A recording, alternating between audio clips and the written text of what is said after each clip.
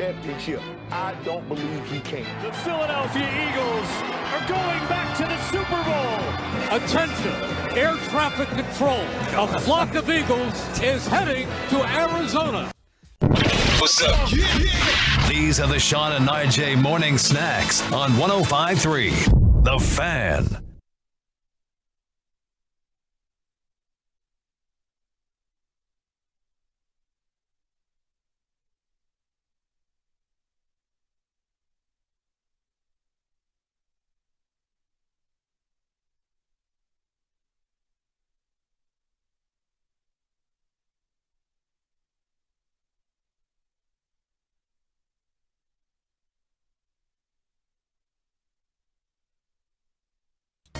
From our fan studios secured by DFWsecurity.com, this is Sean and RJ on 105.3 The Fan. Good morning, Metroplex. It's the Thursday edition of Sean and RJ. We got Bobby Bell, JoJo in for Pepe, and Ryan running things on the Fan Cam, Twitch, and YouTube. We are home for what I believe is one more day, then probably back into the studio tomorrow. But let us know what's going on and where you are. This is DFW Sports Station. Truckwreck.com text line is wide open at 877-881-1053. Choppy, how was Snowmageddon Ice Storm Day 2? You know, yesterday was it started. You could see it starting to rain all afternoon, which allowed the ice to seemingly melt a little bit and then refreeze and make it even worse. My nephew's got like this. He's got this 4x4 truck, 4-wheel drive, all that crap, and he has this. He's like, trying to, he's going to see my mom. He had to bring her groceries yesterday because she was out of stuff. And she's not getting out of the house, so like he drove down, and that's about 15 minutes away. But this weather, it's a little bit longer.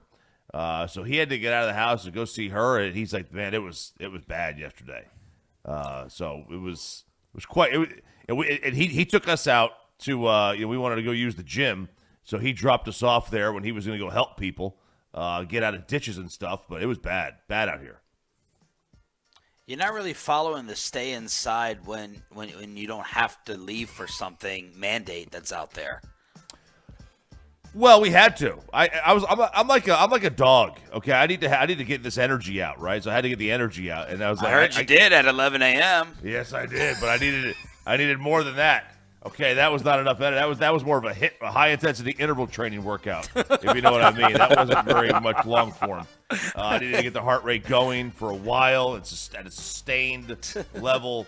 So I was like, all right, when you go see my mom, you're going to drop us off, and you're going to pick us up on the way home.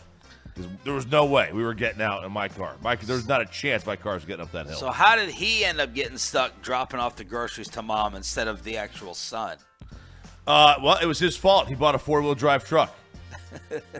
It's like I always say, if you buy a truck, you can't be upset when someone asks you to help them move. You can't be upset. I don't have to worry about that. No one's going to. My trunk is full in the Maxima, and my back seat's very small.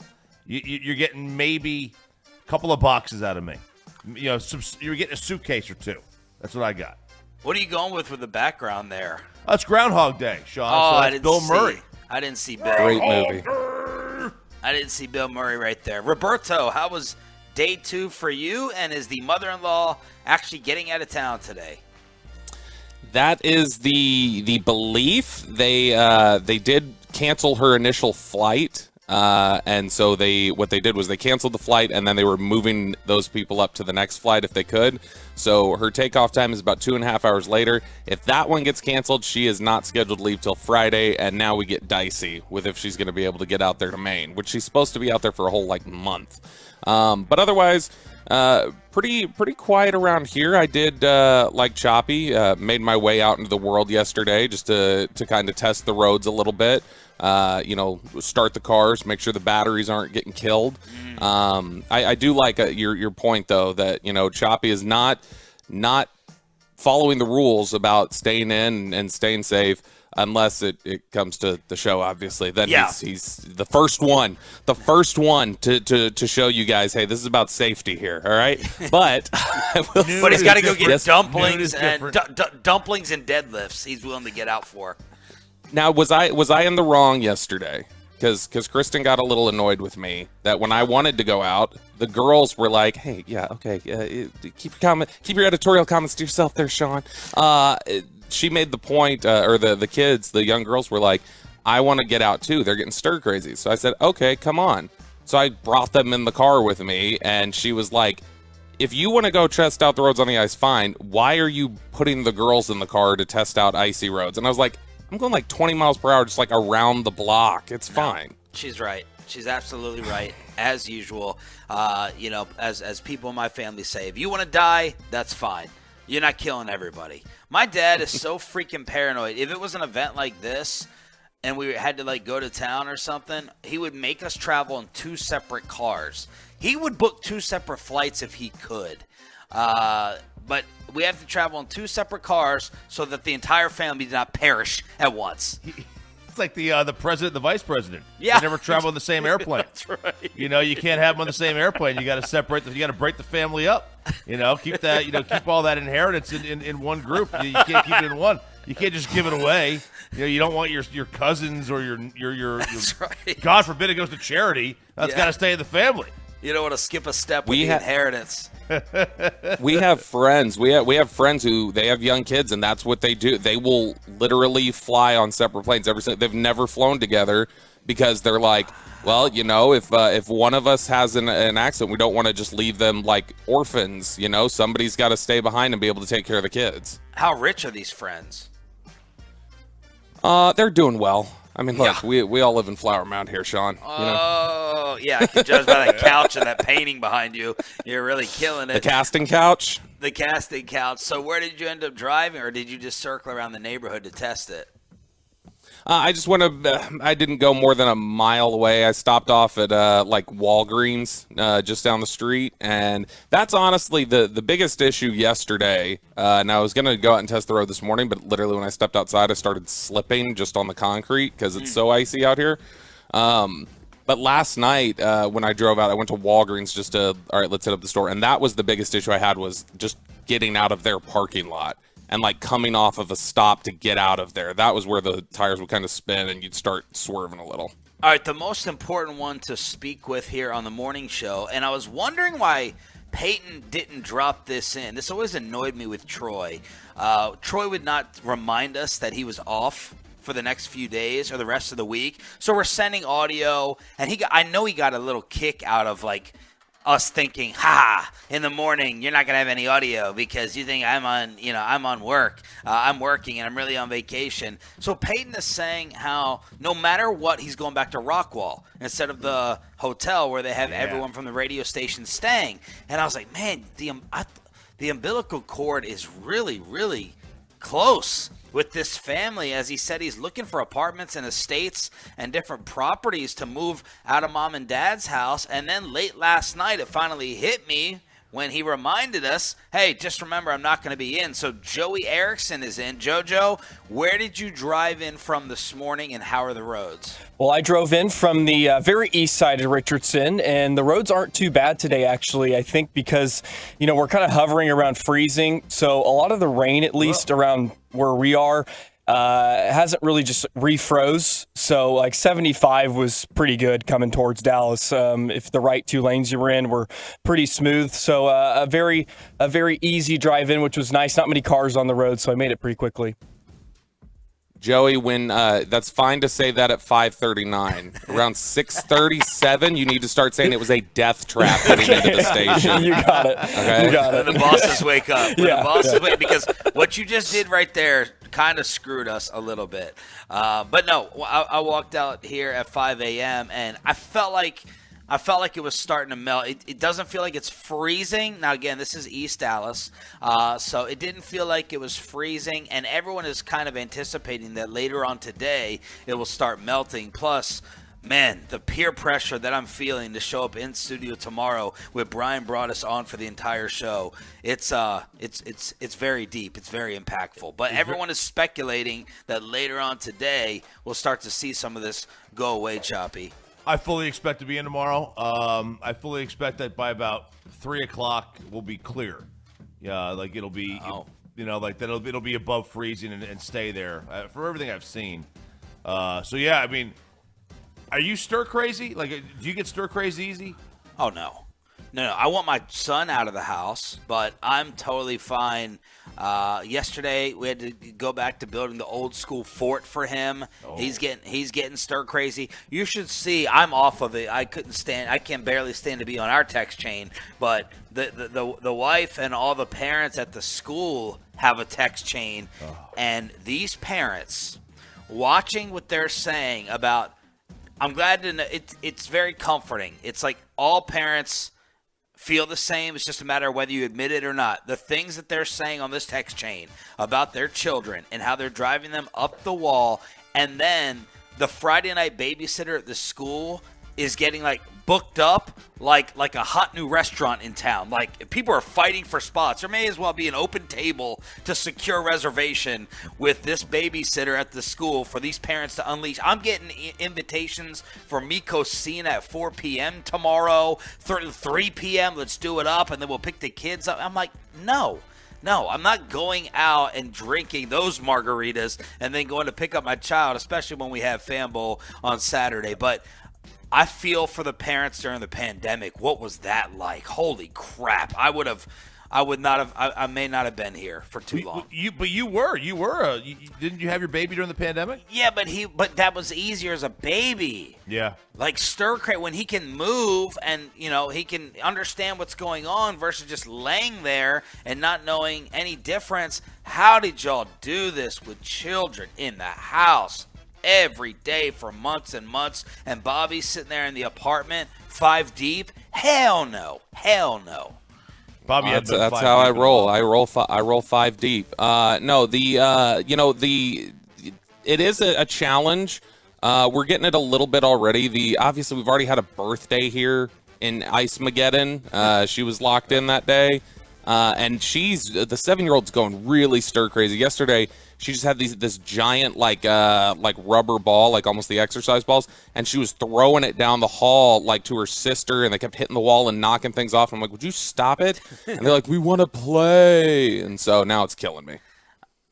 Now it's killing you. Okay, so we may be out of the house tomorrow morning for the Friday edition of Sean, RJ, and Bobby. The Mavericks and the Ice are having an effect on the NBA in terms of a cancellation. And Jerry and Stephen Jones given everything yesterday at the Senior Bowl in Mobile, Alabama, and we got to talk about the need for another wide receiver really, really badly after the injury news that came out the other day. We're just getting started. Glad you're waking up with us. Be safe out there right here on The Fan. Coming up in the next G-Bag Nation, we'll be joined by Coach Bob.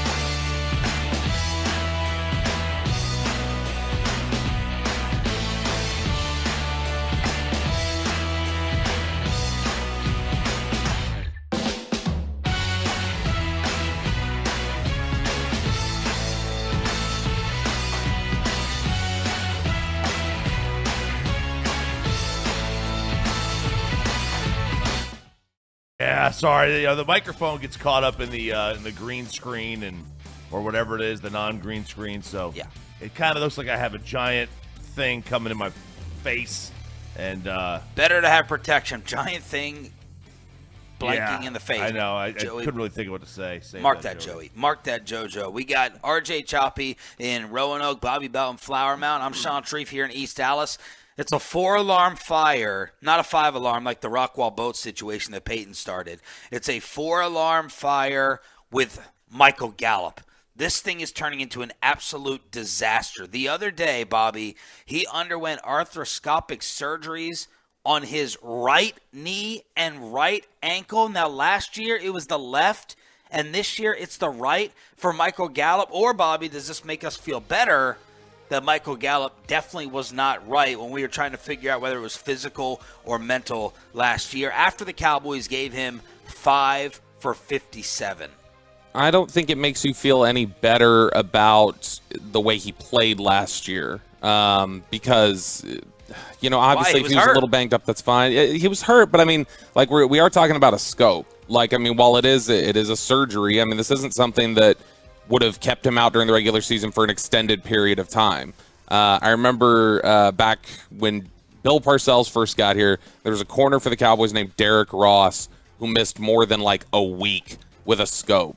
And he got annoyed in a press conference where he was like, dude, I've had guys come back in 7 days with a scope, 7 to 10 days. This is ridiculous that he's been out for 3 weeks or whatever. And so it's one that you can come back from a little bit quicker. But, yeah, if he's having a knee and an ankle problem, okay, that's something that you can at least go, I guess he was a little banged up. But you're right, it is concerning that, well, all right, it was the left knee where he tore the ACL. So what, now we've got an issue with the right leg, and is this just the beginning of the banged-up decline? Because you got to remember, even before he tore the ACL last year, he missed like 6 weeks with that hamstring or that calf or whatever he strained in the Tampa game. And so, I mean, is Michael Gallup starting to become somebody that's a little injury-prone on top of maybe some of the questions about where's his mental toughness at? It's concerning.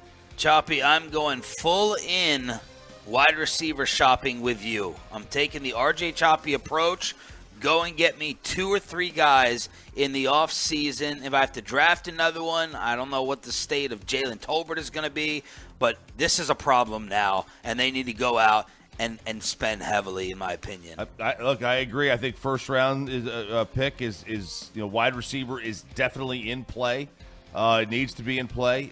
Corner could be in play too. In the first round, depending on where they want to go. Running back. Yeah, absolutely. Of course, get the running backs in the first round, man. Let's do it. You got to zig with the league zagged, but you got to go back to your Bassick argument yesterday. Oh, baby, don't you bring me down there. Just to take y'all behind the scenes. Crosstalk sometimes will set RJ off. He's our researcher. He's our best book reporter.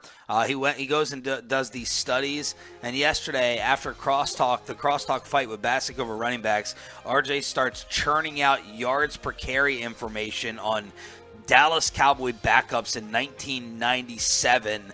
Like we're going to go ahead and follow up a ton on that today, which I guess we're doing right now. Yes, I was like, so Bass was like, Emmitt Smith was the only one. They brought Sherman Williams. He was terrible. And I'm like, he averaged like 0.4 yards per carry less than Emmitt did in 1995. And then, that's like, it's like, I don't know, 4 yards a game or something like that. Or if we each get 20 carries. And then he had more yards per carry the following year than Emmitt did. And then 0.2 yards per carry less the following year. It's like, what are we doing here? Like that's not. We're splitting hairs. You want to spend all kinds of capital on not even a half yard per carry, not even 18 inches every time you touch the ball. So I was like, I'm not worried about that one. Unfortunately, the 2023 free agent class looks pretty awful. These are the names: Jacoby Myers, Juju Smith-Schuster, Darius Slayton, DJ Shark, Alan Lazard, Marvin Jones, McCole Hardman, Jarvis Landry. Ooh. Those are the wide receivers right now, Bobby. I wouldn't hate the idea of McCole Hardman, actually.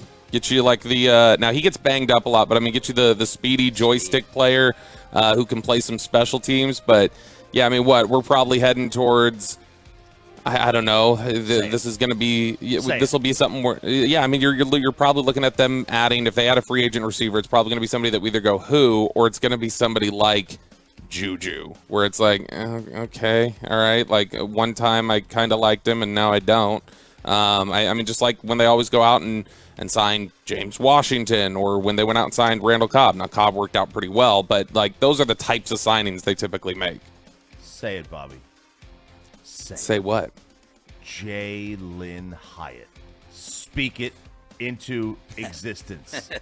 I don't. The next Tyreek Hill into existence. I don't hate the idea of Jalen Hyatt. I mean, he's not a bad football player. My concern with that would be Mike McCarthy. If you talk to people at the Cowboys, they'll tell you Mike McCarthy does not like slot-specific, undersized players, and that's what a lot of people would view Jalen Hyatt as. Well, Mike doesn't have total control of the offense, so we don't have to worry about – oh, wait a second, he does. By the way, the Pistons had a hard time getting out of DFW the other day after they lost to the Mavericks. So because of that, their game against the Wizards last night got canceled.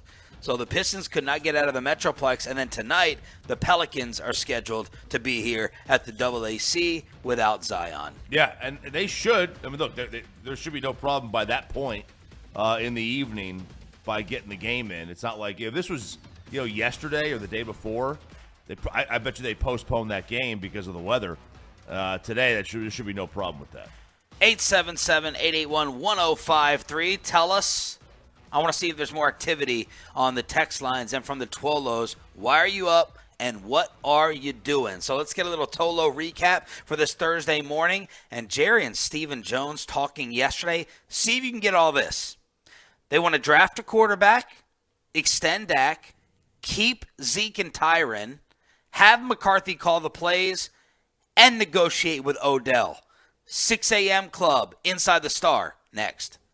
Keep the volume turned up all day and night. And thanks for being a Tolo. We're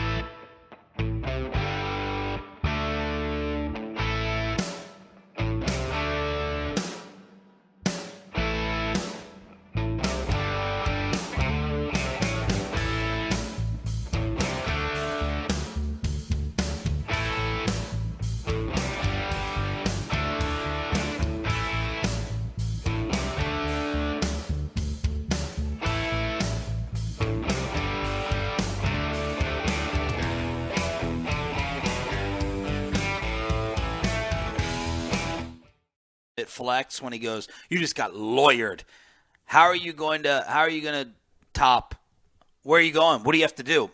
I got to save lives. Yeah. I got to top that flex. Yeah, no, there's not really a top of that. That's that's a pretty special one. That's a pretty special one, you know. So you can't really do that one. Another one, work at JPS Hospital, and I care about our patients. You know, so a lot of people are out there saying that they work in utility companies around North Texas. They got to be out there. Somebody in Granbury saying it's pretty rough on the country roads. Yeah. Yeah, it is. Like, I'm not even on necessarily country roads. Take me home, but I'm more on country roads than you guys are. They're awful. Like, there's nobody that drives on them to get them worn down. They're pretty bad. Headed to the gym since our schools are canceled. That's from somebody in Melissa. Headed home. Keep the lights on for thousands of people today. I was an overnight worker. I saw the police in Argyle yesterday delivering medications to older people who needed their medicine. And I was like, wow, that is fantastic. They deserve a shout out for that. So the Argyle police force is delivering medications. Do you think that your kids will definitely be back in school tomorrow? They should be. I think they will be. They obviously got canceled today. They got canceled. They canceled school for today around 11, 12 o'clock yesterday. It was pretty early. I imagine they'll be back tomorrow. I think they will be back. Bobby? I think my kids will be back. We were kind of surprised they actually called it as early as they did yesterday. We thought that there was a decent chance they would actually make them go to school, but I think definitely tomorrow they should be back. And it's not too bad, even if it slicks up some. They're only about 500 feet from the school where we live. So, walk, put on the skates, and go ahead and walk. I saw Marty Turco skating yesterday. Yes. Doing some puck work out there on the roads. Skating on his street. That was pretty cool. I can't imagine the ice is smooth enough to skate around without fear, but that's why he was a pro. He was a pro, so I'm sure he's pretty good at it. All right, this is going to be a little Cowboys edition of Star Dartboard. All right, so I have about 7 different darts that Jerry and Steven Jones gave us yesterday, and y'all can go ahead and alternate which dart you want to throw at first. We have draft a quarterback, extend Dak, keep Zeke and Tyron, McCarthy calling the plays. They admitted, I love this answer from Steven Jones. I couldn't believe the transparency that he gave to the reporters in Mobile, Alabama, explaining the differences between Kellen and Mike and negotiating with Odell. These are the different darts that you can throw at the Cowboys Star Dartboard. Bobby, you get the first dart. First dart. Let's go with Odell. Let's talk about Odell. When I look at let's see what the exact quote was. It's funny. I was talking yesterday with G-Bag when they brought this up. By the way, not to cause a basic outage here, but since we have 2 engineers, I do feel very good about this show. If we ever have power issues on the road, Choppy knows what he's doing, and Bobby yesterday fixed G-Bag. Does it sound like Bobby's a lot louder than Choppy? I don't know. Okay. I think I am, but I think it's a lot louder. Just boost that up, Chop, or boost that up, Joey. Whatever you got to do.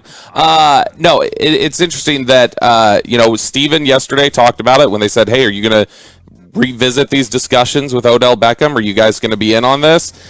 Steven said, "Oh, absolutely. We brought Odell Beckham Jr. in for a visit, decided he wasn't ready to play, but that's the way we left it with him. Get ready to play, and then let's revisit. We obviously had interest for a reason."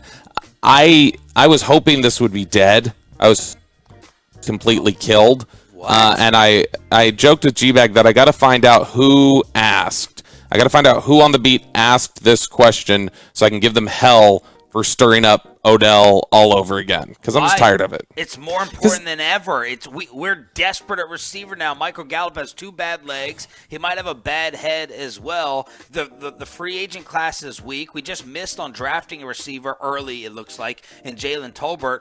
Like, Odell Beckham looks like an absolute necessity around here. Because, like I said back when we were discussing this in November and December, for me it was get him now. Like the premium you're paying is for now. If you can get next year too, great. And if that has to come with it, that's fine. But really what I wanted it for was like right now to make a difference with this football team. Because what you're looking at now is you can enter free agency. You will be able, I think, to find more, cost to efficiency players than Odell Beckham, whether it be through free agency or the draft. And so I don't love the pursuit nearly as much now. But look, Jerry clearly, we interviewed him, 3 weeks in a row and would hit him like with a dozen questions each time about Odell, answered every single one of them. And I think that what you see is that Jerry had fallen in love with the idea of Odell and a star, and that's going to be tough for them to overcome. Choppy, do you agree that Odell now is more important than ever? Well, if you don't draft somebody, then yeah, I mean, he is important. If their goal is to find a wide receiver in the first round, and there'll be one there, like there's enough, I would think, that they could find that they would be happy with. If they do decide to go that route and draft, that's the preferred route for me. I want a younger guy. I want somebody who's cost effective. When you've got expensive players on your team like CD and Dak, you're going to have to find ways to trim costs somewhere. You're going to have to extend Mike at some point. I mean, you've got a lot of decisions to make. Trayvon Diggs, what are you going to do? To me, keeping costs down is key, and you do that by hitting on draft picks. Here's Jerry Jones yesterday being asked if he had any regrets with the approach, at receiver last year. You could say that we probably had too much reliance on what Tolbert could do, because we were high on him coming out and thought he could immediately be a factor. We had thought that possibly we could have better results relative to Gallup as far as his rehab and where he is. So I could say that.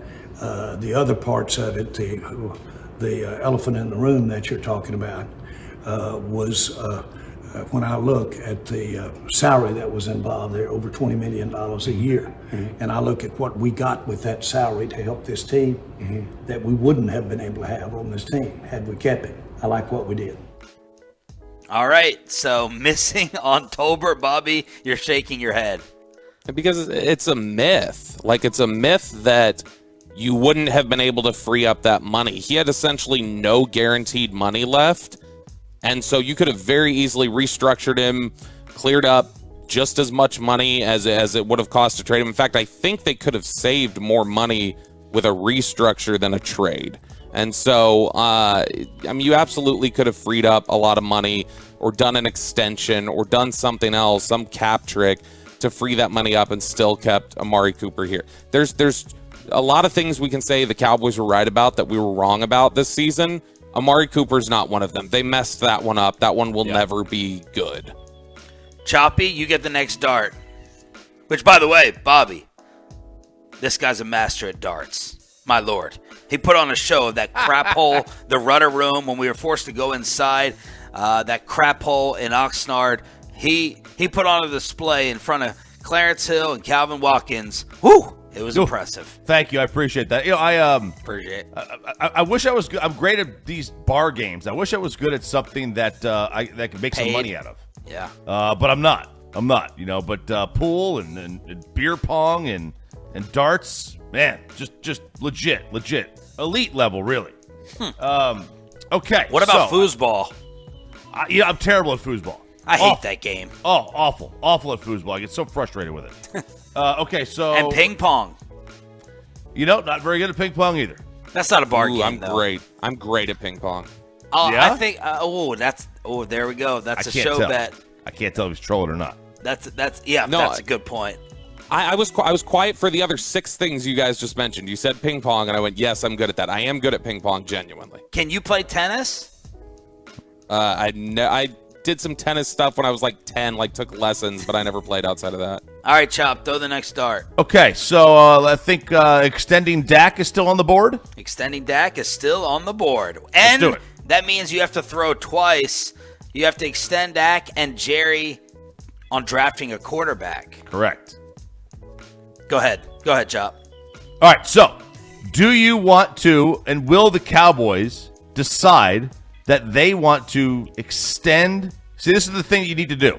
If you are a team, when you have a quarterback that you want on your roster several years down the road that you know is going to be there, that is the number one thing that you need to do, is make sure you continue to extend your quarterback. Now, the question is, do they have confidence in Dak Prescott long-term that he is the guy? That's the scary question now, right? The smart financial move versus whether you want to stay married. It's smarter financially, right, to stay together, maybe with the joint bank accounts, ask Choppy or others who have gone through the process. But do you want to stay together with that person? So this is Jerry. I thought you were going to love what he had to say, RJ, when he said we should have been drafting a quarterback every year around here, and we're looking to draft one this year. I'm very strong on Dak. We have in my mind, a unique person, a unique football player, a unique quarterback. We've have had times in this past 3 years where we haven't had him, and I like the way that we've adjusted when we had to go without him. But I think this whole thing reflects the upside that I feel in Dak. The fact that we're doing this, Mike's calling the plays, this has everything to do with the positiveness around Dak. It's building around Dak. Do you have to do something with his contract this year, this offseason? But I don't. We'll get into that. Those I don't talk about the nuances of what adjustments are made, but with the cap and those kinds of things, you always want to consider making room. And RJ, he said that they should have committed to drafting a quarterback every year years ago. Yeah, now that seems a bit much. Like every year drafted a quarterback, but I get the point. I don't think he's being literal there. But the point remains that, if you take a quarterback, and this team has not taken a lot of quarterbacks in the draft, at least with premium picks. The last first round pick was Troy Aikman. It was the last first round pick they used at quarterback. Only the Saints, who have a longer history of not drafting a first-round pick at quarterback. Their last first-rounder was Archie Manning. No. That was the Saints' last first-round pick. Seattle, Rick Meyer. That was their last first-round pick at quarterback. Now, all three of them hit in a little bit of a lucky way. Russell Wilson, Dak, Romo, and then Drew Brees, coming there. But for the most part, they've done nothing. The question I have is, where do you take a quarterback in the draft that is not too early? Like if you take a quarterback, if this team right now takes quarterback in the second or third round, I'm looking at that like, wait a second. We got other things, issues that we got to deal with, and we don't need a quarterback, right? Like they've got one. Whether you think he's elite or not doesn't matter. You don't need one today. If you're going to do that, take one in the first round. Take a replace, but not a third rounder. Yeah, but I mean, and I think that's more what they're talking about is they wouldn't use higher capital to replenish this or to take a shot. But I don't have any problem. Now your audio's too low. You were just right. You were too hot with the porridge. Then you got it right, and now the porridge is too cold. How about now, Sean? Same. I think that I think that when you look at the way the quarterback position they've treated it, they generally go with day three. But for him to say we should be taking chances on quarterback every year. Okay, well, 2016 you took Dak in the fourth round. 2017 you invested in Cooper Rush as an undrafted free agent. 2018 you drafted Mike White. 2019 you didn't do anything there, but 2020 you drafted Ben DiNucci. 2021 you claimed Will Greer off waivers. So I mean it's not been high capital, but they have been at least entertaining. All right, let's throw these darts at the board of trying to get a quarterback in here, and maybe the dart this year, as David Hellman suggested yesterday, Choppy, maybe the dart this year is Hendon Hooker. But that's a pretty high dart, though, right? Like he's going to go in the second round, isn't he? Probably. But, I mean, there was talk about, and I know Dak had a DUI and things got complicated, but there was talk about Dak going in the second round. There's going to be questions about Hendon Hooker. He's coming off an injury. He's older. He really came on strong at the end of his college career, so there's questions. Hey, Philadelphia Eagle is in a lot of trouble right before the Super Bowl, and we already know that Tampa Bay right now is out. Are the Packers going to be out? Can we rule out San Francisco with the quarterback news yesterday, or will Bobby Belt be proven right again? How the rest of the NFC is looking to start off the offseason next. But let's get you over to Boomer Jacks, your official game day head. Was that too loud for you? I'm sorry.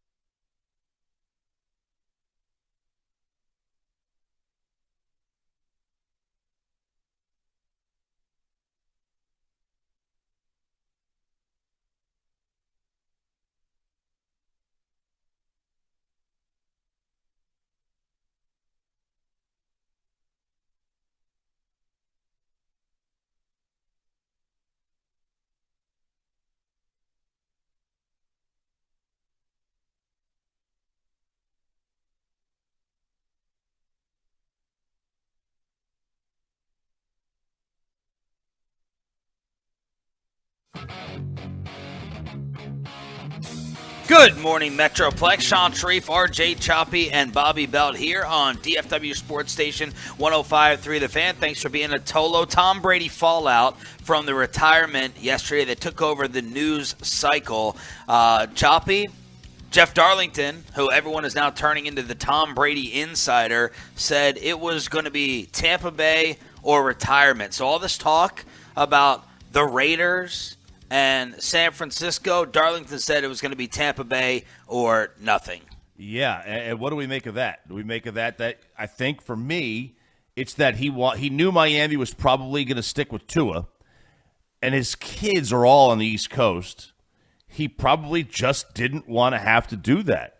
When you play in the NFL, exclusive, you don't see your family very much during the regular season.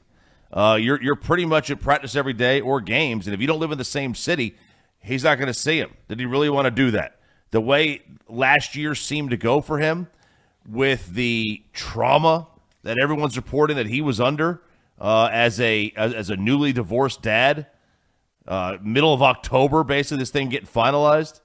I'm not sure he wanted to go down that road. So it appears it was either Tampa or bust, and either he chose bust or they chose it for him. But bust happened. I just don't understand what the problem with Tampa was. Like, all we kept hearing from within Tampa, Tom's out. And Tom would just say, I love Tampa. We couldn't figure out differing stories on his relationship with Arians. The Byron Leftwich thing was really weird. Byron Leftwich looked like the next chosen one. Now all of a sudden, he's not even getting offensive coordinator looks.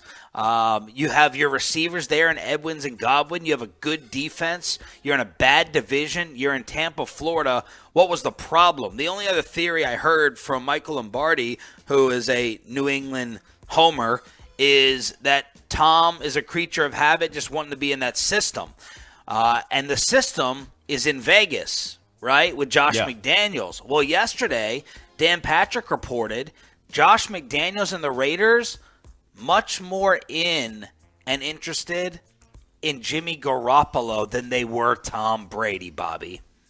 We mentioned that yesterday. Like, would that be the coupling that might work a little bit better? And I mean, yesterday Shanahan talked about Shanahan and Lynch. He's like, Shanahan said, I don't see any scenario where Jimmy Garoppolo would be back here next year. And so Jimmy's out in San Francisco. That's done. It's going to be Trey Lance and Brock Purdy. By the way, how can that be? How can Kyle Shanahan say that yesterday when all of the quarterbacks are have been flown out to medical rescue, and he's like, there's no way that Garoppolo could be back? This is Dan Patrick yesterday with a doctor on talking about Brock Purdy's injury. I mean, looking at the hit, looking at his absolute inability to throw the ball, it looks to me like he needs surgery. He needs Tommy John surgery. And, it generally is a year. I mean, Steven Strasburg came back in a year in baseball. We had Jake Delhomme came back in just over a year, actually. He was hurt in week 3 and then came back the following season, had probably his best year after he had Tommy John. So it's not that I don't think he'll be able to come back and play well. It's just that it may completely make next season not an option. You talk to any baseball player who has had a torn UCL, which is the Tommy John basically injury, the most you could do is lob the ball. And that's all Brock Purdy could do. He can lob the ball. It's the most you can do. It hurts to zip your fly. It hurts to do everything. Hurts to pee, to hold your, and pee. So I have no doubt that this is probably true. Like, the doctor was seeing how he was reacting, his ability to throw, and he was like, yeah, this guy probably needs major reconstruction. And if you need the reconstruction, it's basically a full year. So he's probably out. He's probably out for this season. Wow. Wouldn't it be odd if the Niners and Raiders just swapped quarterbacks? Oh gosh, that would yeah. You talking about Derek Carr to San Francisco? I mean, they need one. And they then is Trey Lance out? You got to figure out what you have in Trey Lance now by default. I agree you do. So Trey Lance is supposed to be back in time for training camp. Yesterday when Shanahan and Lynch were talking at their end-of-the-year press conference, it's nice that the GM will do an end-of-the-year press conference.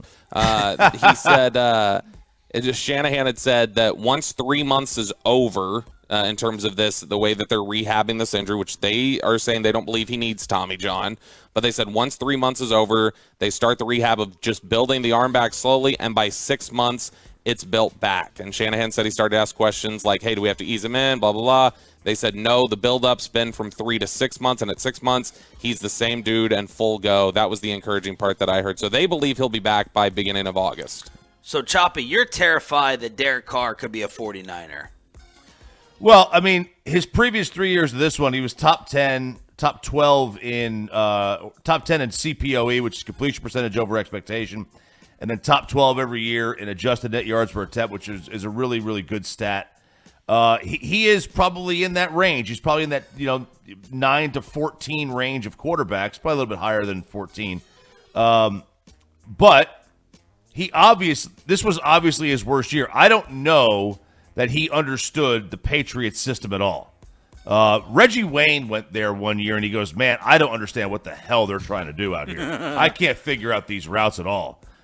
Maybe it was just too confusing for him. I have no idea. Maybe it was. I don't know what Kyle Shanahan's system is compared to that one. I know the Patriots have used that Erhardt-Perkins scheme or whatever the hell they call it for decades. That's a Parcells scheme. It was a Belichick one. That's one they used. Man, if he's an upgrade over Jimmy for dang sure. I believe that would make them, I think, a viable player. And if I'm Josh McDaniels, I want somebody who gets what I'm trying to do. I think it makes sense. Bobby, the million-dollar question then. By the way, Devontae Adams did an Ask Me Anything yesterday, and someone said, which neighborhood is Aaron Rodgers moving to? And he said, mine. So that blew up on social media as Devontae said that on Twitter. Now, Bobby, you are probably your number one. It's your only one. So, yeah, it's your number one brag on this show. Your number one win is Brock Purdy. And it doesn't matter who the San Francisco quarterback is. Does that still apply for this upcoming season? Whether it's Lance, whether it's Jimmy, whether it's Purdy throwing left-handed, it won't matter. San Francisco will still be a top 2 or 3 team in the NFC. Yeah, it doesn't matter to an extent, right? Like, so if you're Josh Johnson and you're just terrible, like you're not going to be able to function in there. One of the questions that still remains about Trey Lance and what he does is that he's got a different skill set. He's a running quarterback. He's somebody who can threaten with his legs as well as his arm. He's got a big arm. He's very raw. But they were trying to do different things with Trey Lance than they had been doing in San Francisco since he had been there. So I think if you just look at the general, this is Shanahan's system, all you really need to be is an accurate quarterback with a little bit of mobility who's not going to make some mistakes. So if you can be that, if Derek Carr can be that, if Jimmy Garoppolo can be that, if Brock Purdy can be that, they can have success. The question about accuracy is an interesting one on Carr because, as Choppy mentioned there, up until last year, he had been very accurate. His completion percentage over expectation, he was negative this year. I believe he was -2, which means basically that he was 2 percentage points worse than what would have been expected for him to be. And he was typically a guy that was in the positive there. The last 4 years coming into this year, his completion percentage was 68%. This past year, it nosedived to 60%. It hadn't been that low since his rookie year. And so something was off, and it was tough to just figure out. And so the question is, okay, is this a system thing like Chop brings up, and that he's having trouble with that, or has he started a decline, an aggressive decline that you'd be investing in? So as long as there's accuracy and you're limiting mistakes, I think a quarterback can succeed with San Francisco. Eagles offensive lineman Josh Sills indicted on rape and kidnapping charges yesterday. Both first-degree felonies. Per the release, Sills engaged in sexual activity that was not consensual and held a victim against her will in December of 2019. So this is really, really ugly in terms of the details. But Josh Sills, I don't know how much time he's going to get, but he will not be participating for the Philadelphia Eagles, it appears, in the Super Bowl against the Chiefs. He attended West Virginia from 2016 to 2019, transferred to Oklahoma State, appeared in one game for Philly this year in October. So she said that they were in a car and he kept her in there, forced her to do certain things. She has bruising in different areas, and Josh Sills in a lot of trouble. So that is a note before the big game in Arizona. Dude, like, what is wrong with people? Like, I every time I see stories that are like, not even like this, not even to this level, I'm like, what's the matter with people? Like, what's going on here? Like, this is like disturbing. Get him out of here. He's on the commissioner's exempt list. He won't even be a part of it. He was never really even a player anyway. Yeah. Get him out of here. And obviously, like as Chop always says, you got to go through the legal process, but it certainly doesn't look good. It's a bad sign. I actually met him and talked with him a little bit last year because when he was coming out for the draft, I get to know draft prospects and stuff like that. We follow each other on Twitter. Should I DM him on Twitter? Ask him what's going on? No, okay. Don't ask him. Okay. No, he seemed like a nice guy, but I would guess that a lot of people who get convicted of those things often seem that way on the surface. So it's an awful story, and hopefully there's a good resolution here for justice. 877-881-1053 is the truckwreck.com text line to hit us up here on Sean, RJ, and Bobby. We got JoJo running things in place of Pepe. We got Ryan running the fan cam, and Brian Broaddus will be on the show tomorrow. Bet payoff from the G-Bag Nation. Broaddus has to do every show for every hour. Oh. My Lord. So 5:30 in studio, he will be ready to go with us. Today we have Michael Irvin, the playmaker, at 8:20, and DeMarcus Ware at 9 o'clock. RJ Choppy's. Oh, nice job. Very good, Joey. Nice job, Joey. We got the real hockey expert, Joey, in the station running things this morning. DeMarcus Ware at 9 a.m. here on The Fan. All right, if you're in Choppy's neighborhood, you may end up in the hospital because of the ice and the snow outside. Give us an update on where you are and what you're doing next on The Fan. But first, let me give you an update on what you need in terms of those finances. Have you ever heard of the 5 Ps?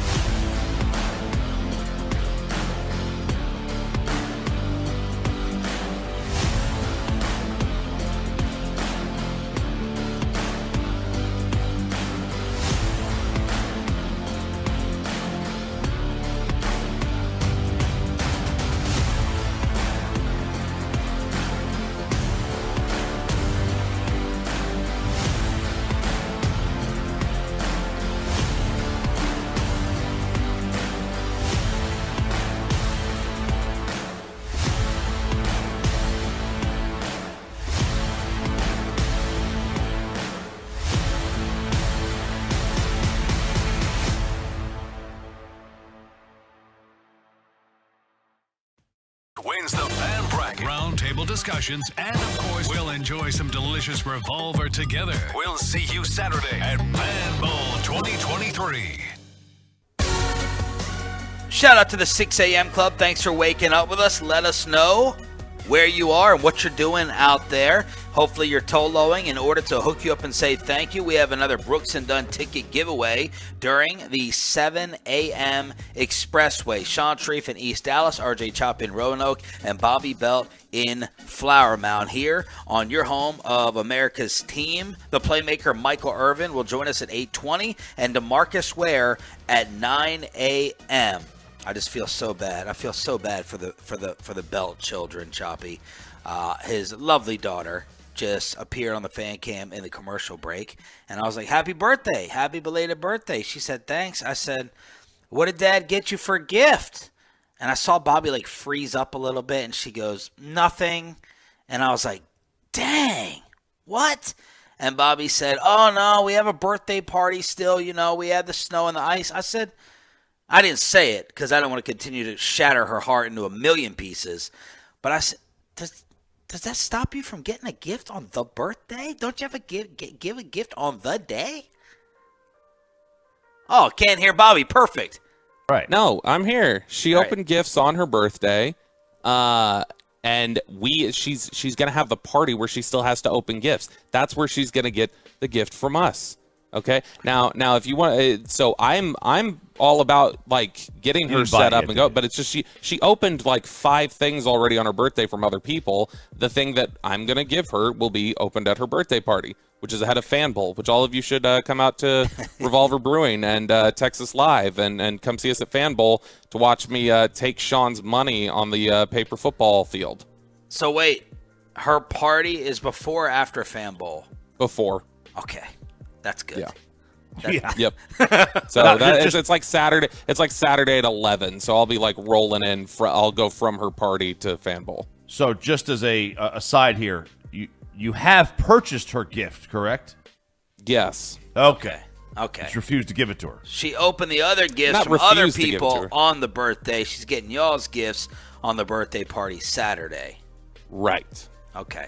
Right. Very nice. And they listen. My Lord, he's like, go back to sleep. Try to go back to sleep. She's like, boom, gone. See you later. How are your kids doing during all this, all the snowmageddon being trapped inside? So they had some friends over. Boy, my days are running together here. I guess my wife is totally, she's lost. She has no idea. She's pouring milk with orange juice. She's screwing up his meals. She has no idea what year it is. She has no clue. None. Yeah, so they had some friends over on Tuesday, I guess. And then all they've done over the last, beyond that, is call me up and ask me a very important question. Can I buy stubs? Can I get Robux? Can I get this or that? And I'm like, you live with your mother. She's next. She's like, you can ask her. You can ask her if you get these things. She'll yell at us. I'm like, okay, so just come to me. Of course. So of course I say yes, but I do make them. Now I'm saying I'll split it with you. I'll split the cost with you. So they owe me. They got a tab. My oldest one owes me like $240. Oh God. Well, that'll be real. That'll be as useless as Bobby's birthday present to his girl. They're running a tab. You got to get the payment on site. You got to get the Venmo sent immediately. You're not going to collect that. I'll put the cash, baby. I am. I'm going right over his. I'm going to walk into his bedroom. I'm going to go into his wallet. I'm going to take that cash right out of there. He got $240 in his wallet? Yeah, more than that. In his wallet? He just keeps hoarding it. I'm like, they have banks. You can get some interest out of here. He got a Costanza wallet. So did you, when you say he owes you $240 that tab, is that included the $100 he lost you on the bet about the Buccaneers-Cowboys game? That's a different child. So I got money coming in all over the place. My other kid owes me $100. So the older one, he wanted to buy. He goes, "Can I get some weights? I want to buy some weights." And I'm like, "Damn right, you're like following in Daddy's footsteps." And I said, "They have them for free at your school." That's what I said. They've got them for free. Like go in the weight room and knock out a few reps instead of skip a lunch, skip recess, skip this, skip study hall, skip English. I don't care. Go in there and do some deads. And he goes, "Well, they don't want us to use it unsupervised."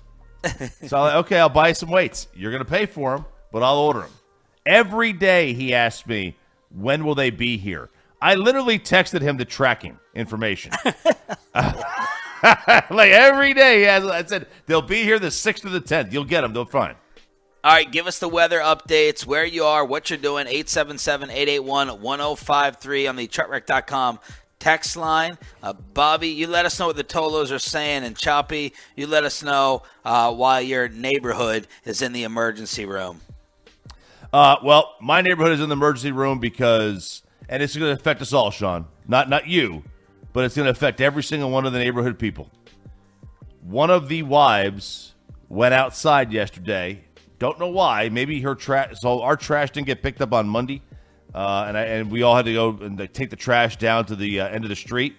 And I think what had happened was she got to do that, and she slipped, and she broke her ankle. She has a broken ankle. She went to the hospital. Broken ankle in a cast. Went to the hospital, and this is going to affect us all because this is the wife of the president of the HOA. And you know he is going to dip his hand, his grummy little paws, into that HOA coffer and pay for her hospital bills. All right? We all got billed. It was $700 this year for our HOA. There's 130 homes in this neighborhood, and we don't have a pool. We don't have a gate. Where's this money going? There's $100,000 every year into this coffer. Where's it going? 130 homes? 130 homes at $700 a pop, and we don't have a pool. We got a splash pad that's only open for like 7 weeks. So, yep. I thought you were launching an investigation. I thought you were running for HOA president. What happened? I didn't have the votes. You didn't have the votes. I almost went door. This guy went door to door. It was a scheme against me. You know, what happened was I was in the lead, and then at 2:00 in the morning, all of a sudden, I lost all these votes. Sounds a little fishy. Sounds very fishy. It's my office. It's my office. We're taking it back. Just you wait and see, folks. Just you wait and see. What was your HOA platform again? You were going to build. You were building a wall. I was going to build a pool, and we were going to make the other neighborhood pay for it. And that did not end up working. I thought her ankle may have been a Pelosi incident. I don't know. Man, that was a frightening video. Man, that was a crazy video. Yes. Crazy. But the boss is probably up, so we'll move on. 877-881-1053. So she is in the hospital with the broken ankle. Bobby, what's the Tola report out there? What's everyone doing? Yeah, let's take a look at the fan. We'll look at the YouTube and the Twitch first. We've got Dak for MVP. Great name, love the name. Says finishing my last hour at work, ready to start the weekend off. On the Twitch, we have Andy Tieford 1075 said working at home. Luckily, it's a balmy 42 here in Corpus. Listening all the way from Corpus Christi. And then on the fan text, we got a couple different ones. 817 going to work for the Fort Worth Water Department. God bless you. Let's see here. 972, I'm in Mansfield. No one told me that we weren't coming in today. So now driving back to Fort Worth. Love that. Love when you do that. And 817, driving for Lyft this morning. Toloing in all morning, of course. Major roads are wet, patchy, slushy, and neighborhoods are very icy. Riders love the show. Has anyone ever, has anyone during these past few days tried to see what a delivery time or estimate would be? I have not. I don't think, I've never ordered delivery during a snowstorm. I always felt a little bit bad about that. I've always felt a little bit bad about doing that. Even though I assume they're doing this on their own. I wouldn't order necessarily like Uber Eats. I would do because you have to sign in to do that. You want to be out there. But no, I have not. Have you? No. I will order. I checked the other year during the ice storm, and it just got canceled. I waited 30 minutes. I think it was a Burger King order. They were the only place open down the street, and eventually it just got canceled. So they weren't in operation anyway. Did you try it, Bobby?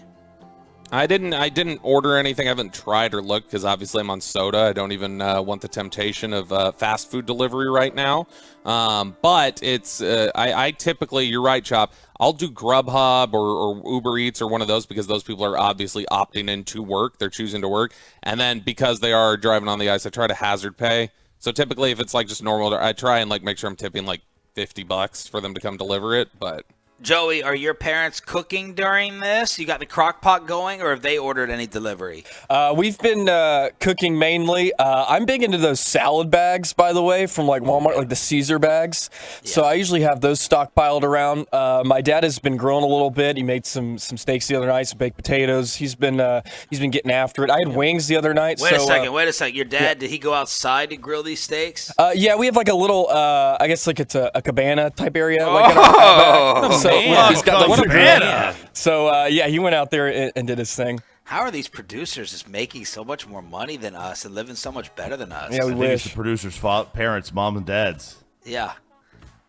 No, those salad bags are amazing, but they may be absolutely horrific for you. They're like so misleading with the Caesar and the crouton, but God, those Caesar salad packs are they're so good. Bobby, take us to the basketball court. What's going on? What's going on with youth mischief out there with the Hoopers? Yeah, which would you rather like to hear first, John? Would you rather like to hear the fed up PA announcer or the adult junior varsity basketball player? Let's go with the fed up PA guy. Okay, so Joey, I know you have this audio, so we'll play this here in a second. But an announcer at a Warhawk Invitational in Germantown, Wisconsin, over the weekend was fed up at the end of the game. It was a close game between Brookfield Central and Cedarburg, a 1-point victory for Cedarburg. And there was a lot of chirping in the crowd in the last minute about officiating calls. And this PA announcer, when the buzzer ended, decided to make an announcement and tell everybody how fed up he was with it. I would like to take this opportunity to remind all fans, and I should have done this a lot earlier, shut up. The WIAA is always looking for officials, and since you do such a good job from the stands, get on the floor, wear a striped shirt, and do it yourselves. Well, I applaud it. I love it. I applaud that, man. I've always said this. You got to be a sick individual who I respect to ever, in any level, go into officiating or refereeing. The worst job, by far. It can't even be close. I don't care whether it's the National Football League. I don't care whether it's the YMCA or Little League. Awful. Why would you ever want to subject yourself to that type of punishment? Totally agree. Not a chance I would Torture. do this. Now, Everyone I did hates this you. as a kid, you know, like when I was like 16, I umpired like Little League games. But, you know, these were like rec league games. The parents in rec league weren't getting on them like they are now. The parents I don't think were nearly as bad. Today's parents with video cameras and these select ball, dude, not a chance. They let you umpire at 6? 16. Oh, 16. Okay. Oh, yeah. No, not at 6. And they shouldn't even have let me at 16. And did they get on you, parents? Occasionally, more so coaches, but yeah, I mean, every now and then. And I just looked over there and I was like, okay. I had a totally, I wasn't throwing anybody out. I never threw anybody out of the game. But I was a solid umpire. What was your go-to strike call or strikeout call? Oh, I was too cool for school, man. It was strike. Oh, God. Strike. That was well before you wanted to make everything about yourself those days. No, I still did. I just didn't do it. Stephen Jones with an amazing answer, I thought. I feel better about the Kellen to McCarthy transition as Stephen Jones tells us the disagreements between McCarthy and Kellen, and they want to keep Zeke and Tyron. Headlines, along with Michael Irvin and DeMarcus Ware. Headlines, next on The Fan. But let's get you over to Platinum Chrysler Dodge Ram Jeep in Terrell, located on the east side of the Metroplex. It is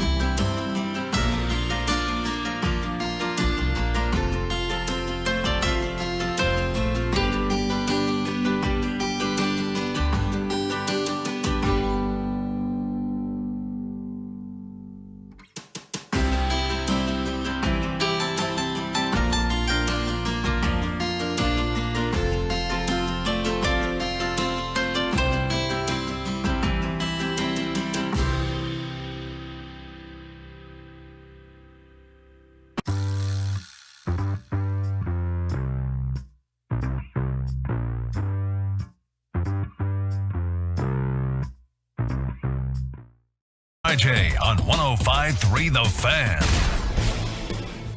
Man, Jerry and Steven gave up a lot. They had a lot saved up after they canceled their final interviews with us on the radio station, but they were speaking yesterday in Mobile, Alabama, and we got to talk about the brand new offensive line coach. Mike Solari is going to replace Joe Philbin. Mike Solari spent 2018 to 2021 with Seattle. He was an assistant O-line coach under McCarthy for a year in Green Bay. And he had a 2-year run with the Cowboys under Tom Landry from 87 to 88. So McCarthy was taking that Tom Landry, Jerry Jones comment seriously. He's like, let's go ahead and bring in the old gang from the Landry days. Bobby, who is Mike Solari? So Mike Solari is a guy who he's been out of the league, which I always have a little hesitation when it looks like you're pulling somebody off of the beach who was kind of disgracefully let go at their last job. Not for anything off the field, but just in terms of his performance.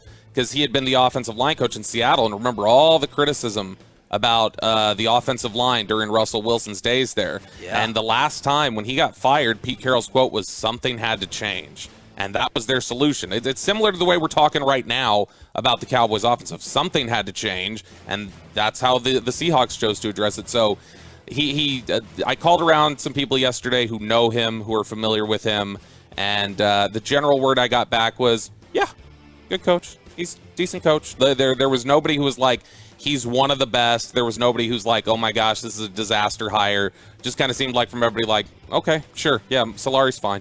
Choppy, it appears on the surface that there's no reason to swap out Joe Philbin for Mike Solari. What? Philbin. Philbin? Yeah, like Regis Philbin. Yeah, but everyone pronounces it as an M, don't they? Regis Philbin? Regis Philbin? I don't think so. No one said Regis Philbin. No one. I think they did. No, Regis Philbin. I think they said Philbin. You just said M and not B. I did not. Regis Philbin. Regis Philbin. Yeah. No, it's like a LM, it sounds like. Shut up.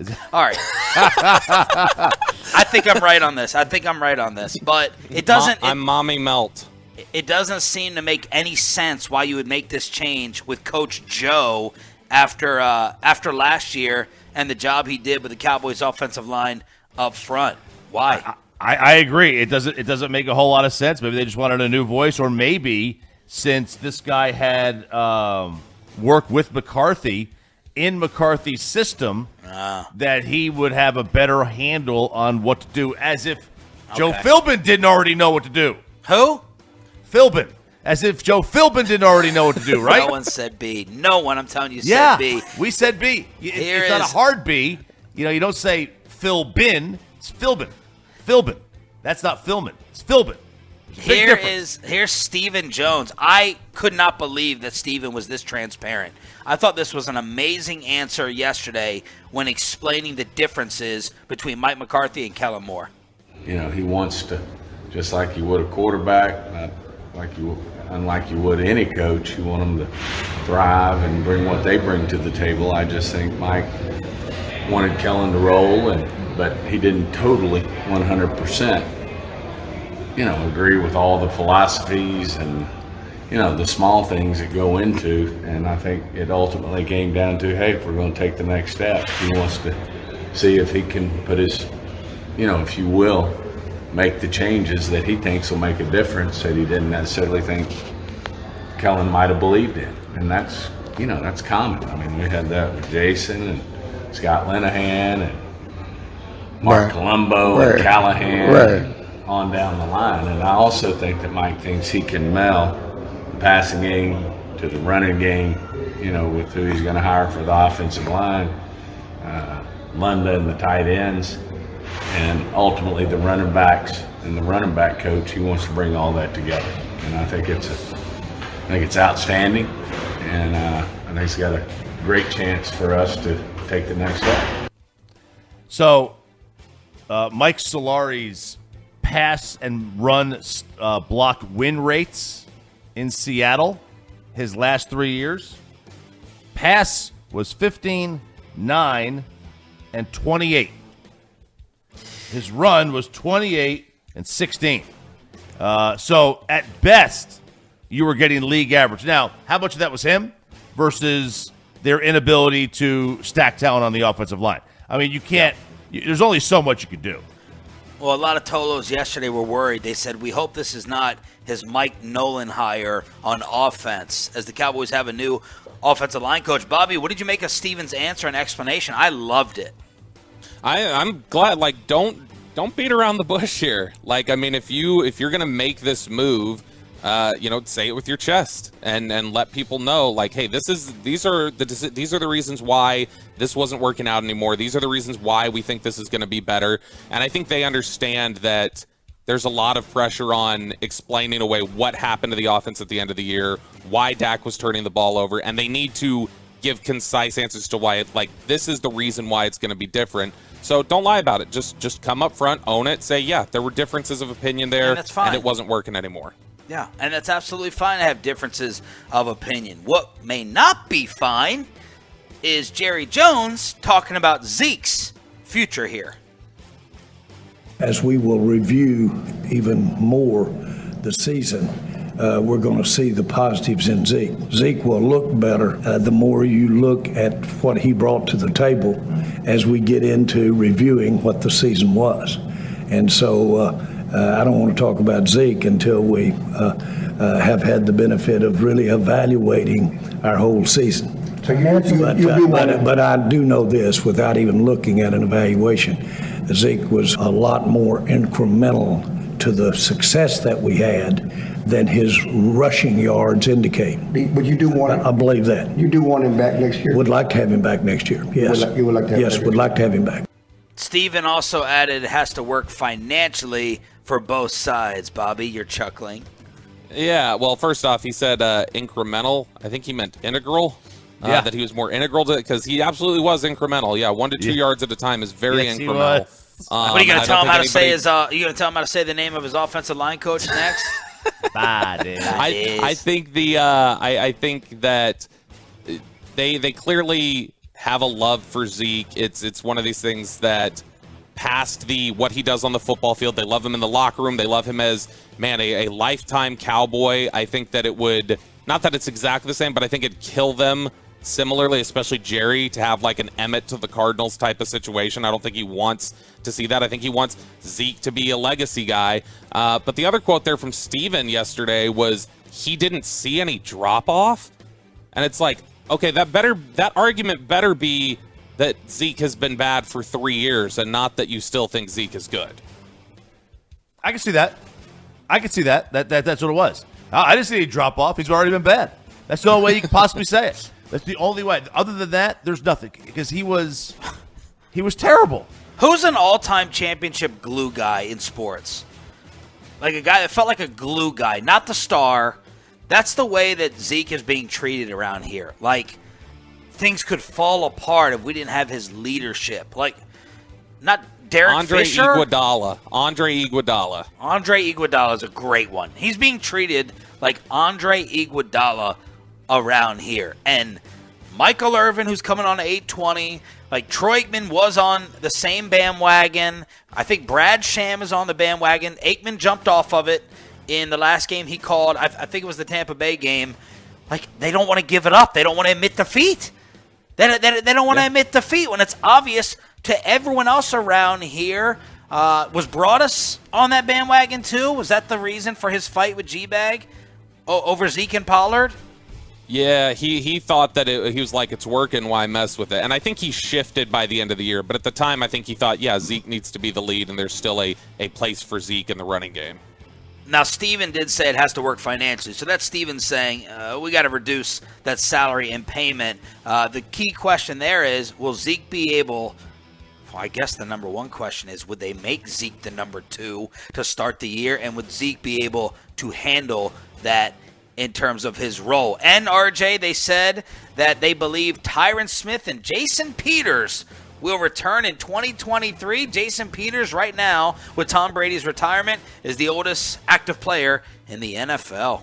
That's a crowded room, man. I mean, there's a lot of – I mean, those are good names. You need names in depth. Yeah. I got the question for Bobby as he's grimacing. Maybe this is a crazy question. I think it is crazy, but I just want to test you. Okay. If you could only have one come back, who would it be? Zeke or Tyron or Jason Peters? Tyron or Jason.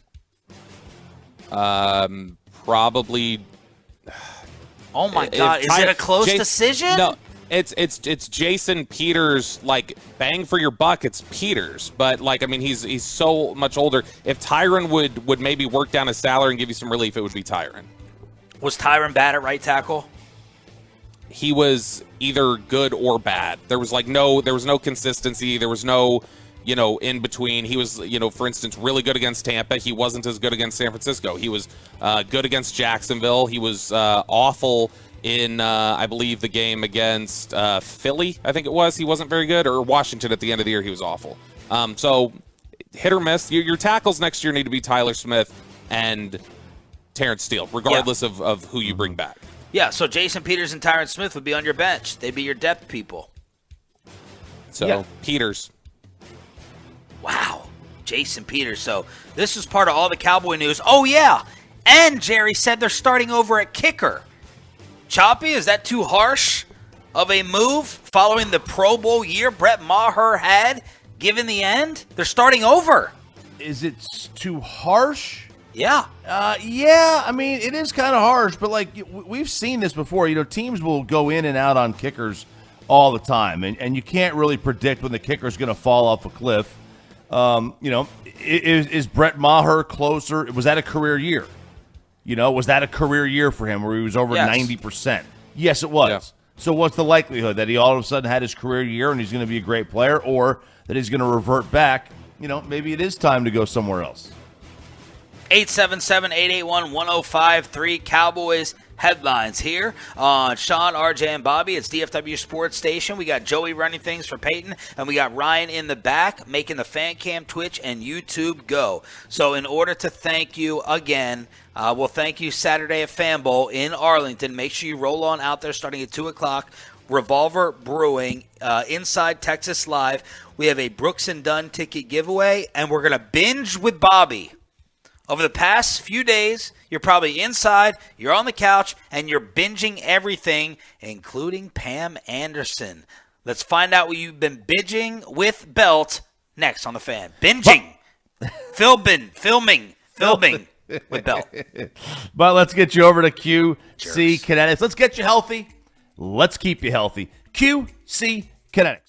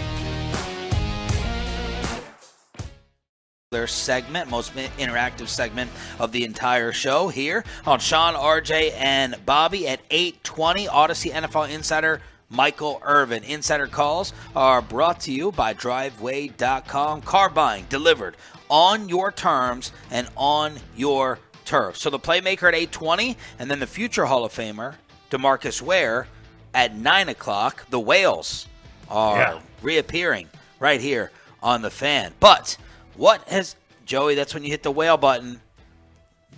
Come on, you were 1 for 1 earlier. You were Got it. There you go. We're trying to Wally Pitt Peyton. So we need you. We need you to. We need you to be on your game in order to replace Peyton, who is on vacation for the rest of the week. All right. What has everybody been binging? 877-881-1053. 877-881-1053. This hour, we have a Brooks and Dunn ticket giveaway. The two things that were on the wife's list for me was that movie You People with Eddie Murphy and Julia Louis-Dreyfus and Jonah Hill. And we also watched the Pam Anderson Netflix documentary, Roberto Belt. Yes. Did you? So you guys were able to get through it as well? Get through it? Yeah, because I mean, it's tough.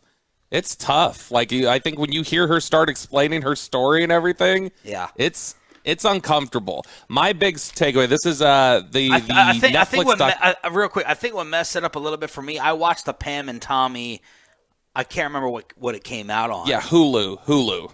I watched that. So throughout the beginning or through the midway point, I was like, okay, I kind of knew this. I was very familiar with this, and then I really liked the Pam documentary towards the end. But I think you and I may end up with different feelings on this. Oh, okay. This is good. Okay, so Choppy, I don't think you've seen this yet. It didn't sound like you had when we were talking about it on the text the other day. But it's on Netflix. It's called Pamela Love Story. This is also in conjunction with a new autobiography she has out called Love Pamela, and it's a very, very depressing open. The first 10 minutes of this documentary are basically, hey, here's how awful my life is, and the backstory. And I think when you see some of that, a lot of the rest of her public image throughout her career starts making a little bit of sense.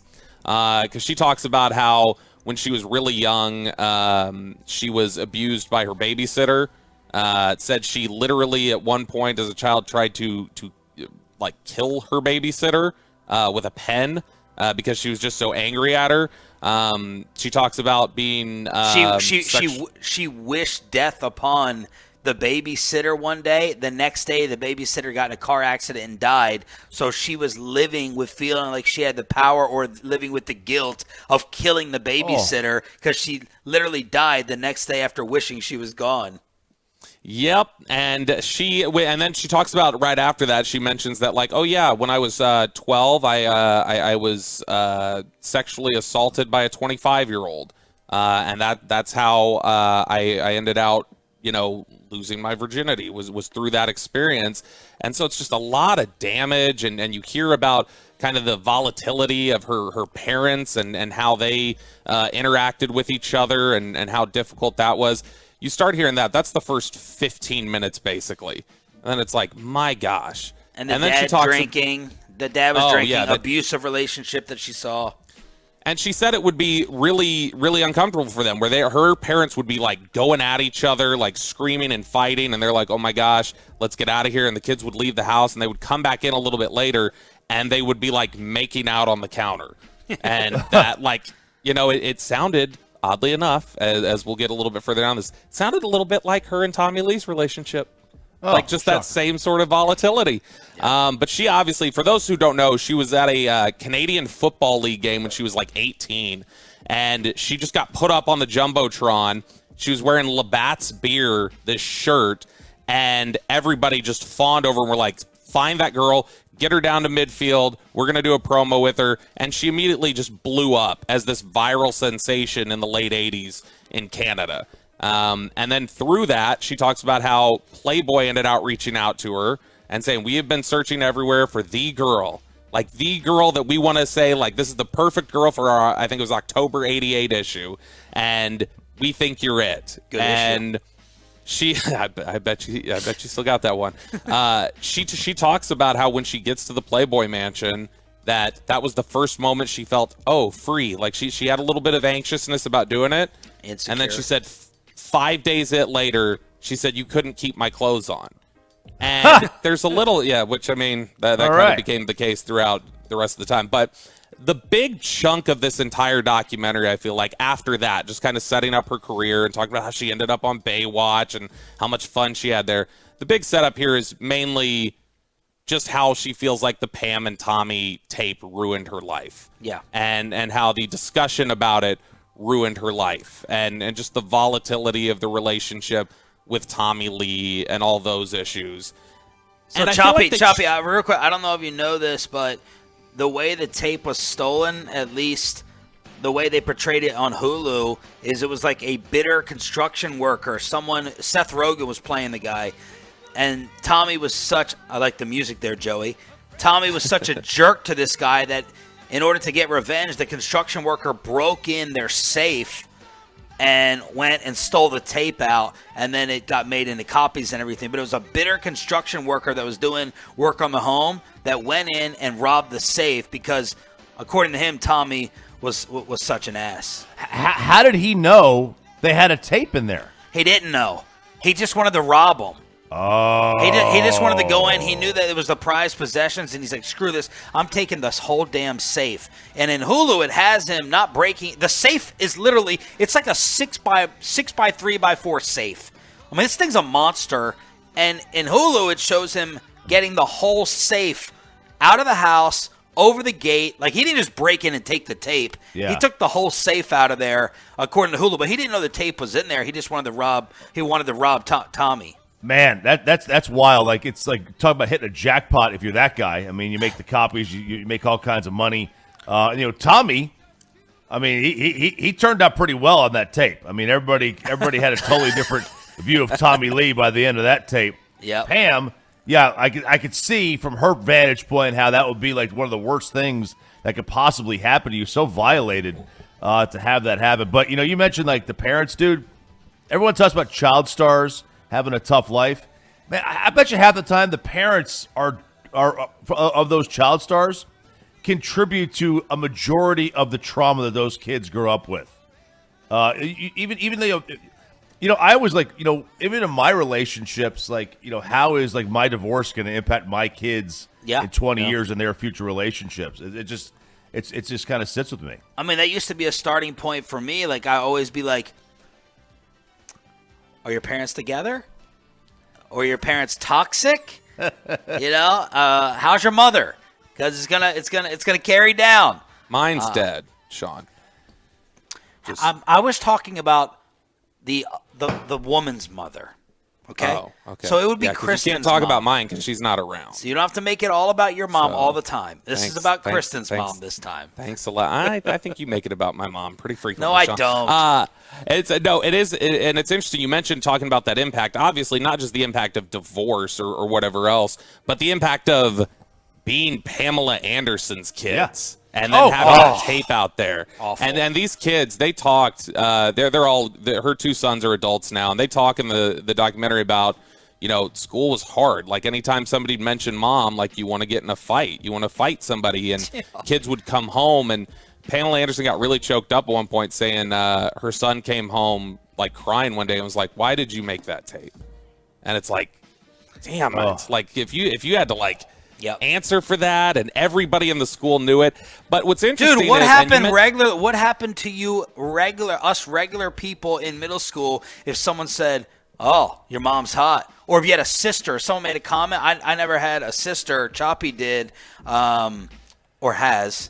I have two sisters, and one of them's nickname in high school was Sloppy Choppy. How do you think that worked for me? Oh my way. gosh! Yeah, absolutely. But I was a golfer, so my nickname was Floppy Choppy, but it took on a totally different entendre.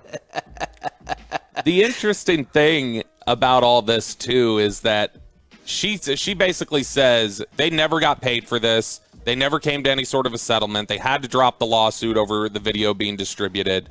So she never got any money, even though they were initially offered, I guess, $5 million from one of these entertainment companies that I'll give you $5 million for the rights to the tape. And they were like, nope, we're not going to do this. We're not going to have anything to do with this. And there's a little bit of bitterness, I think, from one of her sons that she did that. And Joey, this is going to be the first cut here. This is Pamela Anderson and her 2 sons talking about her decision not to make money off the tape. Do you ever regret not having monetized the stolen? Oh God, never. I never would monetize the stolen tape. I don't regret that at all. You could give me hundreds of millions, $1 billion, I would never take it. Never. I think it would have been a different story if she did cash in on the tape. It just shows you, right? Like, that thing guaranteed made people millions of dollars, and she was like, no. She 100% cared about her family being okay and me being okay. Never cared about money. I wish she would have made the money. She would have made millions of dollars if she just would have signed the piece of paper. Instead, she sat back with nothing and watched her career like fizzle into thin air. She was in debt most of her life. And that's the oldest son. And the oldest son sounds a little bit more bitter about it than the youngest. The youngest sounds like mom was trying to protect me. And the oldest, it seems like she has a good relationship with both her kids. They both are, you know, really like kind of doting on her and hugging on her and everything else.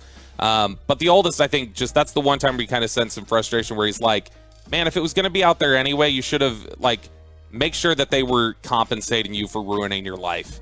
And I get that. But that's where one of my biggest takeaways, and I've been accused of being a naive sucker and giving too much benefit of the doubt initially with people.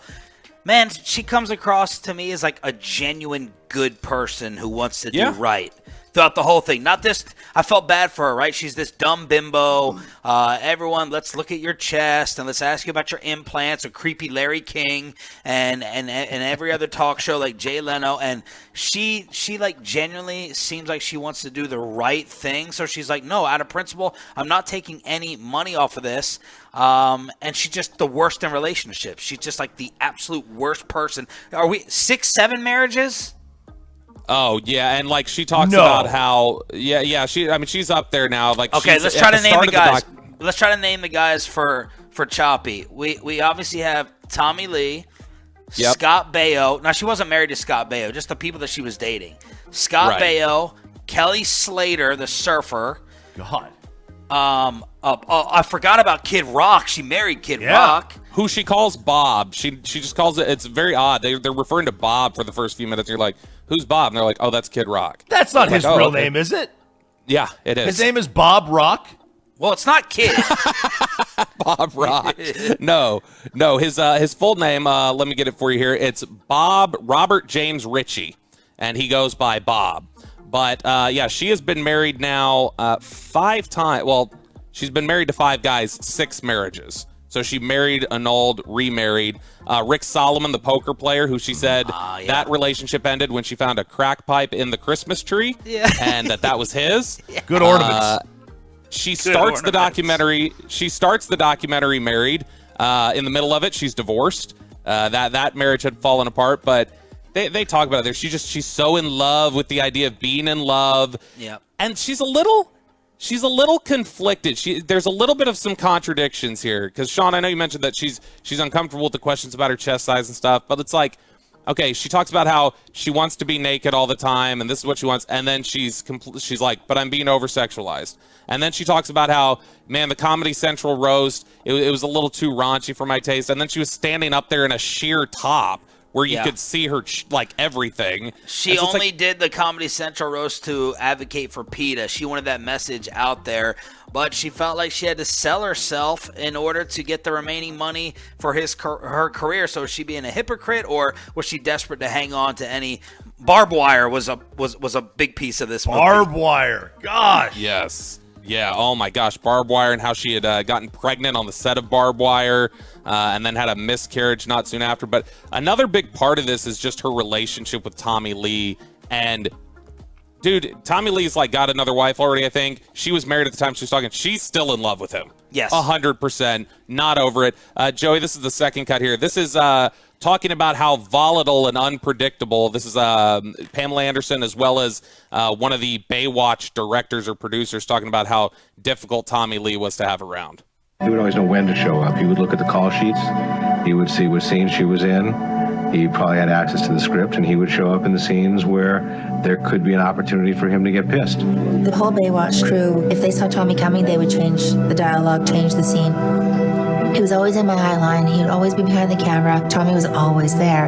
It was too much. You know, there was a terrible night when Tommy was just rocking on the floor and Brandon was crying in the playpen, and I was holding Dylan.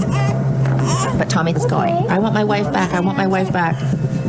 At that point, I didn't know what to do. And I just said, I need some help around here. I said, if you got to grow up. It's not about you anymore. And I'd never spoken that way to him before. I'd never, ever. I didn't recognize him. He went black. And then I started hyperventilating, scared. Brandon was shaking and screaming and holding my leg. Lee was arrested at the couple's Malibu home and charged with spousal and child abuse. He allegedly kicked his wife while she was holding the couple's infant son. And you hear all that and you hear all these terrible stories, and then yet she still says a couple different times something effective. I think we had the perfect love. You know, that really was, that's perfection right there. And it's like, man, But that incident ended it. That incident ended it, she said. Yes, it did. That was the end of their marriage. That was the end of the 2-year run. It's funny, you mentioned how she was dating Kelly Slater.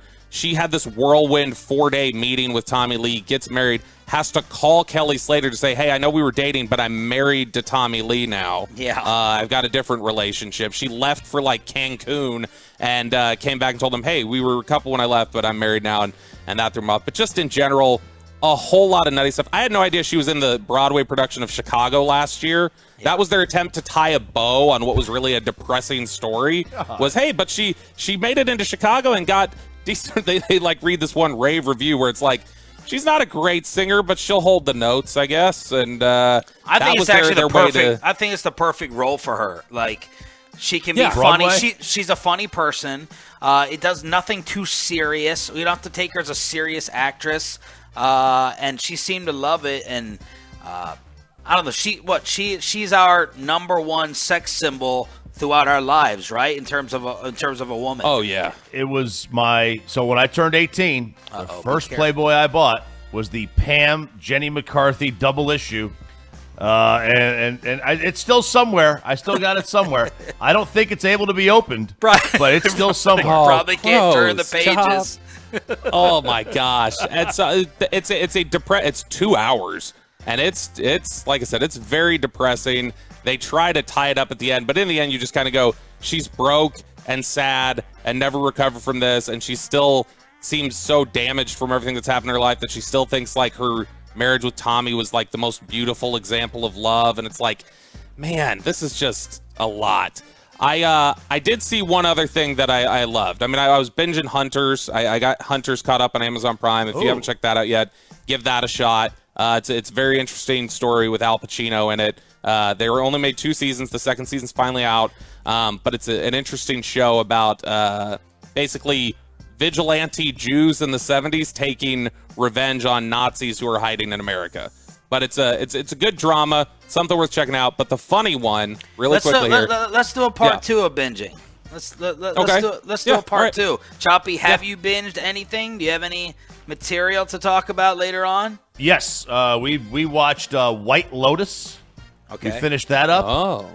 And then I binged my girlfriend becoming a Twitch streamer yesterday. I'm glad you added to it. I binged my girlfriend, but no. Choppy I did. That was yesterday, but she's becoming a Twitch streamer now. Choppy said he now has an addicted video game player, and it's not either of his kids. So let's do binge part 2.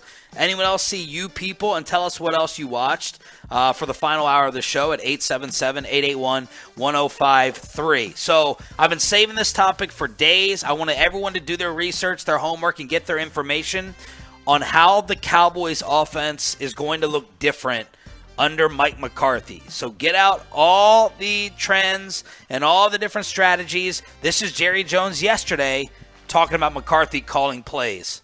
I'm comfortable at this time because of how it's evolved. Right. I'm more comfortable than I would have been had he started calling the plays right when he came in as head coach. I've always viewed him, rather than as a walk-around coach, I viewed him as a coach that could coach the offensive side of the ball. Why would he view him as more ready and comfortable now than when he just took over? Just getting reacclimated to the league after a year?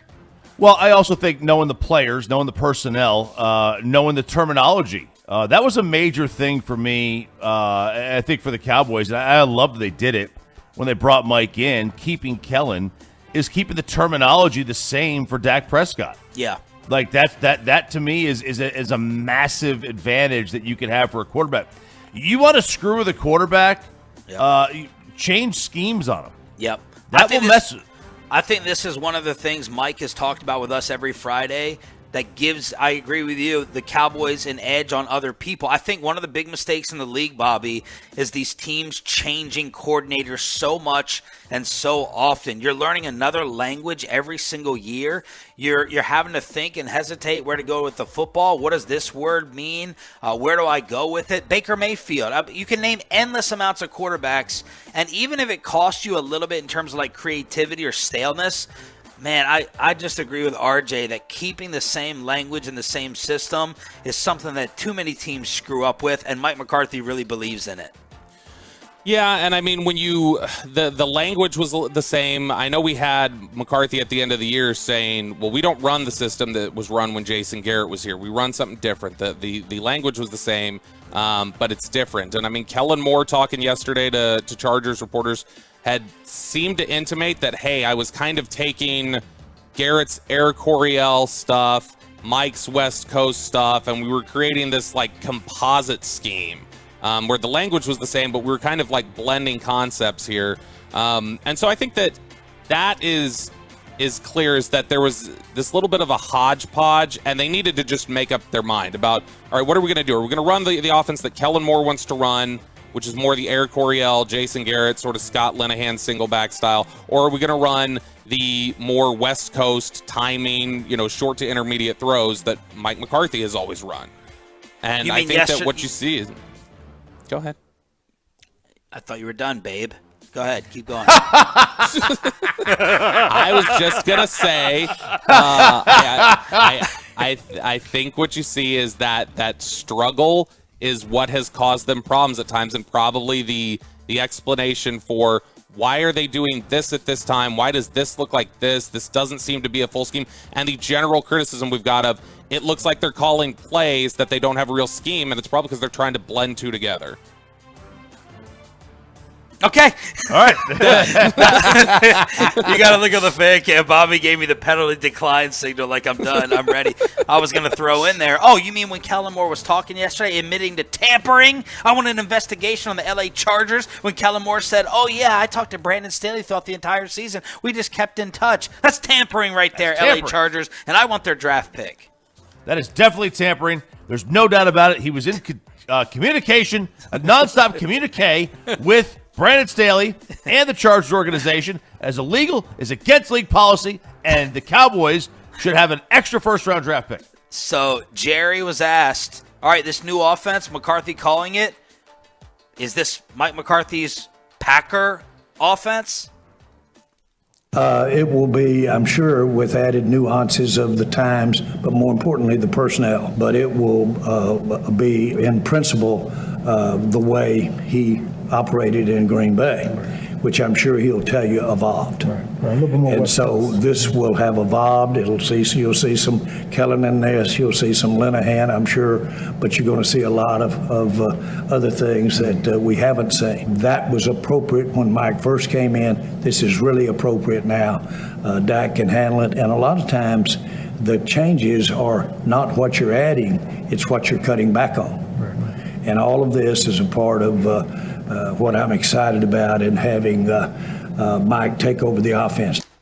Okay, so now we need to figure out what this offense will look like. Mike McCarthy's Packer offense and how he's going to evolve it. So I asked a couple of diehard Green Bay fans who I think their opinions we would all respect here on the show. And here are the text messages I got on Mike McCarthy in Green Bay. Matchup based, which I think we all like to hear. This was a Kellen criticism, right? Kellen was just calling plays. He wasn't saying Michael Irvin will probably love to hear this. Troy Aikman would love to hear this. They're going to continue to put this guy on CeeDee Lamb. That's a mismatch. I'm just going to keep throwing to it until they adjust. I'm not going to get the big play with CD and then get Schultz involved and get Gallup involved and get Pollard a touch. No. Where's the matchup advantage, and let's keep going to it. That was a little criticism of Kellen Moore. The other message I got was limited motion and crossers. And this has become a way for us regular NFL fans, not the X's and O's scout film people, to judge offenses. Choppy, it's a checklist thing, right? It's how much motion do you run, and how many people do you have moving, and how much play action. Motion and play action, you're automatically a great play caller to many people now. Yeah, I mean, that's it. People want to see it's weird. They want to see fluff, right? Yeah. If you just have an offense where the receivers never move, it doesn't matter how different the routes are or intricate.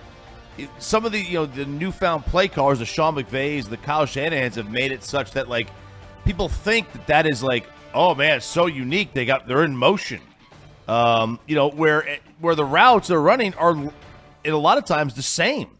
There's only so many routes you can run. The route tree is only as big as it is. Like you're not creating new routes for the most part. Here's my other diehard Packer fan texting. Ultimately, it seemed like things got really stale with him as a play caller. That's why he and Rodgers clashed. He never seemed to update with the way the game was played. Lots of the same route combinations felt very predictable. Definitely was not in favor of pre-snap motion or things of that nature. So that's what I got on McCarthy and Green Bay. Choppy, then Bobby, what did you find? So just taking a look at that, a lot of the times the pre-snap motion, the quarterback also dictates how much he wants. Like I remember Peyton Manning always would say he did not want any pre-snap motion. He wanted the receivers to stay in their same spot so he could see what the defense was doing. He would do one guy in motion to see if they were playing man or zone, and then he was going to go from there. So I wonder how much of McCarthy had that in him, or how much of that. In terms of his effectiveness, I asked the analytics guy this, Sean, and he said it's very difficult to judge McCarthy as a play caller for the obvious reason. Aaron Rodgers. It was very difficult. He said in doing all the research he did, he could easily come up with answers on how good this offensive coordinator is or this one is.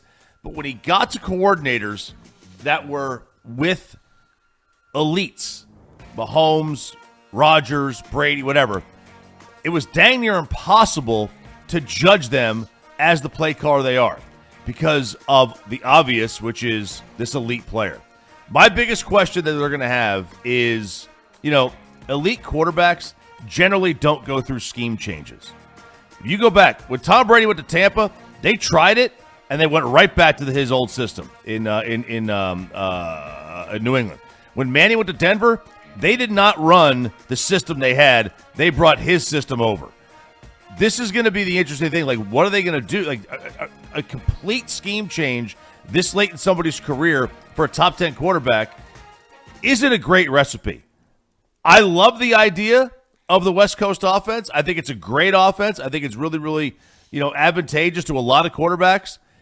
You have to match it to this player, man, and I don't know if this player is the type of guy that works to that timing offense. What do you think of, though, these days when you hear West Coast offense? What do you think of?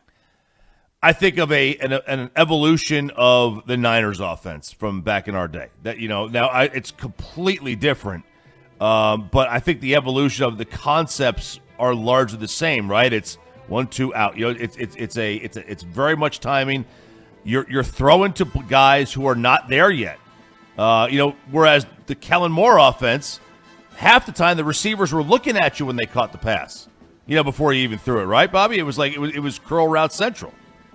Yeah, I mean, that was, I think, the problem is what you were looking at in terms of when they started trying to blend the concepts, is that you started seeing weird, contradictions that naturally come up within the scheme, and then it creates this odd hodgepodge of like curls and everything else that they were having trouble with, the option routes and things like that. The biggest difference, again, Kellen Moore comes more from the Eric Coryell grouping, which is more about trying to push the ball vertically, especially by establishing the run early and then drawing the extra defender into the box and then taking advantage of things down the field. The West Coast system, like you said, it's a lot about timing, being really precise, a lot of stuff in these short to intermediate areas. You're not going to be pushing the ball downfield a lot. Like if you don't think they push the ball downfield now, if they're going to run like McCarthy's version of the West Coast, it's going to be a lot short of the sticks and a lot of quick release throws and get the ball out. In fact, let me see here. I think I can put this up for you, Sean. Let me see if I can get this on here. All right, so this is one of the combos here. I love this. That is Way to very. go, Bobby. This is very popular. If you want to see this on the fan cam, this is very popular. It's called slant flat, and it's very popular in the West Coast offense. It's something that Mike McCarthy ran a ton of, and it's a really basic concept. You've got like the outside receivers up here are running these slants in breaking, and then you got the slot and the tight end, or maybe sometimes it's the back, whatever else. They're going to run routes to the flats, and so. Really, the only way that you're going to be able to take advantage of these sorts of route concepts is you're going to get the ball out early. It's all stuff that's going to be inside of 10 yards. That was obviously what made Montana so good in the West Coast offense with Jerry Rice, being able to hit those slants, the timing, the catch and run. Yeah. But you've got to be... He couldn't throw it more than 10 yards, though. That's the reason. He was capped at 11. He did have a bit of a weak arm. The thing that's interesting here is if you had trouble with option routes and you had trouble getting on the same page there, do you want to introduce a system that completely relies on timing and chemistry with you and your receivers? I don't know.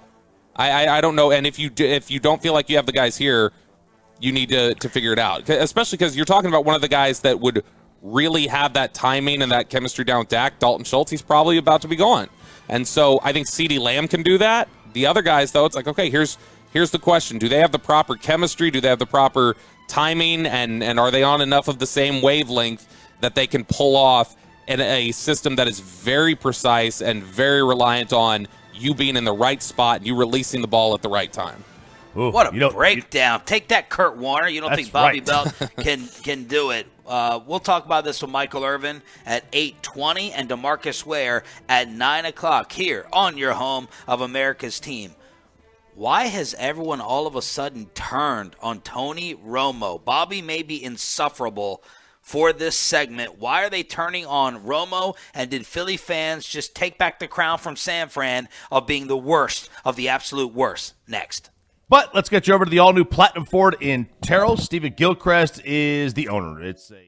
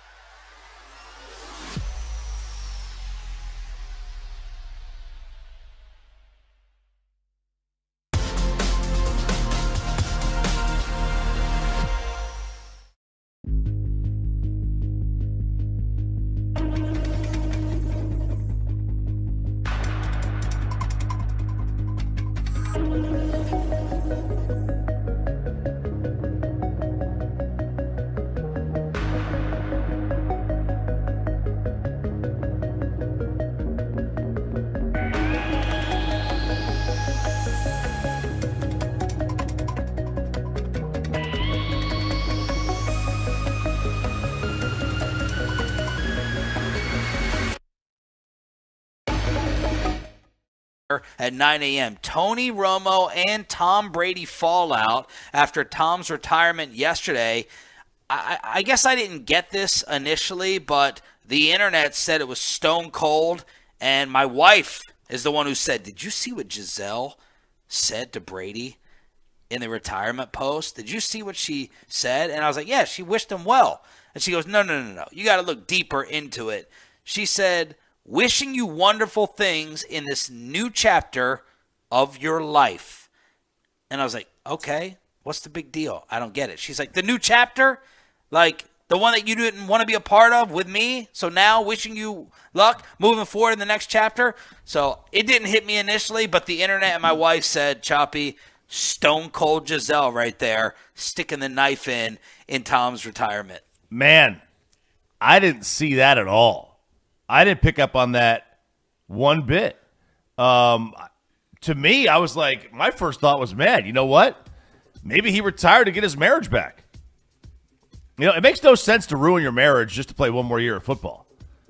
Okay, that's one of the most. That's very bad. It's very bad efficiency there, Tom, on that one. You don't want to support me. You don't support what I love. You don't support my dreams. Yeah, that's fair. That's fair. You know, but it's a give and take, right? And maybe he didn't think she'd ultimately do it. Maybe he didn't. And now that she did, maybe he got a little. It's whatever this form of buyer's remorse is, but the regret of all this. Perhaps he is regretting this, and maybe he is, because the reports were that he was traumatized by this year and exhausted, and maybe he's like, hey, you know what?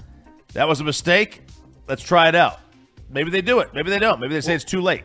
We're all acting like it was that one thing that caused them to get divorced, that it was Tom going back to play football. Like, chances are they had another issue or two, or maybe arguing over him just going to play football or not. Yeah. Oh, yeah. I'm sure they did. Now, maybe this was like straw. The straw that broke the back, or whatever the phrase is. Maybe that's what it was. This was the one that put it over the edge. Like they could get by. Maybe once he retired, everything would be fine. But when he decided to go back and play, it was like, okay, dude, we're done here. So maybe this was the problem. Maybe it was Antonio Brown. It's very possible that this is what was actually the issue, was Antonio Brown and his and Giselle's close relationship. I got to say, the fact that this explains so much about men versus women, by the way that Amanda read this and you read this and Choppy and I read this, and how I guess women would look at it and go like, oh my gosh, do you see, she just wants to kill him, and we're all like, she's wishing him well. What are you talking about? Right. It's I think this is a great microcosm to explain the differences between us. Absolutely agree. Choppy, the best media insider there is, Andrew Marchand, telling us what's going to happen now with Brady and broadcasting, and whether Greg Olsen is going to get bumped. Yep, he is. So he has a 10-year, $375 million deal with Fox to be its number. I mean, that's just. It was the Aaron Judge. Is that as much as he made just salary-wise in his career? I thought I read that somewhere, 375, something like that. Yeah, I think he made 330 is what I saw yesterday, and 500 when you factor in endorsements and off-the-field stuff. Wow. So that's to be its number one game analyst alongside Kevin Burkhardt. So Greg Olsen, meanwhile, has done a tremendous job, and they have the Super Bowl. So Andrew Marchand is speculating, what happens if he throws a 4-touchdown game version of a broadcast in front of 100 million people in the audience? Like, are they really going to say, okay, Tom, here you go. Greg, you're back down to the number 2 spot. Would they, would Brady go for a gap year, take a year off and then go and see what happens there? Or would they do a 3-man booth, which is, which they could do? A couple of things to throw into the wrench. So all indications are that the network is not going to put Tom on the Super Bowl this year. There was talks about that. Yeah. Maybe we just throw him in. But they're saying that's going to be unwise to throw a 3-man booth in who's never worked together before for the first time with 120 million people watching. And if Tom stinks, it's just going to create more questions as to why they would replace Greg Olsen with him. You cannot no way he's in the booth for the game. You cannot do that. I thought Dan Patrick came up with the best idea. He's a broadcast nerd like we are. I think people on the station have gone to the Dan Patrick School of Broadcasting, or Tolos have. He said, you put Tom on some aspects of the pregame, right? It's going to be Michael will tell us, it's going to be a 13-hour pregame show on Fox. Mm-hmm. You put him in the film room. You have him do a little breakdown. Just say whatever you're comfortable with.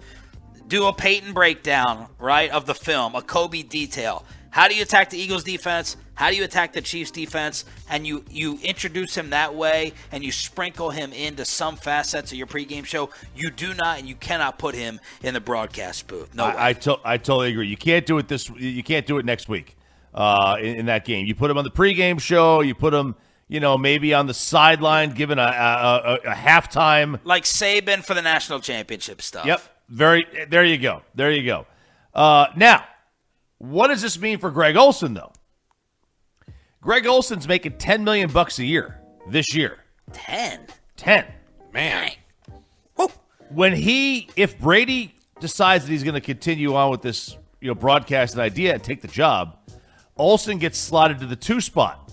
His salary goes from $10 million to $3 million. Ooh.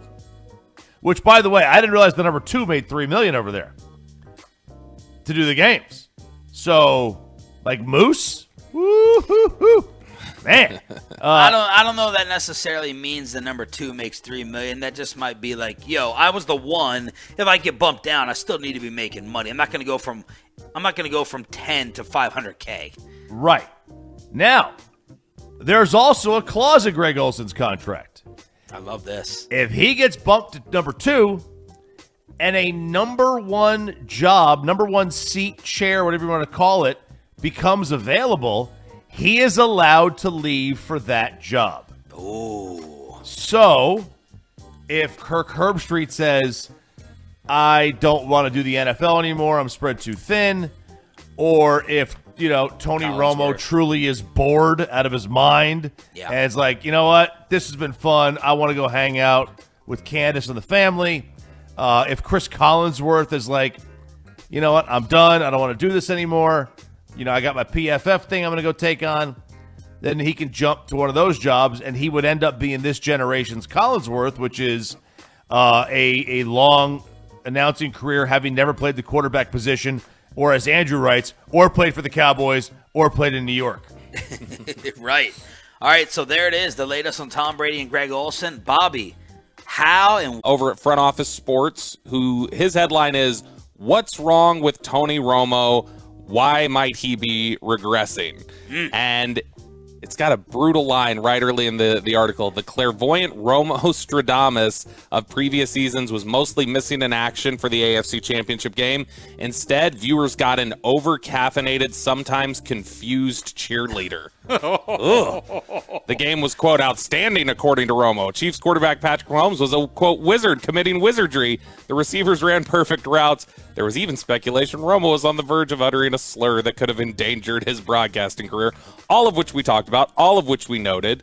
And in the line there, he says, "Enthusiasm is great, but it doesn't make up for garbled analysis. The reviews of the former TV Golden Boy were withering this weekend." And it was. You had, awful announcing going off at him, BSM, Barrett Sports Media, Front Office Sports, just a bunch of different, a bunch of different criticisms coming through.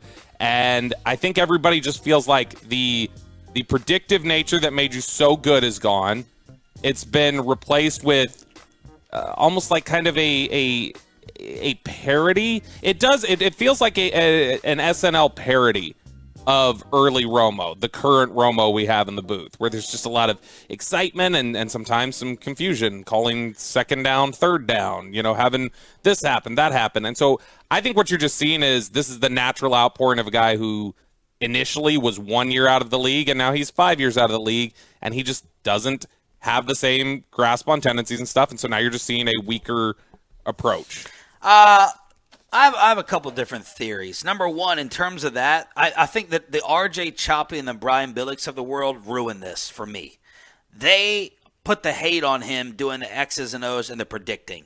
They had to ruin something unique and all the fun. And I think more so that caused Romo to go into a cave with it more than he doesn't study, right? There's been accusations of laziness. He shows up and just tries it that day. I think he has made a concerted effort not to call it out or predict it because people made fun of him or had a problem with it. That's my theory, number one. So I blame RJ for that. Okay. Number two, I think Romo thinks that his giddiness catches on to the rest of us when we roll our eyes. I think he's made a mistake with his energy level.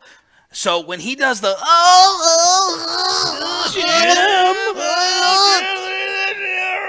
we're not like, oh my God, he loves the game more than any of us. That's what he thinks he's conveying. We're rolling our eyes and making fun of it. It's cheesy. Like, tone it down a little bit. When he goes to that level, that octave, it also seems like he gets lost. So he scrambles a little bit. He needs to come up with some phrases, some pre-scripted stuff. A phrase, something to say that he knows he's going to versus the wizard is the wizardry. Because when you make a mistake, ask Jason Witten, who came on and talked to us about this. When you make one mistake like that, you're going to get tormented, called out, and made fun of. And I think Tony thinks his unmatched, unbridled enthusiasm and love for the game can make up for getting lost in his statements or catchphrases that announcers need. So those, and then the other aspect of this, we're just a miserable group of people in this country, and we're going to start hating you eventually. You have to be a rare Greg Olsen, same thing. Give it a little bit of time, and people will think that Greg Olsen is a homer for certain people, and Greg Olsen does this, and Greg Olsen does that, and that's the way we turn on people in society. Those are my theories. You're not wrong. We do that. We do that mostly on Twitter. And as Dave Chappelle says, Twitter's not a real place. Because how you act on Twitter is not necessarily how you act anywhere else in society. But you have that freedom, that ability in 140 characters or whatever Elon's made it now, to say whatever you want, whenever you want. Everybody has their own platform now. It's a different world. We are miserable, and Tony did. Whenever you're on top, we're going to tear Mahomes down at some point, and we're going to tear Joe Burrow down at some point. We tear them all down, man. Every single one of them. Nobody can not be torn down when you reach a certain level. All right, DeMarcus Ware is coming up at 9. Let's talk to the playmaker about this. What's his broadcasting responsibility? And where did Michael Irvin get stuck with the snow? One of our whales, the playmaker, Michael Irvin, is next. But hey, talking about whales, it's the Eagles Nest in Fort Worth. The place to be to go ahead and thaw out.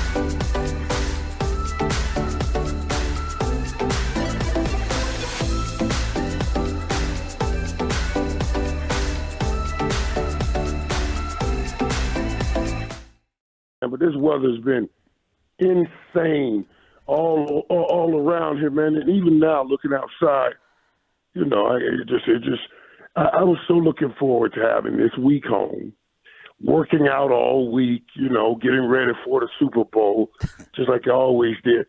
But of course, that was not to be. You know, you got here and everything shut down. Also, though, let me tell you something. Also, you know how many people see what we do and see how we shut down and be like, what's wrong with you guys? Yeah. This is nothing. This is nothing in New York. This is every day. They do this every day in New York. You shut down the whole city for this ice, and yeah, that's what we do here. Yeah, we look soft. It makes us look soft. Or careful. Yeah, I can take That's a generous way to say it. Yeah, that's the way to say it. We you know, we don't want to be sliding around out there, just messing around. See, we don't practice driving in this stuff. When I first went to ESPN, I remember getting off the plane, saying, "Man, I done made it. I ain't doing no Best Darn Sports Show no more. I'm doing ESPN, Chris Berman, and all of those guys." So I got off the plane. I was standing there. Where's my driver? Where's my guy? Who's going to get those bags for me? And I called. I said, man, you guys forgot the driver? They said, oh, no, we forgot the driver. I said, get your bag and go over to that rental car place and get a rental car. Dude, I said, man, I left Fox. I left Fox for this. I got a rental car. I'm in Connecticut. And, dude, it was that was the first time I ever driven this. I ain't never been so scared in my life. I was driving 2 miles an hour. And them people in Connecticut was driving 55 miles on this ice like it ain't nothing. God, you know, because they're used to it, man. We just not used to it. We're not used to it. Now, the way we prove our toughness is the Texas summers. So we deal with the heat, but then when it comes to this, we're looking a little soft. So Mike, your take on some of the Cowboys off-season stuff. Let's start off with Mike McCarthy taking over the play calling for Kellen Moore. What do you think about this? I don't know. This was interesting to me. You know, and hearing McCarthy talk about the difference in the offense that we're not using the Jason Garrett offense. You know, of course, we kept things similar in terminology, similar, but we've been doing what we do. So, you know, I was like, that's interesting.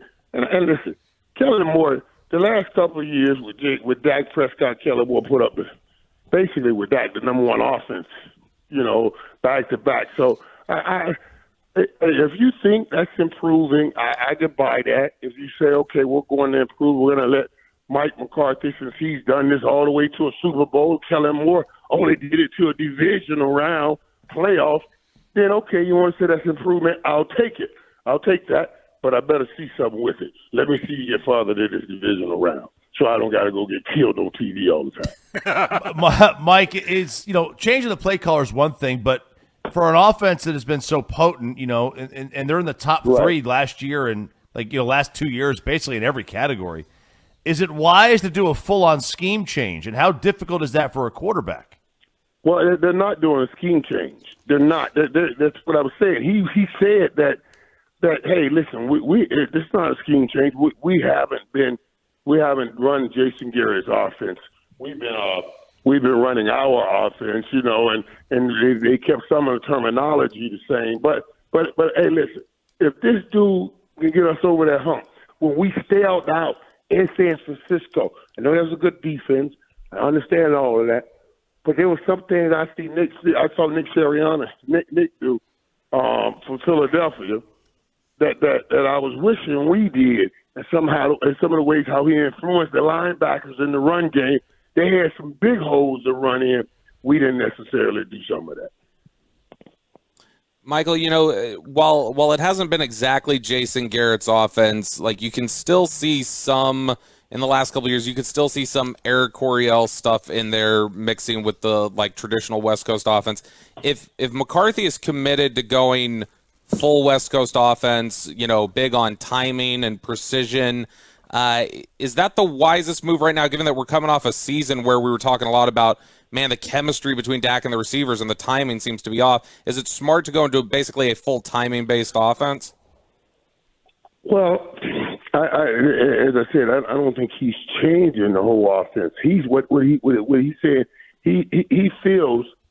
Well, he's saying, and I feel that he's saying that they've amalgamized his offense and made it. They've taken one in the other and made it one offense, and that's what they've been using. I don't necessarily. I don't see the influence of the movement like we see with the with 49ers. Like we see with Philadelphia, like you know what I mean. Those kinds of teams, they got the influence movement, all of that movement that confuses you and makes you go one way. It's not even about It's not even about blocking you. Sometimes it's about the eye candy that you get to watch with all this movement that you're out of position sometimes to make those plays. That's what the West Coast offense does.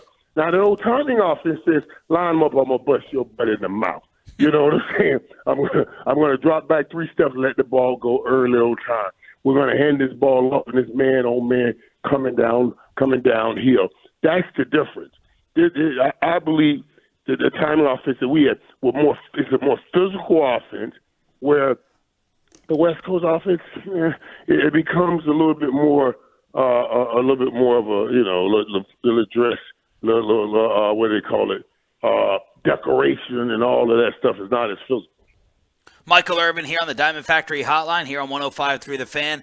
What else is on your offseason checklist, Mike? What else do the Dallas Cowboys need to be playing in this game next week? Dallas needed. We need a little more help at wide receiver. That was the killer for us this year. Make no mistakes about it. And I appreciate all the hard work that Noah Brown and all those guys put in. They put in some work, but at times, just like the interception Ward got in that playoff game, at times it was just like, okay, let's just focus on 88. Let's keep somebody around 88, and that became how they got Dak on some of those interceptions. Because Dak, he's more comfortable going to CD, and I totally understand that. And I wish Cowboys would have signed T.Y. earlier and not mess around with that Odell Beckham thing so long. This year, this could have been a little bit of a different year if they did. Michael, what is your initial read on the Super Bowl? Who are you liking or favoring in this game, and why? And this is an interesting game because Patrick Mahomes throws a lot of things out the window. And I understand everybody talking about the ankle.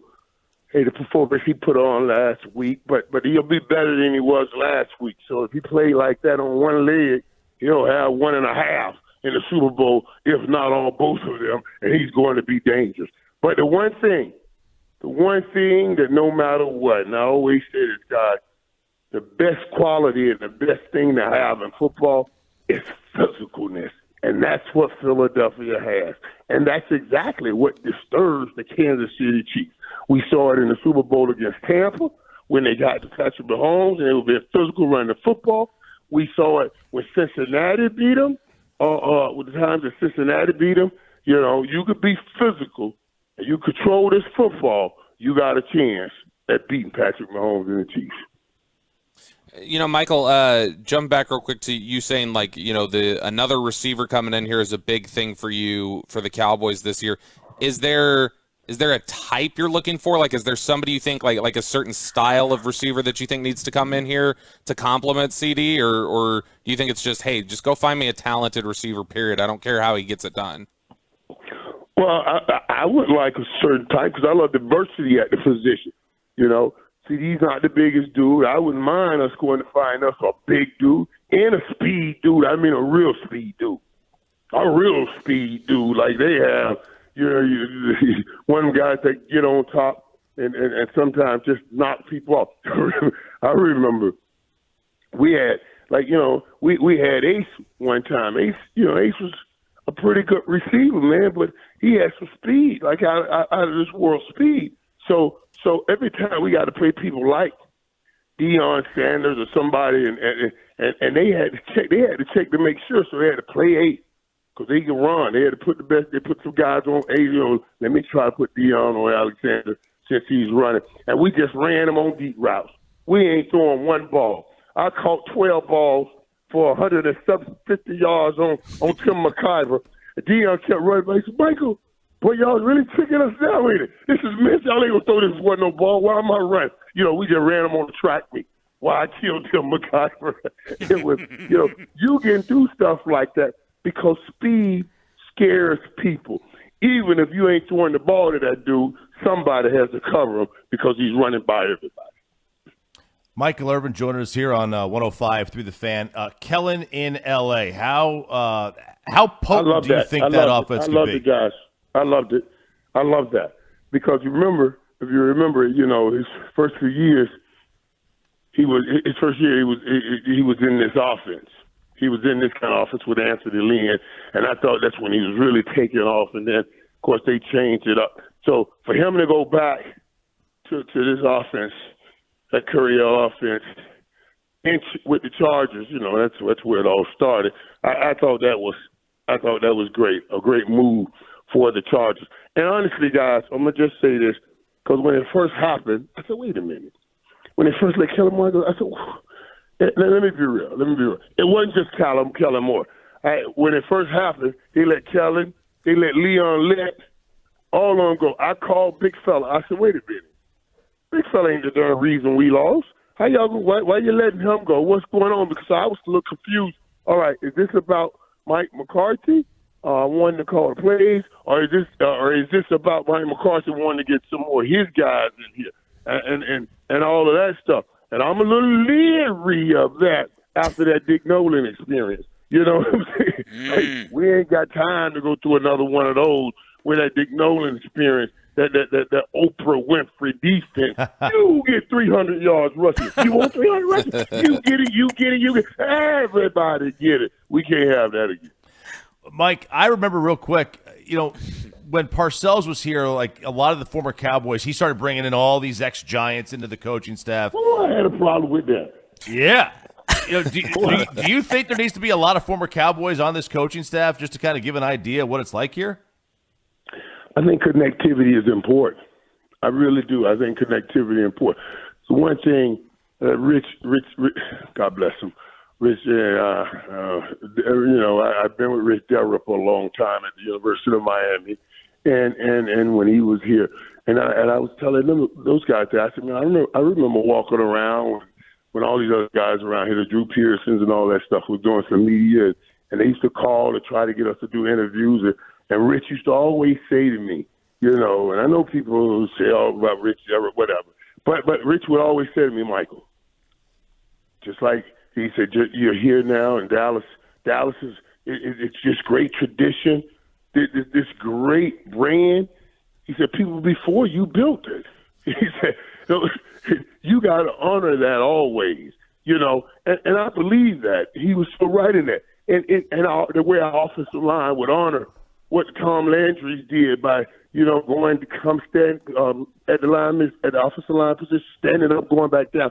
That's honoring the people before you. So Rich was always about that, and he produced that, and I'm sure that's what he told me, Emmett, Detroit, all the time. So we wanted to honor that. I think that matters. I think that matters. You should be connected to your history. It's like I said on TV. The dudes before me, when they played, they left a championship on the table. They built it by leaving a championship on the table, and they handed it to you to run with for the football. They handed it to you to run with the football for a moment. Your job is to reciprocate. Every relationship must be built on reciprocation. Anybody giving, and not receiving is going to get the hell out of that relationship, and they should get out of that relationship. So you supposed to reciprocate. They left championship on the table. Put your championship on the table, and that's what I want to see you guys do. Put that damn championship on the table and stop playing this divisional round stuff. What's your Super Bowl schedule? Oh, that's crazy. That's crazy. I'll go out here. I'll leave here Saturday or Sunday to go out to Arizona, man, right back to that old Super Bowl. I just knew we would win this year. So that's where we had our last Super Bowl. All the things were lined up right this year, man, except that other wide receiver. But yeah, I'll go out Sunday, and then, of course, I'll do First Take out there Monday. and then the whole week start. Then opening night, Monday night. So I'll be working both networks out there, going back and forth. Well, all three of them, CBS, Inside NFL too. So I'll have a pretty busy schedule, but it's Super Bowl. Yeah, that's fine. It's usually always busy. All right. Hopefully we get to see you out there. Apple. Are you guys going? Wait. Are you guys going? Yeah. We'll be there on Tuesday. Okay. All right. Y'all in Radio Row. Oh, so y'all are. We'll see you out there. Thank you for the gold as always, Mike. Yeah, I'm looking forward to seeing you guys, man, because I'm going to hit Radio Row. I'm going to come to Radio Row Wednesday, Thursday, because those are days that it really crank up. Yeah. That Thursday, Friday, Saturday, it gets out of hand.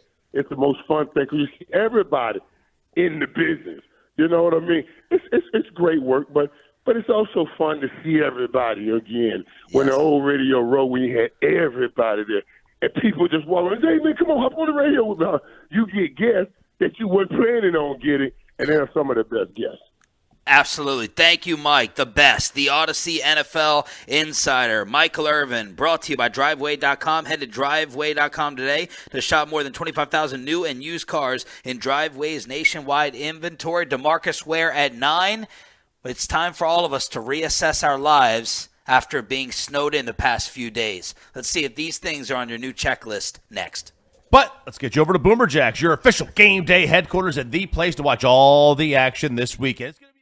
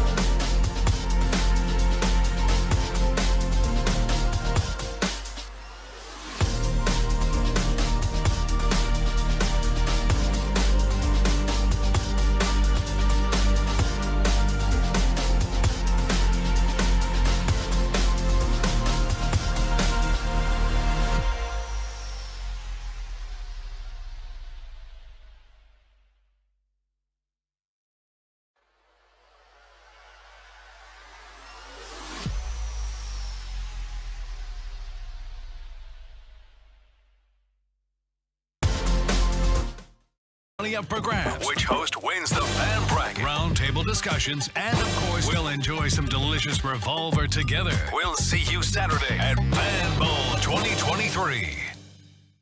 This segment of The Fan is brought to you by Frankel & Frankel. There's a reason you need a special license to drive a big truck. It's companies that hire drivers to put them in a big truck should be held accountable for what happens when they hurt you. Frankly, you need Frankel & Frankel. The consultation, it's always free. Visit truckwreck.com. The future Hall of Famer, DeMarcus Ware, will join us at 9. That right after we just had Michael Irvin, the playmaker, here on the Diamond Factory Hotline, here on Sean, RJ, and Bobby. And Bobby Belt, where's the patented weather map for the future forecast today to get us back in studio tomorrow? No microphone. I'm not hearing it. Sorry, there we go. I hit the mute button like a moron. Let's get the weather map up here. It's starting to clear out a little bit. I know around 9 a.m. today, here in just about 12 minutes, we should start getting the full meltdown. But as you can see back here, it's starting to clear up behind you there in Fort Worth, Choppy. Looking good. Looking good. In fact, look, you can tell it's starting to warm up because this is not, it's green. And so if it was not green, you would know that it was too cold. So there's our indication. We always say in the weather industry, if it's green, go. If it's pink, stay at home. That's what we have always said.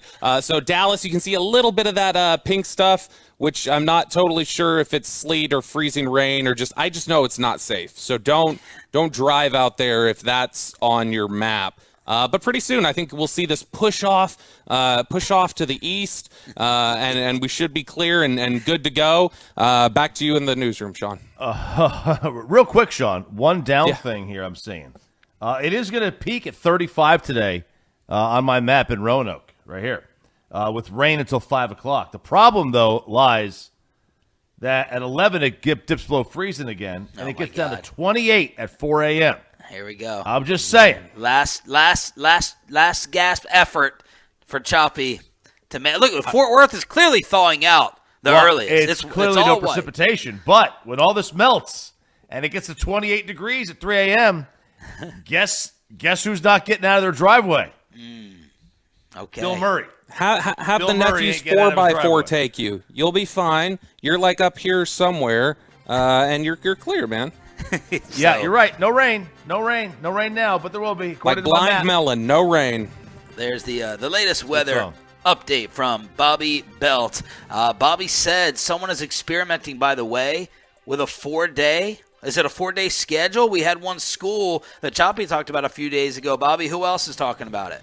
Yeah, this is going to be right up Choppy's alley. We've got the state of Maryland, Chop, is now trying to introduce. Yeah, you came through. You came through, Sean. That's my state. The state of Maryland is trying to introduce the 4-day work week. So the idea of this, they say, is that they're going to try and pass this bill that would incentivize companies to switch to a 4-day work week, allowing employees to work 32 hours instead of 40. So this is not 40 spread over 4 days without seeing any pay cut or loss of benefits. The bill would entice public and private employers to switch over to a 4-day work week by offering a state tax credit when they participate in a pilot program.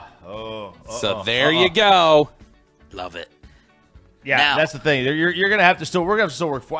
You got to work 40 hours a week. Otherwise, it's going to get subsidized by everybody else. I'm out. I'm not paying for people to sit at home. So you're out. You know more. You're out. I'm in if you still work 40 hours a week, but if the state has to subsidize the companies for paying them the same amount of money but working less, that means it's going to raise our property taxes or whatever. Our taxes in general. I'm out. Spittle just said, happy to get you a hotel tonight, Chop. See you tomorrow in studio. Man, they hate when we do the shows from home. They hate it. I know. So there you go. You can take Peyton's room. I'm sure he washed the covers across the street. So now that we're all sitting here kind of reevaluating, right? You're thinking back to pandemic days, and you're thinking about your kids in the home and being trapped. What about that to-do list? What about that updated checklist for all of our lives? Well, this was a survey done. Over 2,000 people responded to this survey, or 2,200. revealed that 60% of people do not believe there are enough hours in the day to get everything done. This is not just work. This is the stuff you do beyond work. So, you get done with work at, let's just say the normal person gets done at 5 o'clock. With traffic, they're home by 6 or whatever. Yeah. Dinner time, you got to go to bed at some point. You're left with 2 hours. The last thing you do when you get home is literally anything around the house. You don't want to do that. You want to relax. Yep. So people need extra time in the day. What would they do with that time? 34% would knock out more chores. 20% would be completely lazy and get extra sleep. That's key.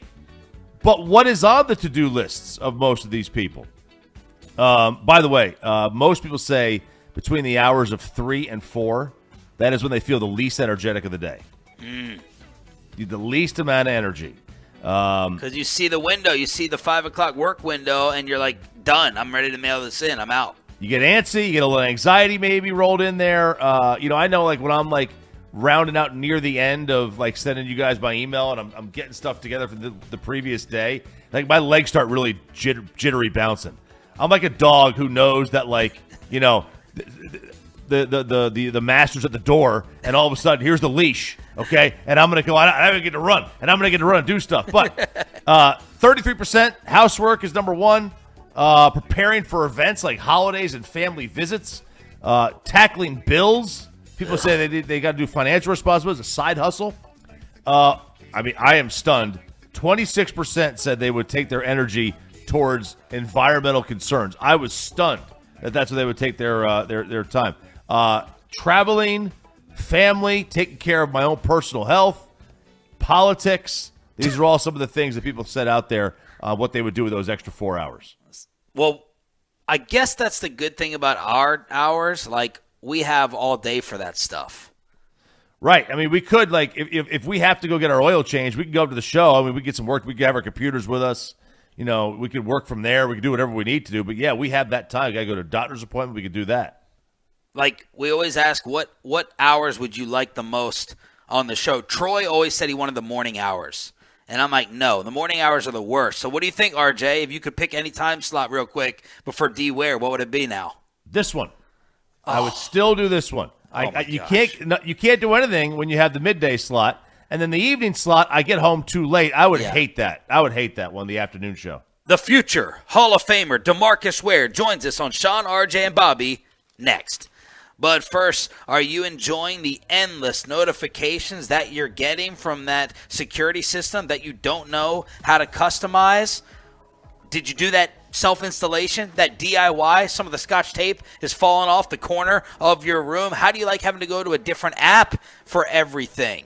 Yeah, we know. It sucks. Just pack it all up and send it back. It's DFW Security with their superior technology. Their licensed professional installers going to make sure that your security system, smart devices, and cameras are set up right. Whether it's for your home, small business, or large commercial facility, DFW Security has you covered with the January special. They're doing it for a few more days into February. You get DFW Security Smart Hub, Smart Security, a smart doorbell camera, a smart door lock, outdoor camera, and the garage door controller. Best of all, you get DFW Security's award-winning mobile app. I love this thing. You can do everything on it. First 10 callers this morning to mention me get 2 months free.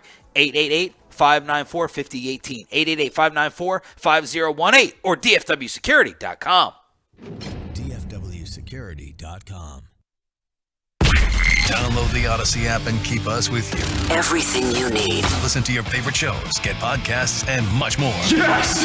From DFW Sports Station, 105.3 The Fan. This is Boomer Esiason with an Odyssey Sports Minute. In terms of seismic jolts to the New York sportscape, this wasn't like when we thought the Mets had landed Carlos Correa, and it would pale in comparison to the Jets miraculously landing Aaron Rodgers. But the Liberty signing of 2018 MVP Breanna Stewart is still huge for the entire WNBA. Welcome to the Big Apple, Stewie. Good luck. I'm Boomer Esiason.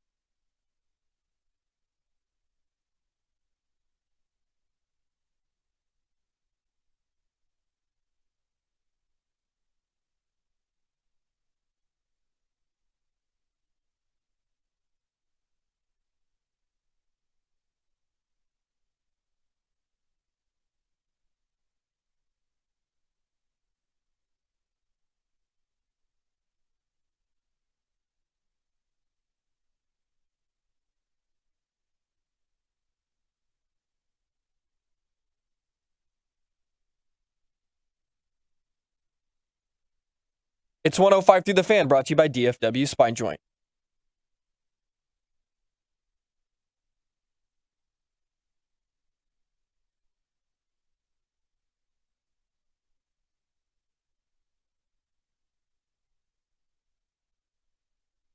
Your turn it on, leave it on. Home of America's team is 105.3 The Fan. Hello, baby. KRLD FM and HD1, Dallas, Fort Worth. Always live on the free Odyssey app. From our fan studios secured by DFWsecurity.com, this is Sean and RJ on 105.3 The Fan. Final hour Thursday edition, fist pump time on the Fan Cam here on Sean, RJ, and Bobby. It's DFW Sports Station. We got Joey and Ryan running things back in studio. We'll crosstalk with KMC at 9:40, and we're about to check in with the future Hall of Famer DeMarcus Ware, courtesy of Bet Online. Check out Bet Online for the most diverse list of well over 1,000 Super Bowl props, including length of the anthem, first song Rihanna plays, commercial odds, broadcast odds, game, player stats, and much, much more. So D-Ware is getting set to join us on the Diamond Factory hotline as we wait for his Hall of Fame induction after he got robbed last year. Last year, seriously, I'm not saying this because D-Ware is coming on or homerism. I used to watch every single year. I watched the NFL Hall of Fame speeches every year. I love a great speech. The emotion and everything, who's going to stand out, who's going to cry. Last year was the first year I did not watch because I was so disgusted. Not just that D-Ware got left out, but I felt like they lowered their standards a great deal last year with that Hall of Fame class. It was Sam Mills and who else got in? Do you remember? Leroy Butler. Yes. That was one of them, I remember. Ryan that Young one or was something like that. offensive. Yeah, there were a few of those last year that were pretty unacceptable. It just felt like wait your turn. This is the norm. You got to wait your turn. It just felt like a silly game. But then I kind of balanced that with baseball, where now it feels like every year they're just getting one person in, and I'm definitely not tuning in for that. I'm not tuning in to watch Scott Rowland speak. So on one hand, I'm like, you shouldn't have a minimum number of Hall of Famers. And then on the other hand, Choppy, I'm like, yeah, you should, because one person getting in for a whole weekend built around them is dumb. Yeah, I mean, and now with baseball, Fred McGriff will be in too with the Veterans Committee, so they always do have that. So baseball does have a couple that are going in. But yeah, it's, the lower the bar is for the Hall of Fame, or some of the players that you may not care about, it does, I think, dilute the speeches. I can't wait for DeMarcus Ware's speech. I can't wait to hear, what he has to go in Jason Witten's when he goes in. I'm still waiting for Woody's. Woody's would be giving a great speech. But yeah, what kind of story was Sam Mills going to tell me that I really cared about? But then when you get to the one guy like Scott Rowland, I don't care to hear about Scott Rowland's career. He was a good player. He was a great player. He really was. And I don't have a problem with him being in the Hall of Fame, but he's not going to make me stop down to tune into his Hall of Fame speech. Joey, D-Ware, they said that they're calling. So look at the hotline. And I know when the hotline blinks. All right, I'll just send this backup one as well. So Joey, be on standby for that. And then DeMarcus Ware will be on with us here momentarily. But yeah, last year just really, really, really, really upset me because I felt like certain guys missed, and then I was like, that guy wasn't a Hall of Famer. I like to go off the field test. It is important for the numbers to look back and say, oh, wow, they matched everyone in terms of those numbers, but certain guys, I just feel like, no, they were, or yes, they were, or no, they were not. So that's where I stand on that. But DeMarcus Ware, I want to ask him how Denver treats snow and ice different from Dallas. Yeah. I mean, they may be a little bit more accustomed to it, don't you think? Yeah, I think so. They might do well. As Michael Irvin was on 1 hour ago, and he's like, yeah, I went out to Bristol, Connecticut, and I was terrified. You're talking about Michael Irvin from Miami to Dallas to Bristol, Connecticut, dealing with this weather and these conditions out there. No way. If you grow up in the South, you can't handle the far, like, I don't mean the North, like, I'm talking about the far North. You can't handle Michigan or like Minnesota or like far upstate New York and stuff. You can't handle it. You grow up there, you can't handle the Southerners down here. You just can't. It's like if you grow up like in like Northern Michigan. It's hard to deal with the summers here. Let's bring in DeMarcus Ware here on the Diamond Factory Hotline on your home of the Dallas Cowboys, courtesy of Bet Online. D. Ware, did you get stuck in DFW for this weather, or are you somewhere else? I'm actually in DFW, but I'm trying to figure out about this Diamond Factory Hotline. Are y'all giving out diamonds, and what's going on?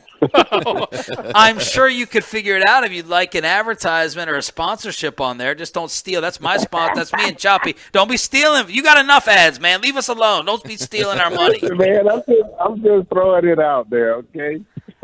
Hey, are you a big bling bling guy? What's you don't have to give the number, but what's the most expensive piece of bling bling that DeMarcus Ware has? Besides the Super Bowl ring. Most expensive bling bling. I was just about to say my Super Bowl ring, but I'll let you say it. I'll let you say it. I would say my Super Bowl ring is one of the most, not expensive, but most important. But yeah, I'm really not a big bling bling guy. I'm more of a watch guy. I got a Rolex, a nice Rolex. Okay. But other than that, I'm really not a big bling bling guy.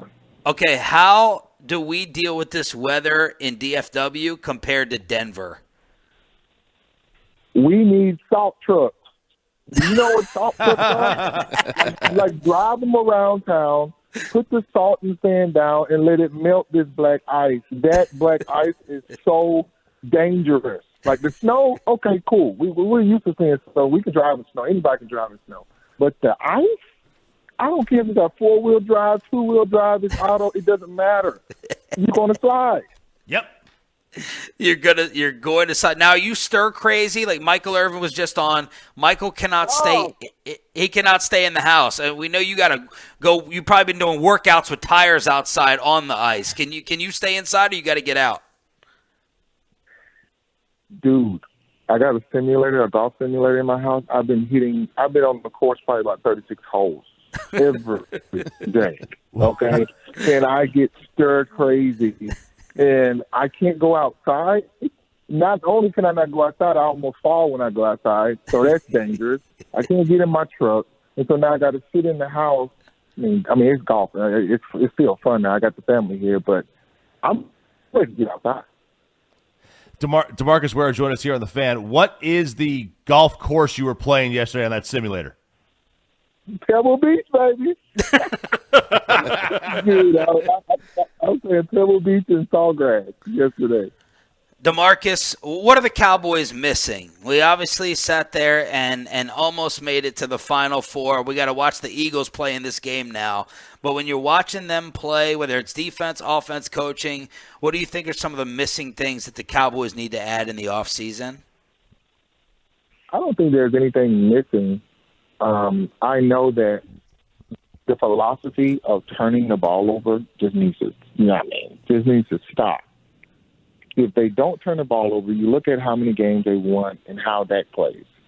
And then on defense, the same thing. How can we get the ball out? When they start getting interceptions, they start getting big pressure plays, they start knocking the ball out, getting the ball back to Dak, they start running the ball, making those plays. It's inevitable that no team can beat them. But as soon as they start turning the ball over and they don't get turnovers on defense, we go back to that mediocre team that nobody wants to see. DeMarcus, there was the pass rush was so strong from the team for basically the first 12 weeks of the season, and then it seemed like teams had started responding to it and trying to get the ball out faster to avoid some of the twists and chip Micah Parsons and those sorts of issues. And Micah was part of that decline in terms of just his production. Where do you think Micah still needs to improve as a player? I mean, we saw a nice leap from year 1 to year 2, I think. But where do you think he still needs to work on his toolbox? There's always room to improve that toolbox. I talk about that toolbox in the offseason when you're in the OTAs and mini camps. I think just being able to read offenses a lot quicker. It's all about time now. He has the athleticism. He can, do all the pass rush techniques, but now he needs to get to a point to where, okay, cool, the offensive line are going to all fan to the right. I need to make sure I line up to the left before it even happens. Oh, it's 22 personnel. This is a play that's going to come from that. The smarter you are and what play is going to come before they even start calling it because of their personnel. Now, as an athlete, you know exactly what's going to happen before, but then you can jump the count, meaning you can get off the ball a little bit faster. You know what play is going to happen because it's a time game now. And the more time that the quarterback has the ball, the more time those big plays are going to happen. You're the pressure guy, so you got to make sure you bring that pressure in key situations. If you had to add one position to the defense to improve, would it be corner? I would say, to be honest with you, linebacker. Like a big, nasty linebacker in the middle. There's somebody that just, you know what, he's not marketable at all. But when he puts the pads on, he's just knocking heads out there. And he's calling plays and just dictating the defense. I would say a guy that's just a head knocker in the middle, or a defensive lineman that's the same way. Huge, 320-pound guy, and he demands a double team. If you don't double team him, guess who's going to eat? DeMarcus Lawrence, Micah Parsons. He's the guy in the middle that's just that anchor to where you're not running the football, and you got to pass it, and I'm going to let my outside guys do what they do best, and let's get to the quarterback. DeMarcus Ware here on Sean and RJ, courtesy of Bet Online. It's DFW Sports Station 105.3 The Fan. Would you rather go up and defend Patrick Mahomes or Jalen Hurts? I would say Patrick Mahomes. Because Jalen Hurts at RPO, I hate that play. No. You don't know if the quarterback has the ball, the running back, the wide receiver coming around the corner. You don't know anything, and he's really healthy. And as a Lion, when I'm out there, I would say hunting or getting pressure on the quarterback. If I know that I have a wounded antelope, that's what I'm going to try to go and eat. So I would rather go against a Patrick Mahomes at the time, knowing that he's still a great player, wounded. But I don't want to go against a full RPO Jalen Hurts. Who was the running quarterback that just tortured you when you were playing, and you're like, this is impossible? I mean, you had Vic. I don't know how often you guys went up against them, but who was the scrambler and the runner that tormented you? Michael Vick. Yeah. When you have a roller coaster ride, when you have your own shoe, when you have commercials on what it's like to actually try to tackle Michael Vick, he was a guy that it gave me goosebumps every single time he snapped the ball, because I know he can go the mile. He can score with his own feet. He can throw the ball, and he was left-handed. So he saw me. Every single time I got past the tackle, he can see me. Usually the guy that's right-handed, so he has his back to me. So I'm like, all right, cool, I got a little bit of time. But Michael Vick, and he can run. All right, we got to bring up Micah here, because he caught some heat for kind of rooting for Lane Johnson on the Eagles in the Super Bowl. Did you ever have a team or a moment, a player on a team who you were rooting for within your division to win it all, that they made it either from the NFC East or the AFC West, and you're like, you know what, I know we play them in the division, but I'm rooting for them to win it all? I hate to say it, but it was OCU Manure for the Giants. He was like my brother. I mean, we grew up in high school, college, and I hated going against him. We talked trash the whole week. And when I can still remember, I think it was 2008 when they beat us, and he was rubbing it in.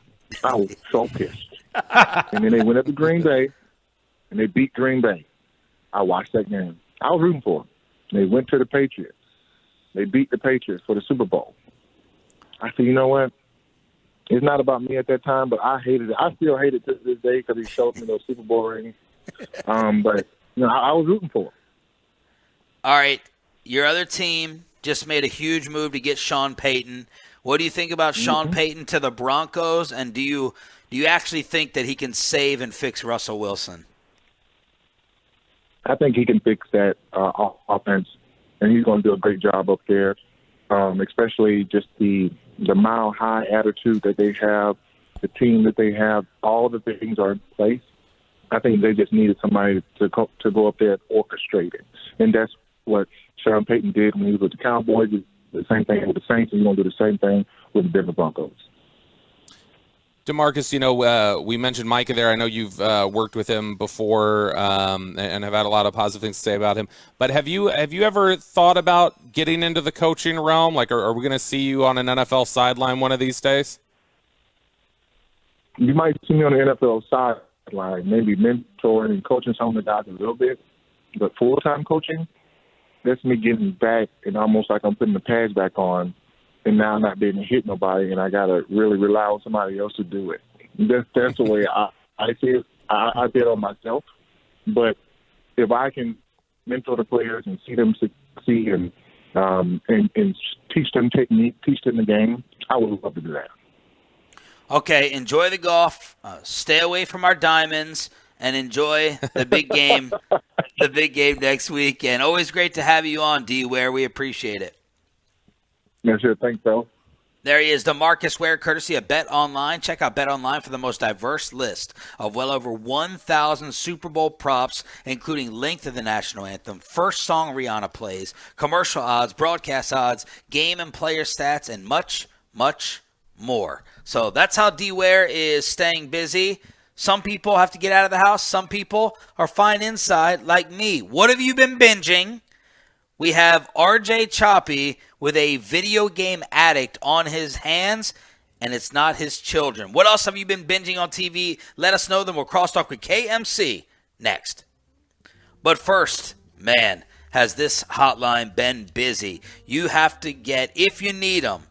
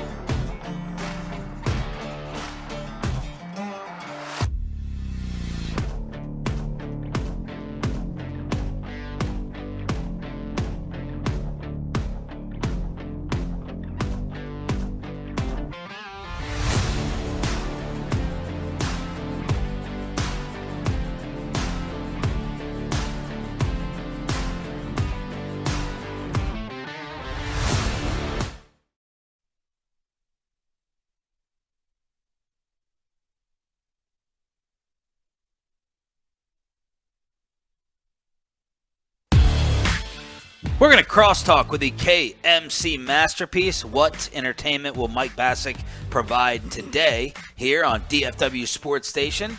Michael Irvin and DeMarcus Ware, the show of Wales, has made its return. And tomorrow morning, we're going to have on Brian Broaddus in studio as he has to pay off the G-Bag bet. He picked the Cowboys against San Fran, so now he has to be on every show for every hour starting tomorrow at 5:30 a.m. That's brutal. Oh, I would wish that on my worst enemy. That's not true. I would. There's a lot of things. I hate that saying. I wouldn't wish this on my worst enemy. Oh, I'd wish all the worst things on my worst enemy. Everything. I've wished so many horrific things on not even my worst enemy, just like middling enemies. San Francisco radio hosts. Yeah, I mean the things I'd wish on just very mild mannered like in passing enemies is ridiculous. So yeah, Brian can host for a full day. He'll be fine. Did you see, by the way, Fred Warner's wife talk about it was? I don't know what it is with plane crashes. Apparently, that's the thing to wish on people. Like, the San Francisco 49er fans wished a fiery plane crash on my wife and child. They went and dug up photos of RJ's son with, like, a cut on his face from back in the day. Well, Fred Warner's wife said that Fred told her, don't wear any red. Okay, first off, you shouldn't even go to the game, the NFC Championship, but don't wear any red. Well, she wore a red purse. She got harassed at the concession stand. She got things thrown at her. Have you guys ever gone to a game and been like, I bet that's someone's wife? Like, how many players' wives do you know? I have no idea what Fred Warner's wife looks like. Well, they harassed her. They surrounded her. She was terrified, and she's like, this is the worst fan base I've ever been around. I'm never going back to Philadelphia again. So she put the Eagles fans right back on top, Choppy, as the worst of the worst. This is what makes them both insane and awesome. Yeah. Is that they will do all the research. I have no doubt that just general Eagle fan can recognize 30% of every other NFC East rival's girlfriend or wife. Yeah. At least, at minimum. I mean, all the starters. They already the worst thing that happened to Dak Prescott is the story coming out about he's got a new girlfriend. They're going to dig up so much dirt on her the next time they play next year. Yeah. He won't hear the end of it. Yeah. He won't. She better not be at that game. They'll be wearing swimming caps and goggles. Yes, of course. They absolutely are. Zeke is pushing back against that story. I don't know if you guys saw that. He had when there was an Instagram post about Dak's new girlfriend, Zeke commented with the cap. So he's saying this is cap. That's not his girlfriend. Not his girlfriend. Okay. So what that's he's saying. That's Fred Warner's wife. All right, I want to know what everyone has been binging and watching over these past 2 days on the truckwreck.com text line, 877-881-1053. Bobby and I watched the Pam Anderson documentary. I would suggest it. I think it's watchable. I mean, she was the number one sex symbol of our lifetimes. I don't even know if there's a close second. Is I'm talking about like non-website girls. Is Jenny McCarthy too? She's up there. I mean, for me, she was higher than Pam always was. I always loved Jenny McCarthy. Back then, back in the 90s.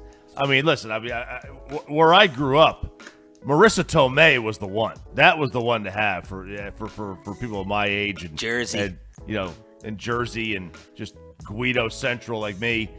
We were all in on Marissa Tomei. That was our Pam. Late 90s into the early 2000s, it was probably Britney Spears. She's up there in that conversation as well, I think. Now, obviously, you start talking about Britney and Jenny, it's just a different stratosphere when you compare that to Pamela Anderson, who was, obviously the first viral sex tape and everything else that she exposed herself to, literally, to the rest of the world that kind of gave her that label. Okay, so Bobby and I watched the Pam documentary. I also watched You People, a rom-com. I didn't love it as much as everyone else apparently does. It was fine. It was solid. It's not gonna have the most hardcore acting. It's some funny lines in there. Eddie Murphy actually playing a real person and not someone he morphs into 15 times. So I watched that. Tell us on the Twitch YouTube and fan cam what y'all been binging. Bobby will get that in a second. Choppy, what have you been doing? So we watched, we had already watched this. We just had to finish it up. White Lotus, which is a show on HBO or HBO Max or whatever. And they've finished season 2 now. It's fantastic. Each season's only like 6 episodes. It's not very long. What's it about? So each season's about obviously something different, but I'm talking about a completely different storyline, different characters in each season. So season 1 was a hotel in Hawaii, and it had a decent cast for season 1. Jennifer Coolidge, who is that was Stifler's mom. She's in that. Alexandra Daddario was in season 1 as well. Yeah, very, very attractive. Big fan of hers. Christopher Moltisanti was in season 2. Remember him, Sean, from Sopranos? He's looking old. Oh, yeah, he definitely looked old. Like Steve Zahn was in that. I think he was in Saving Silverman. So they've had a decent cast in this. But it's a really odd story. It's comedy, it's drama, it's awkward as you know what. So it just follows 3 or 4 different families that all kind of meet up in this one hotel, and all kinds of crazy things start happening to them. And then in season 2, it's a hotel, but instead of Hawaii, it's in Sicily. And this has one of the craziest endings of any show I've ever seen. It was crazy wild how this thing happened. But Jennifer Coolidge does such a good job in this. She is hilarious. She's so awkward. It gives you anxiety just watching her act. It's really difficult to describe the show if you haven't seen it. But once you see it, it's like, damn, you are hooked on this thing. This is a fantastic show. I can't wait for season 3. There was a great twist at the end of season 2. So whenever season 3 comes out, I can't wait. Bobby, what else you been watching? So I am a big fan of stand-up comedy. And so I was really excited because Nate Bargatze's new stand-up special, Hello World, came out on Amazon Prime. He's a Tennessee guy, Choppy. He's a big Tennessee guy. In fact, I don't know. There's a quick clip from it that I thought was funny because I want to know if Chop, this is correct. If this would drive you nuts like this drove him nuts. Nate's a big golfer. Okay, that's what he's into. He's doing some pro-am right now that I guess Jim Nance is calling. But in his stand-up special, he talks about trying to share the golfing experience with his wife and how poorly it went. So we went to go golf recently. I'm sure everybody knows this, but in golf, tee times are very specific.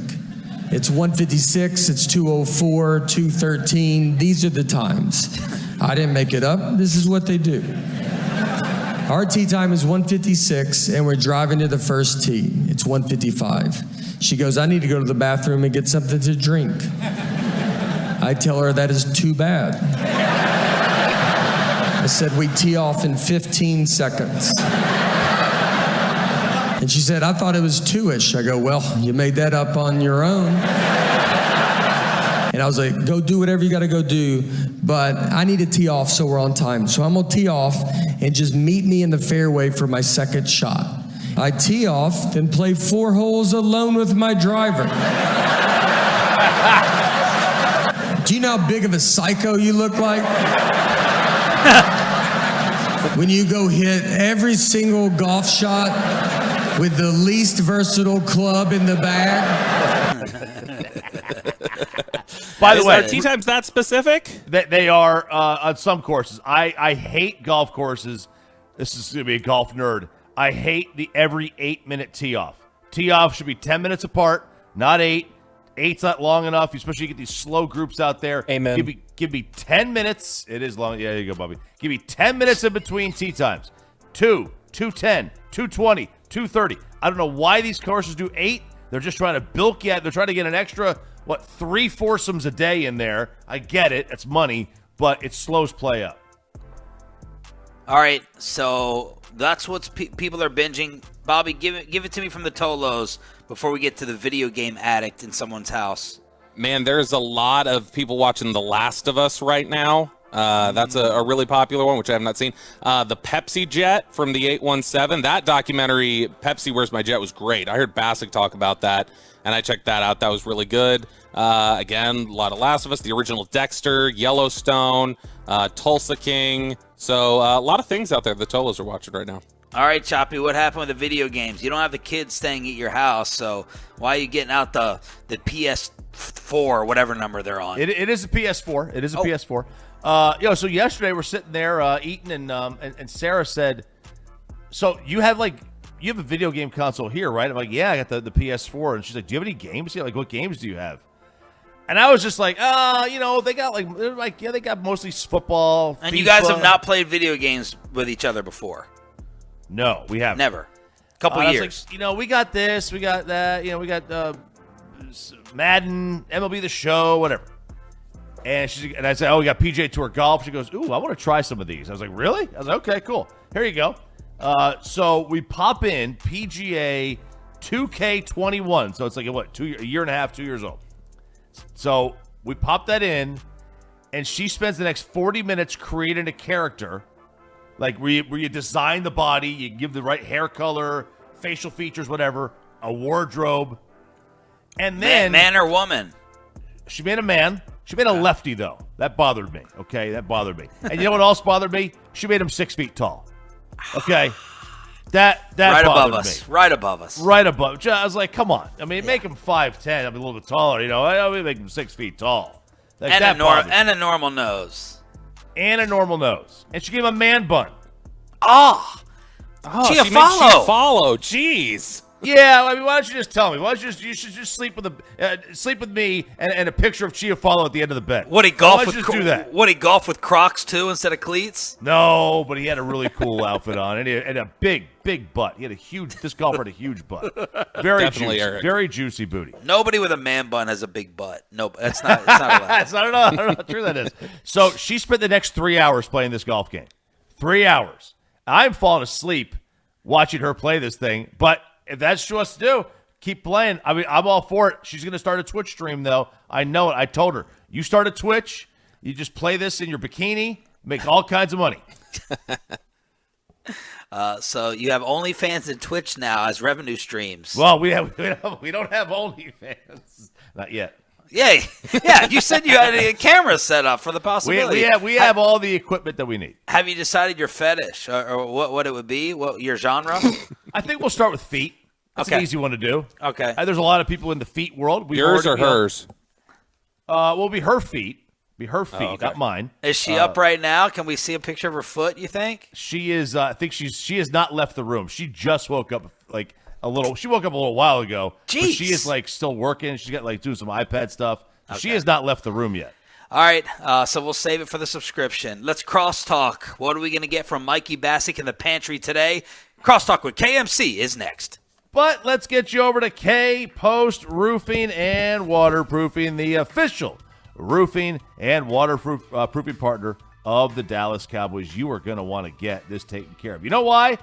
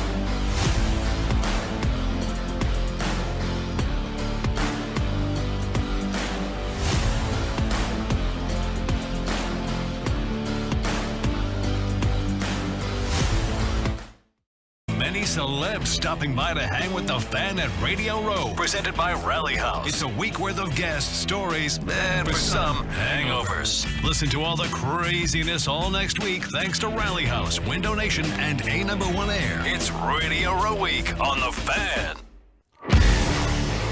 Time for Crosstalk with a KMC masterpiece. We got Kevin Hagelin and Mikey Bassick in studio. Corey Majors still chilling with us at home. What's coming up? What's wrong, Corey? Oh, absolutely nothing. I'm just watching. It is starting to melt this morning, right out here at Casa de Majors. Casa, right? Isn't that how you say it? Casa, not Casa. Yeah, 4 blocks away from a high school. Yeah, we are near a high school. You can come up with a better name. Majors Manor. Majors Manor. Actually, that's never mind. I'm not going to give that. Like information MILF away. Manor. That is information that I can't Wow. give away. Okay. So I will not do that part of it. But yeah, Majors Manor is one of them, and we're the Majors mob. We go to the Majors Mobile whenever we drive as a family. So yeah, my buddy's an idiot. 11:20 today, and so much more. I'm looking forward to next week, guys, as we head off to the Super Bowl. I have a concert already planned to go to on next Thursday night. If anybody wants to go with me. Tell us where. We will tell you at 1 o'clock today during the Oh, Why don't that's you just a text it in the little tease. chat box? I will text it. I'll text it in there. Mike, tell us about the near-death story. I didn't get a chance to hear that. Oh, on last Saturday, Yeah. my kid dislocated his finger at his basketball game, and it was white, and it wasn't getting blood. And my wife tried to yank it back into place, and it wasn't happening, and it freaked me out. And so then I passed out, and an ambulance was called, and they had to make sure I didn't have a heart attack or a stroke. Oh no! Oh my gosh. Wait a second. The ambulance got called for you passing out off the dislocated finger. Did you get put inside of it? No, they asked if and I was like, I'm good. They did the EKG thing to make sure my heart was okay, which I was embarrassed. I was just like, hey, this has happened once before when my wife had a C-section and they yanked a baby out of her stomach. I also passed out during that too. So Wow. Okay, so you can't watch like bloody, gory things or like medical shows like that? no, like I always say, when a person blows out their knee or something like that in a basketball game, if I watched it live, it sickens me, and I will not watch any more replays. I go away from that. I'm like, I'm not turning it back on or looking at the TV till I know they're going to start playing the game and not show it again. Wow. All right, Corey has sent the band to everybody. RJ looks excited. Does it look like you are going to join for that? It's right up the alley of a '90s alternative fan. Maybe late '90s, early 2000s. It's right up my alley. I don't know if I'm going to join, but I could be intrigued. I could be talked into it, I'm sure. Corey, are you a huge concert guy? I was before we had kids. We've coming across babysitters has been tough until my son turned 15. Now it's more like, okay, I think I can trust him to do this, but even still, sometimes I can't trust him. Your top 2 concerts, as Beyonce apparently is coming to DFW. Your top 2 concerts ever, and the one that's on still your wish list. Well, Tom Petty died. I wanted to see Tom Petty. What? Before, yeah, I really wanted to see him live. I snuck into a Dave Matthews concert. Man, dude, OK Go was awesome at down at what's the place down off Greenville Avenue that everybody. Did they do the concert on treadmills and stuff? No, they didn't. But man, there was so much confetti like everywhere in the whole place. It was going everywhere. So that was an awesome show. Yeah, OK Go was really good. Foo Fighters were awesome with the Chili Peppers back in the day too. Back when I was in high school. So lots of different concerts, an array of music. George Strait at the old Texas Stadium was classic. You can only name top 2, man. Top All right, 2. So then I'll go George Strait and the Foo Fighters. I really like both of those. All right, Kevin, you raised a rock eyebrow one of his comments. What was that? He and I know this has been a long-standing discussion. Is I am not the biggest Foo Fighters fan or a fan at all. Yeah, he thinks the Foo Fighters have one song. Yeah. And they just play Have you heard that Foo Fighters song? They all sound the same. And Which one is it? Doesn't matter. Pick one. They all sound the same. Pick one. Doesn't matter. I really like they had a special on HBO called Sonic Highways, where they went to a different studio in a different city then in the documentary told a story about the city and then wrote a song in that city and recorded it and everything. And the ones they did in New Orleans and the ones they did in Nashville with Zach Brown Band, they were all fantastic. And the one they did in Austin was really good, and they had Gary Clark Jr. on there. Okay, who's been binge watching some interesting stuff over the past few days? Mikey, Kevin, you guys been binge watching anything good while snowed in? Well, I have not been snowed in, but I was curious because I saw somebody text this in. If you guys liked Squid Game, there's a Superior show that's similar called Alice in Borderland that is badass. It's also on Netflix, and it has some of the same tenets. I really like it. I just remember last night, Kevin told me a new Nate Bargatze was out on Amazon Prime, and I laughed a whole bunch, and my son thought I laughed too much. Oh, no. I thought it was great. Okay. Yeah, the finger sign. I almost started that last night. That's why I stopped saying that. I was like, nope. My kid wanted to watch Wakanda Forever last night, so we started watching that instead of the Nate Bargatze. I think Angela Bassett is going to win an Academy Award for that She's movie. awesome in that, man. She's so good. Who is Nate Bargatze? He's the comedian. Y'all played him just a few minutes ago. Yeah, we literally just played. Listen to your own show, Sean. You need to go back and watch his stand-up, Sean. This dude, I don't know if he has a punchline. He just tells really good, funny stories all the time. He's hilarious, man. That was the golf audio? Yeah. Yep. Okay. Yeah. So is he, really, really good? Is he, a breakout star? He's really blown up in the last, 3 years. He's been around for about 10 to 12 years, but he's really blown up in, the last 3 or 4. You think TikTok helped that, Bobby? Because that's where I saw him, and I think that's where Mike, showed me his first clip. Was TikTok, and he ended out doing a bunch of podcasts with Rogan and Tom Segura and other stand-up comedians, and that kind of gave him a wider audience. And his first Netflix special is one of the funniest things I've ever seen. And he works clean, which is stunning how good he is when he works clean. Doesn't he do stuff with Cutler too? Like he has him on his podcast or something. He's a big Vandy guy. He's a big Vandy fan.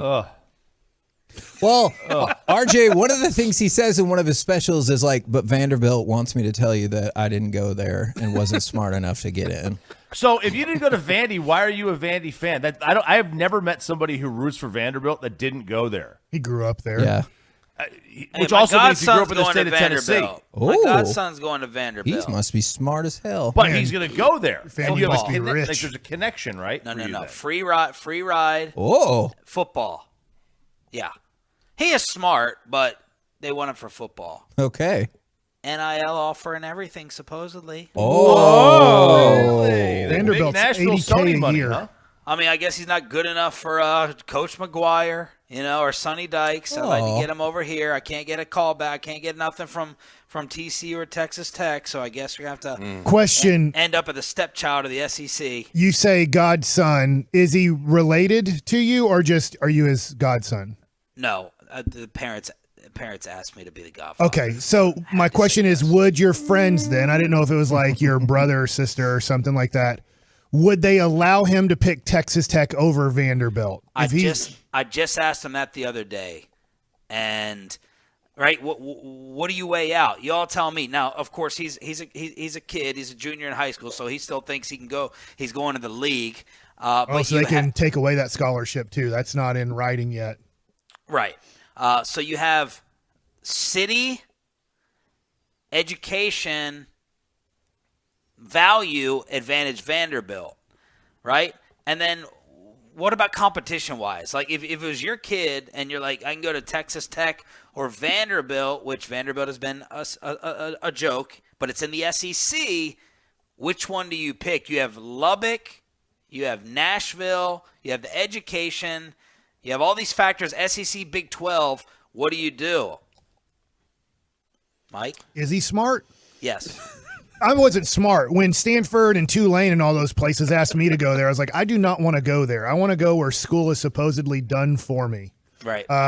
So if he wants to get that education, I would say Vanderbilt is a great place. The other thing is how much does he love football? Right. Because sometimes kids are like, great, I don't even really love football. I'm going to be redshirted and probably never get on the field. All I got to do is show up to practice. Great. But if you love playing and one place You're going to go there as a freshman and you're going to play versus you're going to go there and maybe never play. I've never met a kid who loves the sport and says, man, you know what I really love doing? Sitting the bench and cheering. Yeah. So that's also something to kind of take into. What if it's for the NFL? Just for football, Choppy, you going to Texas Tech or Vanderbilt? I mean, you're in a Power 5 either way. I don't think like the quality of your team would impact your draft status at all. Like, now maybe as a wide receiver, if you got nobody to throw you the ball, but these scouts are paid to find guys and see through the crap that fans can't see. Like, find out if this guy's you're a great route runner, whether or not you make a catch or not, or you're a bad route runner. Like just because the quarterback can't get you the ball. I think you made the. Look, Nashville's amazing. Vanderbilt's a great school. So either way, he's getting a great education. And you could say, what do scouts? Is Texas Tech a great education? Bassick? It's an average education. Yeah. Okay. I mean, there's plenty of millionaires that make it out of Texas Tech, but usually if you're looking at in the state of Texas, that would not be probably a top 5 school education-wise. Okay. The best thing about Texas Tech is Chimmy's margaritas. Like, that's all you should be going for, really. And those are great. Those are fantastic. Yeah. I don't think they have the strip anymore where all those those liquor stores are. I think those are gone now. I think they may still be there, but you could buy liquor in Lubbock proper, I guess, now. So maybe it's a little bit more fun, but do scouts give you the benefit of the doubt of playing against SEC defenses? Do they give players on offense the benefit of the doubt against playing against that competition? We're back tomorrow morning with Brian Broaddus as a special co-host. It's the KMC Masterpiece next on The Fan. You're listening to Sean and RJ.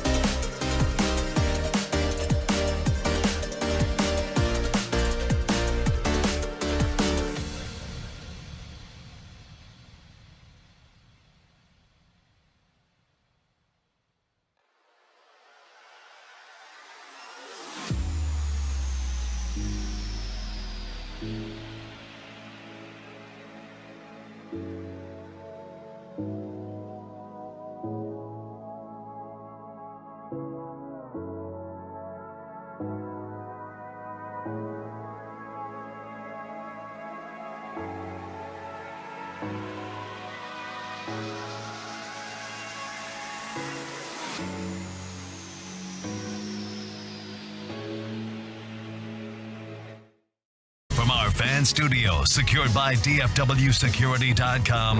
It's the KNC Masterpiece on 105.3 The Fan. KNC Masterpiece right here on 105.3 The Fan. A question for y'all to start things out is, Cowboys have multiple franchise tag candidates. Are any of them worth it? But also, if you want to weigh in today, 877-881-1053 on hopefully the end of our ice-pocalypse. Are you traveling today? Are you working today? And if so, where are you driving and how's it looking? For the company of Odyssey, for the Tolos, for the KNC Masterpiece, I made it into work today. It's for you and only you. I have to admit, Mike, I was talking with Joey before the show, and I said, what do you think of the prospects of Mike or Corey being here? And he goes, Mike, maybe not. I think Corey could be here. And I said, wow. I think that is a fair... But and look at the commitment. Look at my commitment versus who's on the Zoom right now. Corey, we're all on the your Zoom. Commitment. Yeah, I am here on the radio show, just as I promised I would be. So yeah, I'm actually surprised, Kevin, that you thought that I would be there. Even after the text that I sent you yesterday, that was like, "Hey, I will not be there." But just comparatively to Mike, you could see how I might. Gotcha, yeah. I love Mike. I've told him that before. This would not have been my guess. Not in a weird way, though. No, what? Unless you say it like that, then it feels weird. Yeah, it is kind of weird. Mike lives closer than I do to the studio, and Mike, if I'm I've wrong, made better life decisions. You don't have to. Well, you have to live closer to where you work. It's a rule in life. Oh, dude, it is wild. The entire time I worked at the newspaper, I lived in Dallas, and then most of the time that I've worked at this radio station, actually full time, I've lived in Plano. So, Kevin, I made some poor decisions there. But yeah, no, he lives closer. He doesn't have to go over a bridge. I got out and drove yesterday up to Walgreens and checked that out a little bit. And I think it was whenever I slipped in my driveway and fell on my back. That's when I was like, not going. I'm definitely not going tomorrow. Why would you laugh at that, Mike? Carter slipped and fell. My cans of Zivias fell out of the rings and went sliding all over the alley. Do you just give up at that point, or are you like, I don't need the Zivia? How come you didn't video it? I just laid back and I just laid there and I was thinking to myself, if I just lay here, will the ice cover me and I'll just die here? And so I almost gave up. So yeah, that's why I'm still home today. But it's melting right now. We got icicles dripping all over the backyard, and then I'll be in tomorrow to hang out with Broadus for the full day of Brian Broadus' show. So we're really looking forward to that. It's going to be so much fun tomorrow. The reason, Corey, that I made the ultimate decision to drive in is at about 8:15 our power went out in our house. There was no way I was going to be able to do radio from home. So I was like, well, I was leaning towards going to work. I was already dressed to possibly go, just not sure. But when the power went out in the house, that made the ultimate decision of I'm driving into work. And it was I'm not telling people to go out, but it was an easy drive. Yeah. It was much better than I could have imagined. Yesterday after work, I tried to drive one of my kids, finger kid, to one of his friends, and it did not work out well. Because of what happened to his finger, not whatever. Dislocated finger. Yeah. And he was like, hey, can I go over to Miles' house? And I'm like, yeah. And then I pulled out of the driveway. The car didn't even get down the road. It was like driving on a skating rink. Yeah. And I was just like, well, you can walk to your friends, and that's going to be a long time, or we can just go home because this isn't working. I did see a truck trying to pull into the Walgreens parking lot, and it's kind of up a hill a little bit, and so it was kind of skidding, doing that little fishtail thing, trying to get up the hill, and as soon as it got over the hill, it spun in a circle right in front of me, and I was like, this is glorious. And then I fell later, and I felt like that was karma for laughing at it. So, have you opened a Zevia yet, so it sprays everywhere? Yeah, that would be the ultimate Charlie Chaplin move, right? Yeah. All those things falling apart. You just lightly tap it, right? And that fixes everything. Ding, ding, ding. And you're like, okay, I'm good to go now. Or you run your fingers around the rim of it.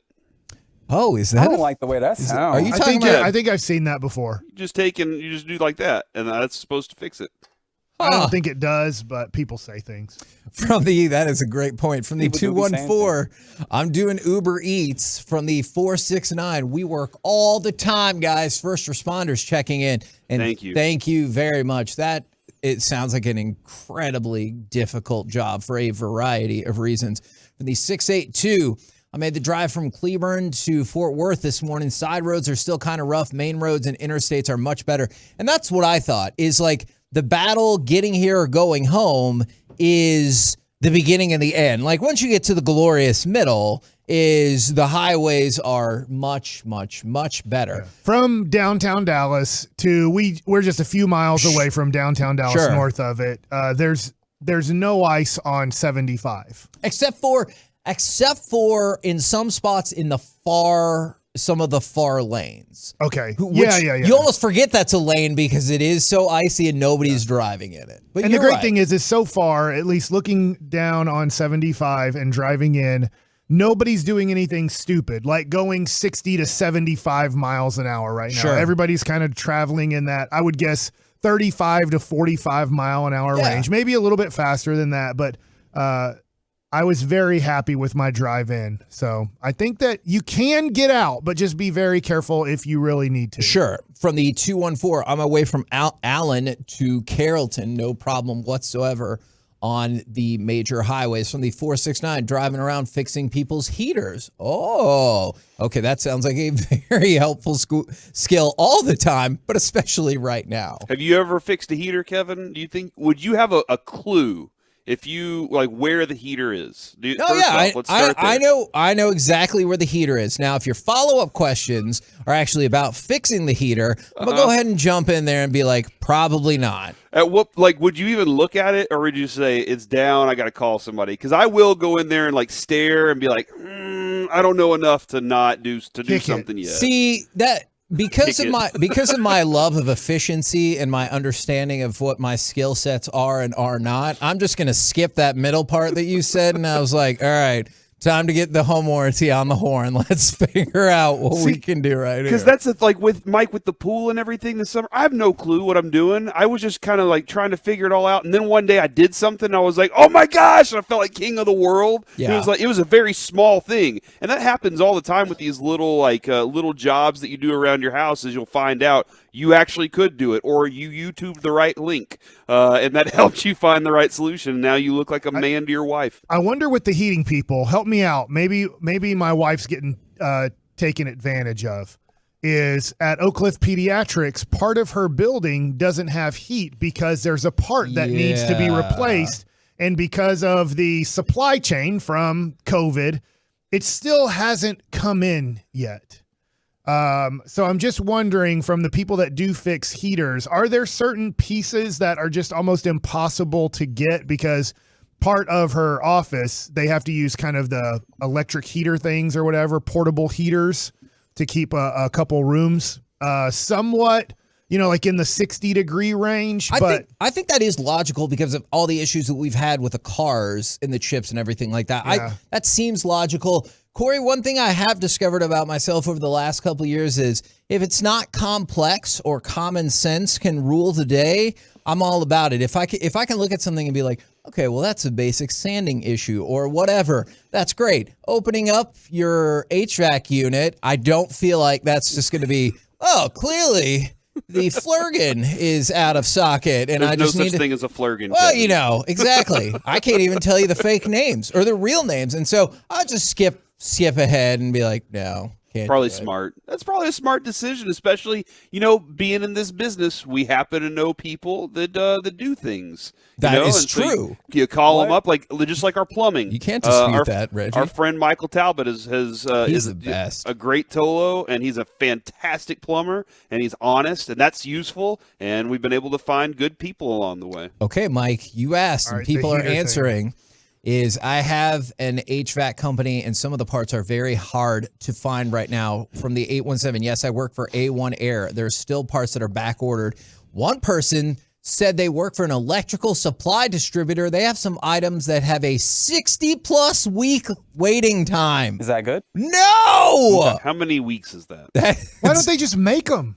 I don't get it. I don't know. Wouldn't you?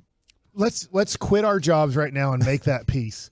Hey, heater guy, how do I make that piece? Because if I make like 1,000 of them and I can sell them at a premium, and I can really take advantage of people. Do you think you have the skill set to make these parts? Hey, Mike, Probably I make will. plastic. I will design it if you will be the assembly line. Doesn't the design already exist? Are you worry about making that, a Kevin. new thing here, Corey? Dude, we're getting Mike to do a lot of work for us. You can copy it. That's what China does. They just make it cheaper. Oh my gosh.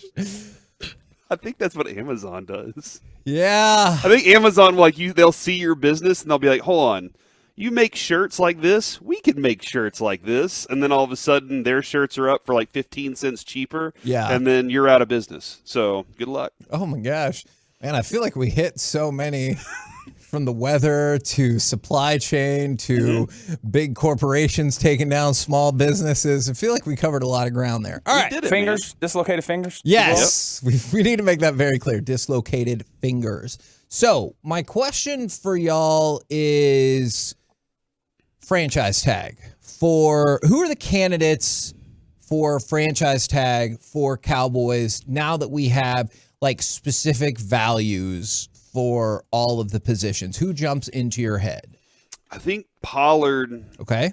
And I'm not definitely even does. And I'm not even saying the person you absolutely franchise, just like people that would make sense. Yeah, no, I mean I think Pollard makes sense too because it's $10 million at the running back position, and you're trying to save money on Zeke, so you need somebody. Now, is he going to be fully recovered? I think is Jaron Kearse's name? Is he? Yeah. No, he is in that window. I just wonder about the viability of that because the safety franchise tag is 14.4. So What did he make? He like 5 million. Yeah. And it's the same thing for Donovan Wilson. Like, I think that's going to be a non-starter for players like that. Dalton Schultz is the other one that jumped to mind. Not that I would pick that, but since they already did franchise tag him. And so the Cowboys have 2 of the top 50 unrestricted free agents per ESPN.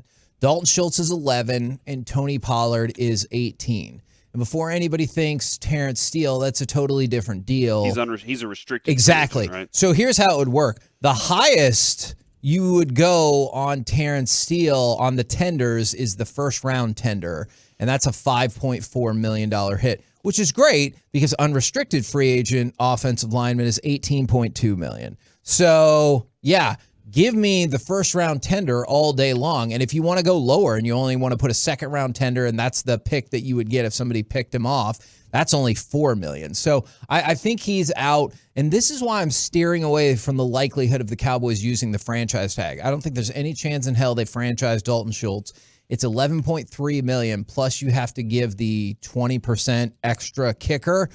So that would be $13.6 million. See you later. Appreciate the service. See you on down the road. Pollard, I'm still curious about. Let me ask you this. If he hadn't gotten hurt, which is obviously not the world we're living in, $10 million franchise tag for Tony Pollard. You doing that? I think so. I think I would too. I don't want to, Corey, I don't want to give running backs, even as good as Tony Pollard was this last year, I don't want to lock in running backs on 4 or 5 year contracts after they've played 4 to 5 years in the NFL. Yeah. Yeah, what I want to do, Kevin, help me with this. You franchise tag before draft, correct? Yes. You franchise tag before free agency, correct? Yes. So with those things, that becomes a problem when you're trying to go, hold on, can I replace that position? Yeah. With we keep talking about Robinson, all right, or a second round running back. Sure. Like, I don't know how much I'm going to say, hey, second round running back, I trust you to go out there and be the guy. But I would probably sign, some sort of free agent, or maybe Malik Davis is up to the task. Yeah. But that's the position you're in, is you're doing things advanced of knowing what your roster is going to look like, and now that money's already spent, so that becomes problematic for me. By the way, Kearse isn't available for that, so I don't know what I was thinking. Leighton Vander Esch, Kevin, $20 that million. Seems like too much money for almost $21 million. No chance in hell. The other thing that you brought up, Corey, in terms of the timing is, what do you know about Tony Pollard by that point? Nothing. Yeah. Like, it's at least what they say, 3-month recovery. I'm not saying he can't recover, but I don't think you're going to be armed with that information when it's time to make a logical selection. Yes. No, I think you can trust your doctors as far as that goes, but you kind of have an idea that he's not.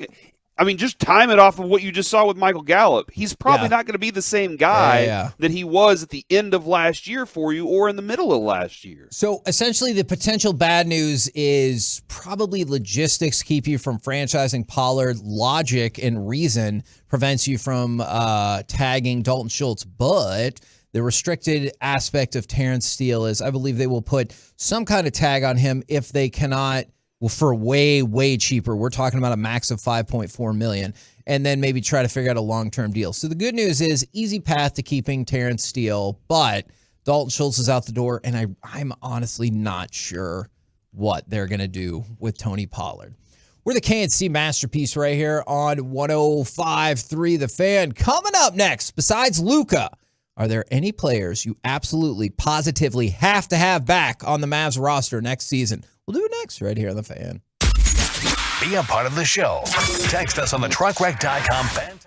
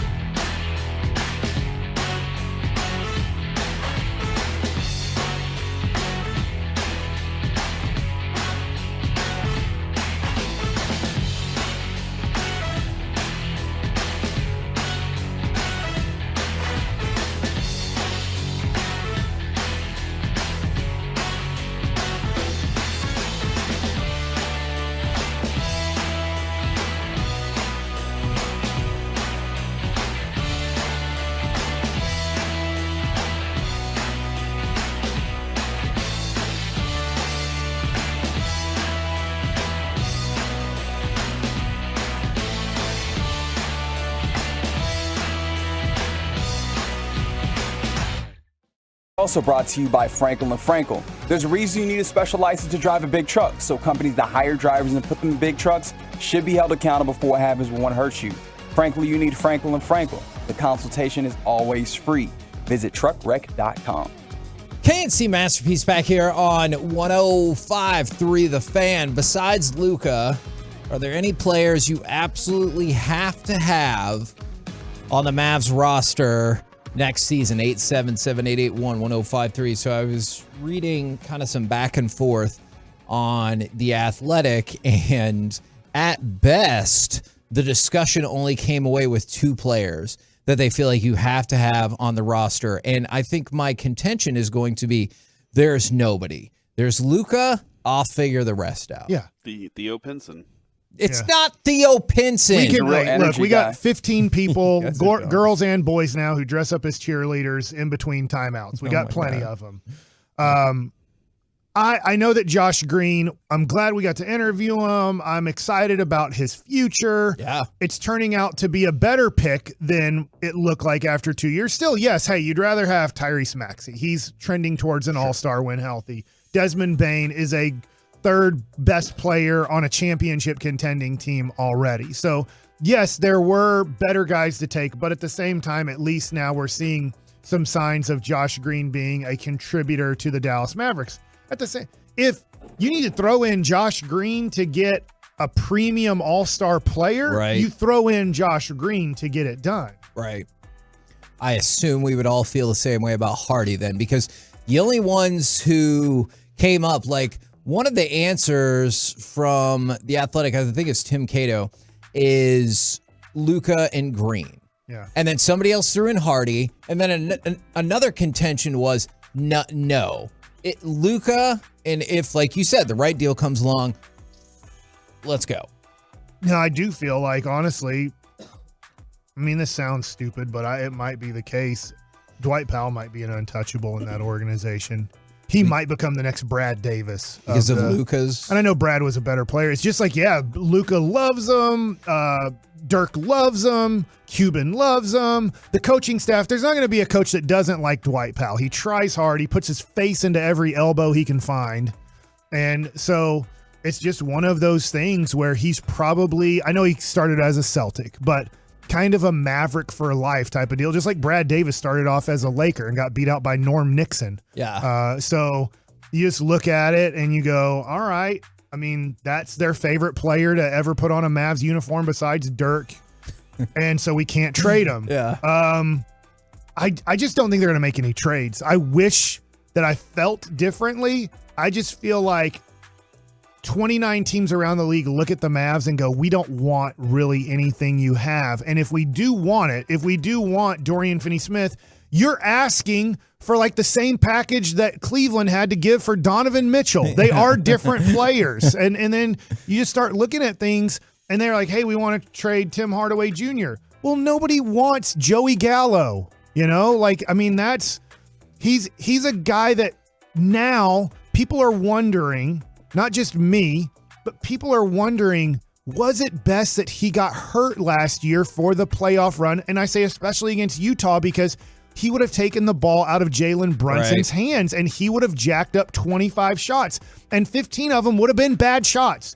He does not know the difference between a good shot and a bad shot. I heard Kenny the Jet Smith say this, and I love this. He said, shooters shoot, but when you're in a slump, and if you don't know Kenny the Jet Smith, like besides just watching TNT, he was a shooter. He said the way shooters get out of slumps is they keep shooting, but they keep taking good shots. If you're trying to get out of shooting slumps by taking bad shots while taking good shots, you're just going to kind of keep slumping and have a problem getting out of this. And that's Tim Hardaway Jr.'s situation. He just shoots to shoot. He can't touch the ball and not go, it has to go up.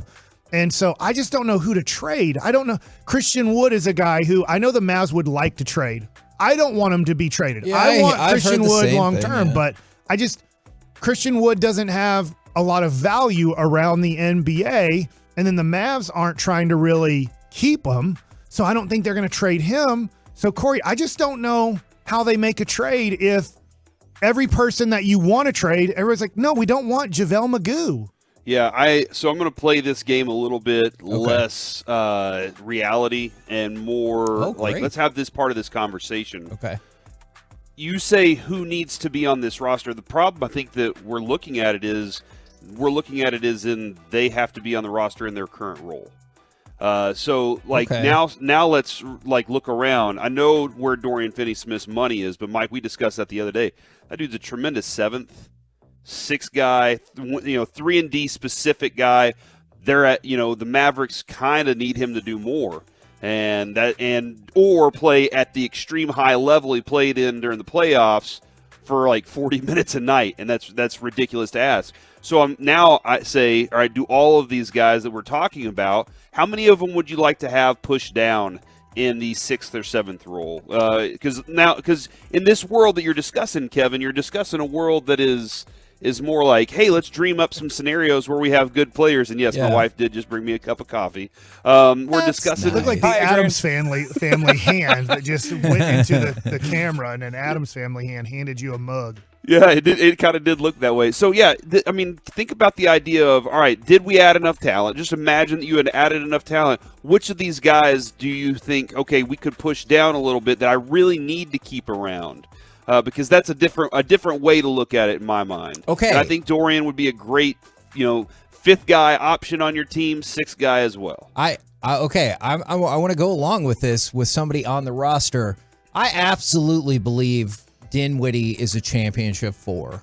Now, he might have his opinions that he goes here, he goes there. I think if Spencer Dinwiddie is your 4th best player, let's roll. I think Spencer Dinwiddie's willing to play any of those roles. Yes, too. no, I do too. I think that's viable. I really do. I'm with you. 4 is one of those things. Last year, I just remember at times in the playoffs going, "Please have a good game." Yeah. But has he won you over more this year then? Yes, but to your point and to Corey's point, I would like to have a number 2 ball handler to make him number 3 ball handler. Okay. So whether he's your 4th best player or 6th best player, if you can get another what you would consider reliable point guard and move him to your 3rd kind of point guard and more of your combo guard, I would love that a lot more for Dinwiddie. So yes, I do like Dinwiddie. I do like Dodo. I do like Christian Wood. I like Christian Wood as part of like a 3-man big man rotation, but there's not really a 3-man big man. There's really a no-man big man rotation here, even though Jason Kidd, intentionally lied about the depth here. But I'm going to ask you like one more reasonable and one more pipe dream.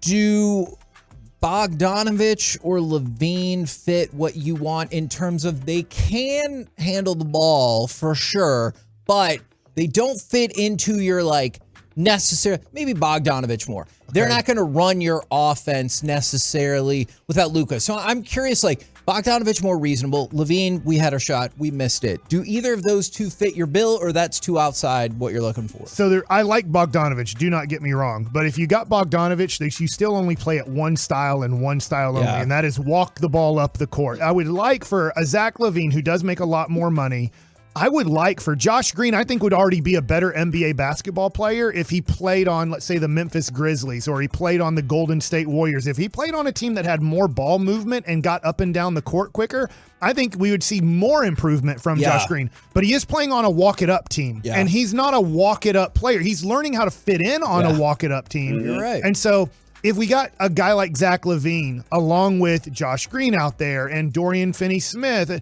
I think maybe the Mavs would have multiple ways to play. They'd be like, look, we're going to walk it up a lot because that's the way Luka wants to play.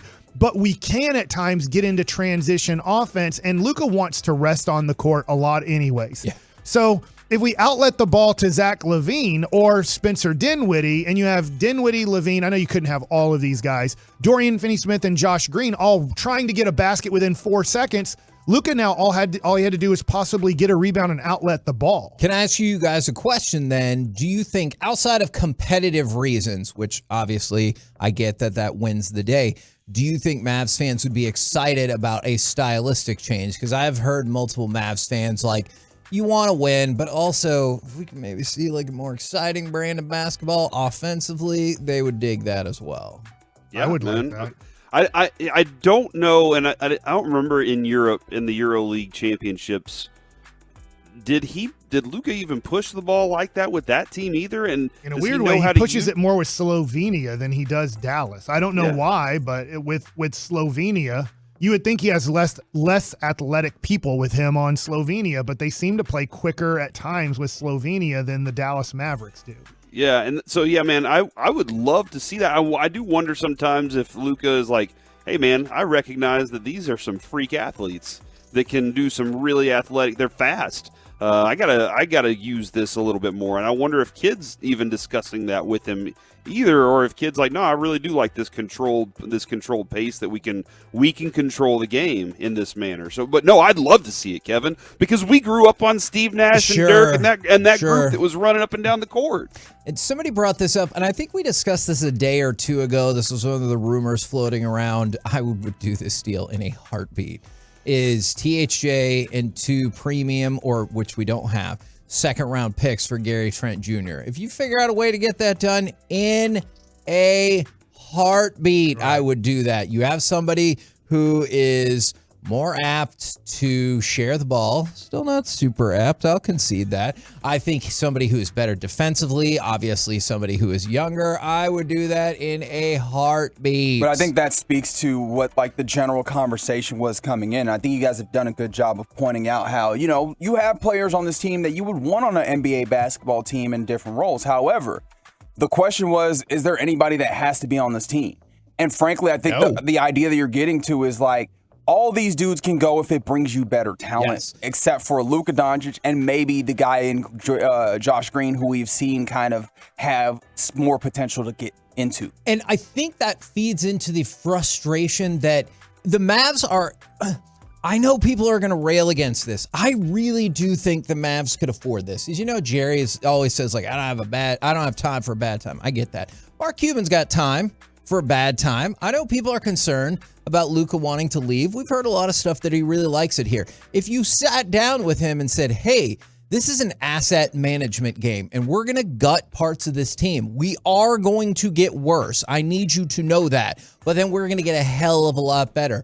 I think they could afford to pull that off over the next year and a half. I just don't think it's likely. I'm all about being in the asset management business where after this, you will have your full cavalcade of 4 draft picks, first-round draft picks ready to go if you want to make a blockbuster deal. If you can get some of those premium seconds, which those picks are not the same as they used to be. I'm not saying everyone's tripping over themselves, but this is not as much of the day where I can buy the 23rd pick for $3 million. Like a couple of second-round picks could get you Gary Trent Jr. That would the next be Jaden Hardy. Yes, that we kind of like, right? That would be a great. So I'm about asset management, and I wish that Mark Cuban would look at himself when he's on the treadmill and see the thing that said, don't be on the treadmill of mediocrity, and be like, you can do this in a year. I just don't think he cares. You might be That's right. the tough thing is I just don't think Mark Cuban cares enough to make a direction. I think he's fine with the way everything is. Yeah. How do we get him to care? How do we get Mark Cuban to care again, guys? That's a great question. I don't think we can. He freaking got Luka. He freaking got like a top 5 player in the NBA and refuses to pay money to build around him. Just as a quick aside, is supposedly the Pelicans are flying into DFW this morning. I would hope with the and that game is tonight. And so remember, we talked about how yesterday Detroit got postponed last night. How the Pistons couldn't get out of there, but supposedly New Orleans is going to fly in this morning. And I know things are thawing out. Like in terms of cars, I don't have the insight in terms of the functionality. Not Hardaway shot. Yeah, I got it, Mike. All day. We're the KNC Masterpiece right here on 105.3 The Fan. Corey. Coming up next. Baseball Nuggets. Yeah. Corey. I watched Game 6 on MLB Network last night. I saw. You know what? I watched it too. Damn it. Well, I'm going to talk a little bit about that and how tough it is to hit a home run. See you guys back at 11. Next on The Coming Fan. up in the next G-Bag Nation, we'll be joined by Coach Bob Stoops.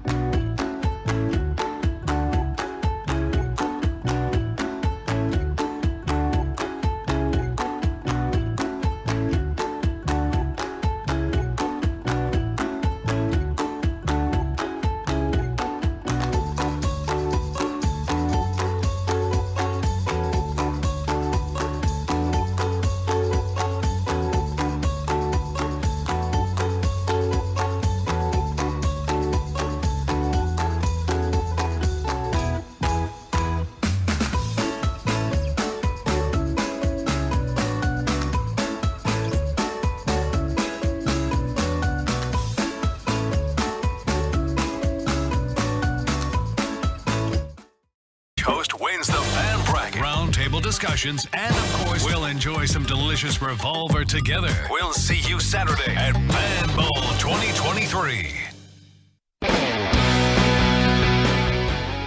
K&C Masterpiece right here on 105 through the Fan. Coming up at 12:20, will we straight up steal one of the Get Right segments from last night? It was gifted to us, Okay, actually. all So right. it's not stealing if it's gifted. I double dog dare you to do it. Oh, wow. At 12:20, I think it's going to happen then. But right now, it's time. It's a great segment. You should listen 7-11 on the Fan. It's time for Baseball Nuggets with Mike Bassett. Hang with me, Ranger fans. Please hang with me. Okay. I'm going to tell you right now, MLB Network keeps showing Game 6. And I said, screw it. I'm going to sit through some of this. And I'm going to watch it. Just the good parts. And after 7 innings, I did turn it off. We won the World Series! I turned it off. I could not watch what was I know what's about to happen. I can't remember all the details, but I was just like, you know what?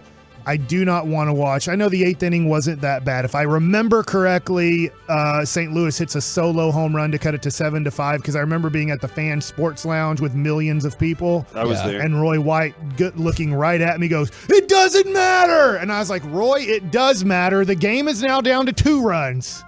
And he's like, I guess so. And obviously, it did matter. But it's not about soccer. That sounds about right. Okay.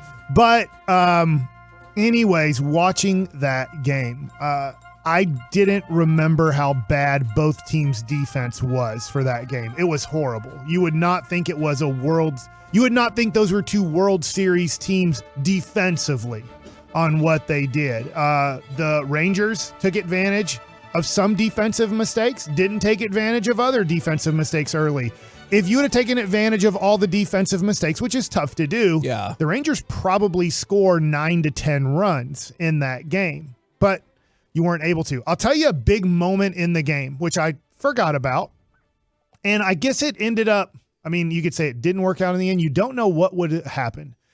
In the top of the 5th inning, if I have my inning right, and I believe I do, the top of the 5th inning, the bases are loaded with 2 outs. And Colby Lewis, things you'll never see again. Yeah. Colby Lewis coming to the plate. And Ron Washington decided, I'm going to go ahead and let Colby Lewis hit, which most likely gives you a 10% chance of getting another run in.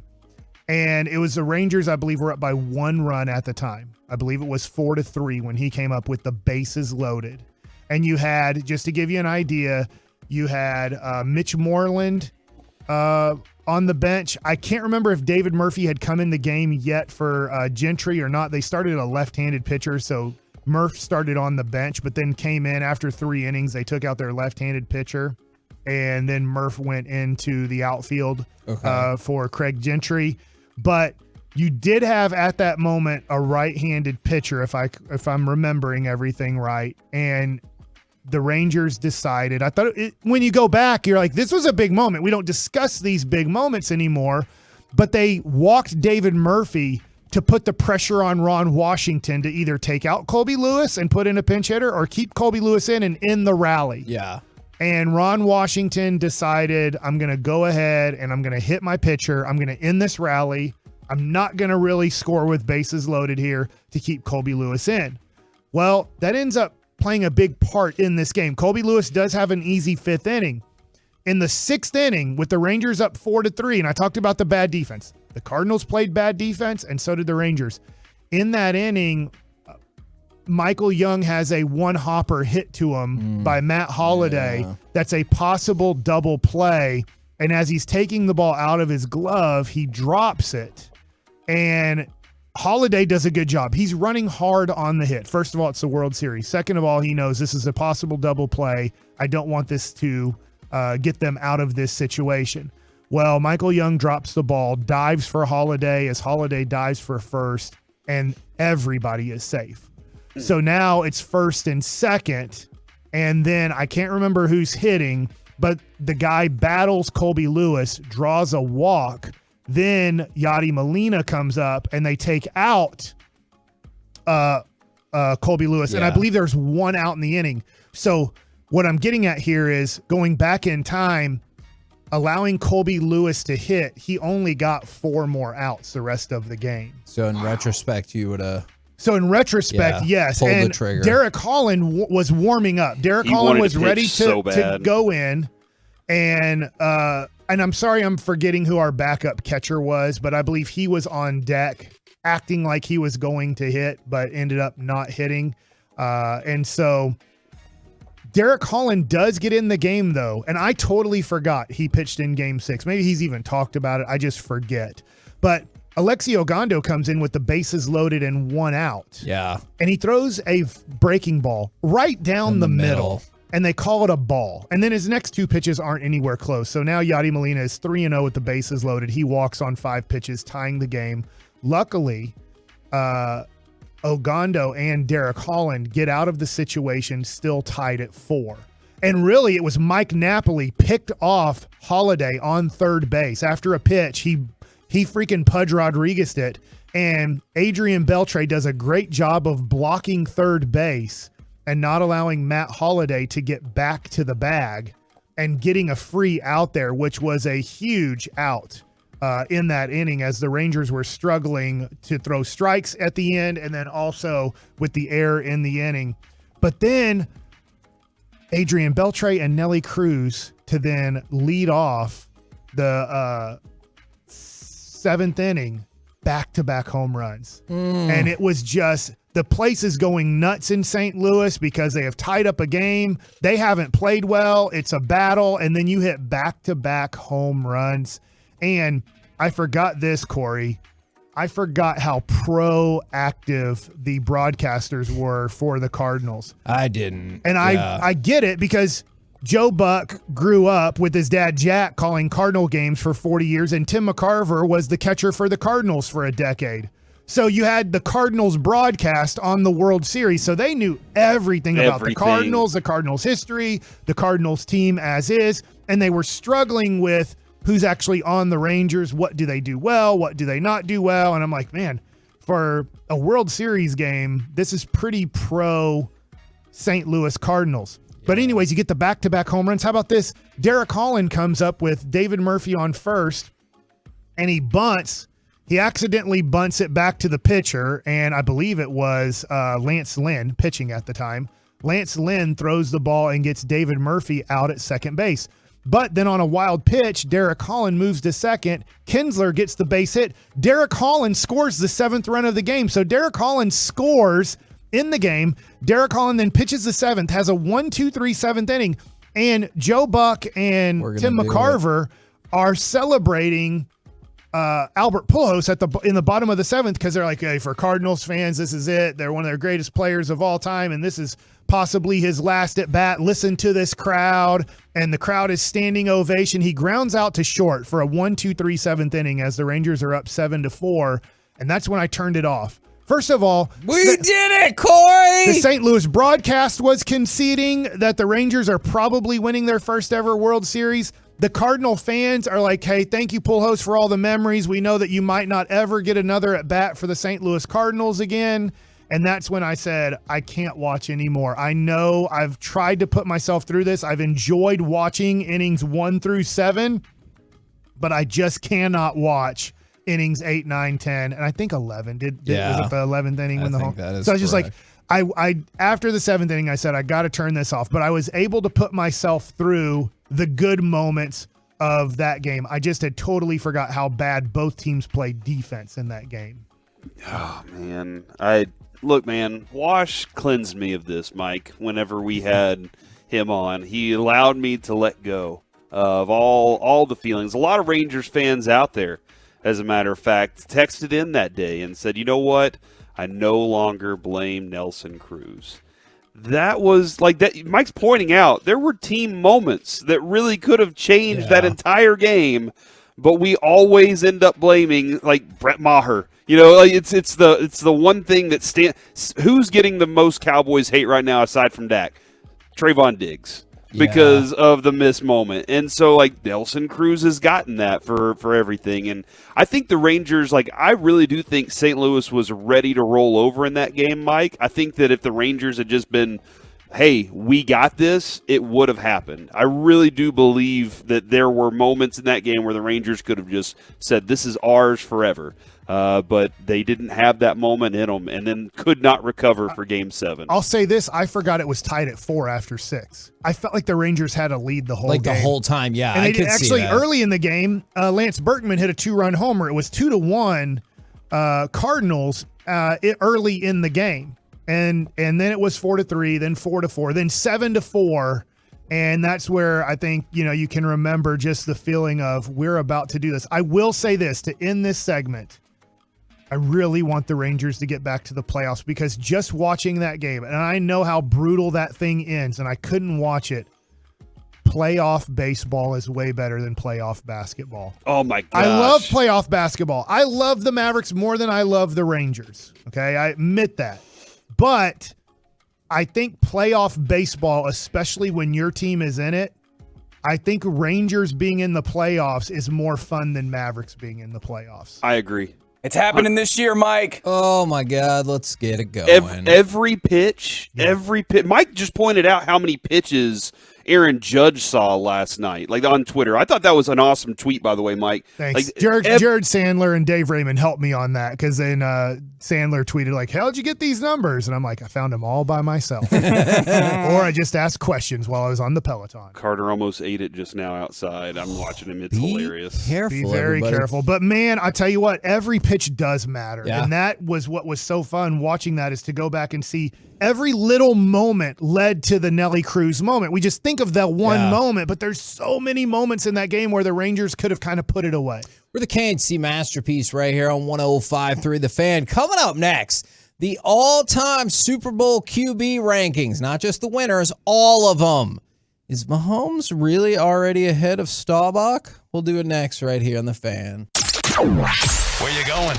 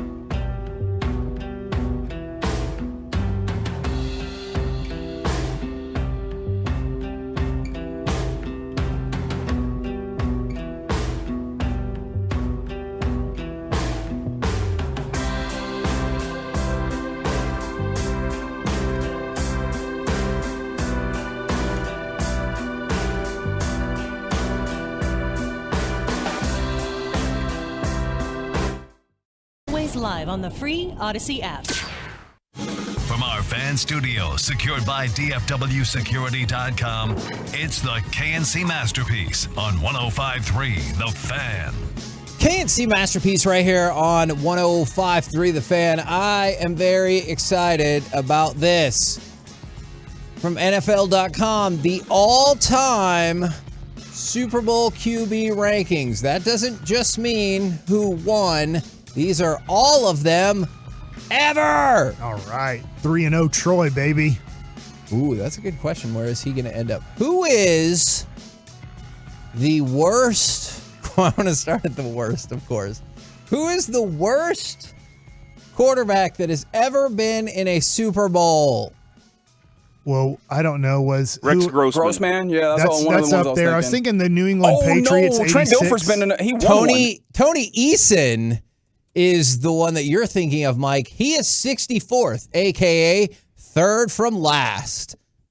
Rex Grossman, yeah, that's a great, as Reggie and Corey both said, is indeed correct. He is the worst quarterback ever in the Super Bowl per NFL.com. Jim Kelly, he's 0-4. No, okay. You do not think Jim Kelly should be ranked that low. Well, who else is 0-4 in the Super Bowl? Who would you put higher, Jalen Hurts or Jim Kelly? Well, he hasn't played in the Super Bowl yet. Got him.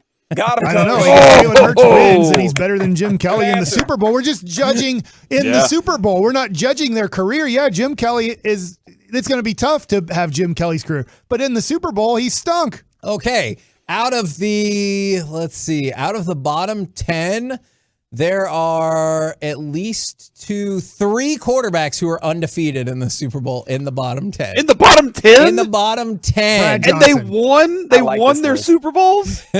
Trent Dilfer is 62. That's right. Jim McMahon yeah, is 59. that's right. This one feels, I think he should be higher on the list. Doug Williams. Oh, now we're being ridiculous. Number 56. Doug Williams is just ahead of Jalen Hurts, who comes in 57th on the list. He hasn't even played the game. How good he was. Where's Nick Foles then? Because Nick Foles was pretty awful, but still won a Super Bowl. Ooh, yeah, but he had a good Super Bowl. He's still scrolling. Oh my gosh. Where is Nick Foles? Number what? 1. Did I just miss him? Did you say number 1? No, hold on. I'm to a point where I just missed it. Hold on. Okay. Right. Watch, he's like 3.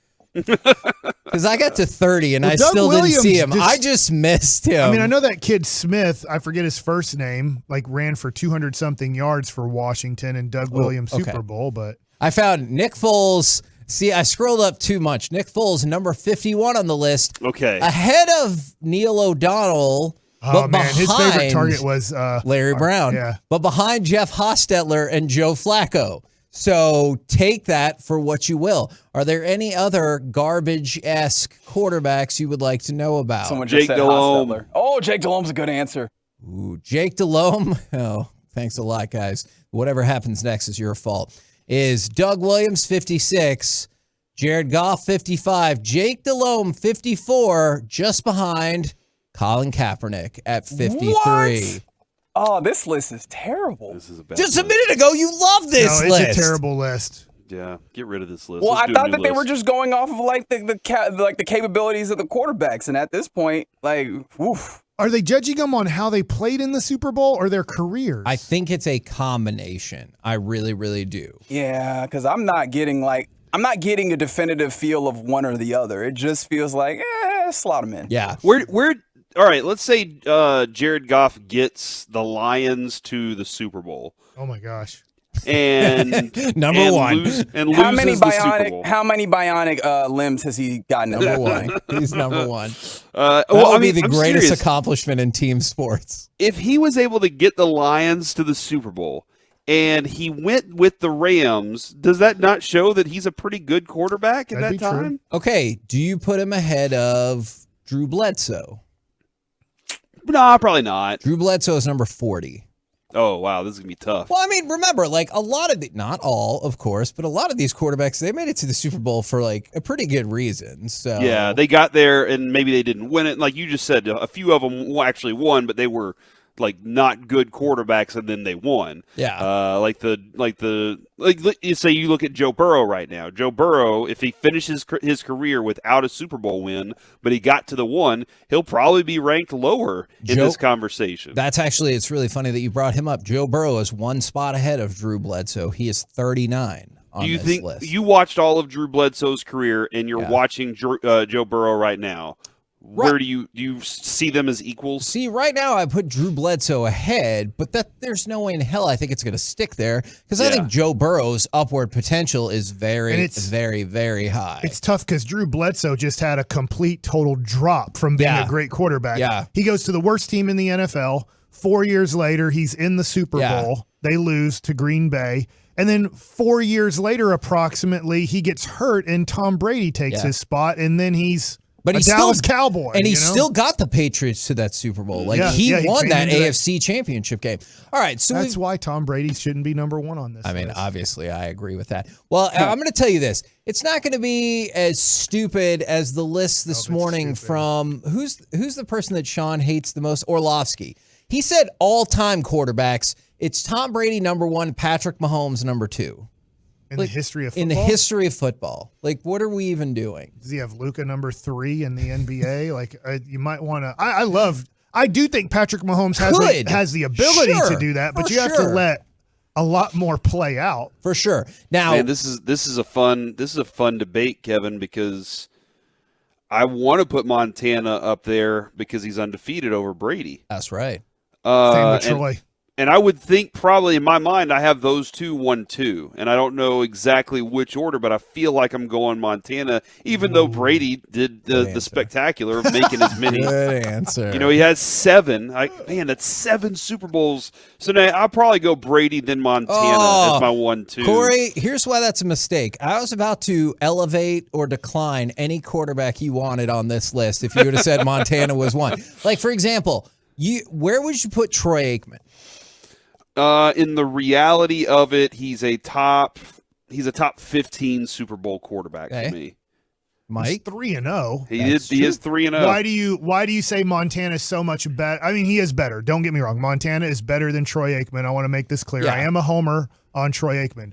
But if one dude's 3-0 in the Super Bowl and another dude's 4-0 in the Super Bowl, why is Joe Montana number 2 and Troy Aikman, let's say, number 15? I think, for example, Joe Montana took 2 different teams, and I know he was with the 49ers, but I mean, he cycled in just like people. Early 80s, late 80s. Just like he people. Took the Bill Walsh and then the George Seifert group. Even though Seifert was still the Walsh group, they instituted. He didn't win with Seifert. Yeah, they instituted. I think that last one they did actually.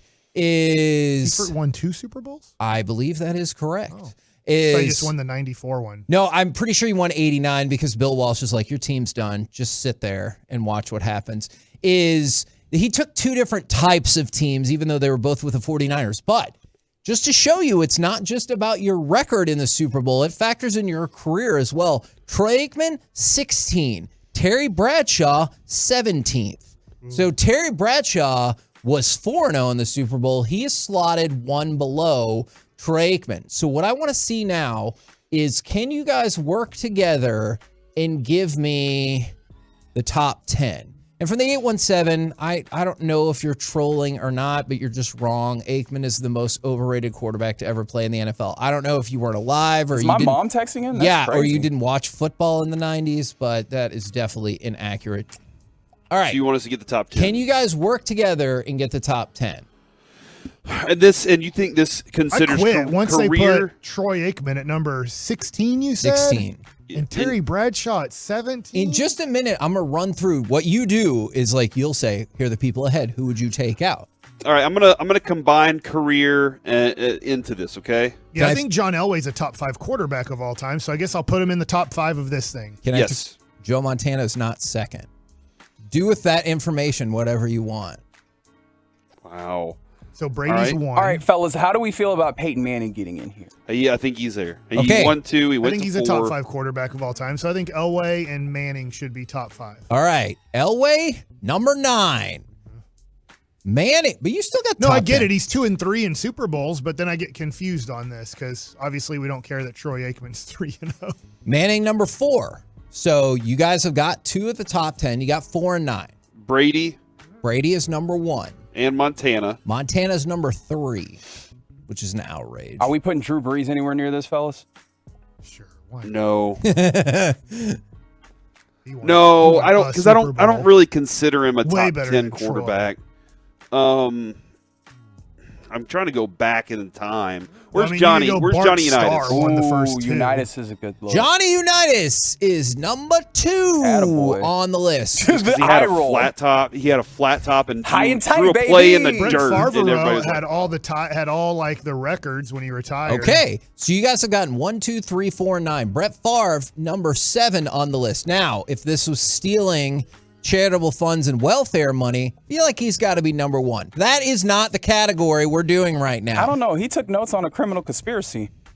Man, I just think that was an intelligence-based thing, not, what about Aaron Rodgers? He has a lot of MVPs. Aaron Rodgers, number 6 on the list. So you guys have gotten 1, 2, 3, 4, 6, 7, and 9. I believe y'all can finish this out. Is Marino on there? Dan Marino. He went to 1 Super Bowl. Close your ears real quick, Mike. This is going to make you very angry. Dan Marino, number 5 on the NFL.com list. Now remember, so they're clearly factoring in career here. Yeah, Otherwise, so this has nothing to do with your Super Bowl. So this is the best quarterbacks to have played in a Super Bowl is what we're doing then? that feels like All right, Patrick Mahomes. the interpretation. Yeah, Steve DeBerg. Not Steve. Hell yeah, was Steve he in a DeBerg. Super Bowl? Dude, he was on all the teams. He was in the Super Bowl. All right. Probably got a ticket to one. It's fair. All right, just real quick. You guys have, and I'll get your answer, Mike. Tom Brady 1, Johnny Unitas 2, Joe Montana 3, Peyton Manning 4, Dan Marino 5, Aaron Rodgers 6, Brett Favre 7. You've gotten all of those correct so far, and also John Elway at 9. So the only ones we're missing 8 and 10. Do you want to put Patrick Mahomes in the top 10? His third Super Bowl in 5 years of being a quarterback, and he's going to be not back-to-back. He has 2 MVPs. I'm going to go with, Patty Cakes Mahomes. Coming in at number 10.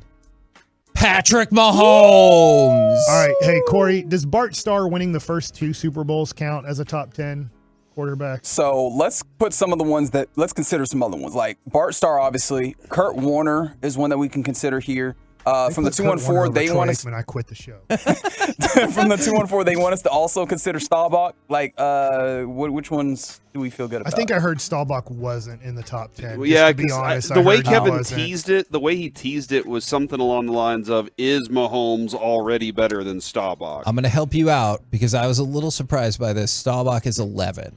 So that is the person that's the only one I'll give you, but that is the person that several, but Patrick Mahomes jumped over Staubach, Aikman, Bradshaw. Those are some of the people. I know we hate this guy for lots of different reasons. What about Roethlisberger gets forgotten in a lot of these conversations.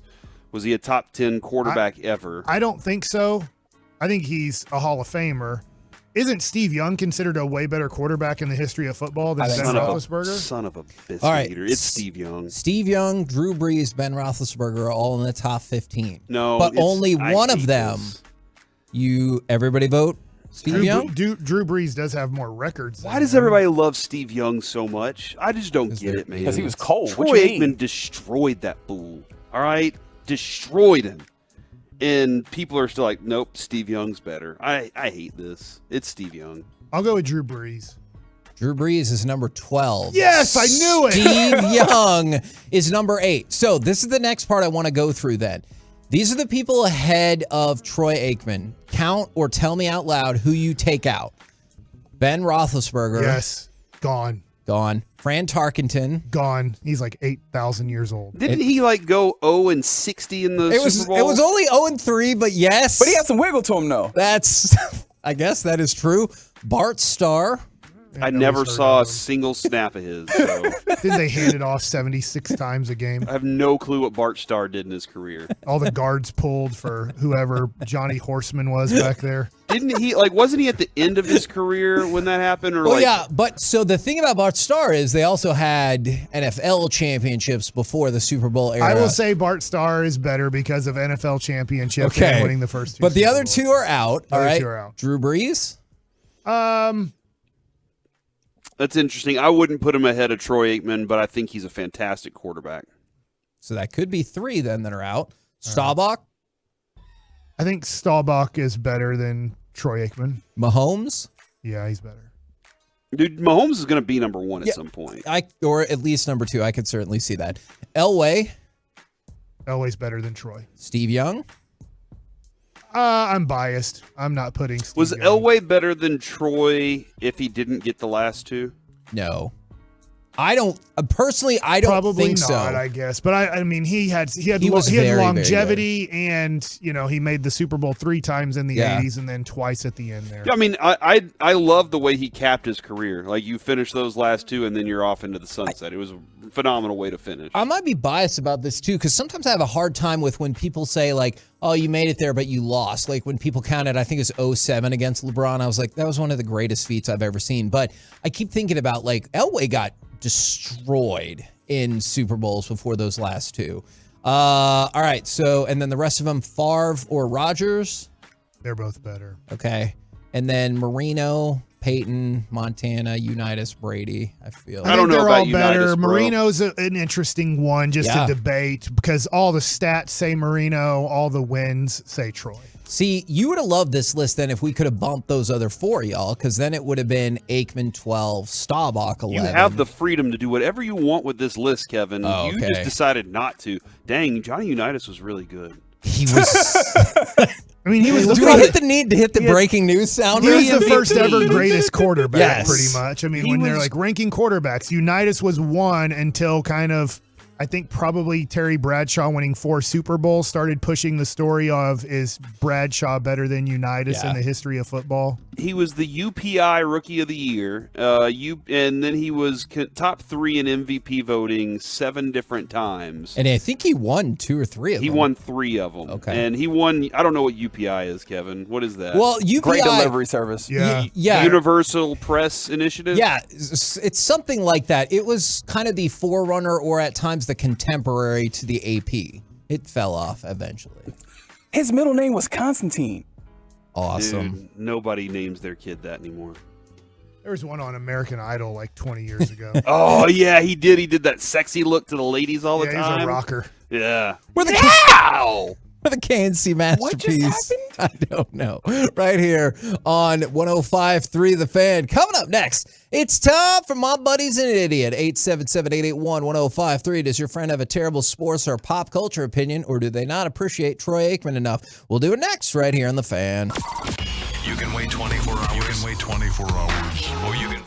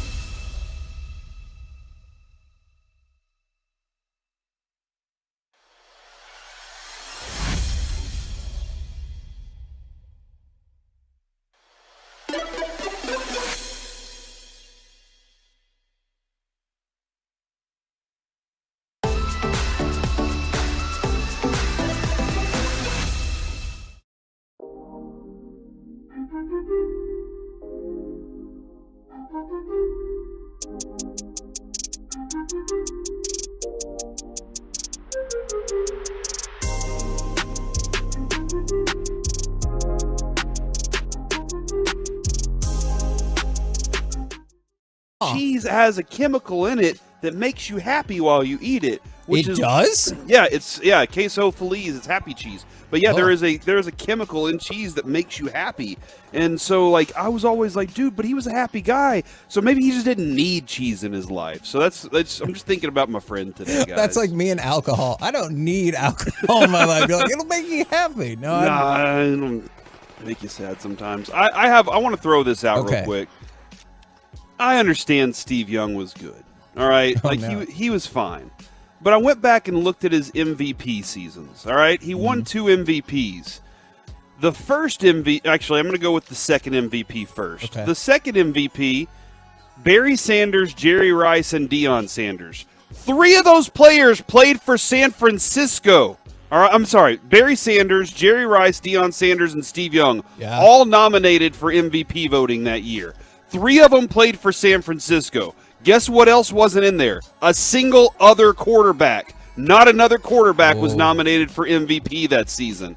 The first year he won MVP, 1992, Steve Young, Barry Foster, Mike, your friend. Oh, yeah. D-Ville in the house. Emmett Smith, Sterling Sharp, and Cortez Kennedy.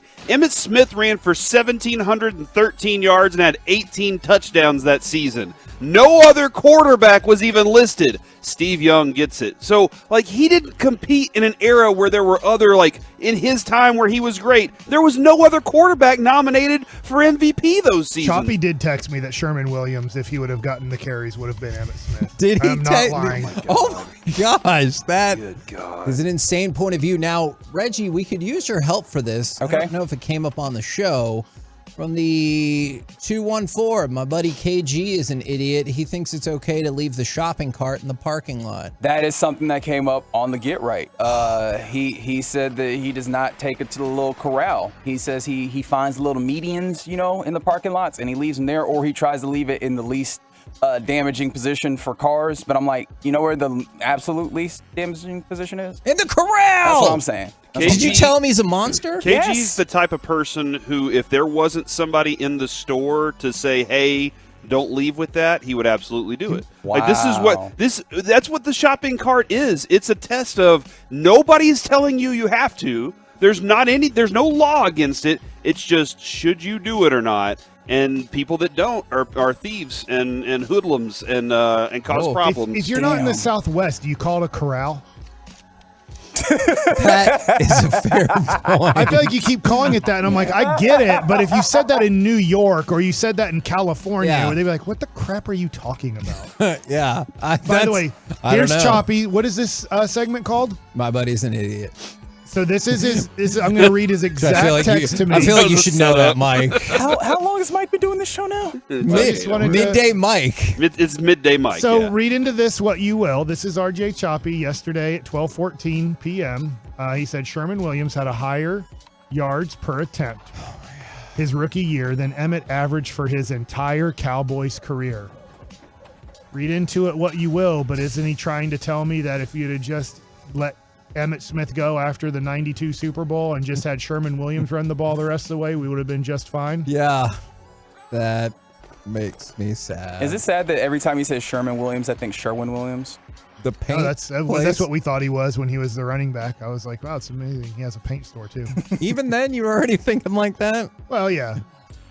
I was in high school. Okay. Didn't Sherman Williams have like 5 fumbles in one year, and like Jimmy Johnson said, "Get your crap and get off my field"? His rookie year, he averaged more yards per attempt than Emmett did his whole career. So, if you guys think Emmitt Smith mattered in football, you're a moron. That's Chop. Emmett very scarcely fumbled. That was the key to the whole thing, was that Emmett he wasn't going to give the ball up, and he was going to get tough yards as well as getting big yards for you. No way, man. I disagree, Chop. Okay, now this is going to be a weird one. You could actually had lots back of then. He wasn't even watching the Cowboys. This isn't, maybe that's why he thinks that. This is an old one, but it is now resurfaced because of something that Derek Jeter. Oh, your 2 favorite players right here, Jeter and Brady on one show. No. I am not as against Jeter as Corey is. Jeter was just a guy. All right. He said this like years and years ago, but it's now, because it came on the Tonight Show, it's gotten more traction again, is you remember when Jason Giambi revealed that he wore the golden thong to break out of his slump. Well, Derek Jeter's like, oh yeah. He said that he wore the golden thong as well to break out of his slump. The same one? Nah, I'm like the concept of the golden They passed thong. around a I thong do not in the believe Yankees clubhouse? I do not believe I that believe it. to be the case. Yeah, and that's all I want to think now is that the Yankees all passed around a golden thong. That's why I think jock straps are better.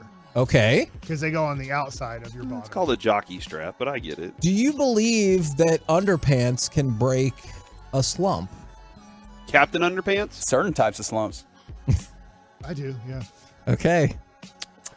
If you yes. believe something's lucky and it helps you out mentally, you can help. Then yeah, manifest I think it. if you think something's unlucky, if you think you touched the foul line walking out to your position, or if you do something walking into the batter's box that you believe is unlucky, now your mind is thinking something negative rather than something positive. So in these weird things, I do think if for some reason putting on your left sock, which we know ultimately doesn't matter, but if mentally you're thinking about that, no, I got dressed the correct way today, then it puts you in the right frame of mind to try to have success. Yeah, breathe through your eyelids and wear lingerie under your uniform. That's what they did in Bull Durham. Nuke. Okay. Meat. Don't think meat. Don't think meat. Do you think that one of the New Jersey Devils assistant coaches, the surely fake named Andrew Brunette, is an idiot? That's not a name.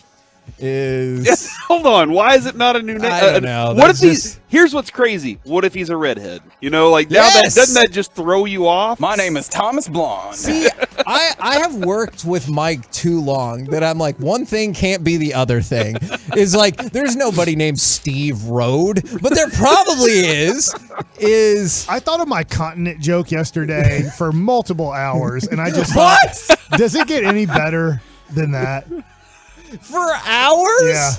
I just couldn't get it out of my head that I came up with that. I relate to that. Just like that. And I was just like, God, that was amazing. Kevin, you mean to tell me you haven't had a joke that you just ruminated on for a little while that you're like, man, I really killed that one. No clue it was going to happen, but after it happened, I was like, wow, that was genius. The Val joke may have been even better than the continent joke, but I understand. Like the Val was hilarious. Joke was stupid. Valdez Scantling. V for Val. And I'm like, yo, that's not even his first name. The two that have stuck with me, and I think I got them both from Corey, was what did the DJ name his kid? Eric? That I love that one. But the one that I love the most is I pulled this off with some members of my family because they were actually trying to play peekaboo with Noah. And I was like, hey guys, just if you're gonna do that, be careful. Because we had an accident with that a couple weeks ago. I had to take Noah to the ICU. I thought that was so freaking it's so good. Reggie loves it. And I thought it was so funny because they were actually trying to play peekaboo with him. But my point is, Andrew Brunette with the New Jersey Devils, I have to admit, I have learned a lot about this. He got a DUI for driving around and illegally parking his golf cart.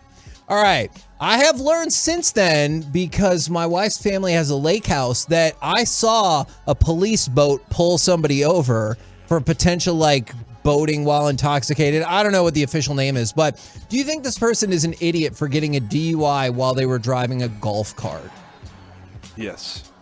I feel like 25% of golfers are in trouble if this is the case. But it's only on the golf course where you should be well, sometimes you do have to split. Have y'all ever been at those courses where you go under a road somewhere? I think it's out here in Plano. You go underneath Parker Road or something like that. You go underneath Hampton. Yeah, so Kevin, I mean, it's dangerous, man. It's dangerous out there for drivers. And we've had a few requests. If you want to repeat, yes, I do. Golf and drivers. If you want to repeat that joke from yesterday, Mike, I feel like when you have a joke that good, it only lives in the moment. Yeah.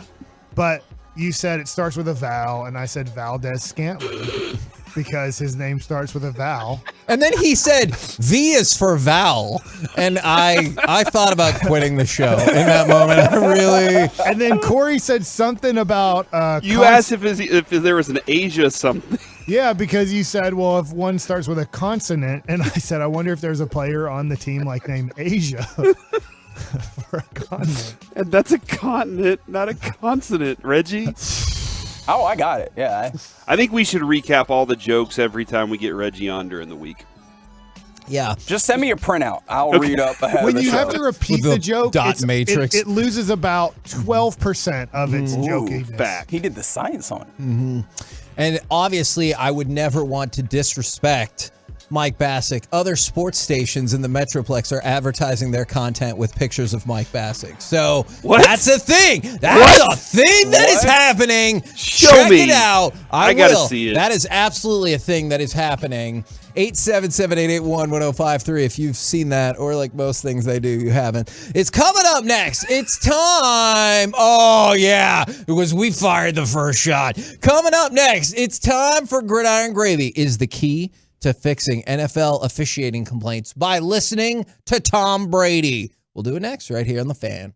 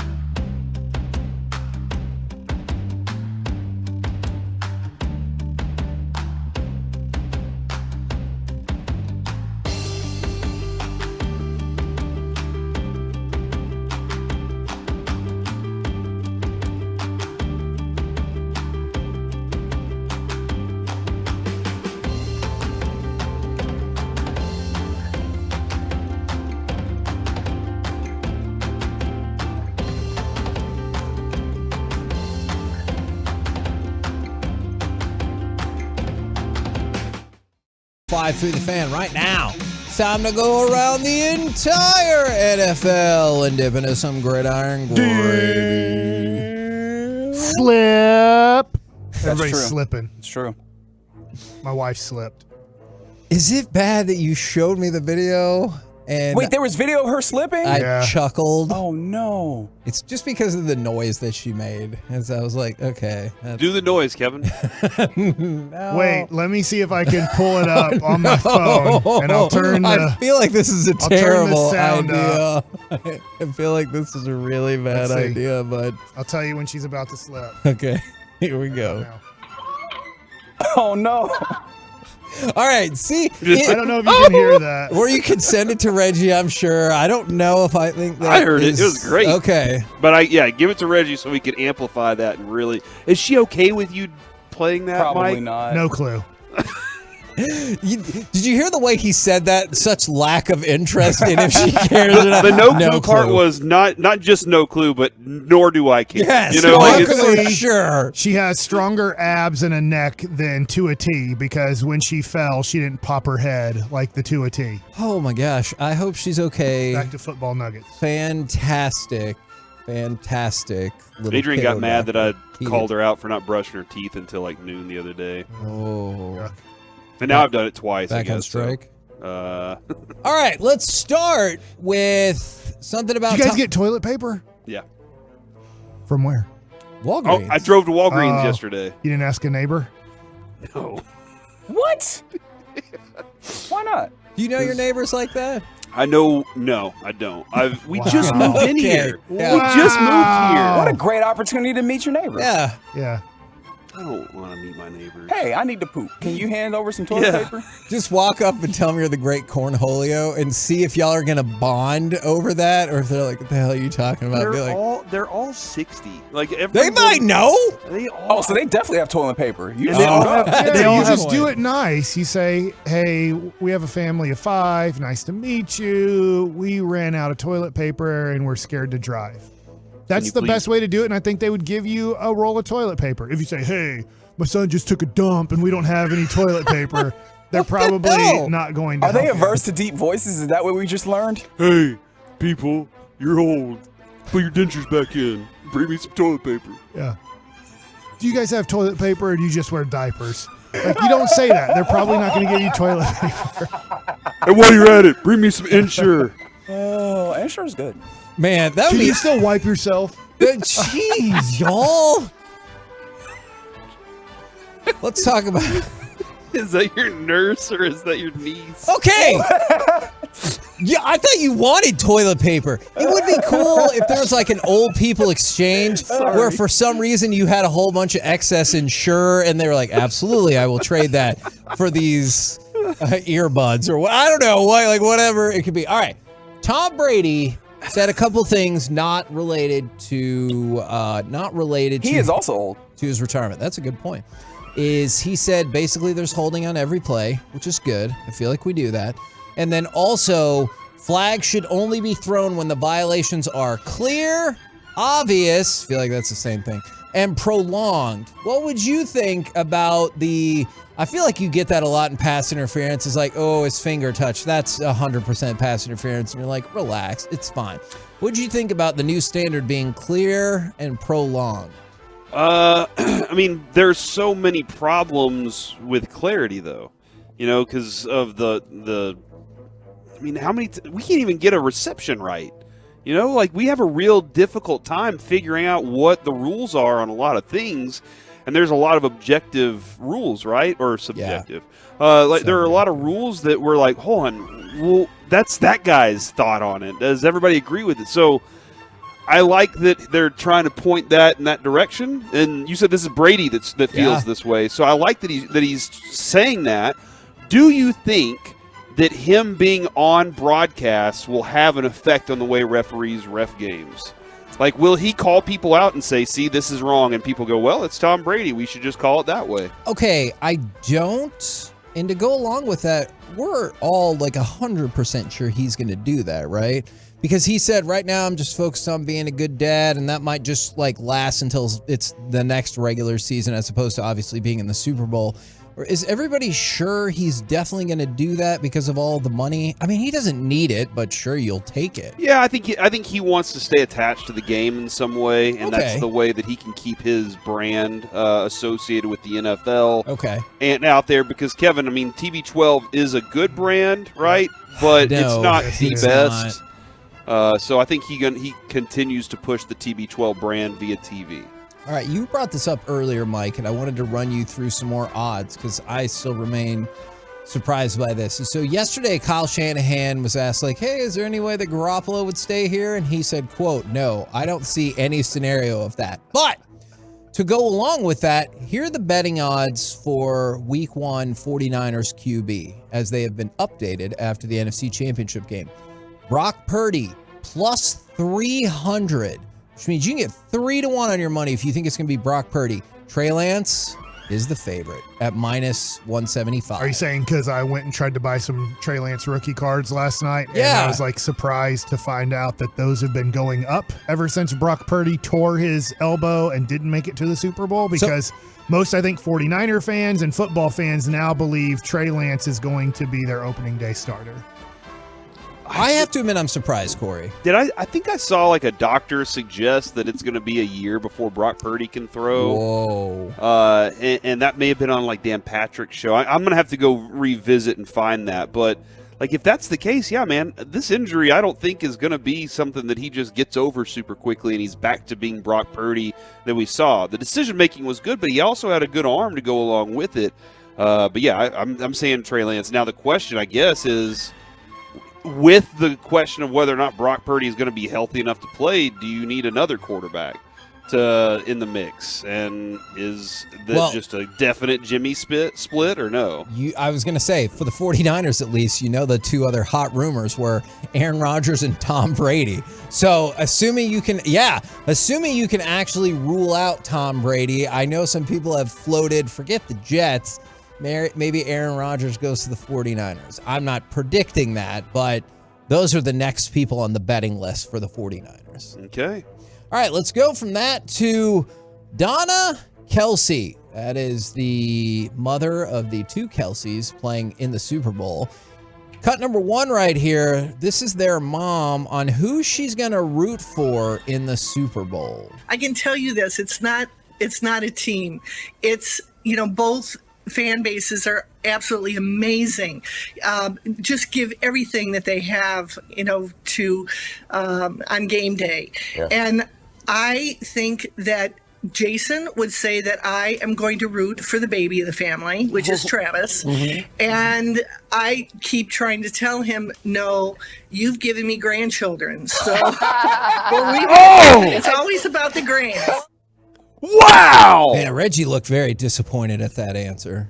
Oh no, I respect it. Like grandparents love like spoiling their grandchildren, so she's like, I want the grandbabies to be happy. Yeah. So I respect it. Wow, and her other son's just a player out there, not really, committing or having his kids or anything. Doesn't he have a wife? I don't know, man. I thought she was going to swing around and be like, and then Travis thinks that Jason's the favorite because he's the oldest. I thought that was going to be the case, but man, that's a wild answer. I love it. I do like that, but I can't stand for the Eagles winning a Super Bowl, so no. Well, before we move away from that, believe it or not, I have another Donna Kelsey story. Let's go. There has been a petition started at change.org for Donna Kelsey to do the coin toss for Super Bowl Sunday. It is now up to about 20,000 signatures. That's not going to get it done. No, because you have to get to, at least 150 or 125, but that was for the government to have to respond. Like, is President Biden going to have to weigh in on this and be like, you know what? That's a good point. You do get to do the coin toss now. Probably not. I'm going to go out on a limb and say probably not. But it is up to 20,000 already signed to let Donna Kelsey flip the coin for the Super Bowl. I think if anybody should do it, it's Andy Reid. He coached both teams. So I think that he should be the one to get an opportunity to do it. Which team do you think he's rooting for? He's definitely rooting for the team he was drafted by, the Eagles. Yeah. What? No, I think, man, maybe Reggie. Hi. What about Steve DeBerg? Look, he played for the Chiefs. Oh my God. I was gonna say I don't know if he played for the Eagles, but I'm pretty sure Steve DeBerg played for everybody. Yeah. So yeah, go ahead and have him. That's flip Josh Johnson. Oh my God! If that guy gets to suit out for another NFL game, there's some sort of collusion going on. Well, the problem with Josh Johnson is not him suiting out for games; it's him constantly getting thrown into him. Yes. Like if I was him, I'd be upset. I signed up to wear a baseball cap. Why are you handing me a helmet? Yeah. Now, this Where's my clipboard? is something that I definitely would think would happen in the Metroplex. It's just we can never get there. Did you see that South Jersey schools have already said that school the day after the Super Bowl will start 2 hours later? Smart. So they're like, look, I'm not saying you get the day off from work, but I am or from school, but I am saying win or lose, we'll start school 2 hours later. All right, I like this, and I heard Choppy and Sean and Bobby this morning talking about 4-day work week being thrown out there in Maryland. Yeah. Kevin, you've been asking for the day off since I've known you. The day after the Super Bowl, for sure, that should be a holiday, especially in our line of work. Why are we working after the Super Bowl? Yeah, the Cowboys weren't in it. That's a good point. We never are. Isn't that the best? I guess it's for another segment. Like when you hate a team, and it will be, and Mike likes it, based off of Micah Parsons' deal, just kind of teasing ahead, that the Cowboys are the easiest team to hate. And I'll just leave it at that. Oh, okay. Coming up about 12:40. Coming up next, though, who was your overlooked or surprise contributor for the Cowboys this season? 877-881-1053. We'll do next right here on The Fan. Blasting out 100,000 watts.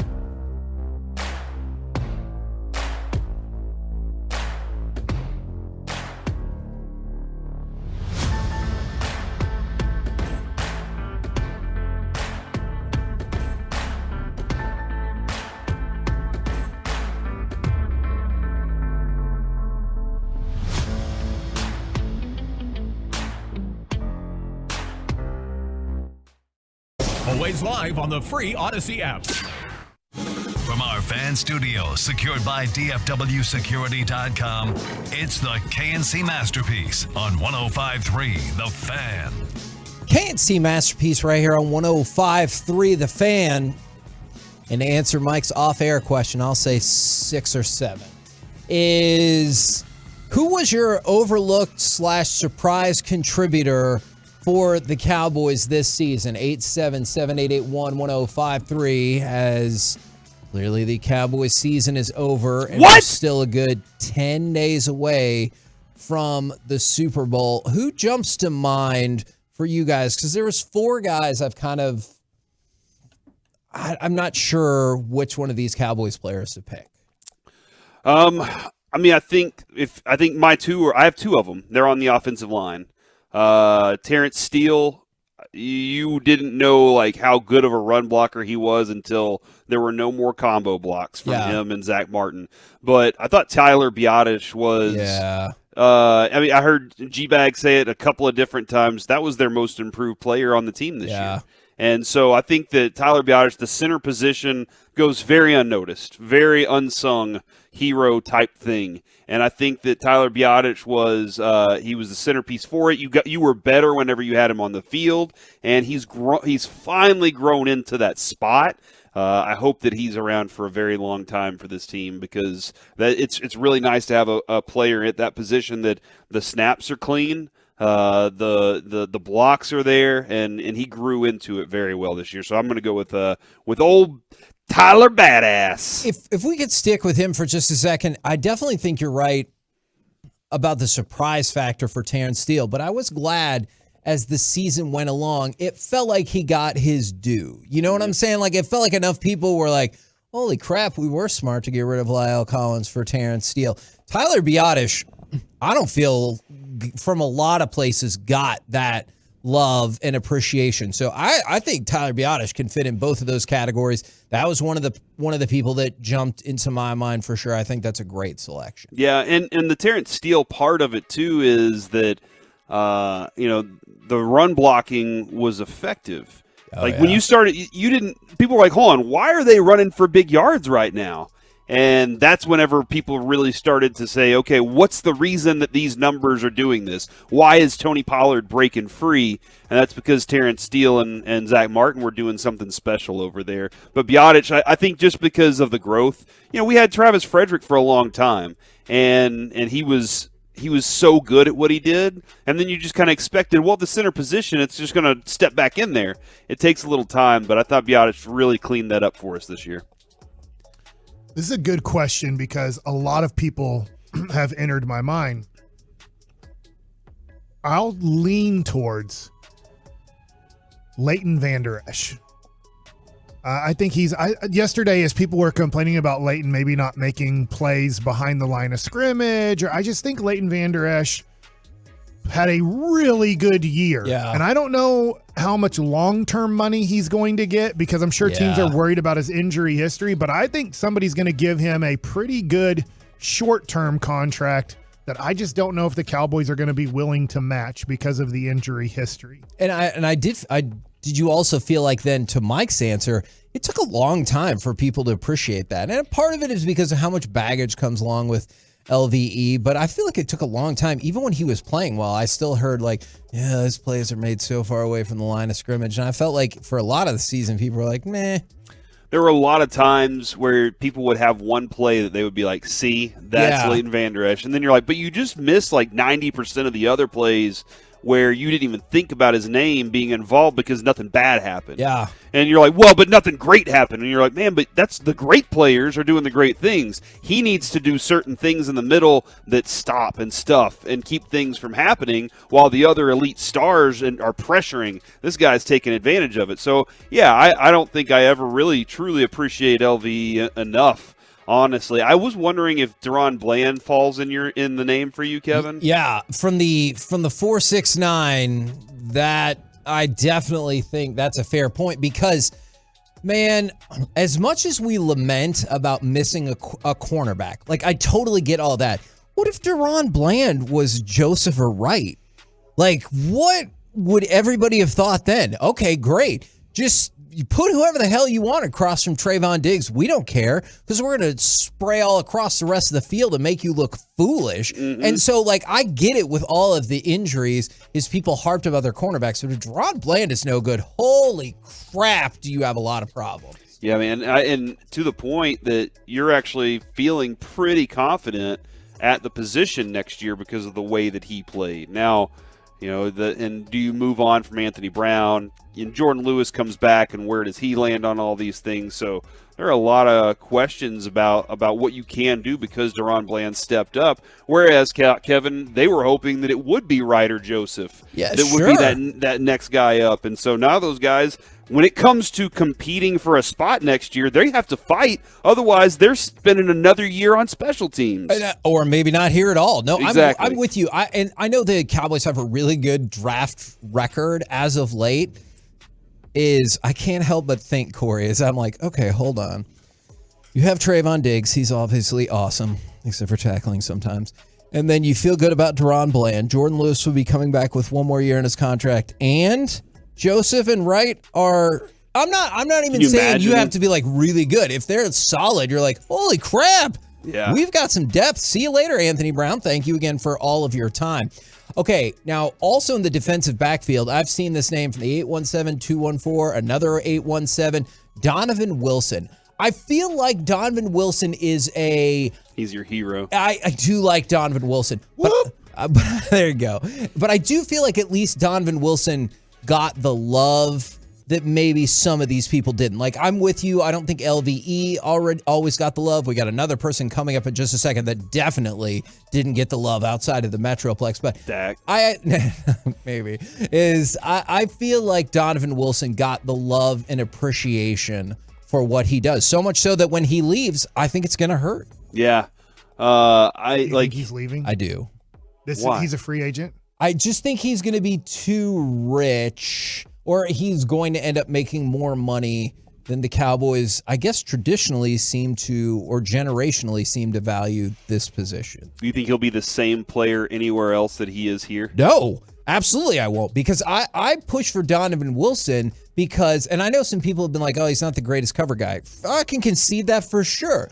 But the way they use him as a blitzer as well, I think is astonishing. The way he goes at every tackle like it's the game-winning Super Bowl tackle is kind of terrifying. I do not think he will be as effective, just like I don't think Jaron Kearse would be the same level of effectiveness, which is why, I like having him here. Yeah, and I mean, that's like what you're saying about this roster. Now, do I believe Dan Quinn and Will McClay can work together to find more pieces that can do some of these things that they want to do?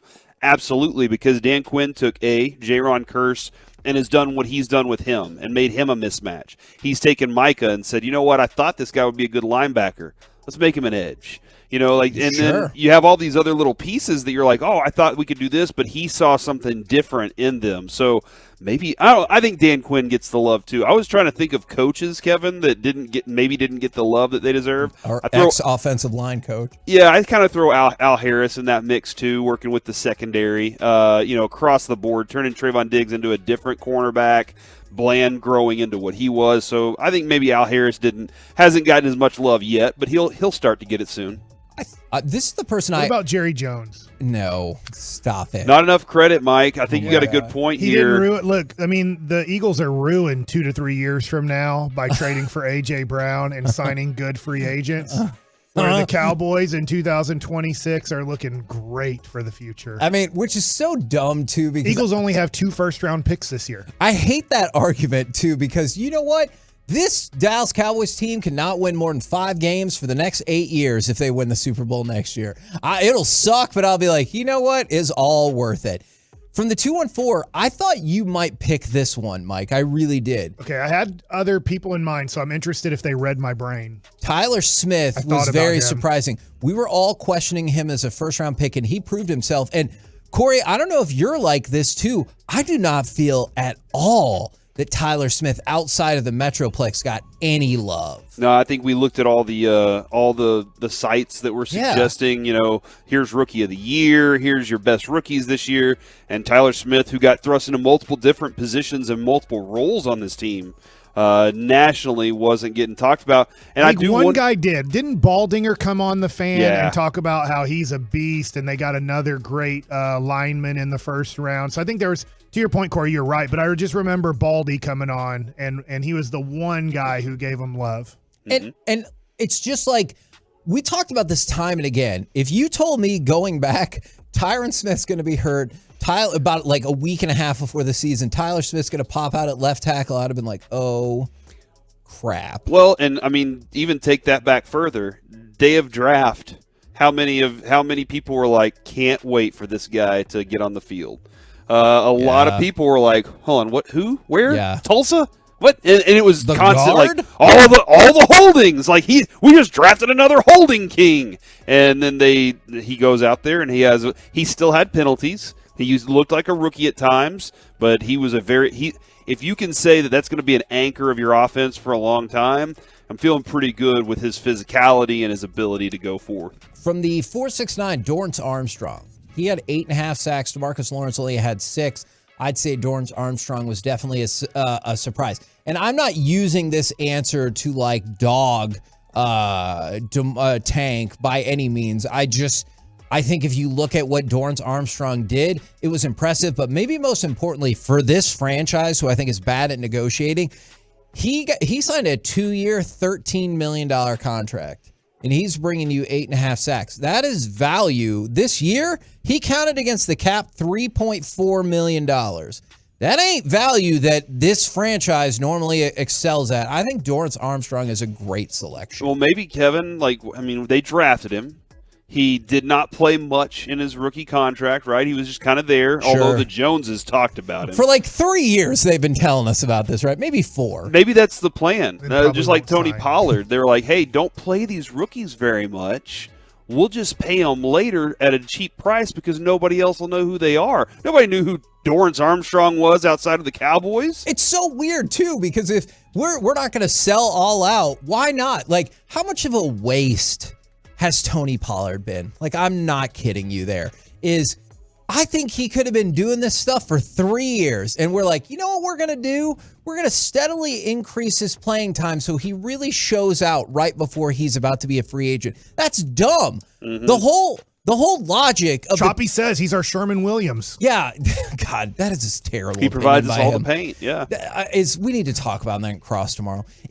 That's one of the reasons you draft these people. Sure, you hope they develop and are awesome with your franchise for a long time. But the whole point is cheap labor force, right? Is you get these people at the cheapest they'll ever be if they're any good on your team for 4 to 5 years. And the Cowboys, we did the same thing with DeMarcus Lawrence. We sat around and we're like, you know what? Let's burn at least half of that before we really get anything out of you. For Pollard, they're like, let's burn 3/4 that. That'll show them. That's not smart. No, not at all. Although isn't that how most of the world looks at labor, Kevin? Is they're trying to find the way to get the cheapest labor and get the most out of it? Yeah, for sure. Except for the Cowboys. Well, yeah, I would love to work for the Cowboys. Most corporations are like, I'm going to use you up and then find somebody younger or cheaper. The Cowboys are like, well, hold on. You just got older. older. I might still try to use you up or not use you at all, and then I'll give you a raise so I can brag about how many homegrown people we have. Working for the Cowboys sounds great. There's no expectations for winning, and they're probably going to give you a disproportionate raise because they drafted you. You're like a fine wine. You're just waiting to be get your bottle popped. Oh my gosh, is that a phrase that people use? You're waiting to get uncorked. And by the way, one more for you. I know this one might kind of seem like a no-brainer. It's Cooper Rush, right? Like, what did he do? He lost the game to Philly. He did, but he also, among other people, he kept your season afloat. You tell me, going back to the regular season, Dak's going to be out 5 games, and I'm like, oh my God, what did we do in those 5? 4-1. Get the hell out of here. There's no way I would have believed that. If he'd have gone 5-0, I'd give him more credit. But losing to Philly really is the straw. So you're good with moving on from him? No, I mean, in this case, I guess go ahead and move on from Dak and just roll out the Cooper Rush machine, man. Let's make this the big red machine here in DFW. With Pete Rose? Getting Joe Morgan? Yeah. you know we're getting some autographs out of that. We're the KNC Masterpiece right here on 105.3 The Fan. Coming up next, the segment we didn't steal. What? It was gifted to us. Like a horse. By the Get Right. If they did make a movie about the Cowboys or just Jerry Jones, who do you want playing Jerry Jones in said movie? 877-881-1053. We'll do it next. And Mike likes it as part of the Lunch Rush on 105.3 The Fan. All day, every day, bringing you.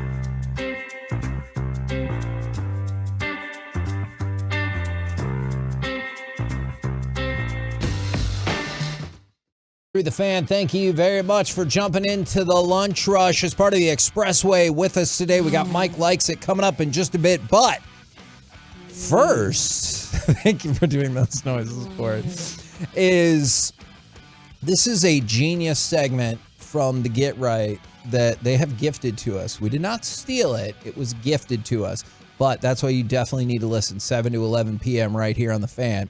If a movie were to be made, that is a mean answer. Some people are already sending in mean answers. I'm sorry.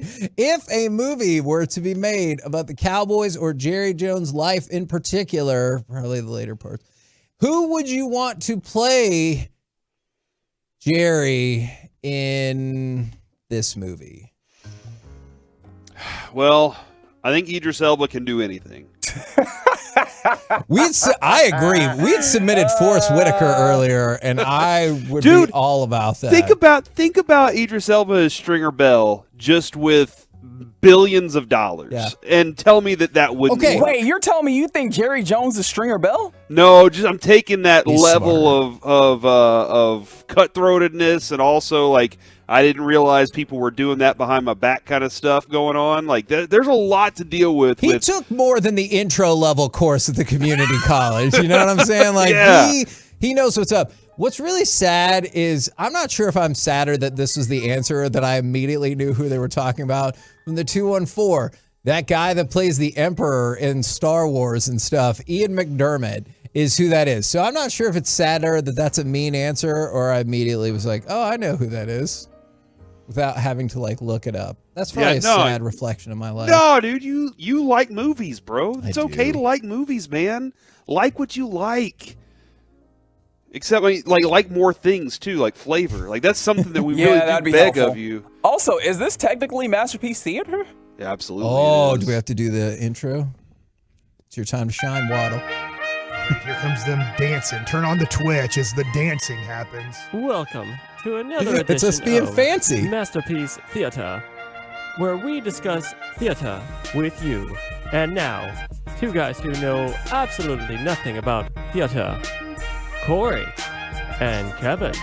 That's me with a monocle and a cane or a walking stick like Mr. I added Peanut. twirling my mustache. Oh, yeah. I think Ed Harris is one I just saw that like makes a lot of visual sense, right? That he kind of has that shoulders are high look to him with he can pull off the short hair and that kind of haircut. Corey, he can do the role too. Because he was the guy in Truman Show that ran everything behind the scenes. I'm not saying that's like right now, but you remember that. He can totally do that. That's a good Ed vote. Harris could pull it I think off. Ed Harris might be the guy. I think Mark Cuban would be a good pick. He's way more Jerry Jones than anybody thinks. I agree with that, actually. I don't know about, does he have acting prowess? I feel like I saw him on Entourage or something. Sharknado. Was he in Sharknado? Yeah, he was. Oh. My initial vote was going to be Brian Cox from Succession. He's the linebacker who had the big neck brace. No, not him. He is the patriarch of the Succession family, and I feel like 25% of that show is written after the Jones family. I definitely feel like there's some carryover in the family. He definitely pulls off the rich. I'm trying to come up with the word. Rich business owner. Are you trying to not say a mean word? Yes, I'm trying to say something too mean. But like you kind of like that's what that role has to do some things, has to say some things that you're like, oh man, I can't believe he just said that. And that dude definitely has the ability. Kevin, I watched that show. I haven't seen the last last season. I was going to say, there's only 2 seasons, so. I also haven't watched the last 2 seasons. Yeah, remember when he was like, hey, y'all fight for a sausage over there, little piggies, and all those guys were like fighting for the sausage and everything. Like that was a weird scene, but you're like, only rich people can pull something like that off. Oh, maybe there are 3 seasons. My bad. You know what's really weird about Succession? You're right, Corey. I thought it was weird when I found out that this show was like winning awards and stuff and was up for awards. I thought everyone just liked it because it was kind of dumb and trashy, but it was super fun. And then I found out, I was like, no, it's up for cinema. Yeah. It's intense, dude. And they were like, no, it's up for Emmy for best show. I was like, oh, for real? That's weird. I was thinking if Super William fun. Shatner could pull off a voice, but I don't think he does. I think he's just William Shatner all the time, so he's not a good enough actor to do this. And this is where Reggie really threw me for a loop, because Reggie was like, "Is he a good enough actor to do it?" Every time I would throw a name out, he would say, "Is he a good enough actor to pull this off?" Because the thing about Jerry is, like, you're not just playing, like, rich dude. You're playing rich dude from Arkansas with, like, the charisma and, like, kind of the quippy, witty kind of side that Jerry brings. And all of that is not the easiest thing to balance. Who's your vote, then? Or who are you thinking of? Corey, you didn't mention the name. I'm looking right now. I think I like Gene Hackman as an option. Although he does seem a little Four passes. Yeah, he did do the Replacements coach. He was Great movie. I thought you were going to bring up Tommy Lee Jones, though. Well, I did say Two-Face. Tommy Lee Jones, but then Reggie convinced me that Tommy Lee Jones is basically just the fugitive actor in every other movie.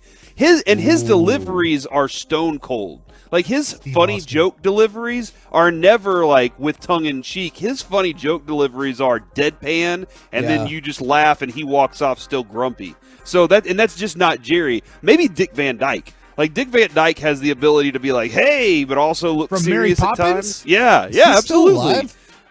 I don't think he's still with us. Dude, I don't know the answer to all the questions. Oh, he's still with us. Oh, yeah. How old is he? 97 Bring me years the of head age. of Dick Van Dyke. Don't say that. That feels like that'll end up in a listicle or something. Whatever dumb. Yeah, whatever. I'm happy now. Dick Van Dyke is still with us. That made me happy. Man. Hey, does that mean Reggie's going to be a downer one day? If, like, well, I mean, he's 97. I don't feel like it's a controversial thing to be like, someday Dick Van Dyke is going to die.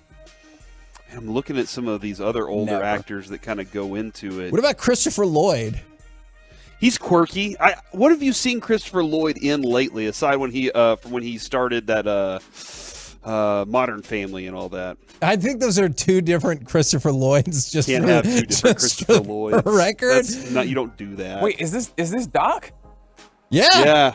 I don't know. I don't know if I could see him in that role just because I haven't seen him in like a.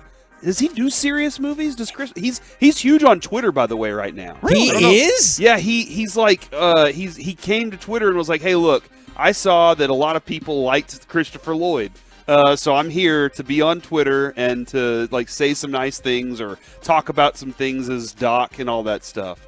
Maybe he could pull this off. What about Clint Eastwood? I'll let you decide. No. I don't know, man. I could play you an interview, but Clint With a Eastwood, chair? Nope. I could play you a Jerry interview, and Clint Eastwood could get that to the T.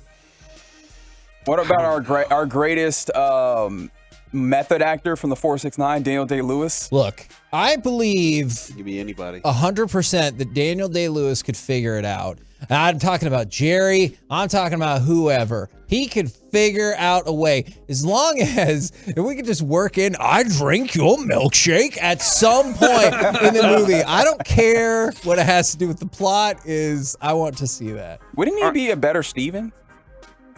Oh, yeah. He would crush it although somebody suggested Kyle Chandler from Friday Night Lights, Coach Taylor from Friday Night Lights.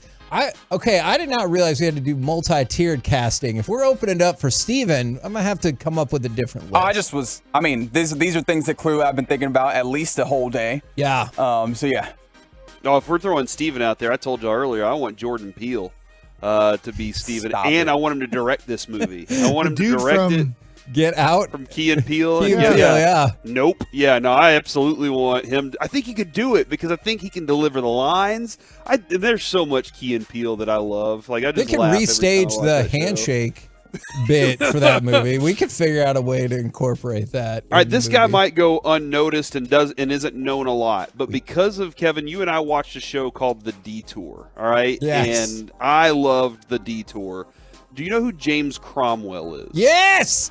I think James Cromwell could pull this off because I don't think he's the same guy and everything. And he was really funny in The Detour with his delivery, even though the humor that he threw out there wasn't always intentional. I thought he did a really good job. It was less Leslie Nielsen, where it was like very slapsticky kind of humor, but also really good. I think Leslie Nielsen always was a big factor on, I have to say something funny, but I can't for a second let the audience know that I thought it was funny. He played that straight guy with funny stuff all the time. I'm really glad that you brought him up because my wife and I are watching 6 Feet Under right now. Okay. And in like the back half of the series, he becomes a character, but I loved him in like LA Confidential. I'm guessing most people probably know him for Babe, right? I'm not 100%, but Pig movie? Yes, the Pig That's movie. right. So That'll I'm do, saying, Pig. if within a year or two you can be in Babe and LA Confidential, like you probably have like the bandwidth to be able to handle that. That might be my new favorite, although somebody said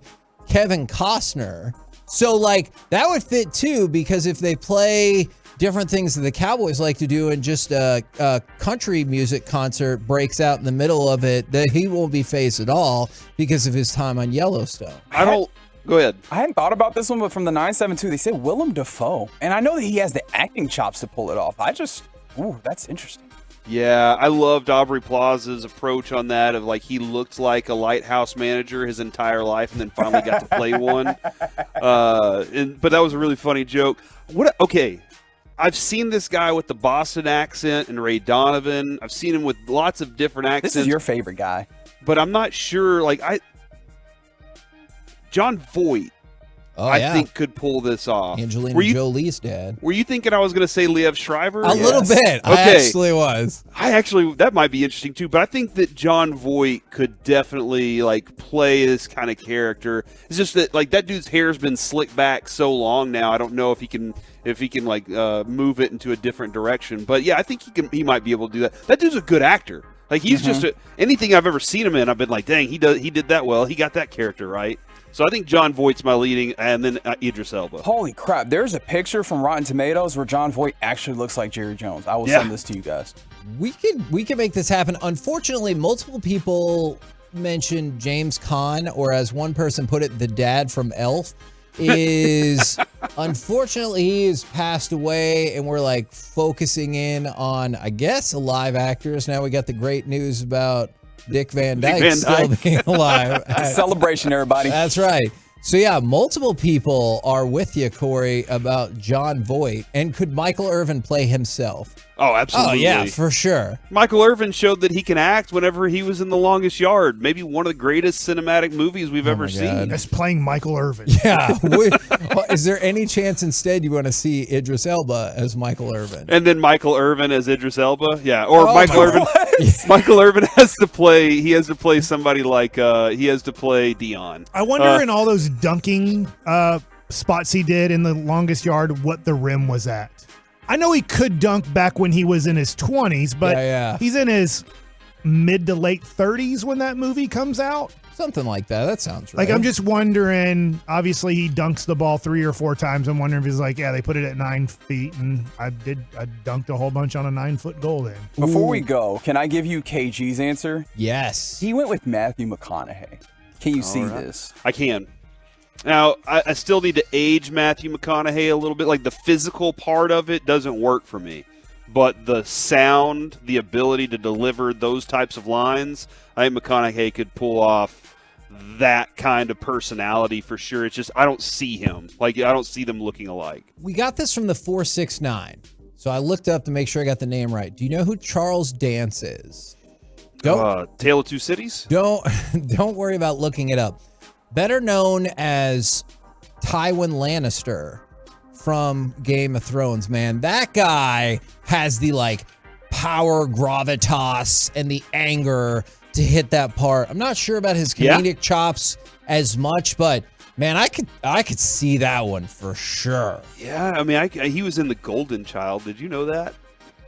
No. He was in The Golden Child and The Last Action Hero. I do remember, now that you mention it, I do remember him from The Last Action Hero. Yeah, I could see him pulling that off. Who was his son? Jamie. Are we going too old with all these characters? I mean, with synthetics nowadays, can't we just create an old man? Synthetics? Yeah, you sound very young saying synthetics. What's the period of this movie? Yeah, that's a great question. Because my first thought was Sam Rockwell. who has done he was in Vice, I believe. He has done some of those things, and I know that he's an incredible actor. And someone else last night brought up a person who played George W. Bush in W. Oh, Josh Brolin. Josh Thanos. Brolin, yeah. And my thought is, if you can do W, you can do Jerry Jones. Man, and we can win these people an Academy Award because there's nothing the Academy loves more than by using some of those synthetics that Corey referenced. I think he meant prosthetics. And no, I understood. Okay. And then aging himself up or herself up. So yeah, if we can hit like 20, 25 years, we got an Oscar on our hands. How are we telling this story, by the way? Yeah, wouldn't the Jones family kind of sue if you started telling the Jones family story? Well, we'll have to work in cooperation with them. Well, then it's going to be a horrible movie. And see if we can trick. No, all we got to do. What? All we got to do, trick them. All we got to do is pretend like we're a Cowboys player and it's time for extensions. Then we'll get the Cowboys to give us everything that we want in the contract because that's usually how it goes. Charlotte plays Charlotte, right? Like that's how we're rolling that one out. Charlotte's just the best. She'll just make everybody smile. Julia Roberts, rather. Jessica Rabbit? Is that what you just said? No, Julia Roberts. That was weird. Okay, if you could have got me Jessica Rabbit, I would be in on that. But yeah, man, what a prestigious movie we've got. We got whether it's John Voight or whoever, we got Julia Roberts in here. Maybe it's Sam Rockwell instead. Are you starting when the Cowboys are purchased and then going from there? Are you going to show his oil tycoonness or like how are you doing this? No, yeah, I'm gonna show from when he bought the Cowboys to now. If there's any way we could cast The Rock as Dak, then I'm really, we got a picture. Before. We got a picture, my friends. We're gonna make so much money. God, it's going to be amazing. Now we just need to know. I need to know a director. If you're a director out there, if you're a Tolo director, I thought you said Jordan Peele was directing it. Oh yeah, and playing Stephen Jones at the same time. Okay, I still think that's odd. It's gonna be hilarious. I think it's a great idea. We're the KNC Masterpiece right here on 105.3 The Fan, and now you can keep sending in your votes. We've still got a lot to get to. It's time for some Mike Likes It. I think we found out quite a bit about our favorite Dallas Cowboy player right now through his tweet. And Micah Parsons yesterday said in his tweet, this is kind of about rooting for the Eagles and go win one for the division. He said, "You people are sick. You will sit in your own misery because of lack of accomplishments rather than root for others. I have no shame. Hurtful. The league is a brotherhood. I'll never prey down on another man's success, nor be ashamed to say I'm happy for my brother's success." And honestly, that sounds pretty good. Yeah. I'm not saying that's horrible, but what I think we found out about Micah Parsons, and I'd love y'all's opinion on this, Micah Parsons has never been a fan of a team. He did not grow up rooting for a team. Because I think even if, let's just say, the most common fan is a Laker fan, I feel like. Sure. Like it's just like, or Cowboy, honestly. But let's just say you grew up a Laker fan. Well, then you probably have some hate for the Golden State Warriors right now, or you possibly have some hate for the Boston Celtics because that's kind of their long-term rival in the history of basketball. If you truly grew up a fan of a team, if you grew up a Kobe fan, you really don't care about the Lakers. Yeah. You just cared about Kobe Bryant. And so I do think Micah Parsons, my opinion is, he's showing, I don't understand you people. What he's talking about you people is fans of teams. I don't understand how a Cowboys fan is not rooting for the Eagles because they're in your division. Not that you're rooting against the Kansas City Chiefs, that like, dude, we just kind of root for everybody. Right? Like, it's not like, why would you ever root against another team or another person? And I'm like, I kind of get it from Micah Parsons' standpoint, but I think it goes to show he never grew up, and this might be just the kind of era that we're about to enter into through social media, that Micah Parsons grew up on Twitter, grew up on Facebook, grew up on Instagram, all the social media platforms. He's like, I don't understand you guys rooting for just the Cowboys and then having teams you don't like as a Cowboys fan. How are you a fan of the Cowboys? Aren't you just a fan of me, or aren't you just a fan of certain people you like? Because I can just tell he does not get how people root for teams.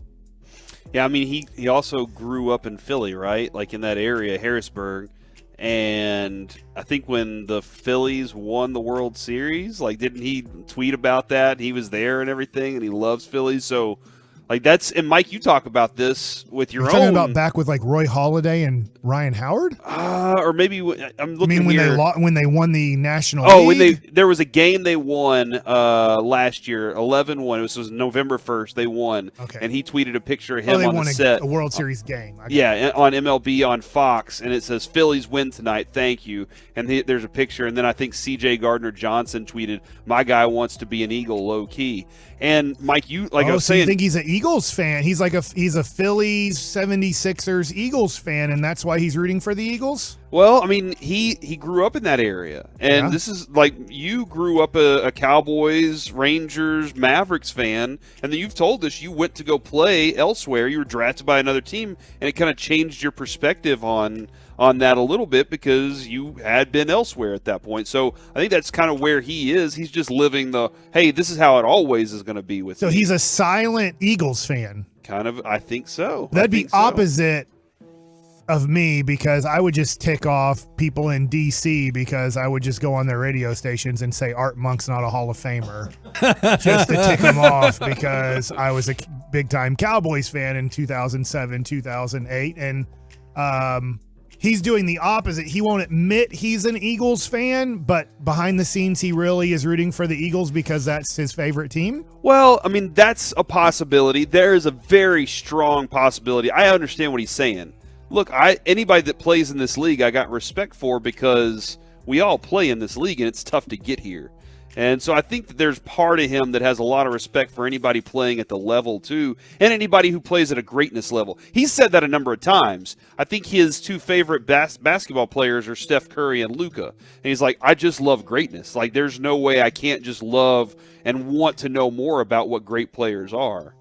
What, Mike, Kevin, why are you smiling like that? It's off. It's burping? Yeah. Oh. But I couldn't tell because you kept your mouth shut and stuff. So I was like, what is happening? And I guess I knew Corey as a Met. When I was a Met, you are not supposed to say anything good about the Braves. At the time, the Braves were winning the division 7,000 years in a row. And yes, the Mets had been to the World Series in 2000, but that was even as a wild card team because the Braves won the division every year. So it's kind of one of those things where you could say, I respect the Braves, but if you ever said, well, now that we're out of the playoff situation, I really hope the Braves win it for the division, every Mets fan would have been like, are you crazy?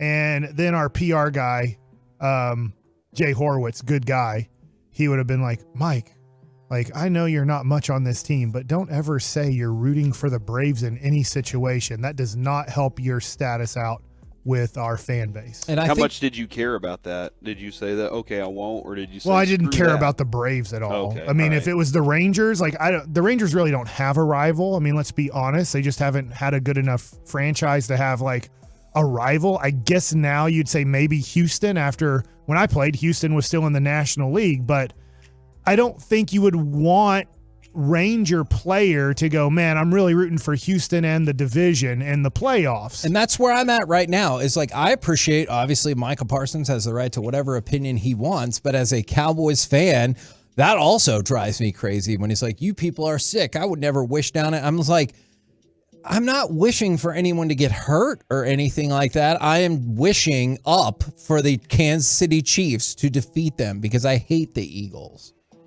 Agreed. I want, and Micah Parsons, he's going to be, as long as he's healthy, he's going to be a Hall of Famer. Yeah. He's going to be arguably the greatest defensive player in Dallas Cowboys history. At least he'll be right there with Bob Lilly and Randy White and I guess Charles Haley. You know, Charles wasn't here a long time. That's true. But, you know, it's interesting because my father, who was around for Bob Lilly and Randy White, he says, you know, it's his opinion, but he's like, yeah, Micah Parsons is the greatest defensive player I've ever seen in a Cowboys uniform. So, I mean, I think there has to be longevity there, the way that Lilly and White had the longevity, because I think those are the two greatest defensive players in Cowboys history. Yes, Dion was here for a little bit, and Charles Haley was here for a little bit. I love Darren Woodson. And, But, and DeMarcus Ware, who's most likely this week. Is it Sunday that he gets announced? I think it's Saturday. Saturday. Hopefully we get the announcement while we're. Is it next Saturday? I'm going to double check that. Yeah, I can't remember, but maybe we'll be out at Texas Live doing football thing. Yeah, on Saturday, Fan Bowl, baby. Yeah, Fan Bowl on Saturday at Texas Live. Maybe that'll be the day that DeMarcus Ware gets into the Hall of Fame. I always forget which the exact date is. I just know it's before the Super Bowl. Yeah, okay, But- February 9th. So it's I believe it's in the a day week. before the Super Bowl. It's in a week, so it's a week from today. Yeah. Isn't the Super Bowl on the 10th? No. All right. What day's the Super Bowl? The 12th? Okay. All right. So, stopping down Mike likes it. I was just answering your No, it's question. good. No. I'm not mad at you at all. I love you so much. Oh, no. Wow. Hold on. This is the part where I get to go, Can't well, stand I guess I'll just go home. Yeah, there you go. Pack it up, Kevin. I'll be here. Do you think, now I have this question. Micah Parsons is rooting for the Eagles. Not that he's like hating the Chiefs. He doesn't hate the Chiefs, but that's his team he's rooting for because he knows those players, especially knows Lane Johnson and is rooting for him. Do you think any of the Cowboys dislike the Eagles? Yes. Who do you think dislikes the Eagles and is like, I hate the Eagles the way that, let's just say, Emmett and Troy and Michael hated the Eagles? Well, now I kind of have to take that back because it does. I feel like J-Ron Kurt. Nah, I don't know. But Donovan Wilson. I'm going to say Donovan Wilson doesn't like the Eagles. It would have to be someone who's been around long enough to like develop that hatred over like playing against them. So like my guess would be someone like Tyron or Zach Martin. Yeah. Tank. Maybe a little bit too, like, cause I think it always feels like defensive players are more aggressive about how much they dislike the opponent. And I will say this too, like, didn't Micah have to go up against Lane Johnson, and he's had to play, like, he's had to battle against that guy? I know, like, there was that one game when Dak was out, he went up against him, and then Lane Johnson goes out, and then Micah had himself a little bit of a game after that. So I think he respects common opponents that he has to go up against too until he defeats them all the way. But yeah, I think that like more maybe DeMarcus Lawrence doesn't really like the Eagles that much. All right, so now I'm going to change the topic, and I'm glad I have Reggie here because I know Reggie loves the NBA, and I have this question about the NBA right now, Reggie, for you. Okay. It seems like to me teams don't care too much about winning and losing basketball games right now. It's kind of like, hey, we have to play 82. Let's just play 82, and let's just make the playoffs. I think there's a few teams that are obviously playing really well this year. Boston, Denver come to mind very quickly on two teams that understand maybe the regular season means more than just like we just have to get through it. Do you feel the same way? Do you feel like today's NBA player is just really, I don't know, how do you feel like today's NBA player is taking the regular season? Oh, it's definitely, I get what you're saying. Like, there's definitely a portion of it where it's like, yo, this is a long place that we have to traverse. I think also because of the proliferation of the three-point shot and how everybody's adopted it, we're seeing more, like, fewer high-quality games where you have, like, both of the national games yesterday were blowouts where you had a team win by, like, 20, 30 points at the end, and honestly held that for a lot of the game. So I do wonder if it's just like, yo, the cost-benefit analysis of sometimes this gets out of hand. Sometimes you have injuries and nagging stuff that people are load managing through. And so when you look at it, you go the scheduled loss, right? Which, I mean, has always been the case, but now we're a little bit more open with going ahead and leaning into that. But you know what I think really put the final nail in the coffin on this? Because, again, I think that there's been some lineage of this, but now it's maybe bigger than ever. How about the 73-9 Golden State Warriors going and losing the championship? Right? Because that was one of those, winning in the regular season matters. Yeah. But then that entire season got in some ways devalued because they didn't win the championship. So people were like, oh, okay, cool. Like, we can do all this winning, but ultimately if we don't win the championship, it doesn't matter. And thus, doing all this winning in the regular season doesn't matter all that much as long as we get ourselves into a place where we don't have to play into this tournament. Yeah, and I feel like, I like what you're saying there, Reggie. I'm going to pass it to Kevin. I feel like when Dirk Nowitzki played and they were competitive, which would be 2000 through about 2012 is when they were a competitive franchise. Seeding meant a lot. I know that they lost as a 1 seed to the 8 seed, but teams were working their butts off. I felt like if we don't become a top 4 seed, we really have no chance, and really almost top 3 seed, and we don't really have a chance to go deep in the playoffs and win it all. But I feel like every team now is like, who cares? Like, hey, we're in 10th spot one day, we're in 5th spot the other day. Who cares? It kind of strikes me of the parallel that you were just talking about with Micah Parsons, right? Because we're a generation removed from, Emmett, Troy, and the gang. Absolutely hated all those, but now here you are. Just like with the NBA playoffs, as you were like, it felt like at times live or die if you got that second seed versus the third seed, because you're like, when we get to the semifinals, we need the conference semifinals. Yeah, now you're going to Sacramento. Yeah, exactly. Or going to LA. Exactly. And it just, I think y'all are right. It doesn't feel that way at all anymore. And I think Reggie makes a really coherent point about the Golden State Warriors. And you're watching this play out right now with the Clippers, right? They have actively told us multiple times, don't care. We just want to load manage our players to the playoffs. We'll take our chances. It's money related. Players don't care because, I mean, remember when LeBron lost and he was like, it's fine. Y'all can drive your tiny little Toyota Priuses or whatever, your Tercels, go park it at your measly little house. I get to go home to my mansion. Losing doesn't matter to me. Like, I really do think there is a disconnect of when the Roger Staubachs and Tony Dorsett's played, Kevin, they played for what, $50 a game? Sure. And like they were playing for pride more than anything else. And now it's like, well, I mean, we lost. Let's go get my massage and eat my caviar. It's weird to me. I'm like, am I just getting really old? That's the fanciest thing Am I've I ever just heard. getting, like, I'm 45 years old? But I do feel like there's a disconnect now as a fan that these players aren't really taking these games very seriously. Like, tonight should be kind of a big game for the Pelicans and for the Mavs. And I don't think either team really cares about the game. They're just going to show up, like Reggie said, and it is the game you play now. Jack up each. There's going to be about 83-pointer shot tonight. It's like, if we win, big deal. If we lose, big deal. Well, Who Mike, cares? Your last point there gets me to a question that I'll leave you with this. How much of this, because you were talking about how much like, hey man, is this because I'm old? How much of this is just like the play style? The play style feels more lackadaisical because it's like looking for threes and just kind of putting up shots. Whereas like back in the day, it felt like you matter because you had to go bang in the paint with dudes to get buckets. I think you're really onto something because, and you say look for threes. Sometimes it's not even look for threes. Sometimes it's like, well, I got the ball. I'm behind the line. The hell with it. And it felt like, I'm not talking about the 87 Celtics and Lakers or anything like that. Good teams. I'm for sure. I'm saying even within the last 6 to 8 years, doesn't it feel like it's gone from like, no, you don't need to like discern that this is a good shot for it to be a three-pointer. It's just statistically smarter to take this shot. I know I'm out of time, but my last thing is I was sitting with Hall of Fame basketball coach Phil McNeely, who used to coach at Duncanville. Wow. And we were watching the game the other day, and the second possession for Duncanville, a kid dribbled down 1-on-3 and jacked a three-pointer for a brick. And I looked at Coach McNeely and I said, I know I'm not playing the rest of the game if I ever did that in 1995. And he's like, yep, the game has changed. Because I know Phil would have taken me out and said, I hope you enjoyed that shot because that's the last one you got today.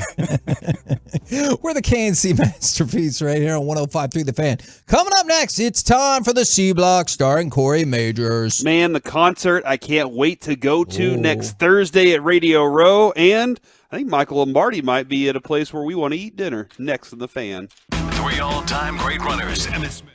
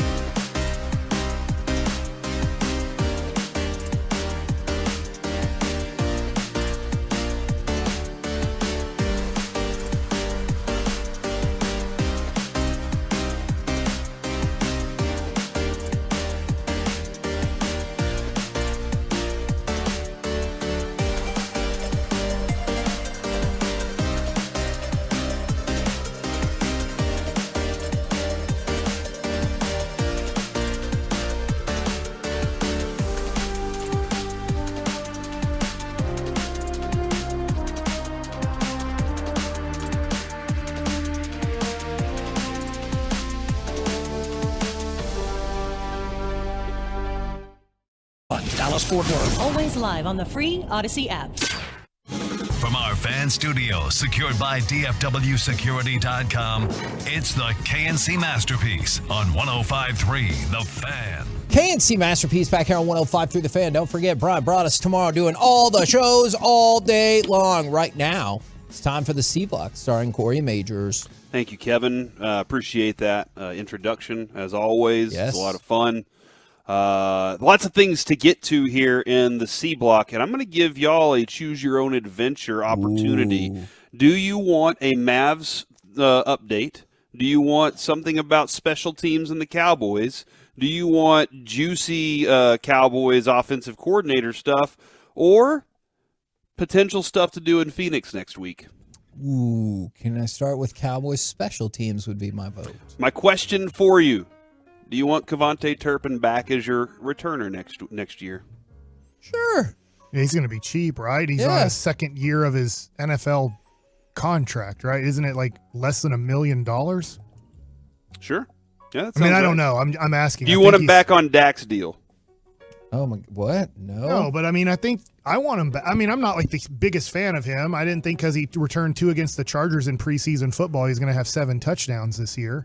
He had 0, and he got 2 extra games in the playoffs. But he was good. He was good at his job. I don't think he was great or spectacular, but he was good at his job, and I think he cost less than $1 million. Oh, okay, yeah. No, I think like when we were discussing the greatness of Tyler Smith and the unsungness of him, but also pointing out that maybe he wasn't that great. What? That's a different story for a different time.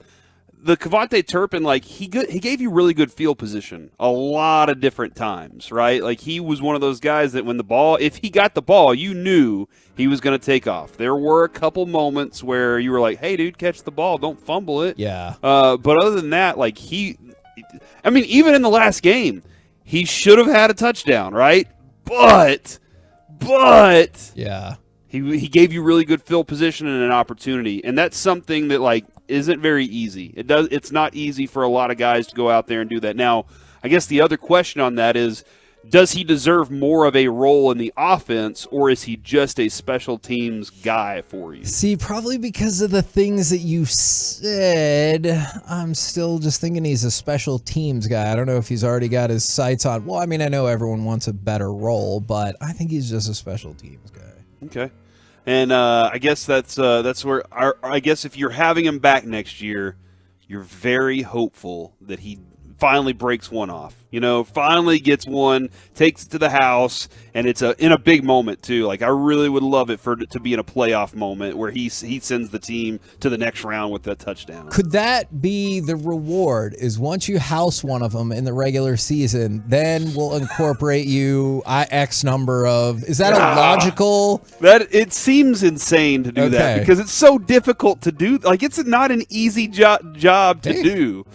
But you got a good point. You do it, you earn some more. Carrot and the stick, man. Come on, like that's a basic philosophy. I just saw Michael Lombardi tweet out, "I'll see you in Phoenix on Radio Row or at Pizza Bianco next week." Oh, I don't know that place. Mike, I've been talking about this place for a while because I watched on Netflix. I watched Chef's Table Pizza. You said Pizza Bianca? Pizza Bianco.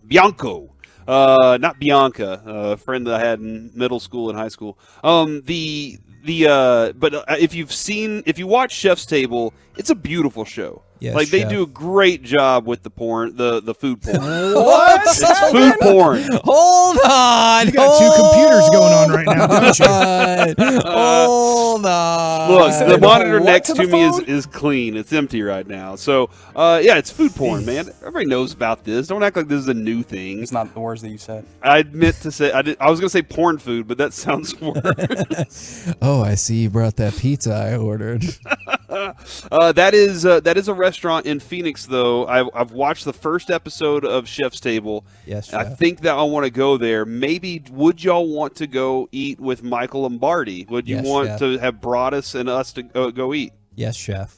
All right. Okay, I see what you're doing. You've seen that, like it's making me very uncomfortable. If you The watch, Bear? if you watch The The Bear's so Bear, good. or I was watching whatever the cooking show is that's going to be on after the Super Bowl, the different levels of cooking. Next Level Yes. Chef. Next Level Chef. I saw that last year, and they kissed yes, chef, yes, chef, yes, chef. So when I finally saw The Bear, it didn't agitate me like it did before. And I get when you say yes, chef, but they said it like 50 million times. I was like, okay, I got it. It's like that movie when they're like, yeah, cuz. And I was like, I get it. Like, you guys are either actually related or really good friends. Like, I get it. You don't have to hit it 52 times. Whoa, easy. Maybe you do. Once is good enough, right? Once a week, yeah, every week for a year. Right. Also, next Thursday, while we are in Arizona, trying to provide the greatest entertainment we can from Radio Row. We are there through Friday. Like, our plane comes back next Friday, right, Kevin? Yep. Okay. Correct. Then Yes, next Chef. Thursday night, no, not Chef. Next Thursday night, I would like to entertain a free concert at Haven Park or something like that. I'll have to find it again. But it features this band singing The Sweetness, if you've ever heard this song before.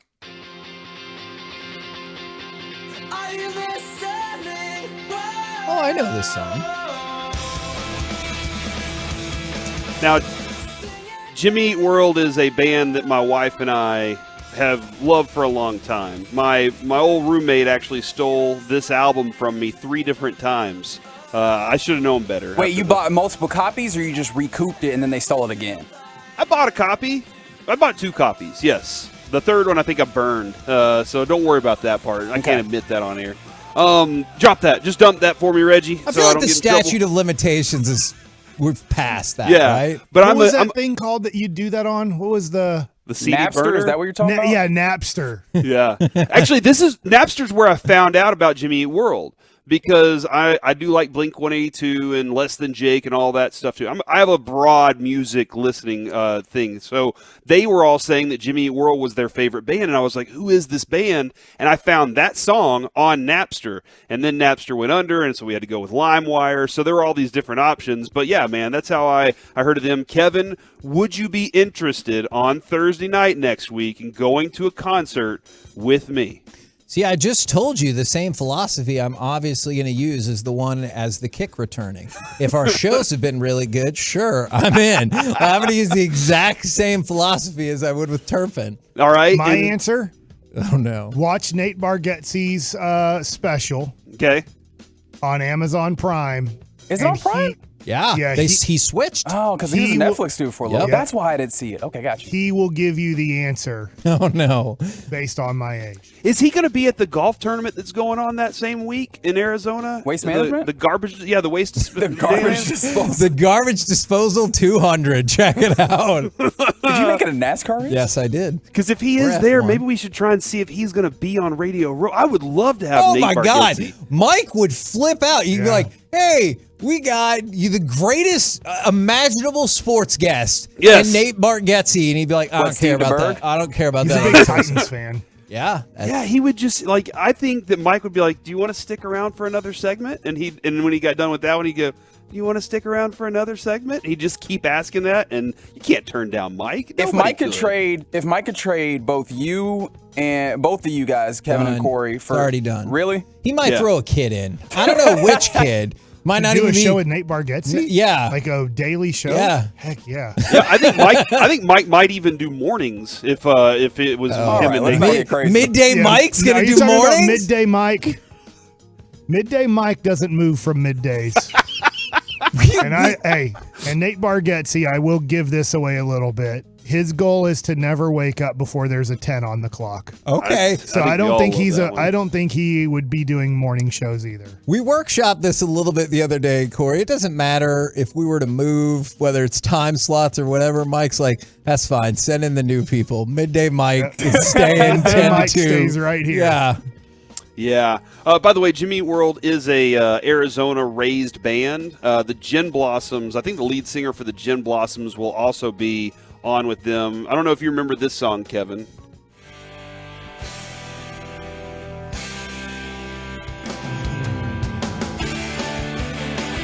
Yeah, I remember this song. I don't know if I do know this song. Should I? It's a good song. Yeah, this was right in that vein of like the Counting Crows and. Was there ever a show that opened up with this? I think so. Maybe Party of Five, something like in that neighborhood. Yeah, something like that.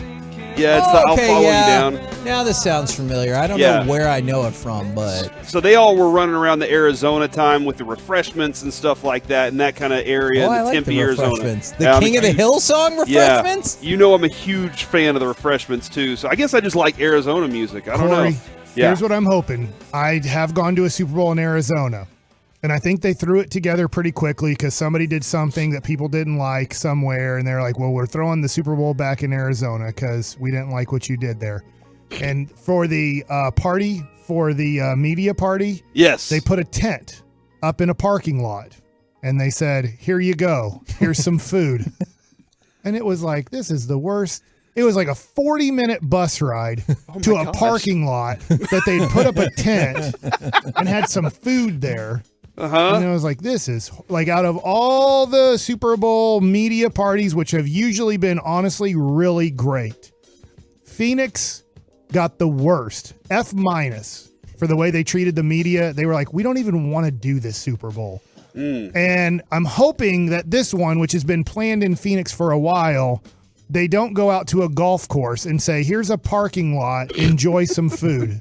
Yeah, no, I agree. And that's kind of like I've been looking into things around Phoenix that we can kind of access and do and stuff because, hey, man, I want to be able to hang out with G-Bag. I had a great time with them in Oxnard, and Kevin, you didn't get that experience. That's so true. I do want you to have that experience. I want to be able to run around and have a party because we're a fun station. We got a bunch of fun people. We have some fun guys. Is weed legal in Arizona? It's 100% legal. So let's do one show while we're there on weed. Deal.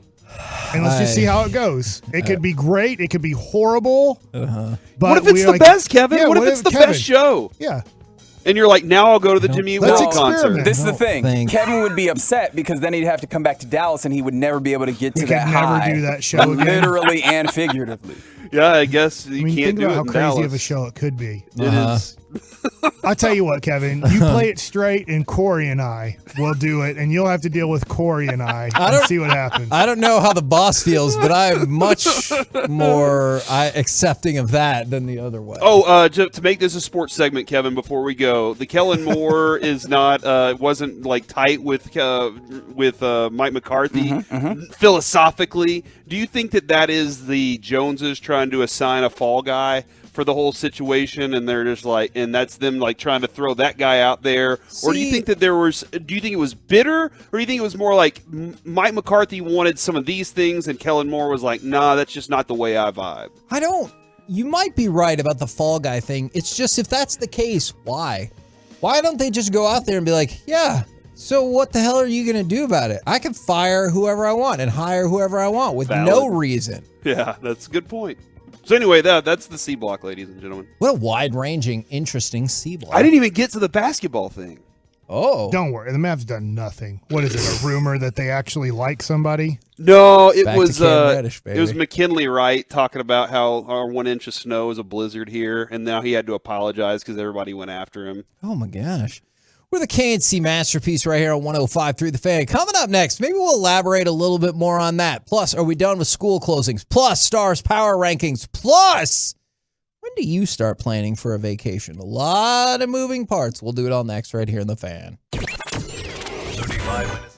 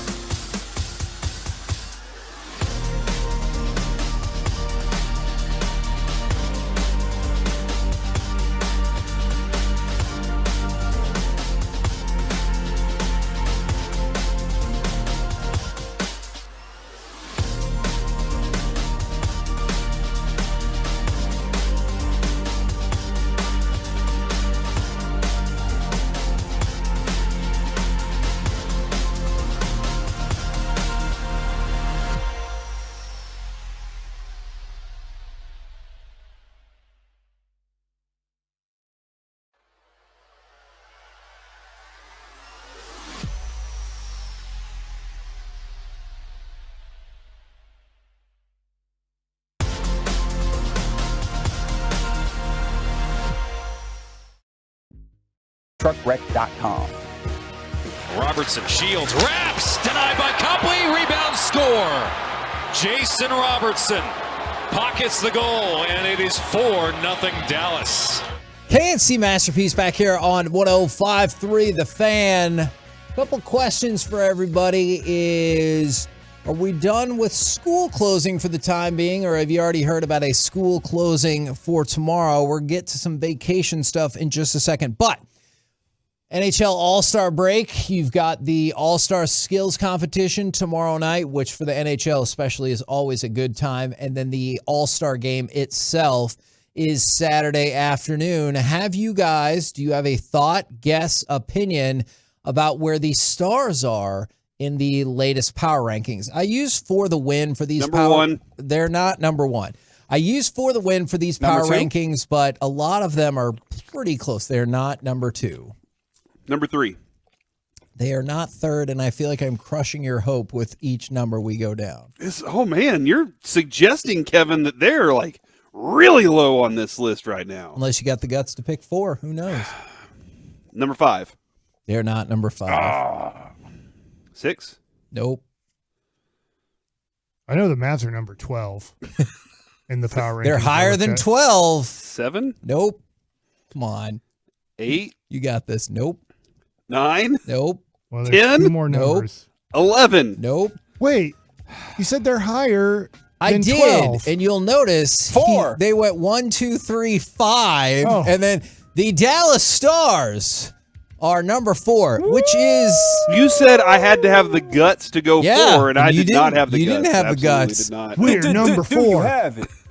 No. The Dallas Stars were mediocre in the month of January. They were 5-4-4, but they had been on a tear before that. They still have the lead in the Central. They still have the most points in the Western Conference. Luckily, they're staying away from Boston and Carolina in the East, and those two teams are just crushing folks. So Boston 1, Carolina 2, Toronto 3, and then the Dallas Stars are 4th. The Dallas Stars have, I believe, the 5th most points in the NHL, first in the Western Conference, and all of this is after a mediocre January, and I think that is particularly encouraging. Jason Robertson has fallen off all-time status for the most goals in a single Stars season, but he is still really close and can jump back on that pace. I believe he's projected at 53.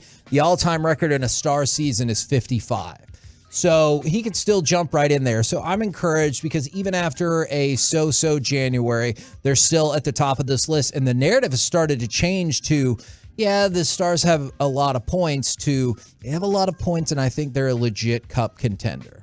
Yeah. No, So man, if you're looking for some positive hockey news right there, there you go. I always, here's my concern, Kevin, and I don't know if maybe the Hockey Hawk can help us out with this at some point. The Stars used to play a very good grind playoff hockey style. Sure. And their style has changed a little bit this year, and they're a lot more offensively apt. Does that stick? Does that stay? Like, do they continue that? Do they have the ability to go back and forth or implement more of that grind that comes along with it once that time comes? No, I think it absolutely can, because do you know how many teams in the Western Conference have given up less goals than the Stars? Ooh. 2. 1? 0. 2. Championship. So there are it's still 0. There are 3. You say another number, and that's it. We're kicking you off of Zoom. How dare you? I mean, you could still hear him, though. There are no teams in the West that have given up fewer goals than the Stars. So I don't want you to think, like, while they're a little more open on the ice and free-flowing in terms of offense, they also have the biggest goal differential in the West. So I think you can see, and it's second best in the league behind Boston, who is just throttling every team within sight. So I think you can see that they still play defensive hockey, despite the fact that I know a lot of people are like, oh, you score a lot of goals, you're just open across the entire ice. That is not the case. So you're suggesting that the Otters going to pitch shutouts every night in the playoffs? I mean, look, I wish. I've been pitching him for Vezina the entire time, and we're probably, 3 to 5 category, I'll say. But I brought him back up to help confirm or dump on all of the things that I just said. Man, it's good to be on one of my top 4 favorite fan shows. With Midday Mike. In your face, With my man Mike Bassick. With Midday Mike. Midday Mike. Are you having fun this Star season? I am. Are you surprised that they are this good? I am. Yes. At the beginning of the season, I said about 4 things that needed to go their way in order for them to make the playoffs. All 4 have come true. 4 for 4. It's amazing. It is amazing. It starts, you talked about the Vezina, Jake Ottinger. He's elite. He's one of the best goaltenders in the league, and that gives you, when you have an elite goaltender, and we really haven't had one, I guess since Ben Bishop was a really good goaltender. He was a Vezina finalist, but they just haven't had that reliable netminder, and now they have it in Jake Ottinger. He's young, he's skilled, there's a calmness about him. He's terrific. Jake Ottinger is 24. Yeah, he's terrific. That's awesome. He's been terrific his whole, Boston University, he was terrific. Texas Stars, he was terrific. He's just one of those guys, similar to a guy coming up through the minors, Mike, in baseball. He's just had it at every level. Are they one line reliant when it comes to scoring than Hockey Hawk? No, they are no longer one line reliant. They are actually 3 line effective. Nice. And that one line is phenomenal. It is. It is. And in many rankings, it's the best line in hockey. I can see that. So it's terrific. But, one of the lines that I've been most impressed with is the line of Jamie Benn, Wyatt Johnston, who's only 19, and Mason Marchment. That's been a terrific line for the Stars. Sagan has had, a better year, and when he needed to go into that first line, he was very effective on that first line. So it's been nice. I would like to see them possibly pick up another scoring forward, as well as a blue line help, a little more physicality going into the playoffs. That said, I don't want to mortgage the future. You said 19-year-old. In baseball, there's usually maybe one 19-year-old a year who makes the major leagues. Maybe. How many teenagers are there in the NHL right now? It's a great question. And I remember at the beginning of the season, there was so much talk about this is his tryout. This is his tryout. We got to decide one way or another. I'm glad they kept him up, obviously. Yeah, so the NHL does a cool thing where it's you have basically, I think it's a 12-game tryout. And if you don't, you cannot go into the minors. You have to go back to junior hockey. So they protect their youngsters. And he was so good that he stayed with it. So to answer your question, usually your top draft picks now will go straight to the NHL. But most of the time, it's similar to baseball. You won't see these kids being drafted for about 4 or 5 years. Wyatt Johnston was very effective in junior hockey and just came up and had an amazing preseason. And candidly, they needed him. They did not have that secondary scoring punch. They needed help at center, and he's provided it. And what we were talking about Ottinger and our quest for the Vezina is, I know there are plenty of other stats, but if you just go wins, goals against, save percentage, shutouts, he's top 5 in all of those. Yeah, he is. Unfortunately, there's a guy for the Boston Bruins. I know. Who they've lost 3 games this year. In regulation, I they've think actually lost 3 games in a row now. They're done. They're done. Panic in Boston.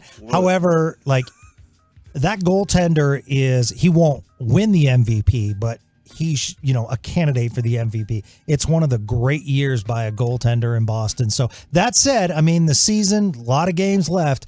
What I love about Jake Ottinger is just the consistency. And a bad game for him is 3 or 4 goals. Oh, yeah. But in that division, you also have Connor Hellebuck, and that's why Winnipeg's doing so well. So, when we look at elite goaltenders, we probably have, or we do have, 2 elite goaltenders in the same division. Boston has played 26 home games. They have lost 1 in regulation. Yeah, they're great, and it's a very tight room, and Jim Montgomery went into a wonderful situation. And that was a perfect situation for him because that's not a situation like in Dallas where he had to try to change the culture. Yeah. That was a situation where the culture was there. He just needed to implement his system. Now, the guy they fired, Bruce Cassidy, went to Vegas, and Vegas is doing well. Yeah. The guy Vegas fired was Pete DeBoer, who's in Dallas, and he's doing well. So basically, you want to, whenever people get mad about retread coaches, except in the NHL, if there's a retread coach available, go pick that person up now. Not to mention, let's mention one of KNC's favorites with the Canadian Fun Fact, Lindy Ruff, who was just in town and picked up a victory over the Stars. they're having a terrific year, and they have a lot of young talent. They're only behind Carolina in their division. Yeah, I have Carolina and Boston as the top tier. Those are my top two. Man, at some point we need to ask Marty, KNC Zone, what it is like to be in that kind of a zone. Like when you're on that kind of a run as a netminder, like what it's really. Do you know that you're playing that well? Like I'm gonna text Marty right now. Yeah, I think it's a great question. Do you think? Because I know you said the first two. Do you think 4 is legit ranking for the Stars? Would you put them at 5? Like, I know they lost to the Devils. The Devils are probably the most logical if you bump the Stars a spot. I think 4 is fair, and I think they have a good chance of coming out of the Western Conference. Just as good a chance as anyone. Well, my only thing that scares me is there a team called the Colorado Avalanche that are now getting healthy. Yeah. And that scares me because you might be looking at a first-round matchup where you're playing the Stanley Cup champion. That doesn't seem fair. So what I would love is if they got up to second in the division and you could put it off at least in the first round, the Avalanche, and you could put it off in the first round. Yeah. And then also, who's going to play Jerry Jones in his movie? Yeah, I do want to know that. But actually, this kind of ties in oddly enough. You know, you're not going to face the Maple Leafs in the Stanley Cup Finals because they just won't make it. It hurts, but they are the NHL version of the Cowboys, which ties in to the They are. Look at that. Which ties into the Cowboys movie. True. Who do you want to play Jerry Jones in the Cowboys movie? So let me just say this real quick. Would not be surprised if the Maple Leafs get past the first round this year. Okay, let's see, just like we did. Yeah. I can live with that. Yeah, they have the makings. I mean, they're a really good team. Jerry Jones, movie. I agree with Kevin Gray, Matthew McConaughey. All right. Okay. There it is. Absolutely, because he can change his look, and the voice is there. It's a Texas tie-in. I think it's the right thing. Yeah, just put some synthetics on him and he'll be fine. No, that's still wrong. What? Yeah. He thinks they're synthetics just in case. What kind of material is it made out or of? CGI. Or synthetic anything. material. I did want to point out, Mike, Kevin, you're heroes for coming in today. I appreciate that. Oh. You know. You can thank the electricity at about 8:15 a.m. when it went out at my house. I was planning on coming in, but this made it a 100%. It's where we're headed into. I'm sorry you fell, Corey. Send me the bill. Okay, appreciate it, boss. There you go. The Hockey Hawk. You can, if you love our hockey talk, you can catch the Spits and Suds podcast. Yeah. I'll always promote that before Joey takes it over. And you can see him at Texas Live on Saturday. Yeah, that's right, for Fan Bowl. And again, if you forgot, who is the defending champion of that for the fan host? Reggie? No. Yeah, that sounds like wrong. something I would win. That definitely sounds like wrong. That would be Will Chambers. Me. Was he with our season last time we did? Newey Scruggs. It's good it answer. hasn't been that long since we did Fan Bowl. Who is the quarterback we used to have from USC? John David Booty. Shawn Salisbury. John Salisbury. Jared defending Sandler. champ. No. It's me. Josh I'm the defending Lewin. champion. Ron Washington. For Ron Washington. So Steve DeBerg. Oh, yeah. The other Gavin that worked with Gavin. out What there, was his name? I forget. Texas Live. Gavin DeGraw.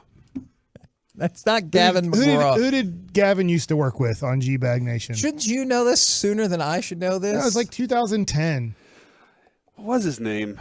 Nobody knows. He runs a station up in Michigan now. Oh, so come out, Greg. Come out and see Greg us. something. Greg Elkin. Saturday. He used to work for the Rangers. In Arlington for Fan Bowl. You know, somebody got up from the G-Bag prep room, and I thought they were coming to give us the answer. They're just going to the kitchen. Coming up next, let's chit-chat with those fellas from Greg the Ostertag. G-Bag Nation. It's Gavin something, right? We'll do it next right here. Greg Henson. It's Henson. Greg Henson. I told you it was Dale Hansen. We'll talk with, you know what I don't understand. We'll talk with the G-Bag Nation next right here on The Fan.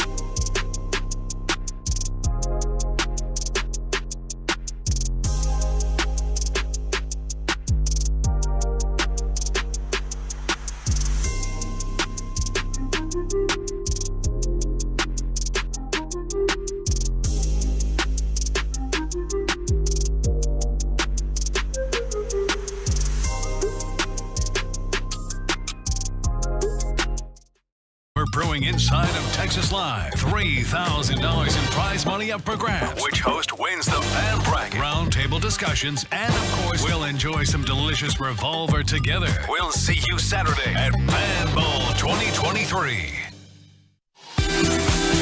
This segment of the KNC Masterpiece on 105.3 The Fan is brought to you by Classic Chevrolet. KNC Masterpiece back here on 105.3 The Fan as we're all getting excited for heading out to the Super Bowl next week. Be broadcasting all week out at Radio Row right now. Courtesy of D&M Leasing, it is time for our chit chat with the fellas from the G-Bag Nation. Gentlemen, how is you today? Awesome, Heggie. How are you? I'm doing very well. I'm glad to see you guys once again. And we asked about school closings, and really the only one I've seen from a couple of different places is McKinney ISD is going to wait until the morning to make determinations. But I haven't heard anything from Garland, and they've already called the last 2 days at this time to shut down schools. I felt like the roads were significantly more manageable Bishop Dunn's today. closed tomorrow. That's just one school. What Not in a the whole world? So are we still like huddling around the television in the morning to find out like we used to? Or are we just like scrolling and refreshing our Twitter timelines? How are we doing I think this? it's Send text now, don't Yeah. So we got text, Oh. phone call, but that's why I followed Garland ISD as a parent to begin with for those things.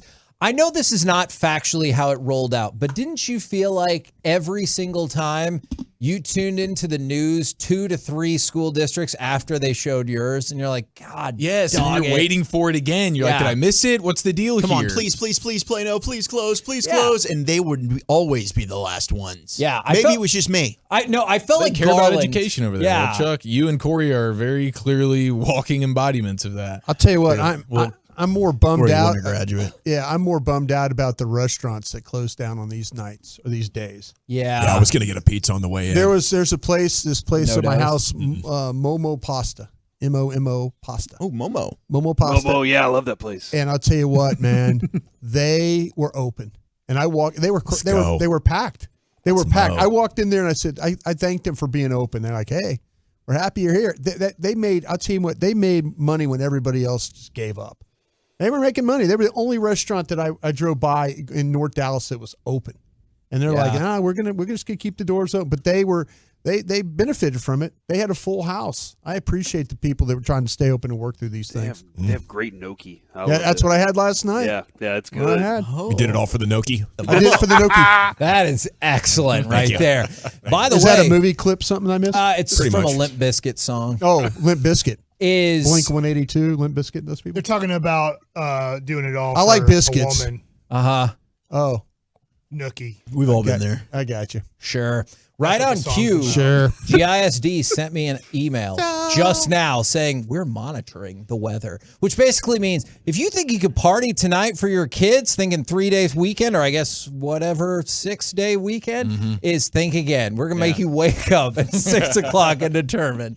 You have to Coming in make on up all these days, Saturday. right? Or do we have these days built in? Actually- Are we going to school in June? Well, see, so I think they've changed over the years to, hey, now you no longer get, whatever holiday. And they're like, you know what? You've learned enough.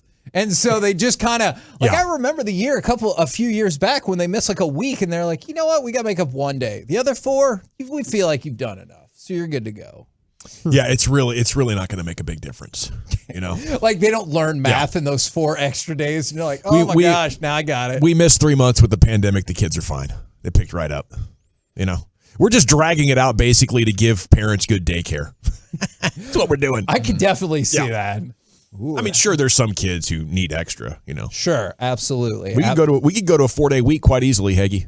That's what I'm hitting at. Okay. Yeah. So let me ask you Started that. doing that in Maryland, right? Let's we talked about that yesterday. Let's do it. Districts all over the place are doing it. Let me ask y'all about that then, because I know in Maryland they're trying out 32 hours for the 4 days. Would you concede to? I know we have a less than typical job, but if you had typical 9 to 5, would you concede to 4 10-hour days to get the extra day off, or not so much? Well, considering currently I'm working 5 11-hour days, yes, I would go to 4 10s quite happily. Okay. That is Is that what we're doing? Oh, okay. Well, pretty much, yeah. Yeah, if you round the 1, Broadus, it gets there. I just opened up my computer at 8 a.m. The show doesn't end until 7 p.m. Well, you know? one of my, or I'll give it to you the perspective. One of Brandon's friend's mom said to me once, she said, how many hours a week do you think you work? And I go, I don't know, maybe like 60. She goes, now how long is your show on? And I said 4 hours. And she goes, you could see her like doing the math, which made me kind of sad. And she goes, but isn't that only 20 hours? And I thought, right. There's a lot. There's a lot more. of information. Yeah. Crosstalk. Yeah, like right now you guys are on. That's right. I mean, Yeah, you good are call, man. on working. Yeah, we do 5 hours and 15 minutes. That's a good point. There's a lot more that goes into it than But just. I will take the 4x10.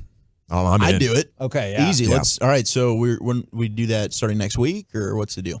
Yeah. We're at the Super Bowl, so we probably need to do a little more. Well, Broadus is going to be doing 10 hours tomorrow. I got 16 plus 10 tomorrow, hours I think. plus. How many do I got tomorrow? When do you think you're going to hit your wall? I'm not. Probably our show. There are no walls. There are no rookie walls. no, He's a man. vet. Beast, dude. Yo, He just never hits a wall. Plow through this thing. Or is he Jason Peters and we're Talk just about waiting anything. for the inevitable hip injury to take place? That's what I'm waiting I for. might Extension. I've fallen and I can't get up.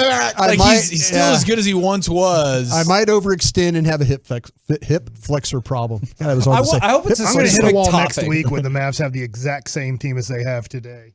Oh, You know what I'm saying? Has Yeah. Cuban like reached with out you to on you and that, told you Baskey. that you're an idiot or anything like that yet? Do No, but I'm sure he will.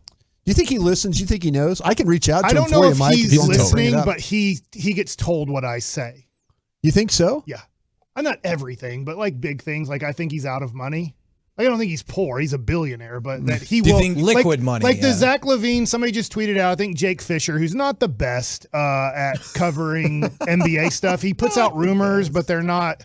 Like if it's Stein, if it's Woj, if it's Tim McMahon, if it's Shams, like believe that. That's people really covering the NBA. Some people will throw out stuff, and this Jake Fisher guy throws out a lot of stuff, and he's like, the Mavs and 3 other teams, like waiting on Zach LaVine, this and that.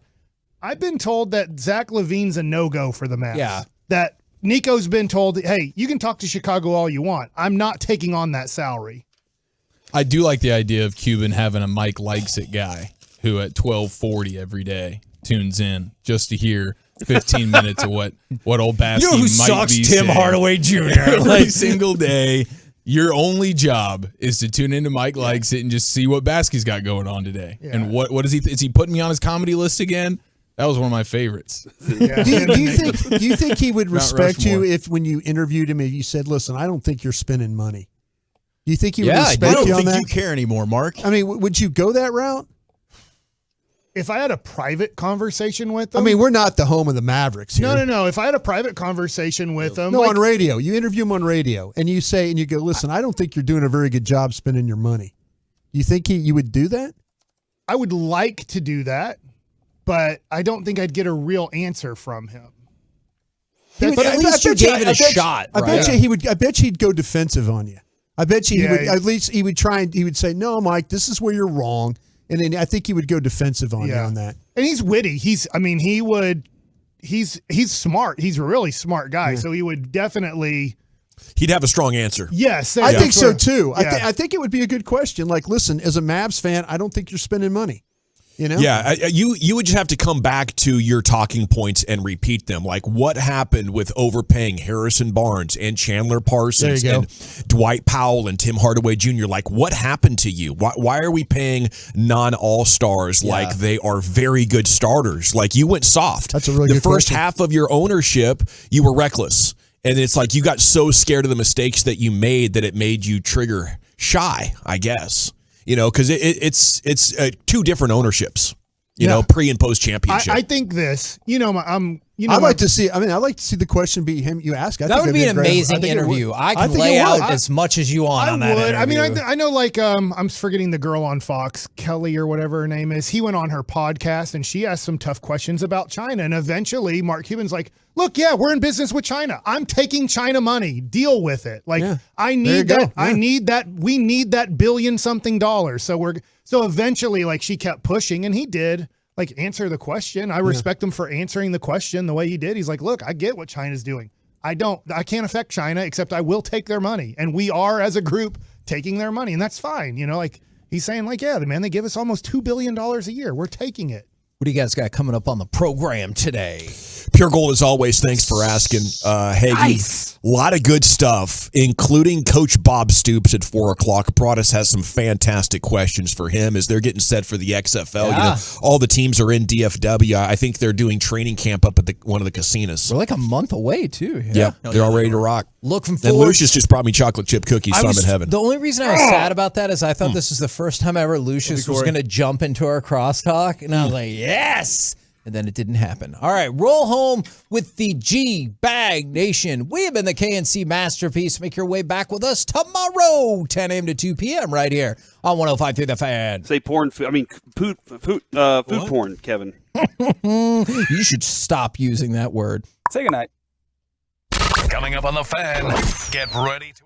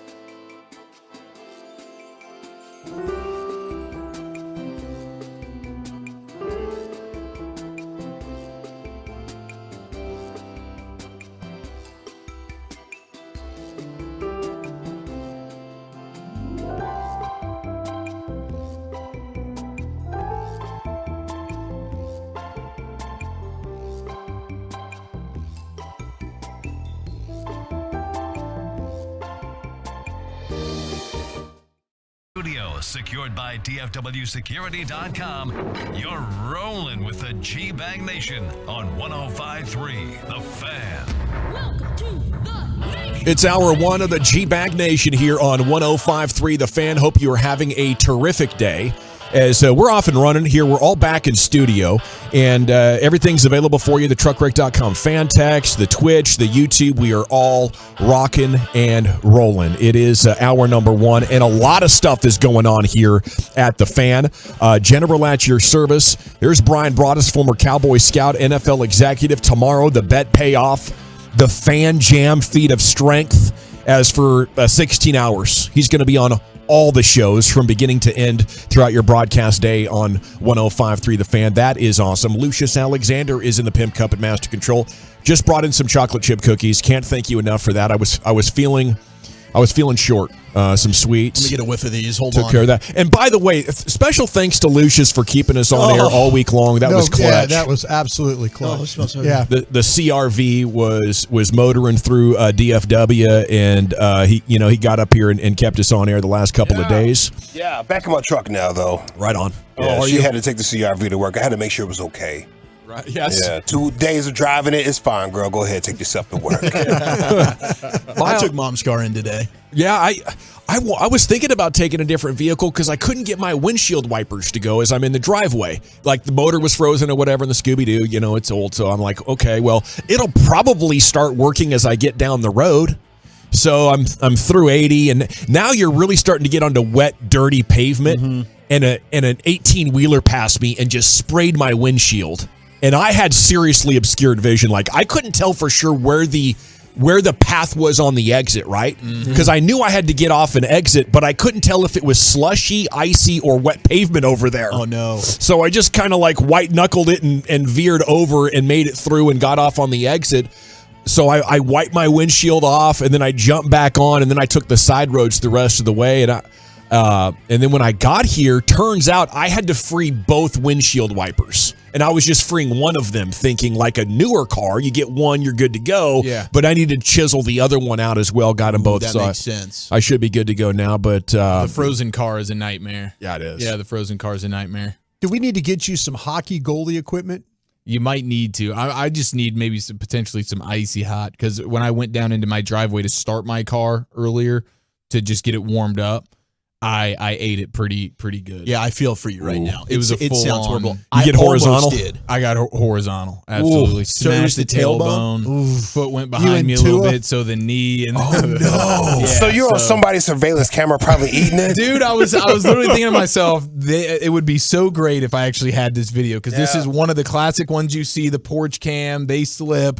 It would have been pricelessly funny. Was it slow I'm motion? immediately, arms are going, I'm rolling over, and I'm grabbing my rear end because it's the tailbone. Socks above head. Oh, yeah. yeah, dude. It was like Joe Pesci in Home Alone, just eating it hard. And at that moment, you thought, I'm not going in today. There was a part of me that was like, oh no, how bad is this tailbone gonna be? And then it kind of subsided, but now that's just it's hurting pretty good. And then you went back inside and realized, no, I'm definitely going in today. Definitely working. Yeah, the 3 kids are scarier than the drive-in. Well, 100%. something changed in 48 hours. Like when you went outside a couple of days ago, it was slushy and soft and wet, but it froze over. So you're thinking you're stepping into that slushy, soft stuff, and it's a sheet of ice. As Chiafalo found out, I almost met the same fate letting my dogs out this morning.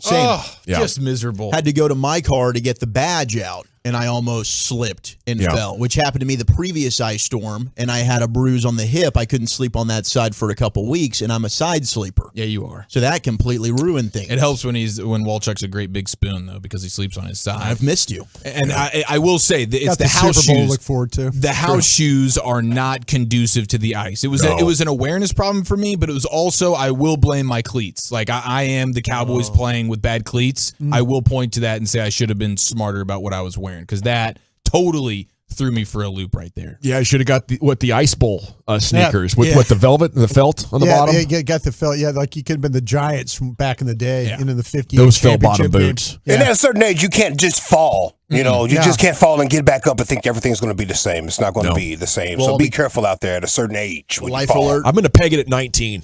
At 19, it can hurt, but like 28, like every 10 years it magnifies. Right. By the time you're 58, you're looking at a broken hip, Broadus. That's why you got to be careful out there. I don't even think about snow skiing.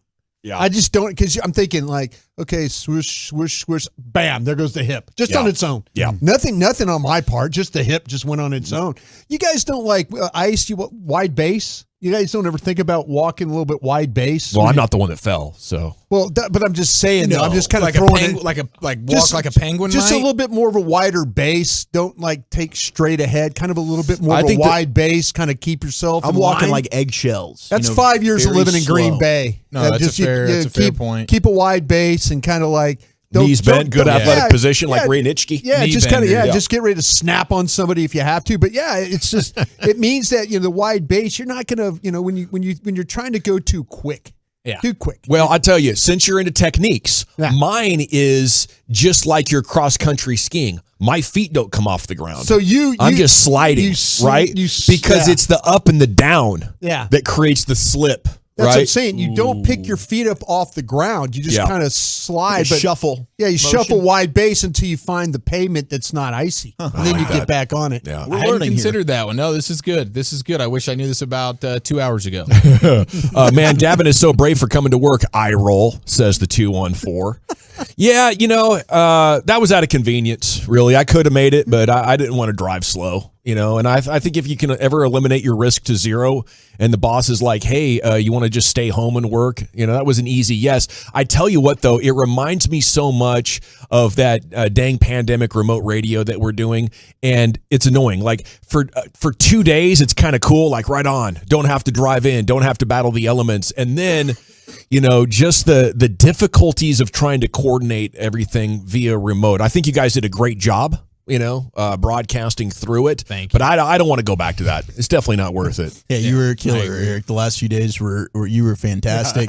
I think you were the real MVP in all of this. No, Lucius did an excellent job, and thank you, Brian, as well for what you were able to do. As soon as my mother freaked out about it, I'm like, you know what? It's going to be fine.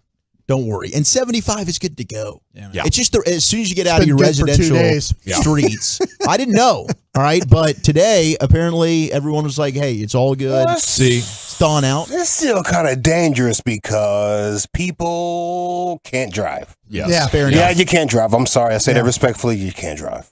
Yeah, you should probably be going like 40 or 50 on Dangerous. the highways and 25 on the side streets. It's safe as long as you're safe. It's definitely not idiot proof.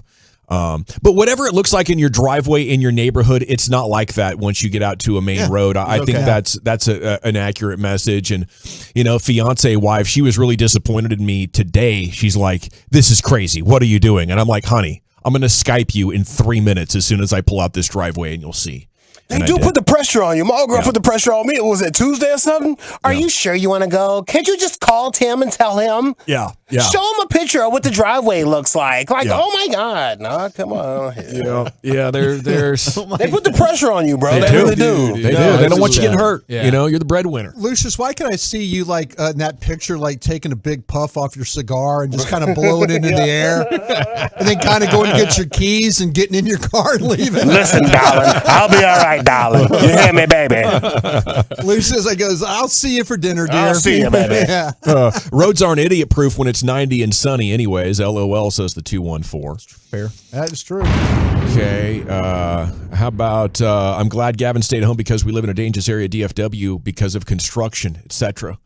That's Jason and Rowlett. Yeah, and the Rockwall Bridge was closed. I mean, it's not like those 2 days were going to be easy for everybody. If you lived around hills, like boss man Gavin Spittle, is that Lake Highlands or whatever he lives in over there? Like there's a lot of hills coming up through that area. And, some people, if your tire tread is not perfect or you don't have 4-wheel drive, some people like legit couldn't get out of neighborhoods. Because the vehicle just wasn't capable of it, type of deal. But we are now thawing out. It is a thawing out Thursday. I think most schools are going to be back in tomorrow as Thursday. Temps are going to be 36, 37 this afternoon. And then our Fan Bowl 2023 is locked in for Saturday. Doors open at 3 at Revolver Brewing inside of Texas Live. So the Mavs are back in action tonight, and the trade deadline, we are now in February. It's just right around the corner. So at any moment, something juicy could happen. The Porzingis deal happened early last year.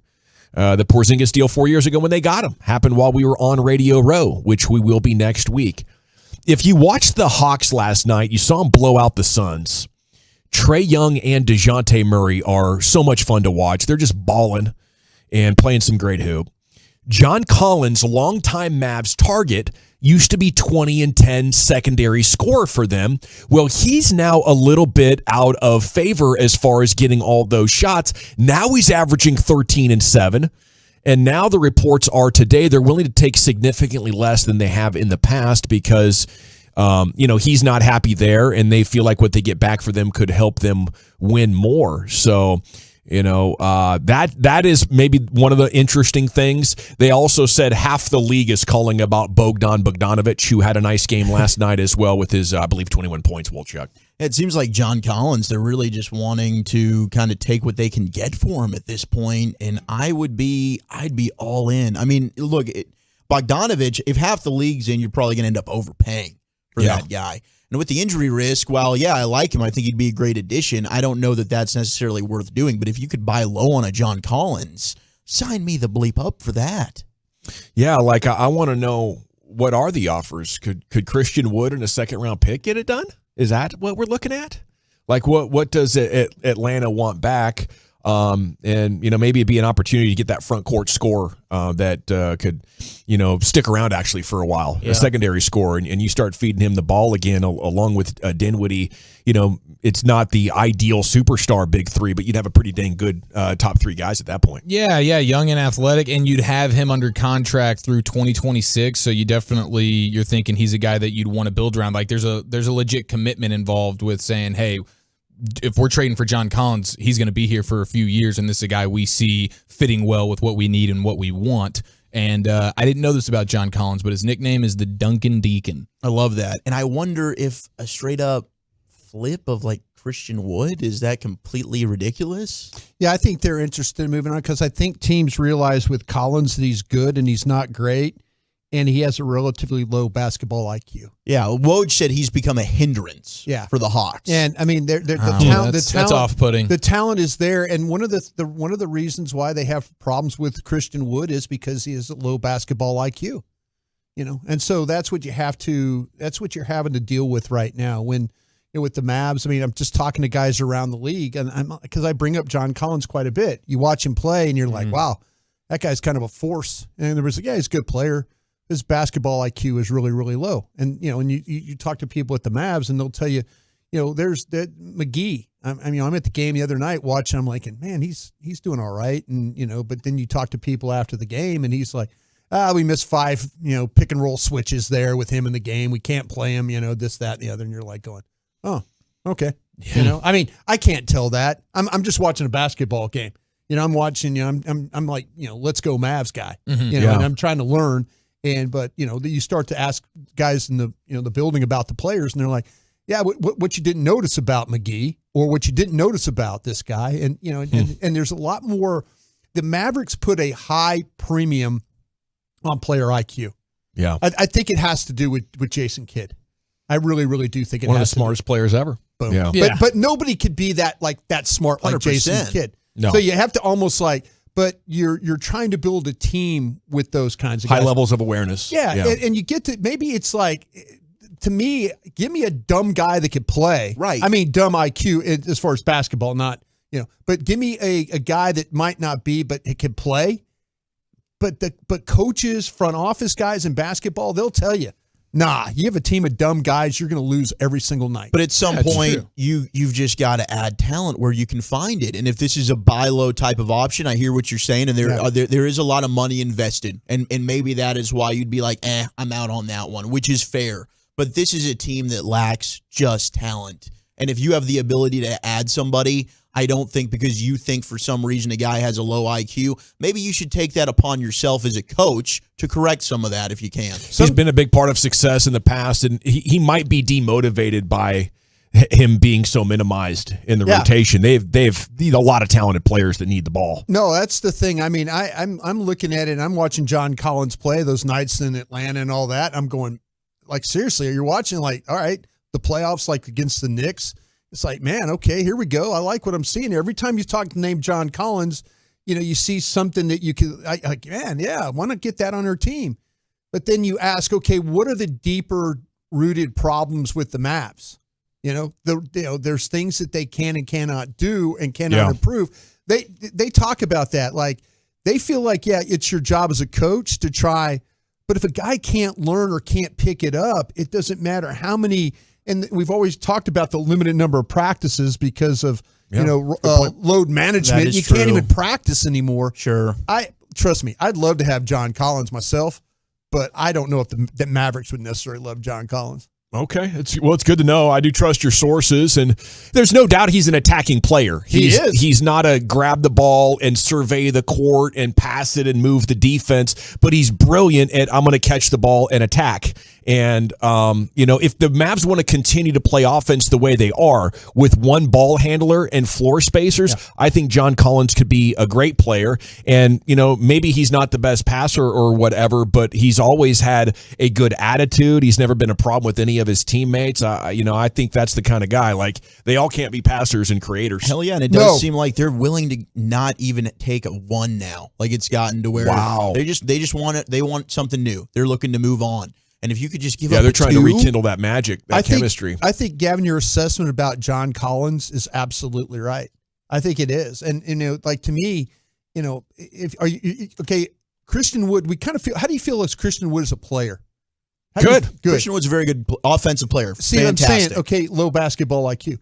Is Collins better than what Wood would be? I think so. If that's the case, then maybe you trade out piece for piece, knowing what you're going to get maybe on the basketball IQ side of it. Yeah, because they know they don't like Christian Wood, it seems. Yeah. He's tragically out to lunch and I think has a focus issue where John Collins just, isn't ideal with the way that he sees the floor offensively. Robert Kraft says Patriots fans are clamoring for him to sign Tom Brady so he can retire with the Patriots. Maybe that could happen. I think there's a tell-all coming at some point, though, about how ugly that got. Like, for everybody to want to leave, that had to be, so toxic that I can't imagine those guys wanting to, even go pretend and smile in the same room together. I don't know. Maybe my read's off on that. And Paris Saint-Germain have confirmed Kylian Mbappe out for around 3 weeks because of the injuries he suffered yesterday. So he'll be out for the first leg of their round of 16 match against Bayern Munich. Sports Hodgepodge, Chiafalo coming up next. Where are we going with that, sir? We got a stat of the day that begs the question, is there a food you consume every day? That's next. Listen. Stream the Fan 24/7 all day, every day. Download the Odyssey.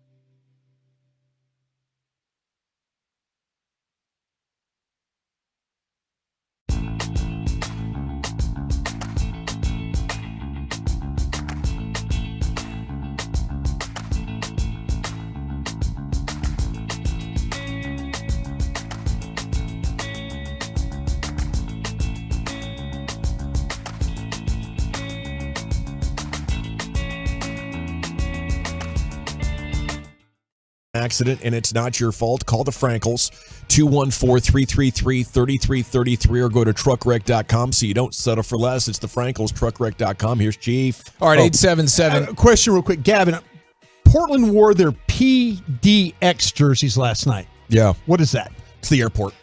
Yeah. Thank you. That color is... I haven't flown in there but one time, and I don't even remember what they're... You fly into PDX? Is that what you say? Well, that's their bag tags. You flying into PDX? Yeah, I am. PDX. And that blue teal color is the carpet there. Okay. Yeah. I don't know why it's a thing. Because, like, yeah. Toronto, there's a song, YYZ. That's Toronto's airport code. Like New Orleans is MSY. So, yeah. Okay. BWI? BWI. Baltimore. Washington International. Okay. PDX. Portland's air code. Thank you. Beautiful. You are very welcome. This is fantastic. All right. There is a stat of the day that raises the question: do you? Is there anything that you eat on a daily basis? And I would say drink. Okay. You could say drink as well, but I know a lot of people will say they drink coffee every day. Dawson, for you, would be Diet Coke. But is there anything you eat every day? Because Anthony Edwards of the Timberwolves in today's stat of the day revealed to us that he eats 21 bags of Chester's hot fries per week, which tells me he's probably eating them every single day. And Carl Anthony Towns is going to be he caught heat. When he was the Popeyes. guy. Yeah. And Cat went after him, and now he's going to be going after him for this. Chester's hot fries, they are outstanding. I'm a big hot fries fan. I've never had them. You've never had a hot fry? Not Chester's. Wow. Okay, well, they're delightful, but Anthony Edwards is claiming to eat 21 bags. Now, I'm assuming he's talking about the little personal bags. Yeah. But for all I know, he's going full family style, baby. Yeah, maybe party size style. But that can't be good for your innards over the course of time. But is there anything you eat every single day? Do you guys have anything? I know, Walchuk, you're on soda now, but before it's that, like broccoli, basically. Yeah, right now. Yeah, I get that. I get do that. have my soda, at least probably 2 soda protein shakes every day. There you go. I know Nick Saban eats the oatmeal cream pies every day. I know Chad Johnson, at least for a long time throughout his career, was eating McDonald's every single day. The incredible edible egg.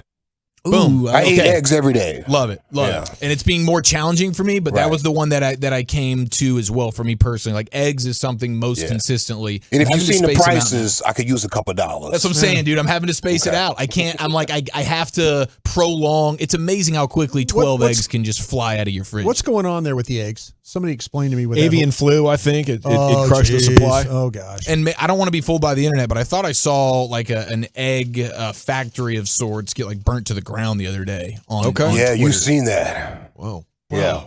It allegedly caught on fire. Yeah, just happenstance in the egg shortage that we're dealing with right and now. And the chickens are in the chickens. They got them all. Yeah, huh? the chickens. Wow, 100,000 hens. Ugh. That's a bad, tough. Yeah, it is tough. You know, I eat the fiber thins every morning. I've confided in you guys in that, trying to spread the word. That's like edible Metamucil. That's correct. Okay, very good. And that's not like that's not like a chemical like X-Lax that makes you suddenly have to go, right? It's like a dietary supplement. It's real food. It's just the best possible fiber you could get that they pack into those fiber thins. More of the long play. You're not eating it and expecting to go hit the throne. That's within right. Minutes. You're not going to have an eruption. That's orange juice. It'll be nice and healthy. I got you. And then I also have a bite of Abby's Eggo waffle that I make every morning before I put it on the table. Is that butter and syrup? That's right. Okay. If you should throw some jelly on that bad boy. Okay. It'll throw her for a loop for a second, but I think she might appreciate it. Throw some jelly on the Eggo. Circle back. You take a bite of it before you put it on the table? Yeah.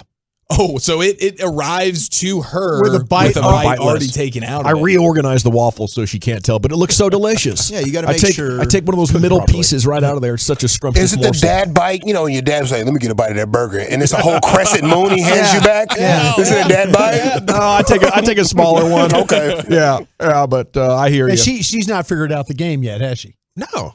I say, Abby, breakfast. Bam. I can't wait to see Set it Abby down. next time. When she comes around that Abby, corner. Hey, listen, you know your pops, he like takes a bite out of your waffles every morning. See what she says to that. Oh, she's like, no, my daddy would never. Yeah. This is how they come. Yeah, this is how it happens. Oh, they always Oh, have. that's how Gavin explains it. No, I already all of them have a bite. My bad. I skipped a step. I see your confusion. I cut it up. You know, and then you take one of the then I take one of the little bites. Yeah, so she can't. She she would know. Be no the wiser.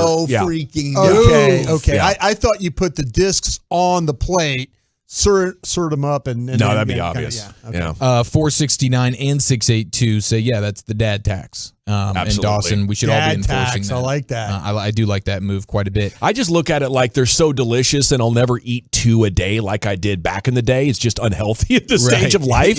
But I want a little something. You know what I'm saying? Dude, I'm so in on that. We got the, let's see, the yogurt is eaten every day. We have cookie dough ice cream, only Bluebell, eaten every day. We have ham and eggs in the 469, eaten every day. So a lot of people do have some things that they are eating every single day, much like Anthony Edwards is just an inordinate amount of Chester's hot fries. And then I did want to throw out that it looks like Jason Kelsey's wife, and Jason Kelsey is the center of the Eagles. She's 9 months pregnant. They could have a Super Bowl baby, just like one of the Rams players, Van Jefferson, I believe, left the Super Bowl and immediately had to go attend to the wife. Jason mentioned on his podcast, his wife's going to be bringing her OBGYN to the Super Bowl. Like, they're probably going to be in a suite together just in case anything goes a little bit crazy. So you have a traveling OBGYN. You might have this go down right there at the stadium, inside the stadium. I mean, that's what that big money will get you. A traveling OBGYN. Wow. Yeah. I don't have to worry about leaving the Super Bowl. She doesn't have to worry about me not being there. If we have to deliver, I'm coming up to the suite at halftime, honey. Money talks, baby. Money talks. It will be a family affair for the Kelseys. There's no question about that. I love it, and it is time now for a G-Bag family affair. It's the G-Bag of the day, curated by Lucius. Yeah. All right, let's see. Well, you boys always catch me off guard. So amazing. Every time. Fly J. Johnson dropped a freestyle about her coach, LSU. What's LSU's coach? Kim Mulkey. Little class of the cultures, little understanding of the cultures. I don't know. Kind of like Kim Gundy, I think. Yeah, that's what I've been told. I've been tagging a lot of stuff lately ever since I played this. People been tapping me on the shoulder. Hey, did you know? Yeah, anyway. She's entertaining, isn't she? She's funny. Very entertaining. Yeah, cool voice. And she likes freestyling. Yeah. No cap. Okay.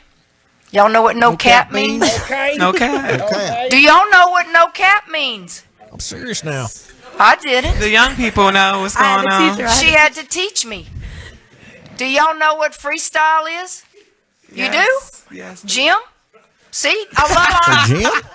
Jim Hawthorne, play-by-play guy. Freestyle is when she just right now starts. And I'm like, what are you doing? Are you making up a song? It's not called that, coach. It's freestyle. And she has one now with my name in it, so she's going to get more minutes. Okay? You really don't know what freestyle how much is. effort and time this kid puts into basketball on top of what she goes back. If you ever go to her room, it's like a studio. Yeah, has quite the setup back at the dorm, apparently. Yeah, you guys said Anthony Edwards, and I keep thinking that line he dropped in that movie called The Hustle. Yeah. And he said, "You really can't guard me, bro." He was in that boy's head. Dude, he was Tore him up. vicious. He should get an award for that movie. Yeah, he did great. You really can't guard me, bro. He's a good actor. Let's see. He was fantastic. Yep. CBS 11 had a weather break. Let's see. See that also by the time we get into the overnight hours, a brief break. The overnight hours of the queef. The queef. Overnight hours of the queef. That's good. That's terrible. That's incredible. Also, by the time we get into the overnight hours, a brief break. Yeah, I feel you, fam. Yeah, I love a good I feel you, bro. slip. That's fantastic, man. Is that better than Robert Flores' true or fart mistake? Wow, That I might think be. so. Yep. Yeah. We might have to make a new rendition of that game. Just a little bit NFL, funnier than a regular fart. True or queef? It's a little bit funnier than a regular part. Hey, the kid preacher, Luke Tillman. I played some of his audio here on the G-Bag of the day before, but he was on Jennifer Hudson's show. She won American Idol before. Now she's got her own show like the other girl that won American Idol. Okay. Kelly Clarkson? Yeah. Kelly Clarkson stand up. So, yeah, here he is on Jennifer Hudson's show, and he's preaching a little bit. Come on, tell me your scripture. John chapter 3, verse 16. For God so loved the world, he gave his only begotten Son.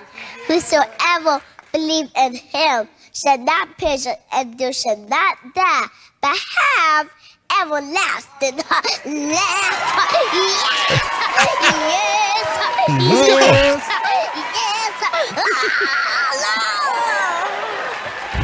Yes! That ending. Oh my gosh, that was Put that sauce on it, right? Yeah. Make you want to reach in your pockets and put something in that offering plate, don't you? Yeah, I so do. Get this kid his own church.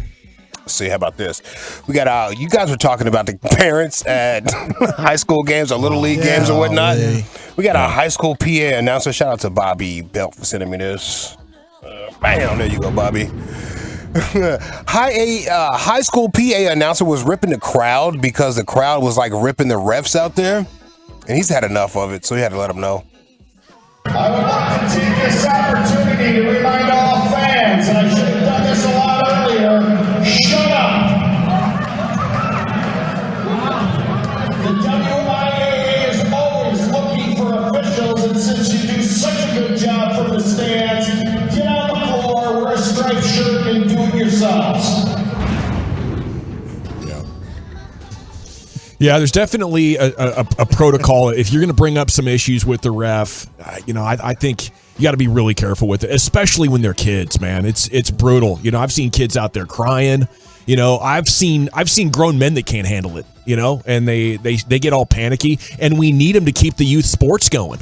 And it's getting harder and harder to find quality ones. Like the more you yell, the worse the refs get. I think that's No, I learned that in Oklahoma. Yeah. And they'll take it out on you What too. happened, bro? What happened in Oklahoma? They pieced you up? No, the hold them up. No, I'll tell you what. The more our crowd yelled in that game, yelling at the refs, the worse the calls got. Yeah. And you felt it. I've been in so many of those before. I'm like, guys, we need to shut up here. Yes. We're not helping us. We're not helping our team. We'll show you. And it got worse. It really did got worse. We were in the semifinal, the one that broke my heart a couple of months ago. Abby missed the PK with like 5 minutes to go. We fall 2-1. Parents are killing the ref. Yeah. In the last minute. Come on, Blue. We have a corner kick. We have a corner kick. Comes over the top. Abby's about to bang it in. Kid on the other team knocks it out with their arm. No call. What? No call. Yeah. And I'm like, well, you kill the ref for an hour. What do you expect? Yeah. Jeez, that's a bummer, dude. Yeah. Tough way to go out. Oh, yeah. It was rough.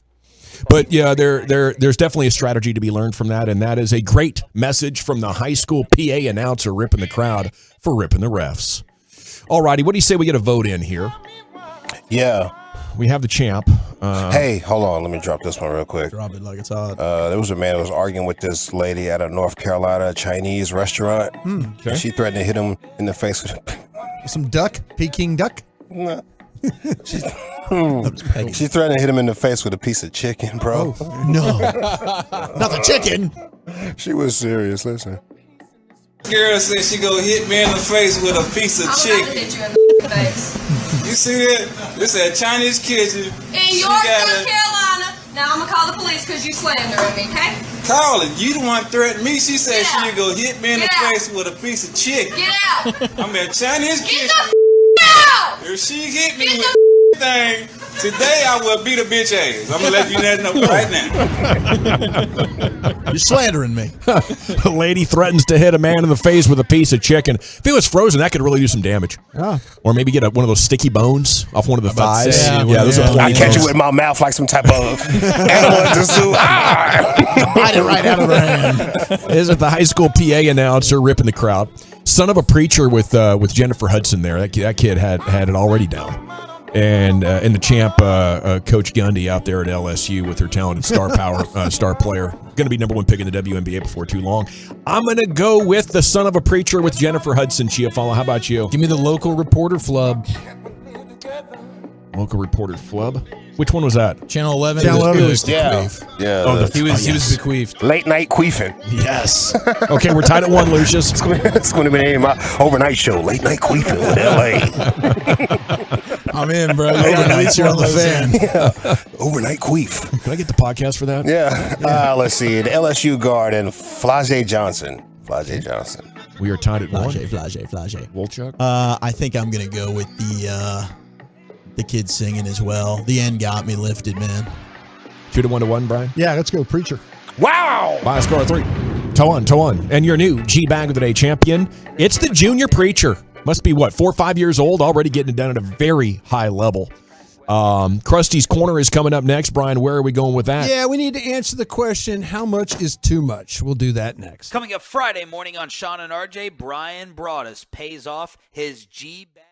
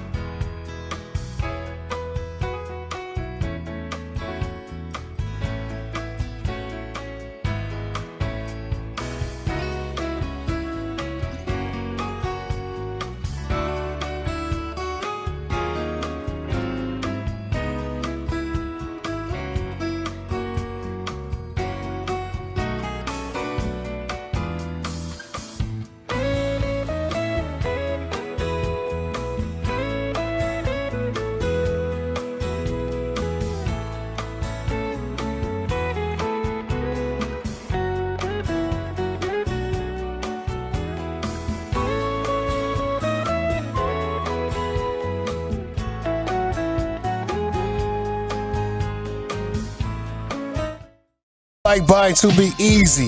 That's why they created the Classic Chevrolet Easy Pass online buying tool. Visit ClassicChevrolet.com to get started. Chevrolet, stop it. Find the road. Stop it. Yes, sir. It is laughable what Brian's putting himself through tomorrow for your entertainment. Here he is with Krusty's Corner. Broadus, what the hell were you thinking? I don't know, man. I just drew a name out of a hat. I mean, it came down to really drawing a name.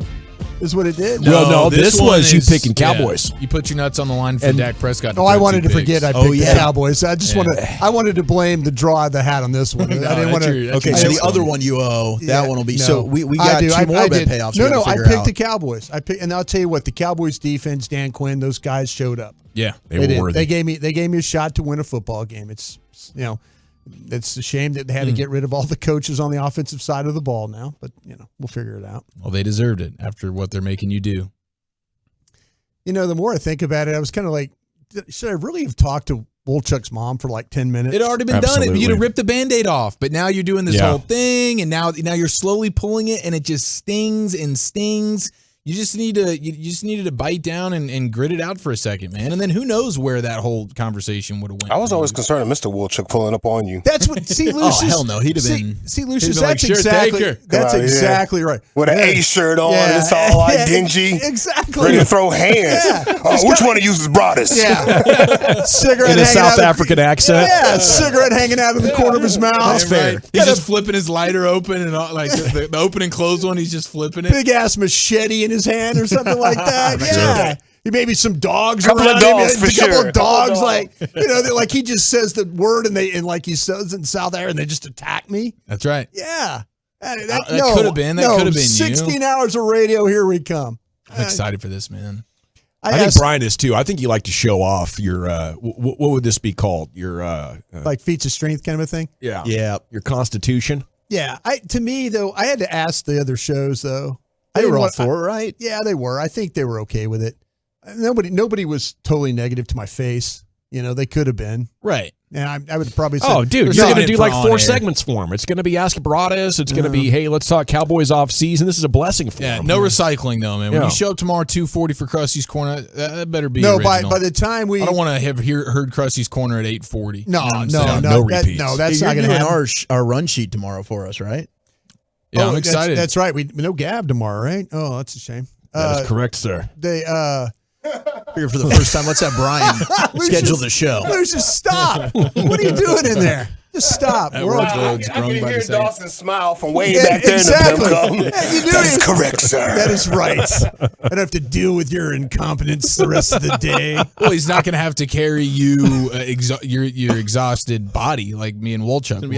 What you're thinking and what you're drinking is going to be good. I might just you're going to be hammered. I'll be without... really tired and I might start drinking. I really might. Yes, I'll bring some Crown. I think Perfect. Tim's still. I think I still got some from Tolo Tim. All right, could be his last day at the Fan too.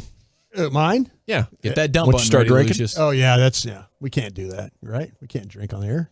No, I think you can. I think you can. It's just stuff you might say. Yeah. We have. You 100% can by law. I can't. Yeah. Okay. So you get thing loose. you never do, Lucius. Yeah. Because if those were the rules, man, Fan Bowl, I mean, me and Wolchuk would be arrested right after our segments at Fan Bowl on Saturday. Yeah, we'd be screwed. Just like those jury summons you get, You guys get them, I never have. Yeah. Crazy. I don't know what you're talking about. Brian? You want to tell us something? No, nothing to report. All right. Coast is clear. You know what that jury thing's? I one time said I was on the radio. Really? And they said you don't have to do it anymore. I'm going to show up wearing a Kaepernick jersey to see if they keep me. Well, I hope that was... When Broadus called in sick as a radio employee to get out of jury duty, I hope they were listening, and I hope it was the day that he was vulnerable about how he crapped himself at the golf course. And they're like, wow, we let him off jury duty for this. All right. This is the essential work that we did. Wow, bro. Did these guys just play true or fart? Is that what we just allowed to escape from jury Why are duty? you opening Even this though I think up for people listening? We might have changed true or fart. Yeah, what is that, the essential services? Yeah, Krusty's Corner is a public service. That's right. It's a public service. Darn right it is. By the way, catch me tomorrow morning starting at 5:30 a.m. We'll be ready to roll. All right. Hey, I said this. When is this too much? When is this way too much? You guys hearing what it's going to cost you for to get into the Super Bowl for a trip for two to the Super Bowl? Trip for two to the Super. Is this including airfare and hotel, or is this just the get-in price? This is the whole kit and caboodle. 14 grand. Yeah, I think on average I was going to say at least 10 G's. Yeah, I was going to start with 10 because I think for one person it was like 5 for a ticket potentially. The average ticket price is about 5. The whole thing. Yeah, the whole thing. I'm guessing. I'm going to just guess on average 10 Gbos. How many days we staying? We're going to be there for the airport 2 nights. 2 nights stay. 14.5. $25,000. Ooh, I'm gonna have 20. $20,000.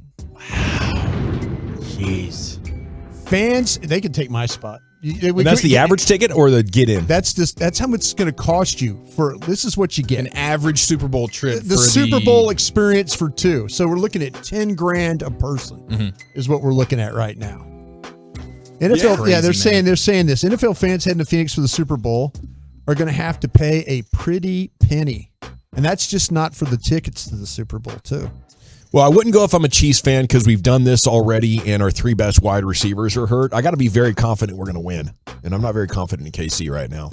I'm not going to watch us lose, especially if it could be a blowout.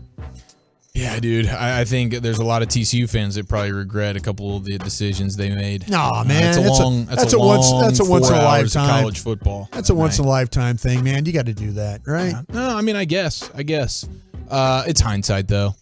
Yeah, that's too much for me. And honestly, the at-home Super Bowl experience, I guess if it's your team, it's different. I've never had the experience of hey, the Cowboys are there, and maybe if you had the means, would that be fun to go because it is your team, so being there is more special. But the tradition of being at home or being at a watch party for the Super Bowl, watching it on a big screen and fellowshipping with friends and family, eating all the food and doing whatever it is I want to do, not being confined to the random seat and all the inconvenience that's involved with doing something like that. Yeah. But maybe if it was my team, I'd feel differently. But otherwise, I just love the convenience of being at home and doing my Super Bowl thing however, man. I would love to go, but otherwise, I wouldn't pay that amount just to see 2 random teams. Okay, that's what I wanted. The next question I wanted to ask you guys. Do you sell your 2 tickets to the game? Yes. 100% I would. If it's not one of my teams in there, I'm selling my tickets. Even 100%. if it is, honestly, now that I think about the selling portion of it, you have that option where you can actually make good money. That's a good business decision, Wolchuk. That's an adult decision. Yeah, the only people that go there are, I'm not an the adult. super, the pretty damn wealthy, right? go. You have like $1 million portfolio, 10 grand's not huge. You love the team and corporate people, right? Because the company's paying for it, right? That's the only teams that's the only only people getting that 17% of the tickets are only going to the teams. So was it 34% of the tickets? Is the atmosphere of this game kind of just ho hum?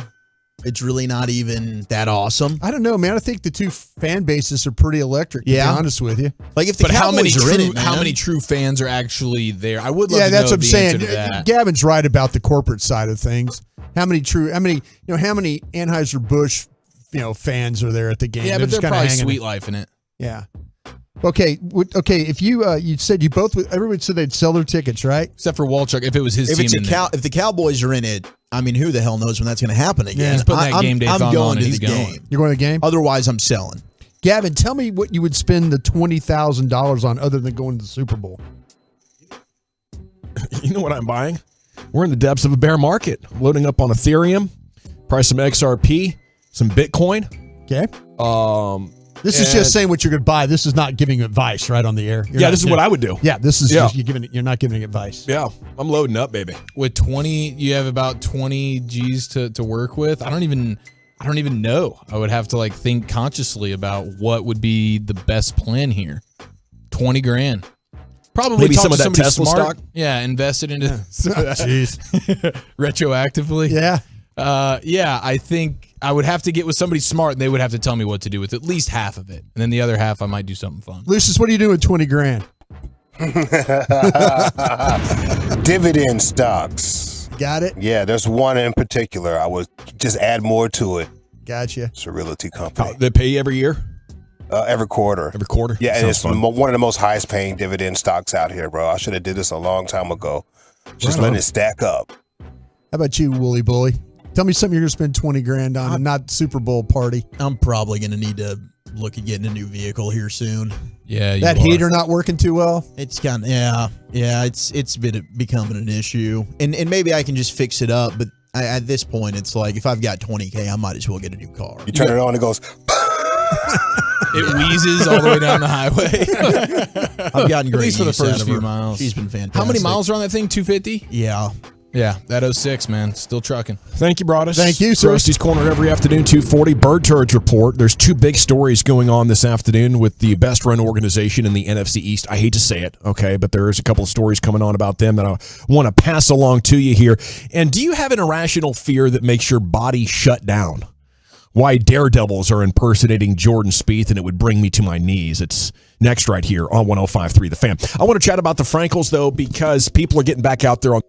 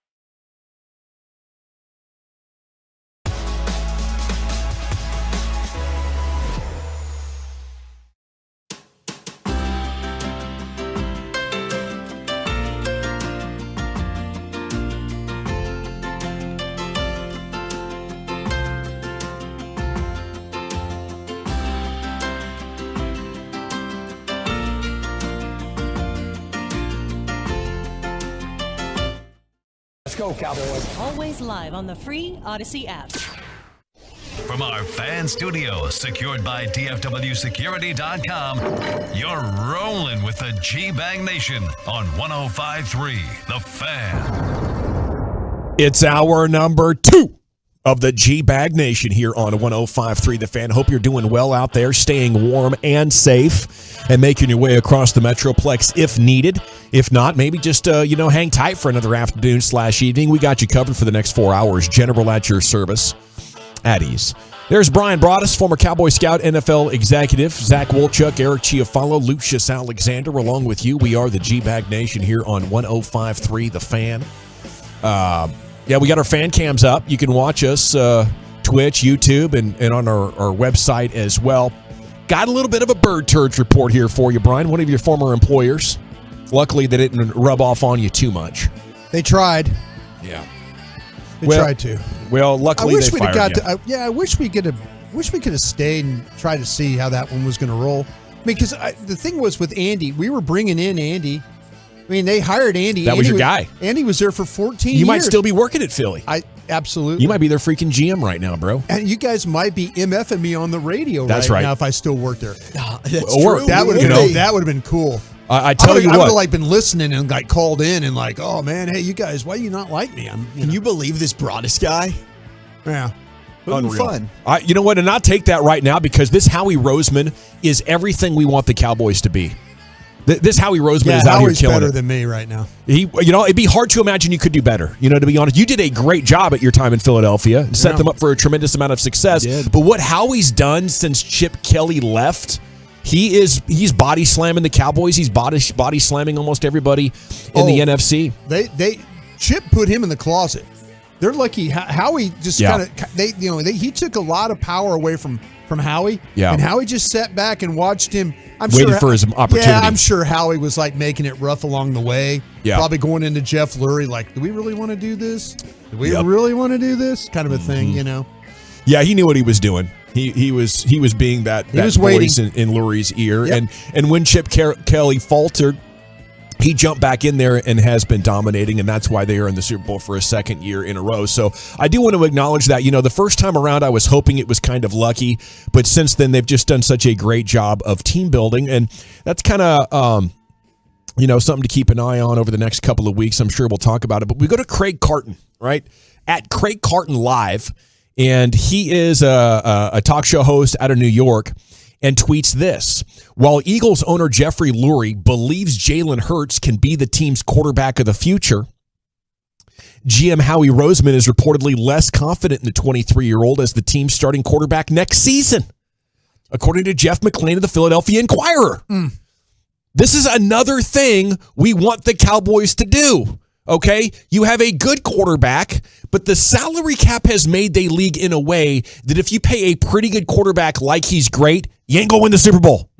They realized that with Carson Wentz. Even though he was coming off a borderline Pro Bowl season, they said, we want to draft Jalen Hurts that gives us another chance of having really good quarterback play or sufficient quarterback play on a rookie deal. Sufficient quarterback play on a rookie deal can be equivalent to Hall of Fame quarterback. And he's not going back to, I'm going to pay a pretty good quarterback like he's a Hall of Famer. This is Howie Roseman, ladies and gentlemen. I don't know if it's true. Craig Carton has a checkered past. I believe he defrauded individuals out of $2-3 million in some sort of a Ponzi scheme, and he went to prison for a couple of years. So I'm not saying that Craig Carton is absolutely trustable, but he might be the best talk show host I've ever heard. And I know when he got out of prison, people were lined up to put him back on the job because he has relationships and a good mind for sports. And if he's reporting that, I can't rule it out. I hope it's not true. I hope they lock into Jalen Hurts and pay him a bunch of money, and we'll see if he can continue to be that player. But I think what they're going to do is the smart thing, which is to treat quarterback like every position in football. Can we get close to as good for a lot less money? Can we create some competition, see which rises to the top? And if our incumbent is still good enough, he will still be our guy. But we're not going to bequeath it to him because we're scared of some quarterback controversy, which is an idea that has rocked NFL front offices for 30 years now. the Eagles are blocking all that BS out and going about handling business. It's no coincidence they're back in the Super Bowl, Chief. I'm with you 100%. I think maybe that's what the reporter was going for on Channel 11, the bequeath. Yes. Dawson just said it, bequeathed. Maybe that's where he had just said it or he had thought about it, and then he fumble farted his way into a nightmare. This is pretty special that the Eagles are doing this. They're seeing how it works for them, and they also see that, like Jalen Hurts, for as good of a season as he's had, when you look at even in the game the other day where he didn't throw the ball well, did not throw the ball at all, like under 5 yards per dropback, 37% success rate versus the Niners. That's extremely low. Inaccurate on 16% of his throws, third worst mark of the season. And it shows even more a couple of different things about how he didn't throw the ball well. He ran the ball well, and so you can see, okay, especially if you have a running quarterback, this is going to be something where I do want to turn and burn more. It's just like we talk about with running backs and stuff. You're going to age at a different rate as a quarterback who runs all the time. But it is something for, man, if you can get a season out of it that's dominant like Hurts and you have all that talent around him, just that one trait, because he ran the ball well versus the Niners, but he didn't throw the ball well. But they have enough talent, and I know the Niners quarterback situation got weird. They still won in spite of the fact that he didn't even throw the ball that well. And so it's like, okay, can we duplicate this? Can we get another guy that runs the ball extremely well and at times can throw the ball decent when set up nicely? But can we still win in spite of the fact that we have a quarterback that doesn't even throw the ball well? And I think that's the big thing is, do you have a quarterback running the ball? I think matters a ton, because that's just one thing that is like, okay, if he's not throwing, we can at least run with him. Yeah. And if you have enough talent around him, you can at least build on that. And then it's like, okay, can you develop into a passer like Hurts has, which is not great, but it's good enough when you have the team he's got. Yeah, and you can run the ball like that. You're going to get the defenses out of clog and cover. And now a quarterback that you might not think is a Pro Bowler is playing like an MVP because he's getting man coverage. It's all about getting them out of clog and cover. And if I do that 4 seconds after I snapped it when your secondary and your linebackers have been retreating, guess what? Now there's 15 yards that I can take. Mm-hmm. So I think the running quarterback is the great equalizer. Obviously, you need young ones to do that. For sure, yeah. And that's where you get them on the rookie contract. And you're seeing more and more these guys are runners, and Justin Fields can come in and make a huge impact on the league without being much of a thrower at all, at least at this point. So, and what's easier? For some teams, you really kind of fall into the great quarterback, but there's very few of them out there. Usually there's two at one time in the sport. So what's easier, to find that guy, the Mahomes? Because the Chiefs did it the other way. The Chiefs got the Mahomes. How often do you get that? Is it easier to just build a great roster and have a decent quarterback, or to find the GOAT? I think you'd love to just find the GOAT and talk about the great neutralizer. Hey, Pat Mahomes, all your receivers are hurt. We've had to skimp. We're leaning on a ton of rookies defensively, but you're so great. Okay, awesome. That would be amazing to have that. And the once in a blue moon, you're the team that's got the first pick, or you're fortunate like the Chiefs to land the Mahomes 1 in a billion. Okay, but otherwise, it's probably easier to find a decent quarterback and build a kick-ass roster. I kind of feel like, though, the Eagles' draft plan all along was trying to always prepare to have a quarterback. When you look at how they trade during the draft, to always try and get someone's next year's one. They're willing to move on. They got New Orleans next year's one. We all thought that was going to be a top 5 pick. Yeah. Now they've got New Orleans pick, which will be 10. They could very well have their own, which will be 31 or 32. Buys them options. It buys them options. I think Howie, I think now maybe it's not about this draft class, but I wouldn't be surprised if he moved that 10th pick for next year's one. And that way he gives himself, again, another opportunity when we get to evaluate the 2024 draft and we start talking about Caleb Williams, USC, and all these quarterbacks that are coming out. May from North Carolina. We'll start, and then now it puts him in position, if his quarterback's faltering, or if I don't want to pay the guy, or the negotiations are going bad, then I could fall back on that, having that draft pick of those quarterbacks, taking at least 2 ones and trying to dance that thing forward to go get a guy. I mean, franchise quarterbacks, they make TV ratings. They give your organization stability. Unfortunately, that's at odds with winning the championship right now. And I think what happens for a lot of quarterbacks like your Phil Rivers and Matt Ryans and Dak Prescotts, who are damn good players, like some of the greatest athletes in all of sports, but right now they don't fit into a championship context. What would happen if the league would copycat what the Eagles are doing? It would change the supply and demand dynamics. So now for a quarterback that's not a Hall of Famer, you're not paying market value at the top. You're paying 60% of that. Now we have an extra $18 million. And it's because of the absolute lack of supply. that the average starting quarterback gets to get paid like a superstar. Right? So how else can you engineer that level of offense? And I don't think it's boring either. Like the Eagles, the 49ers, they put on a great show with a, I don't know how good of a passer it is. You decide for yourself when it comes to Purdy and Hurts, but I don't think the quality of the product suffered for Eagles or 49ers fans this year because they did not have that, quote, franchise quarterback. No, but Hurts definitely, it is interesting because they lose the 2 games without Hurts. Hurts definitely does impact them. I mean, it's easy to say, like, hey, you can throw anybody on that team because of the roster they have. There's no doubt that they have an incredible roster, but Jalen Hurts definitely tilts that. It's like they put up, 3 points, whatever it was, against the Saints without him. So, I mean, clearly he does tilt the scale in their favor, but it is interesting. Do you want to lock yourself up long-term to a quarterback whose best attribute is his legs? And there's definitely injury risk that comes with that. And I think it is smart to always have a contingency plan, especially at the quarterback position, and wonder, do you want to lock yourself up to that? I think adding yourself to be flexible at that position in today's NFL, when you have a good roster, is definitely a benefit. Do we not want the running quarterback? Is that what you're saying? No, I think you do. You don't want to pay. You do want the running quarterback, but I think it's smart to think about, do you want to lock yourself up long term and pay a premium price for a guy whose career you might not have the longevity there? Like, I think you have to ask that about Lamar Jackson right now if you're a team that wants to lock up Lamar Jackson.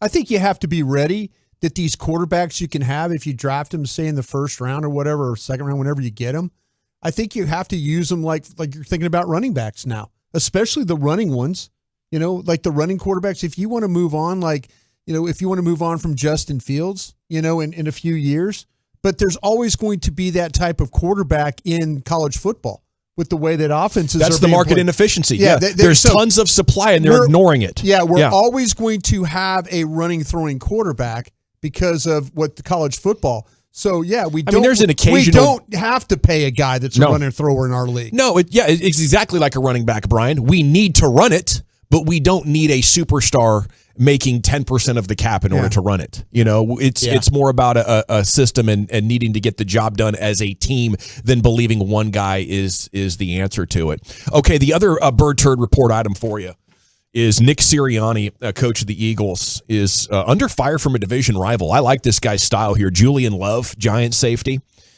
He says, he's a guy who really is doing a good job because he's not getting in the way of his team. This was on the NFL Network today, and it's shots fired. He is an experienced roster from top to bottom, offense, defense. It's kind of like he's talking about Sirianni like Barry Switzer. Like, hey, you got to slide in here when everything was perfect.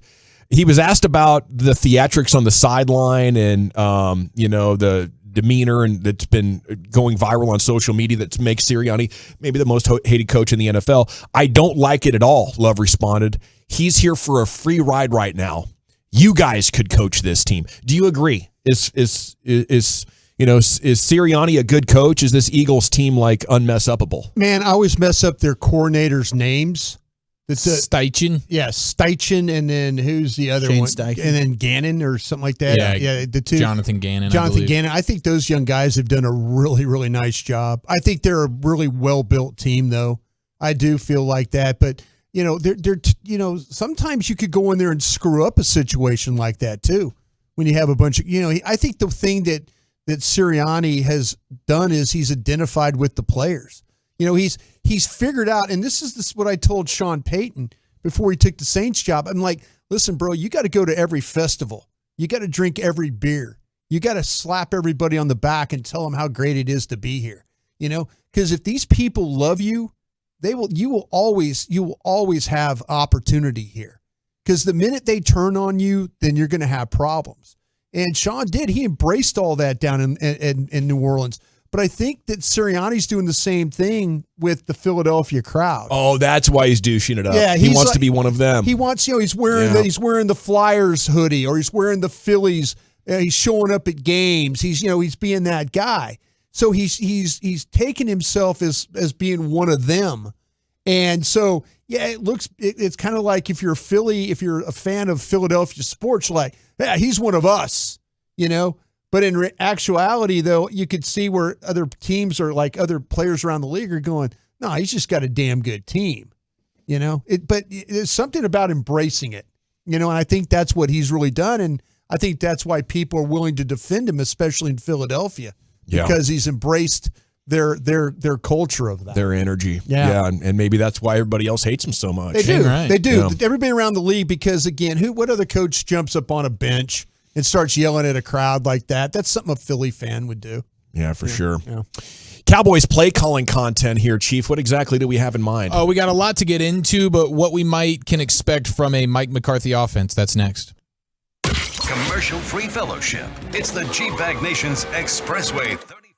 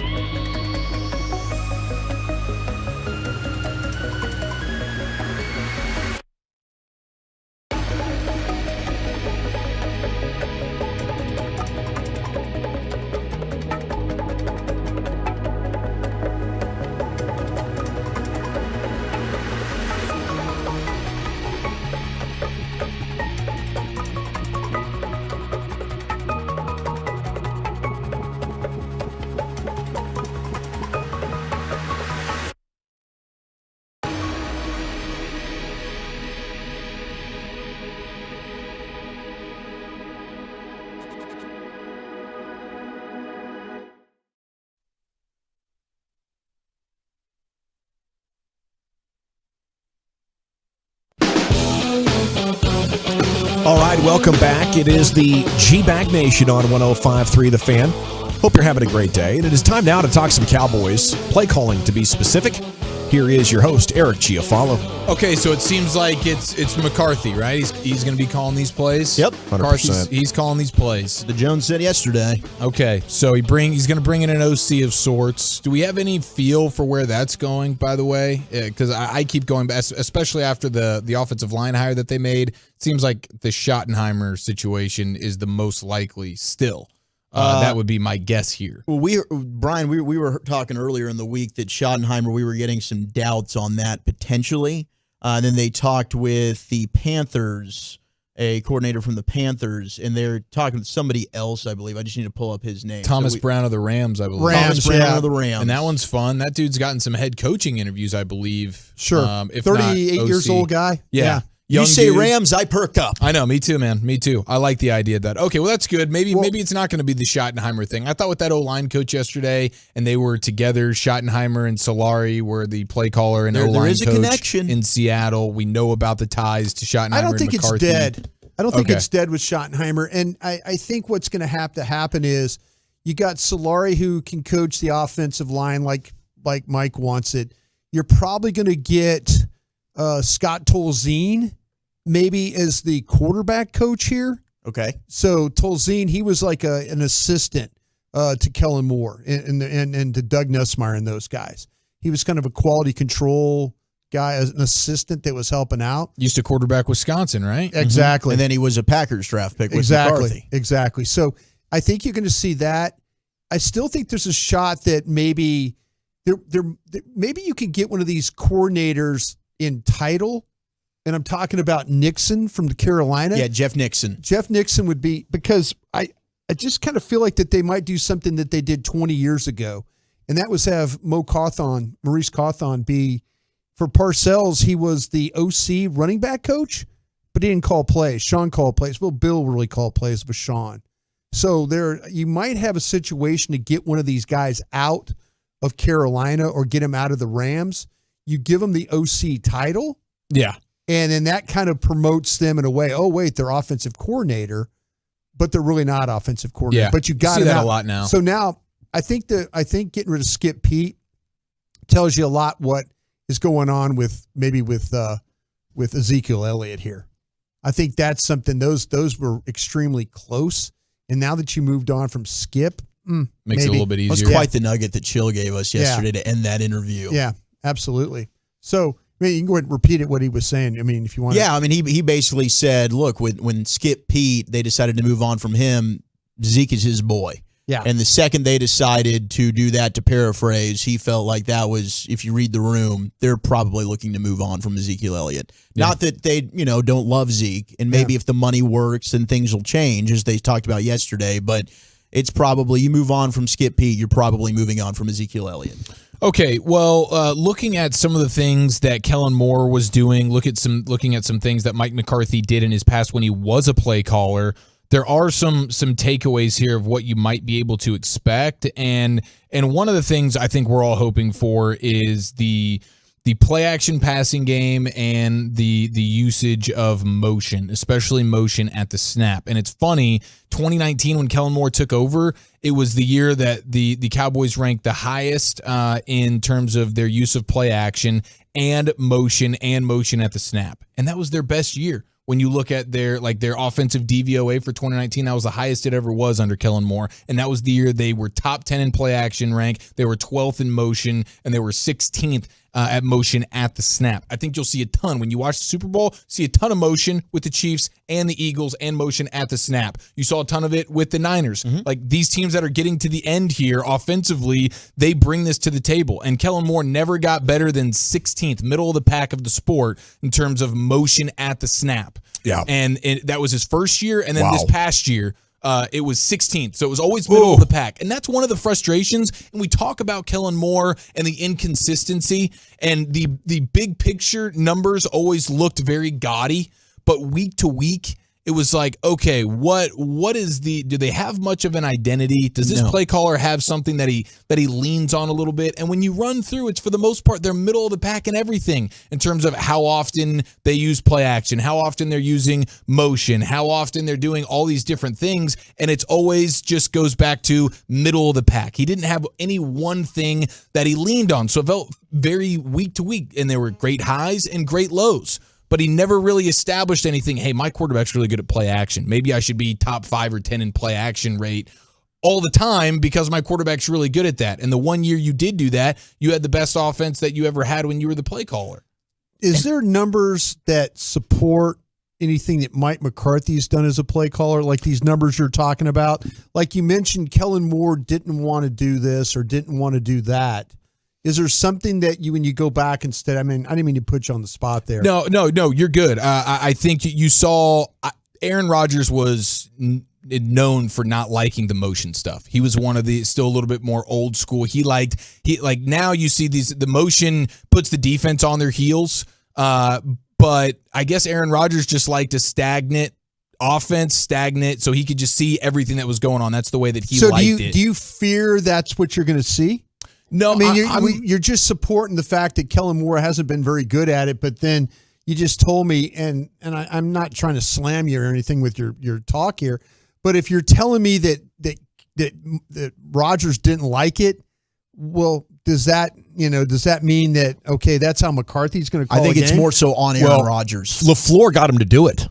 That's the crazy thing about Green Bay. McCarthy wanted him to do it. Rodgers wouldn't do it. And then when new coach arrived, he's like, hey, coach, what do you want to do? All right, sounds good. And he blew up into MVP Rodgers again. So I think the takeaway is if your quarterback is barking back at less motion, you got to explain it to him. I don't care what you're comfortable with. Here's the numbers, and we're going to try this for a long time before we decide to go away from it, because we have to get the defense out of position. Yeah. And if you got to get used to this new set of buzzing things around you in order to get the defense out of position, then that's the bridge we're going to cross. And I think that's exactly why the Cowboys keep saying Dak Prescott needs a new voice in his ear. Right. In even last year, we were hearing that Aaron Rodgers doesn't like to be under center. He prefers the shotgun. Well, they had to make that adjustment halfway through the season with Matt LaFleur saying, buddy, we got to do some more play action under center, and you saw how their offense was able to really take off the second half of the season. So Aaron Rodgers doesn't always know what's best for him in the offense. And it's a fair question, Broadus, to compare to McCarthy, and that's one of the things that I struggle with when evaluating McCarthy is like he was super high in early down passing rate, and that's one of the things that I would love to see. Like Kellen Moore is turning around and hand the ball off all the time. McCarthy with the Packers was a guy that really liked to throw the ball early and often, and they found great success doing that. Now, he had one of the best quarterbacks we've ever seen, but that's also something that I struggle with. How much of it was Aaron Rodgers deciding on first down that they're passing the ball and second down passing the ball? So I'm presenting you some things here. I don't fully know what I can guaranteed expect from McCarthy because I don't know how much was dictated by him or Rodgers when it comes to at the line of scrimmage. McCarthy might have wanted the run play on first down, and Rodgers just said to hell with that. So that's why I don't really know. I'm giving you what we've seen. Okay. But what we've seen from Mike McCarthy that I know for sure of when he was the play caller with the Packers, and it's something that I would invite here, is being an offense that throws the ball on early downs more often than not. But again, I don't know if that was Rodgers or McCarthy. Yeah, is there a sample size of how the games are called with Schottenheimer? Because whoever's the OC, I think, is going to be a guy that's going to influence how Mike McCarthy calls these games. Yeah, well, Brian Schottenheimer was a guy that loved doing play action, but also loved running the ball. Like they were always high up in play action rates and in running the ball, early downs, whatever. But it is funny because the Seahawks ran the ball on about 52% of their first down plays when Schottenheimer was the play caller, and that's less than what Kellen Moore was actually running the ball. Kellen Moore is running the ball 57% of the time on first down. Which was even higher than what Schottenheimer was doing. And Schottenheimer's known for being a guy that loves to turn around and hand the ball off. Do you think that maybe that he was in a situation that he felt like he could still run the ball even with Terrence Steele being out because he had a Hall of Fame right tackle?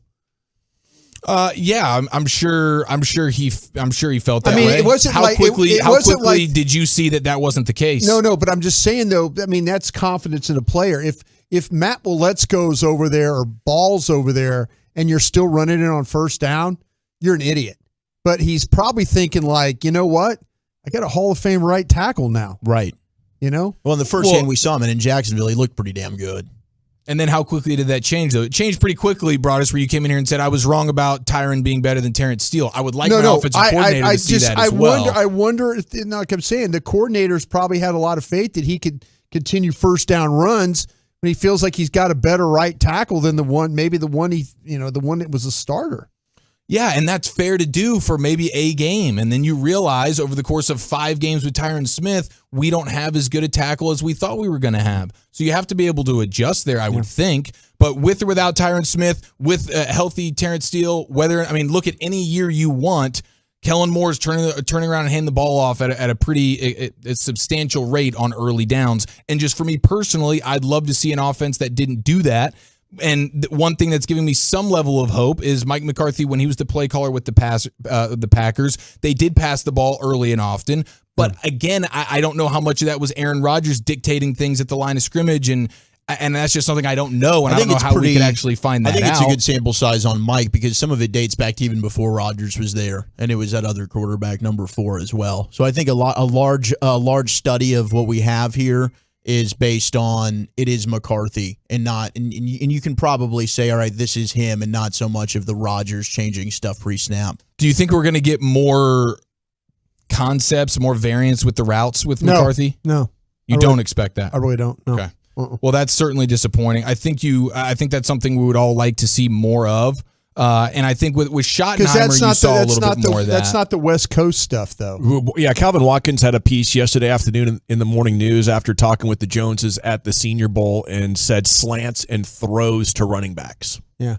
That's the main thing. Yeah, John Owning was even talking about. We were laughing about it this morning. I was talking about the slant flat is obviously a staple call there, right? Yeah, exactly. But not much of the hitch stuff. We're not going to get a bunch of guys just turning around. around. Yeah, you're gonna get some of that. You're going to get plenty of that. Well, that's certainly a bummer. Blogging the Boys mentioned like one way that the next offensive coordinator could help things out is by using the tight ends in more various ways. When you look at how much... That's a Green Bay way of playing. I would love that. And you got the tight ends to do it now. Yeah, because, you had 3... Say what you want about Schultz, but you have 3 solid guys. You saw midway point of the season, okay, we got 3 tight ends that we can get some use out of here. And they were pretty much exclusively using the Ferguson combo as blockers. And so it's like, okay, like 75% of Ferguson's play here this year was as a blocker. Could you have gotten a little bit more creative in the way you used him, especially when you saw some of his yak ability throughout the season? Absolutely. Whether he's Euro stepping into the end zone or I believe it was the Tampa game where he skirts out and boom, there's a 34-yard play. Play for him. So you'd like to have a coordinator that we talk about getting your stars involved, but also don't maybe pigeonhole some of these dudes that you find, okay, we got something here with Ferguson. We don't have to 75% of the time he's on the field just make him be a blocker or a Hendershot. Like, let's use these guys in a variety of different ways and create some more mismatches here because you got that with these tight ends. You struck gold a little bit. So, there's another way that you could help things as the next offensive coordinator, and it sounds like maybe that's one way Mike McCarthy might advance things. So that's certainly good. hope so.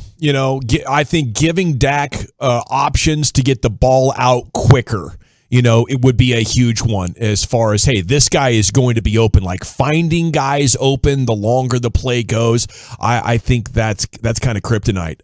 And certainly there have been some big plays, that are made, but I think depending on that is not the path. Thank you so much, Chiafalo. It is going to be a fascinating offseason to see what exactly changes and how much better it can be. NFL news of the day with Wolchuk's coming up. Zach, what do you have in mind for us? Travis Kelce has a strong message for Chiefs fans ahead of the Super Bowl, and did this former Giant take it too far with the Brady retirement? Next on The Fan.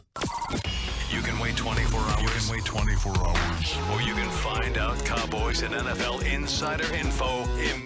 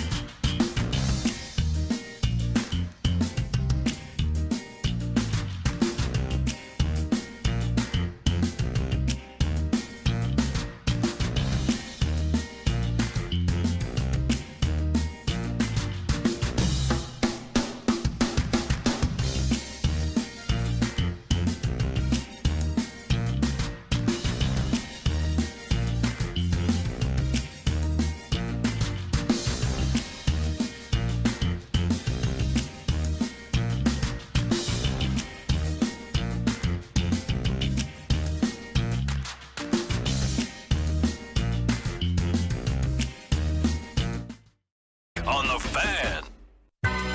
Even though shortages and demand are driving up prices, Classic Chevrolet would never charge over MSRP. Not now, not ever. Experience the difference today. This is Texas. This is Classic. Find new roads. Well, thank you, Lucius. It is the G-Bag Nation here on 105.3 The Fan. Now it's time for some NFL news of the day. Here is your host, Will Chuck. Thank you very much. So much to get to. So little time. We're getting you set for the Super Bowl. We're going to be flying out there on Monday. Super excited to take on Radio Row for you next week. And hopefully we can see all of you at Fan Bowl on Saturday as well. But we had the New Heights show, which is the Travis and Jason Kelce podcast. And you guys been paying attention to this Rocky statue curse that's going around? No, what happened with the Rocky statue? So basically, if a team goes to Philadelphia and we've had opposing fans show up and they put a jersey, like the Vikings did it back in 2017, I think it was, when they played the Eagles in the NFC Championship game and then proceeded to just get clobbered. You saw the 49ers do it the week before the Giants did it, and their teams end up losing. So now it's thought of as if you show up to Philadelphia and you go ahead and put your opposing team's gear. They let you do it? They let you do it, and just to take pictures and whatnot, and then you probably have to take it off. But it's now taken on a curse of its own. So the Kelce brothers were talking about this, and Travis Kelce has a message to the Chiefs fan leading up to this Super Bowl. I am convinced that there is a Philadelphia fan who is putting these shirts on the Rocky statue just to get everybody all fired up. Man. And it's working. It's working tremendously. So keep doing it. I guarantee it. There's no way. Because it's happened every single game. The Giants did it. That's sick. 49ers did it. There'll probably be a Chiefs jersey on it this week. No way. No way. Saying. Right now, Chiefs, do not touch the Rocky Memorial, okay? Do not do that, all right? Definitely don't put an 87 on there, all right? Do not do that. I just think it's so much fun how we have these two brothers that are now facing off in the Super Bowl, and we get this kind of content from them as their competitors, right? And it's just friendly, it's back and forth. But if I'm Travis Kelce, I'm giving the same message to the Chiefs fans. You stay the bleep away from that Rocky statue. I don't want anything possibly ruining this Super Bowl. Yeah, we can't mess with that, man. The mojo that you have going on right now is absolutely outstanding. And you're right. This podcast is a gift, kind of like Draymond Green's last year during the NBA run. You know, it's like you get players speaking in a relaxed, comfortable environment instead of just asking stupid questions from reporters. And the paths they take themselves down are so much more interesting.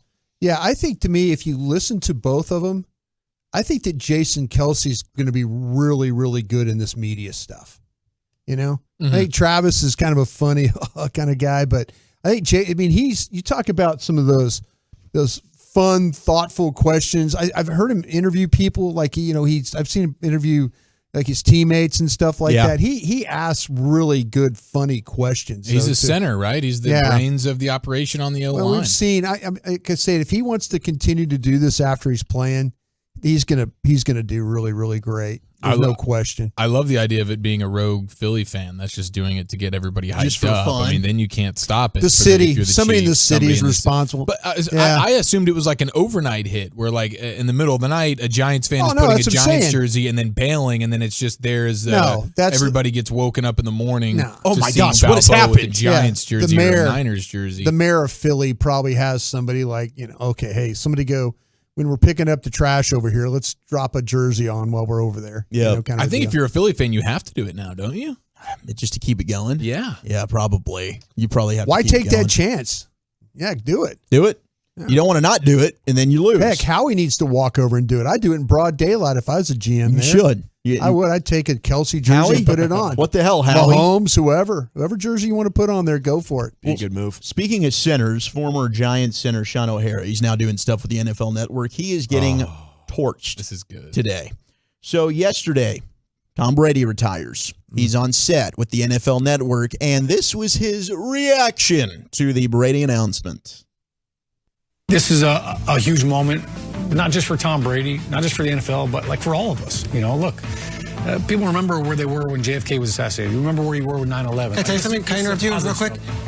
His first start was a week after 9/11. That's how long ago he's been playing. I came out the same year as him, 2000, and he's still playing. 23 years. That's a long time. But I'm going to remember this. Like, I'm going to remember who I'm with. Kyle's going to remember he was in Vegas. You're going to remember where you were when Tom Brady announced his official retirement. And it sounds like this one's for real. Okay, so people are... He starts off with the 9/11 and the JFK. You're going to remember where you are, and they're like. I thought when Schrager interrupted him, he was going to say, "Hold on, are you sure you want to go that? Yeah. Let's reel it back in. Let's settle down for a second." Yeah, which one are you going to remember? He leaned in. Can't wait to bust on Schrager. Like, why'd you let him go? Oh, pause. But he really leaned into it, and he's just social media is letting him have it today. You had a quarterback retire, buddy. It's not like somebody died. It wasn't an attack on the not country. Just somebody, bro. Like that's a lot of people. Big deal. Like he basically compared it to two giant tragic events in our U.S. history. Yeah, and that's like Brady retiring. Yeah, I'm pretty sure I'll forget where I was. I think I was on my recliner, but it was such a non-story. I think because it was the second one, it loses so much of the impact. Mm-hmm. And a few hours later, ESPN had actually changed their lead story on the .com from Tom to the WNBA player who switched from Seattle to New York. Wow. Within a couple of hours. It wasn't getting clicks is what that tells you. Yeah. Like fans are like, yeah, whatever. You guys That's surprising. See Giselle's comment to Tom? What, she have a 12-word answer I heard? I didn't see what she said, though. Wishing you only wonderful things in this new chapter of your life. You selfish bastard. With the prayer emoji. Hashtag not my problems, no more. Namaste. Make sure that payment gets here on Thursday. Nama leave. Yeah. And he got a lot of well wishes from his teammates, but some people are just saying, man, the coldest comment from Giselle there to Tom. He doesn't care. He's probably sitting there still staring at it, Brian. I think he does care. I don't think he does. I don't think he's moved on. No, he is moved on. He's apparently not going to be any part of the Fox Super Bowl coverage. Of course he's not. He's mourning. He's taking the Romo approach. Sure is. Man, Romo, I heard y'all talking about Romo this week. That was pretty good. Oh. I thought he was going to say knitting is my favorite sport. He does seem like a guy that would knit. I thought that's what he was going for. He's making holy shirts and pants for his kids. It feels so good when he jokes. Now the Niners have decided to officially move on from Jimmy G. They had a press conference yesterday, and Kyle Shanahan and John Lynch both said, no, Jimmy G's not going to be a part of this thing next year. I do want to sneak in this Derek Jeter audio if we can. Derek Jeter was on with the Tonight Show with Jimmy Fallon. It was True Confessions. They were playing the True Confessions game, and this is a story that's been kind of rumored for a while now, that back in 2004 against the Oakland Athletics, that Derek Jeter might have worn a thong on game day to get out of a slump that he was in. And certainly not a slump off the diamond. It was on the diamond. It was a hitting slump because we know about the success that he's had with the ladies. But here's Jeter talking about this. I once wore a thong in public in front of thousands of people. You're Derek Jeter. Yeah. We would have known. But I'm sure you have like a really well sculpted bottom. Do you know what I mean? Were you talking to me or you were looking at Derek? I was you. Thank you. Right. Wait, what do you? Is that a question? Thousands. Where were there thousands of people? In New York. Yeah, in New York. Yes. Were you wearing it? Were you wearing the thong where one would wear a thong? Where else would you wear a thong? I don't know, but I thought maybe like it was a weird trick question. I wore it where one would wear a thong, yes. So, do you wear underwear? Oh, I do. In general? I do. Okay, so you've never gone Obviously. You have your own line of underwear, don't you? Athletic wear. Athletic, yeah. But these weren't was it your thong? Yeah, it's a good question. It was not. It was not my thong. It was not your thong, and you. What, did you have anything else on? I don't believe him. Did you have anything else on? I did. So now we pick, right? We choose. Yeah, we what do you decide. think? I say no. I say lie. I say lie. It is the truth.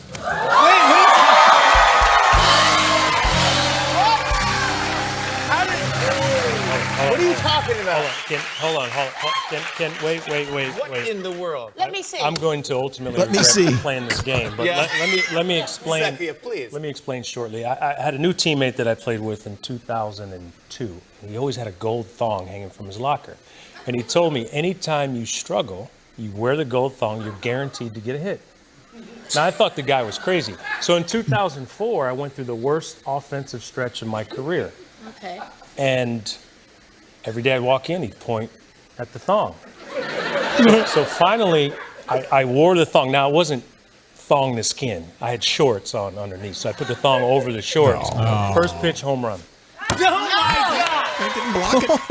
First pitch home run. That's not bad. Power of the thong. He had to wear a cup. Power of the thong. That's why he probably had to wear the shorts. Right. Yeah. And this is why I rep the game day thong. Yeah, exactly. Sounds like Broadus has some experience with it as well. That was a very technical explanation, Brian. What, the cup? Yeah. Well, Getting yeah, the cup and the thong in there. He's an infielder, right? He's Yeah. an infielder, right? Mm-hmm. You don't have to worry about those ground balls. That is a fantastic little bit, though. Who was the player? Was it like Nick Swisher? I see it being Nick Swisher. Giambi's talked about it quite a bit. Giambi, yes, I remember that. Yeah, I think it might have been Giambi. Nothing like slump busting, like busting out the thong. Who was the lady that was interviewed? That was Rita Ora. Okay. Who was also on the show with him. Now it is time. G-Bag Nation, thank you so much, Wolchuk, for that NFL news of the day and some Jeter news as well. It is time now to catch up with Coach Bob Stoops. He's busy in the XFL. We'll talk all things football with him next here in the G-Bag Nation. 35 minutes of commercial-free fan. Holy mackerel.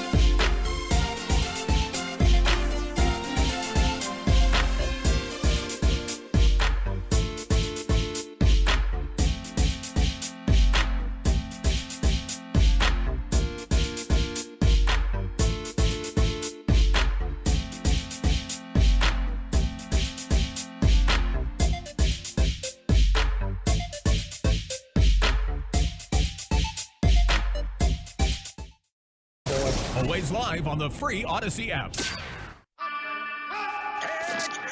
From our fan studio, secured by DFWsecurity.com, you're rolling with the G-Bag Nation on 105.3 The Fan. It is hour number 3 of the G-Bag Nation here on 105.3 The Fan. Coach Bob Stoops is set to join us. The XFL season opener is February 18th at Choctaw Stadium in Arlington. Tickets are on sale at XFL.com. They start at $20 a game, and here he is, coach of your Arlington Renegades, Coach Bob Stoops here in the G-Bag Nation. And a good afternoon, sir. How the heck are you? I'm doing great. Good to be with you guys down here in Arlington and Dallas. Hey, thanks again, Coach. Seriously, love having you back on. I have a question for you because as a very successful coach, and the Cowboys are going through this right now with their offensive coordinator, and you've hired Mike Leach, you've hired Lincoln Riley in your career. What does it take? What do you look for, and how do you hire a premier offensive coordinator? I look for the track record. When I hired Mike Leach, I saw his track record of success at Kentucky, and ahead of that with Hal Mumme. I looked at, when I hired Lincoln Riley, I researched what were the top. I asked my secretary, my assistant, look up what were the top 15 offenses in the United States of America last year, and I when scoring offense and total offense, and I think 7 of the top 15 or 6 of the top 13, something like that, were all of the Mike Leach tree and Hal Mumme tree. So Sonny Dykes and on and on. There are different guys throughout that, Mike Leach, on and on and on. But every one of them was a head coach other than Sonny Cumbie at TCU and Lincoln Riley at East Carolina. So I said, well, the head coaches aren't going to come with me to be my own coordinator. Sure. So I zeroed in on those guys, and Lincoln Riley came in to interview, and he was incredible. And I wanted to get back to a form of not necessarily air raid, and Lincoln evolved to being able to run the football, and with the backs we had with Joe Mixon and Samaje Perine and the offensive line that we had, he evolved from not just the air raid system, but being able to run the football. So that's what I look for, was the track record of success and of moving the football and scoring points. Well, I tell you what, you have I was just fascinated because you have this ability with your staff, and I was just curious about that. I know we'll get into some of these other questions, but also, when does a coach hire his friend or not hire his friend? Is there something that you never? Because it seems like to me that coaches that don't have success in whether in college football or in the NFL, when they hire their friends, it doesn't seem like it's the right staff. I don't know about anyone else. I've hired many friends, and they're only because they're damn good coaches. Yeah. I got more friends that I wouldn't hire than the ones I would hire. I got more friends that I would never hire to be coaches with me than ones that I would. So point being, friends aside, for instance, when my first staff at Oklahoma, I hired Mark Mangino, Brent Venables, my brother Mike, Jonathan Hayes. The next year I hired Chuck Long. They're all friends, but they're damn good coaches. Sure. And I knew that. And I knew how they coached. I like to hire people that I know how they coach, what their personality is, how tough they are, those kind of things. But I'm never hiring a friend just to hire a friend. I mean, that doesn't work at all in football. Well, Coach, we're pumped to have you as the head coach of our Arlington Renegades, but I wonder, how close have you ever been to making the jump to the NFL and taking one of those NFL head coaching jobs? Oh, there was a couple of times that it was enticing and thought I might. I'll be honest. Back in when those opportunities came, I loved what I was doing too much at Oklahoma. I thought overall the college football schedule for a head coach was overall better, your yearly schedule. that is certainly not the case today. If things were different today, I probably would have tried to jump. But at the time when those were serious conversations for me, it just wasn't the – I enjoyed too much what I was doing at Oklahoma. And I thought, again, the overall yearly schedule for the college coach was better overall, but that's certainly not the case today. Coach, you're a hell of a recruiter. Today, with the NIL money and stuff like that, and trying to keep your kids on your squad, maybe having to recruit them twice, has the NIL money made it harder on college coaches? Well, I don't think there's any question. It's a constant battle now. People recruiting your players. There's no rules. I mean, everybody can, it's like the NFL without any salary cap or any particular guidelines. So, sure, it's made it more challenging, and I still think there's a place for players who want the overall college experience, and it's better at one place than another. If you're only concerned with money, then some places aren't for you, and that's okay. There's plenty of good players out there, and find the right ones that fit your program. I think is still the important thing, but it's definitely made it more challenging. What about the aspect of the transfer portal now? Do you think that's a good or a bad thing for college football?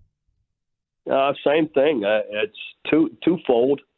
You can all of a sudden your roster can turn upside down in a couple of 3 weeks, but also you get the right players coming in, you can improve your program in a couple, 3-4 weeks. So it's twofold. I think as much as anything, be careful what you wish for. Some of these players enter the transfer portal and find out the grass isn't greener over there, or they get left out. Nobody wants to pick them up. That happens more than people realize. So it's not always great for them. But I know as a coach, if you want to turn your roster over, you don't have to wait recruiting years, 2-3 years to get the right players in. You can pretty well turn it over fairly quickly by getting the right guys in. How much fun are you having these days now with the Renegades? Is this where does this rank in terms of Bob Stoops' most fun he's had on the job? Well, nothing can compare to winning national championships and Big 12 championships. But obviously at this point in my life, I wouldn't be doing it if I wasn't incredibly satisfied with it and happy with it and excited about it. We've got great ownership with Danny Garcia, Dwayne Johnson, Jerry Cardinale, incredibly accomplished people that have a great vision and want to push this league forward.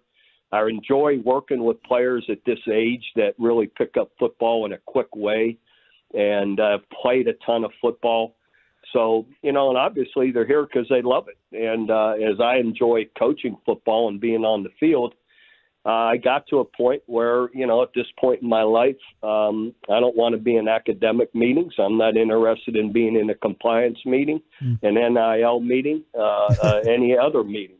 I enjoy being on the field coaching football, and that's the beauty of this league. It's all about that. And we got incredible guys to work with. Just think of 36 NFL football teams. Think of the last 5 guys cut from every one of those teams. Those are really good football players. And those are the guys that we're working with, and that's been really fun. Looks like you had a good crowd over there to watch practice a couple of days ago. Are you feeling the love from the fans? Oh, yeah. There was a couple thousand people overall there that, came out and watched practice for a good while, met the players afterwards. And, it was great. And, hopefully this whole area, we want to be a positive part of the community, getting out into the community and as time goes. And hopefully this whole area, everywhere, Arlington to Dallas up to Norman, people love their football. And I don't think I'm the only one. As soon as the Super Bowl's over, everybody's looking for more football, at least for several weeks. Yeah, I know a lot of our listeners are looking for more. Now, were you guys able to stay on track this week with the weather? No, no, we had a few days canceled, and hopefully today will be the last day. It seems that way looking at the weather, and that's okay. We had a lot of good practices in ahead of these last few days, and we'll recover and get back on the field hopefully tomorrow. What was the XFL draft strategy like for you going into this year? We love team building in the draft. I know we were talking to our buddy Ben DiNucci when he was drafted with Seattle, and he kind of said it seemed like the first round teams kind of knew the quarterbacks they were taking, but I just wonder what that whole process was like for you guys.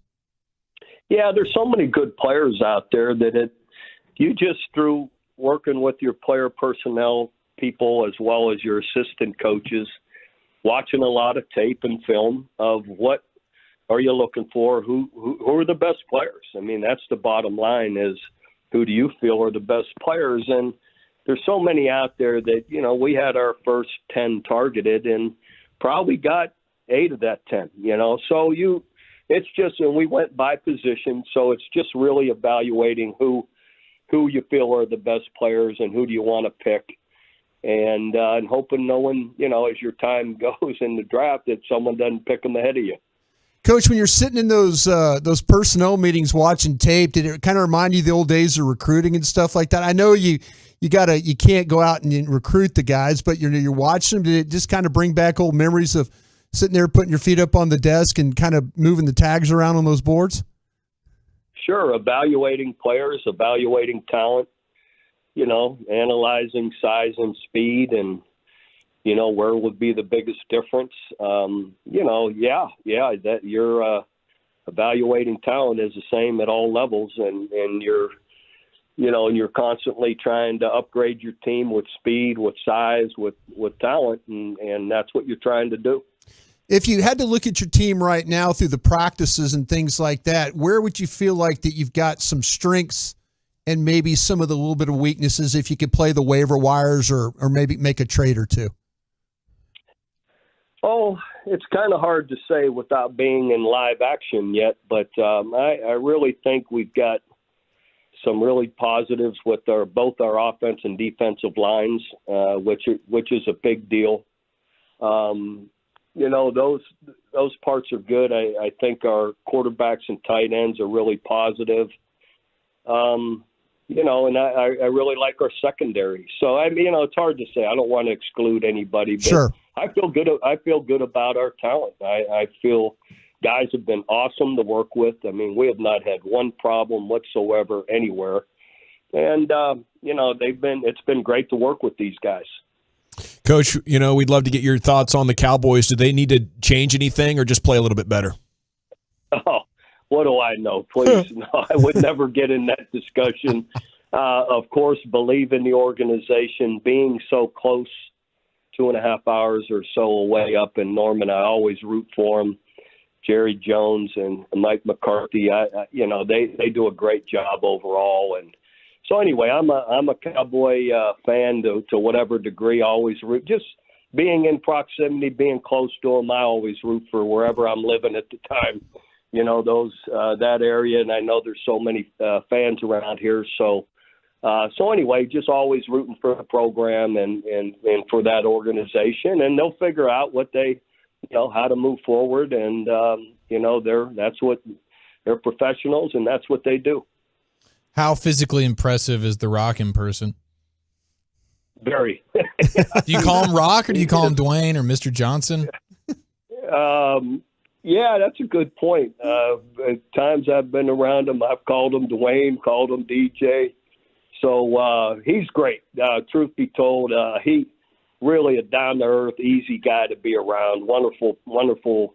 Comes across so easily, and you can't fake that. So, he's just a real down-to-earth, easy guy to be around, and it's been fun to be around him. And Danny Garcia as well, just a wonderful person. And Jerry Cardinale, our other major owner, haven't had a chance to be around yet, but I'm sure we will. All of them have been awesome. I'm sure the recruiter in you can't help but just pepper The Rock with like, "Come on, are you sure you don't want to play? Like, you don't want to put some maybe not with Danny Garcia, but with The Rock, the recruiter probably comes out." He looks like he could, no doubt, he'd still play. He's impressive. Absolutely, he works hard at it. He does. Would Bob Stoops ever jump in on a rock workout situation if the owner gave you a call and said, "Hey, I'm in town trying to get a little work in"? We lose him. We lose Bob Stoops. Oh, there he goes. Must have had another interview to get to. Thanks, Coach, for joining us. Head coach of your Arlington Renegades out there. XFL season opener February 18th, Choctaw Stadium, Arlington, Texas. And tickets are on sale at xfl.com, starting at just $20 a game. Always fun to talk football with Coach. All right, Wooly Bully coming up next here with the top 10 at 420. What's the subject matter today, sir? I got some Pete Weber audio as he tells the amazing story behind Who Do You Think You Are? I Am.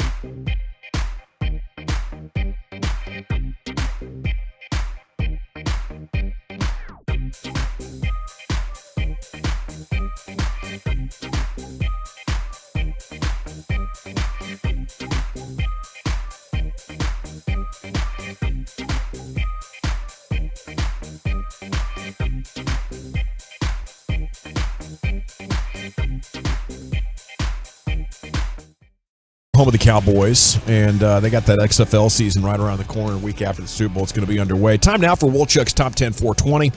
It's brought to you by Window Nation. Go to windownation.com, and it's brought to you by the Frankels. If you're hurt in an accident and it's not your fault, call the Frankels, 214-333-3333. Go online to truckwreck.com. Now, here he is, the Woolly Bully with his Top 10. Thank you very much, General. We'll get inside the best fast food sides here in just a moment.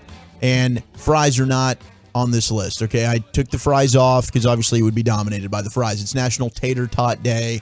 The mortal enemy of the tot is the fry. I thought they were family. They're potato family, but different type of potato. They're estranged. We've seen this before, so I think that they are estranged. Yeah, that's a good way to put it. So anything that's not a fry, what's your favorite side from a fast food place? I've got that as the top 10.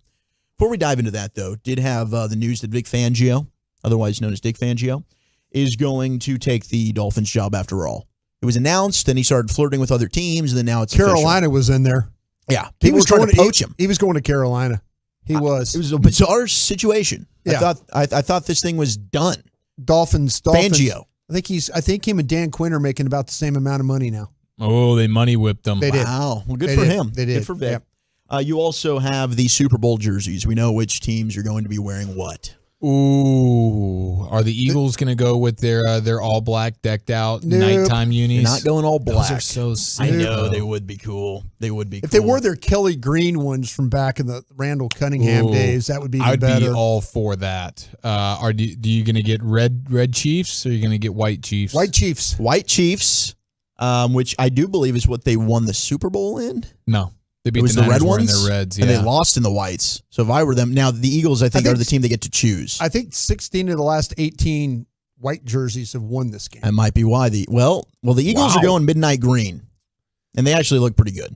But they're going with the midnight green unis. So they just got to choose. Go white. Yeah, the team that's technically like the home team, and it alternates every year between the AFC and NFC. Mm-hmm. It gets to choose. Hey, do you want to wear your light or dark? Oh, okay. And then the other team basically just has to choose the other. Cool. All right. So that's how that goes. It's a solid color clash, though. Not bad. I'm looking forward to it. Not bad at all. All right, Pete Weber. You know him for one of the best outbursts that we've ever heard. Well, and we gave the whole rundown, his whole backstory, where he was a drug addict, and it was insane. He was living in his van. The history is outstanding here with Pete Weber. Well, he's been making the rounds lately. He was on with Barstool Sports, on with Big Cat and their podcast. And if you don't know Pete Weber, you know. now you know. Take a trip down memory lane with the initial legendary line. Strike to claim it. A strike to claim it. And he got it! That's number 5. Are you kidding me? That's right. Who do you think you are? I am.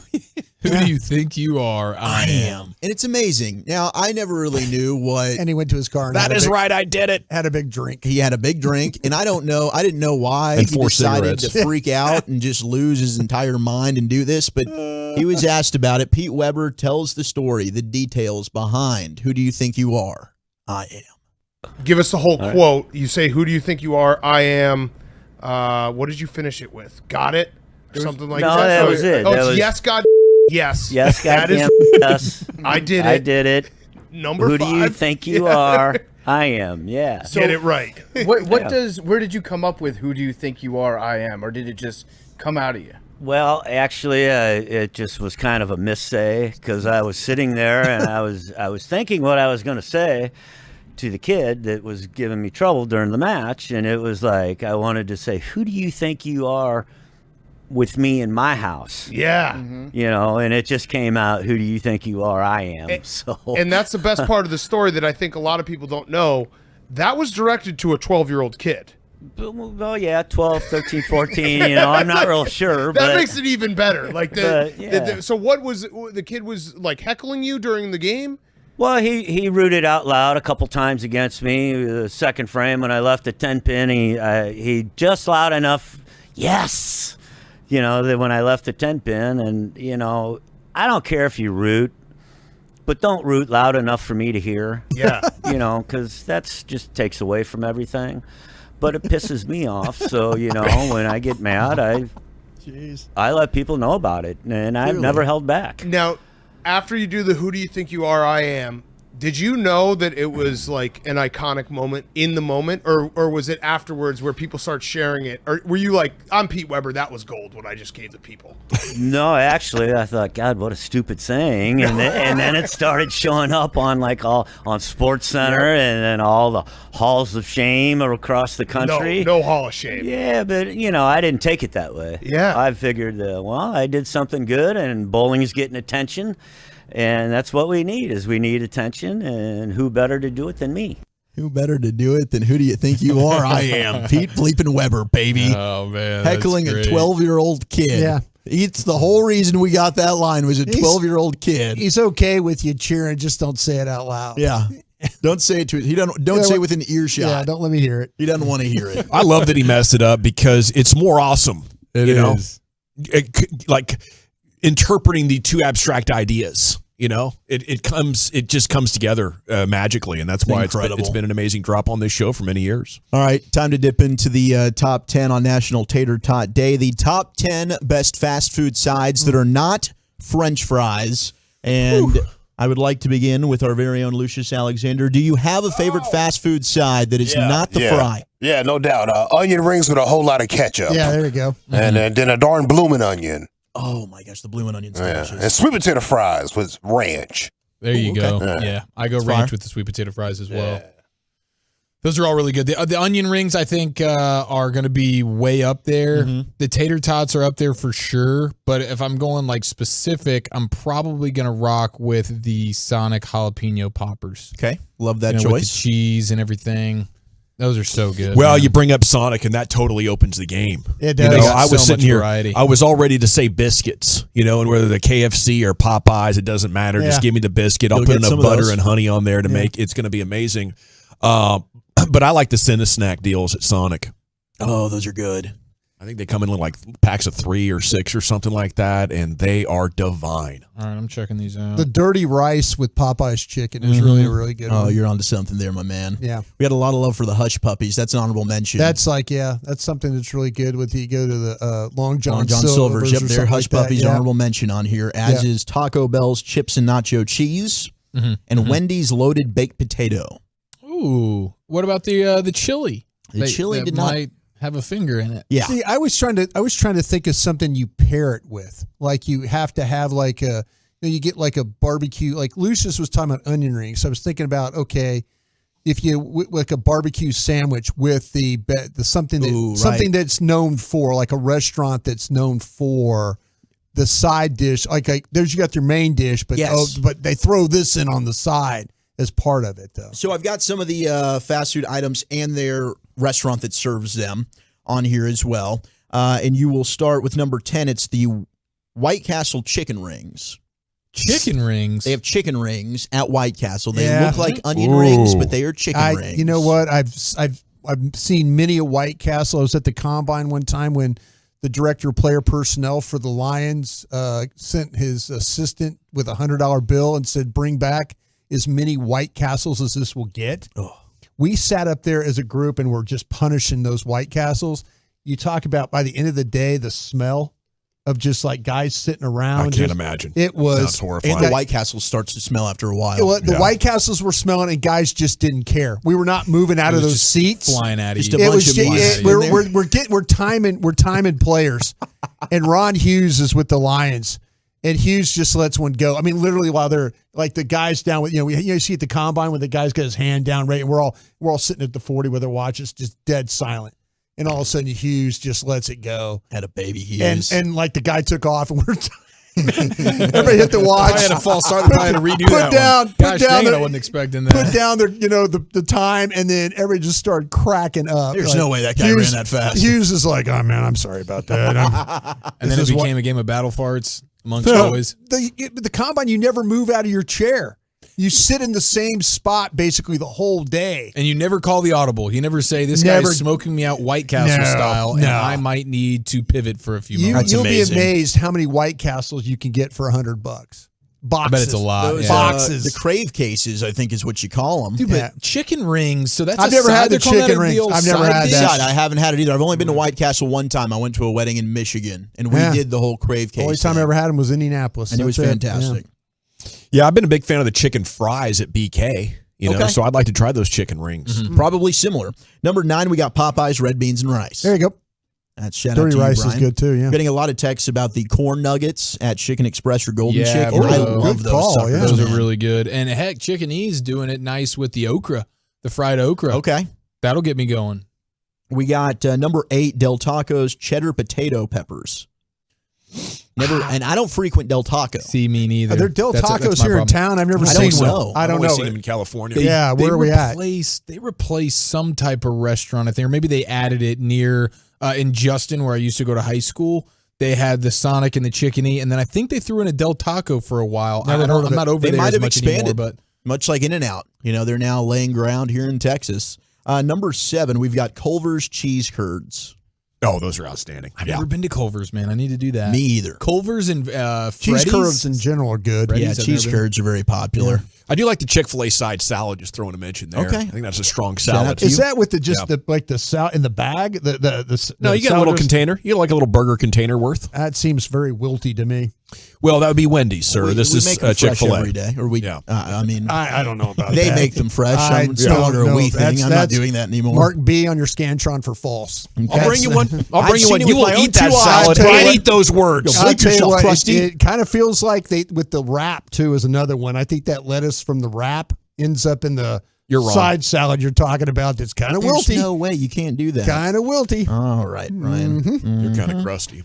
Good luck dealing with him tomorrow. All the other shows. Number 6, Church's honey butter biscuits. That's what Gavin was talking about. Yeah. Bring them up. That's probably the king.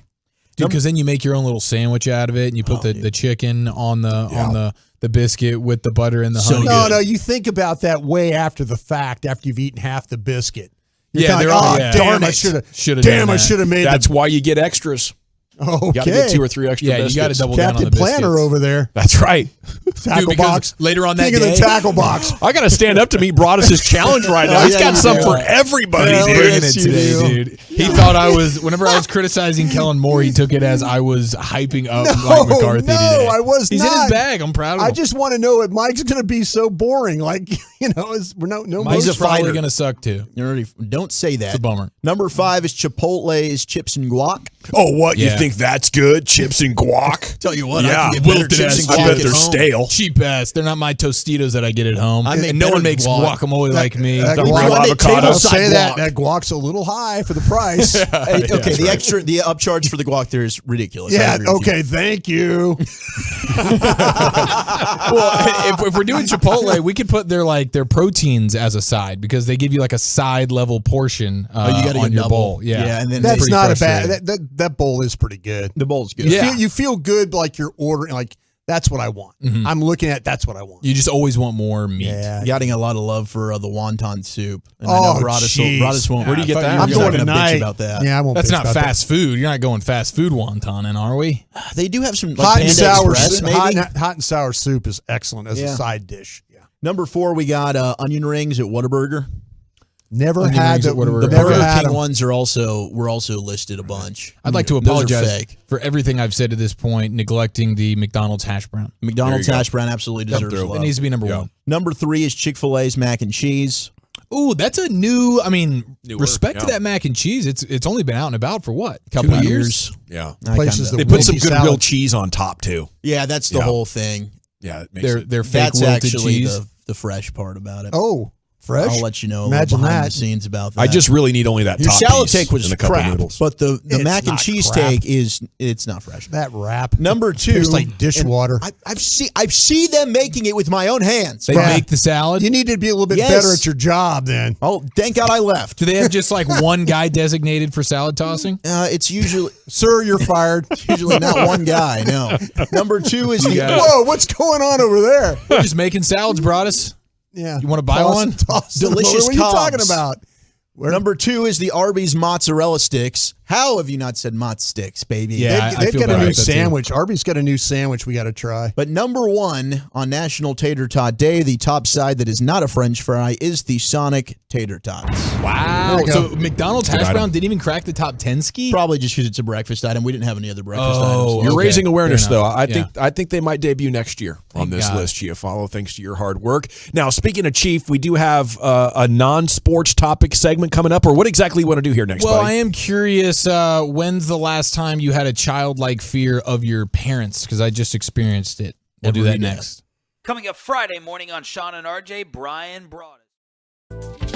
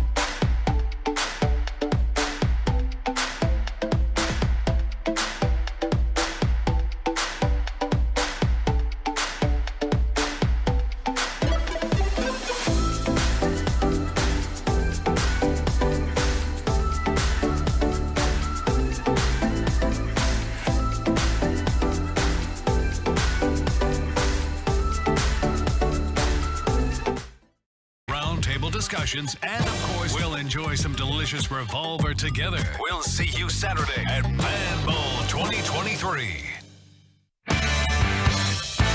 Welcome back. It is the G-Bag Nation.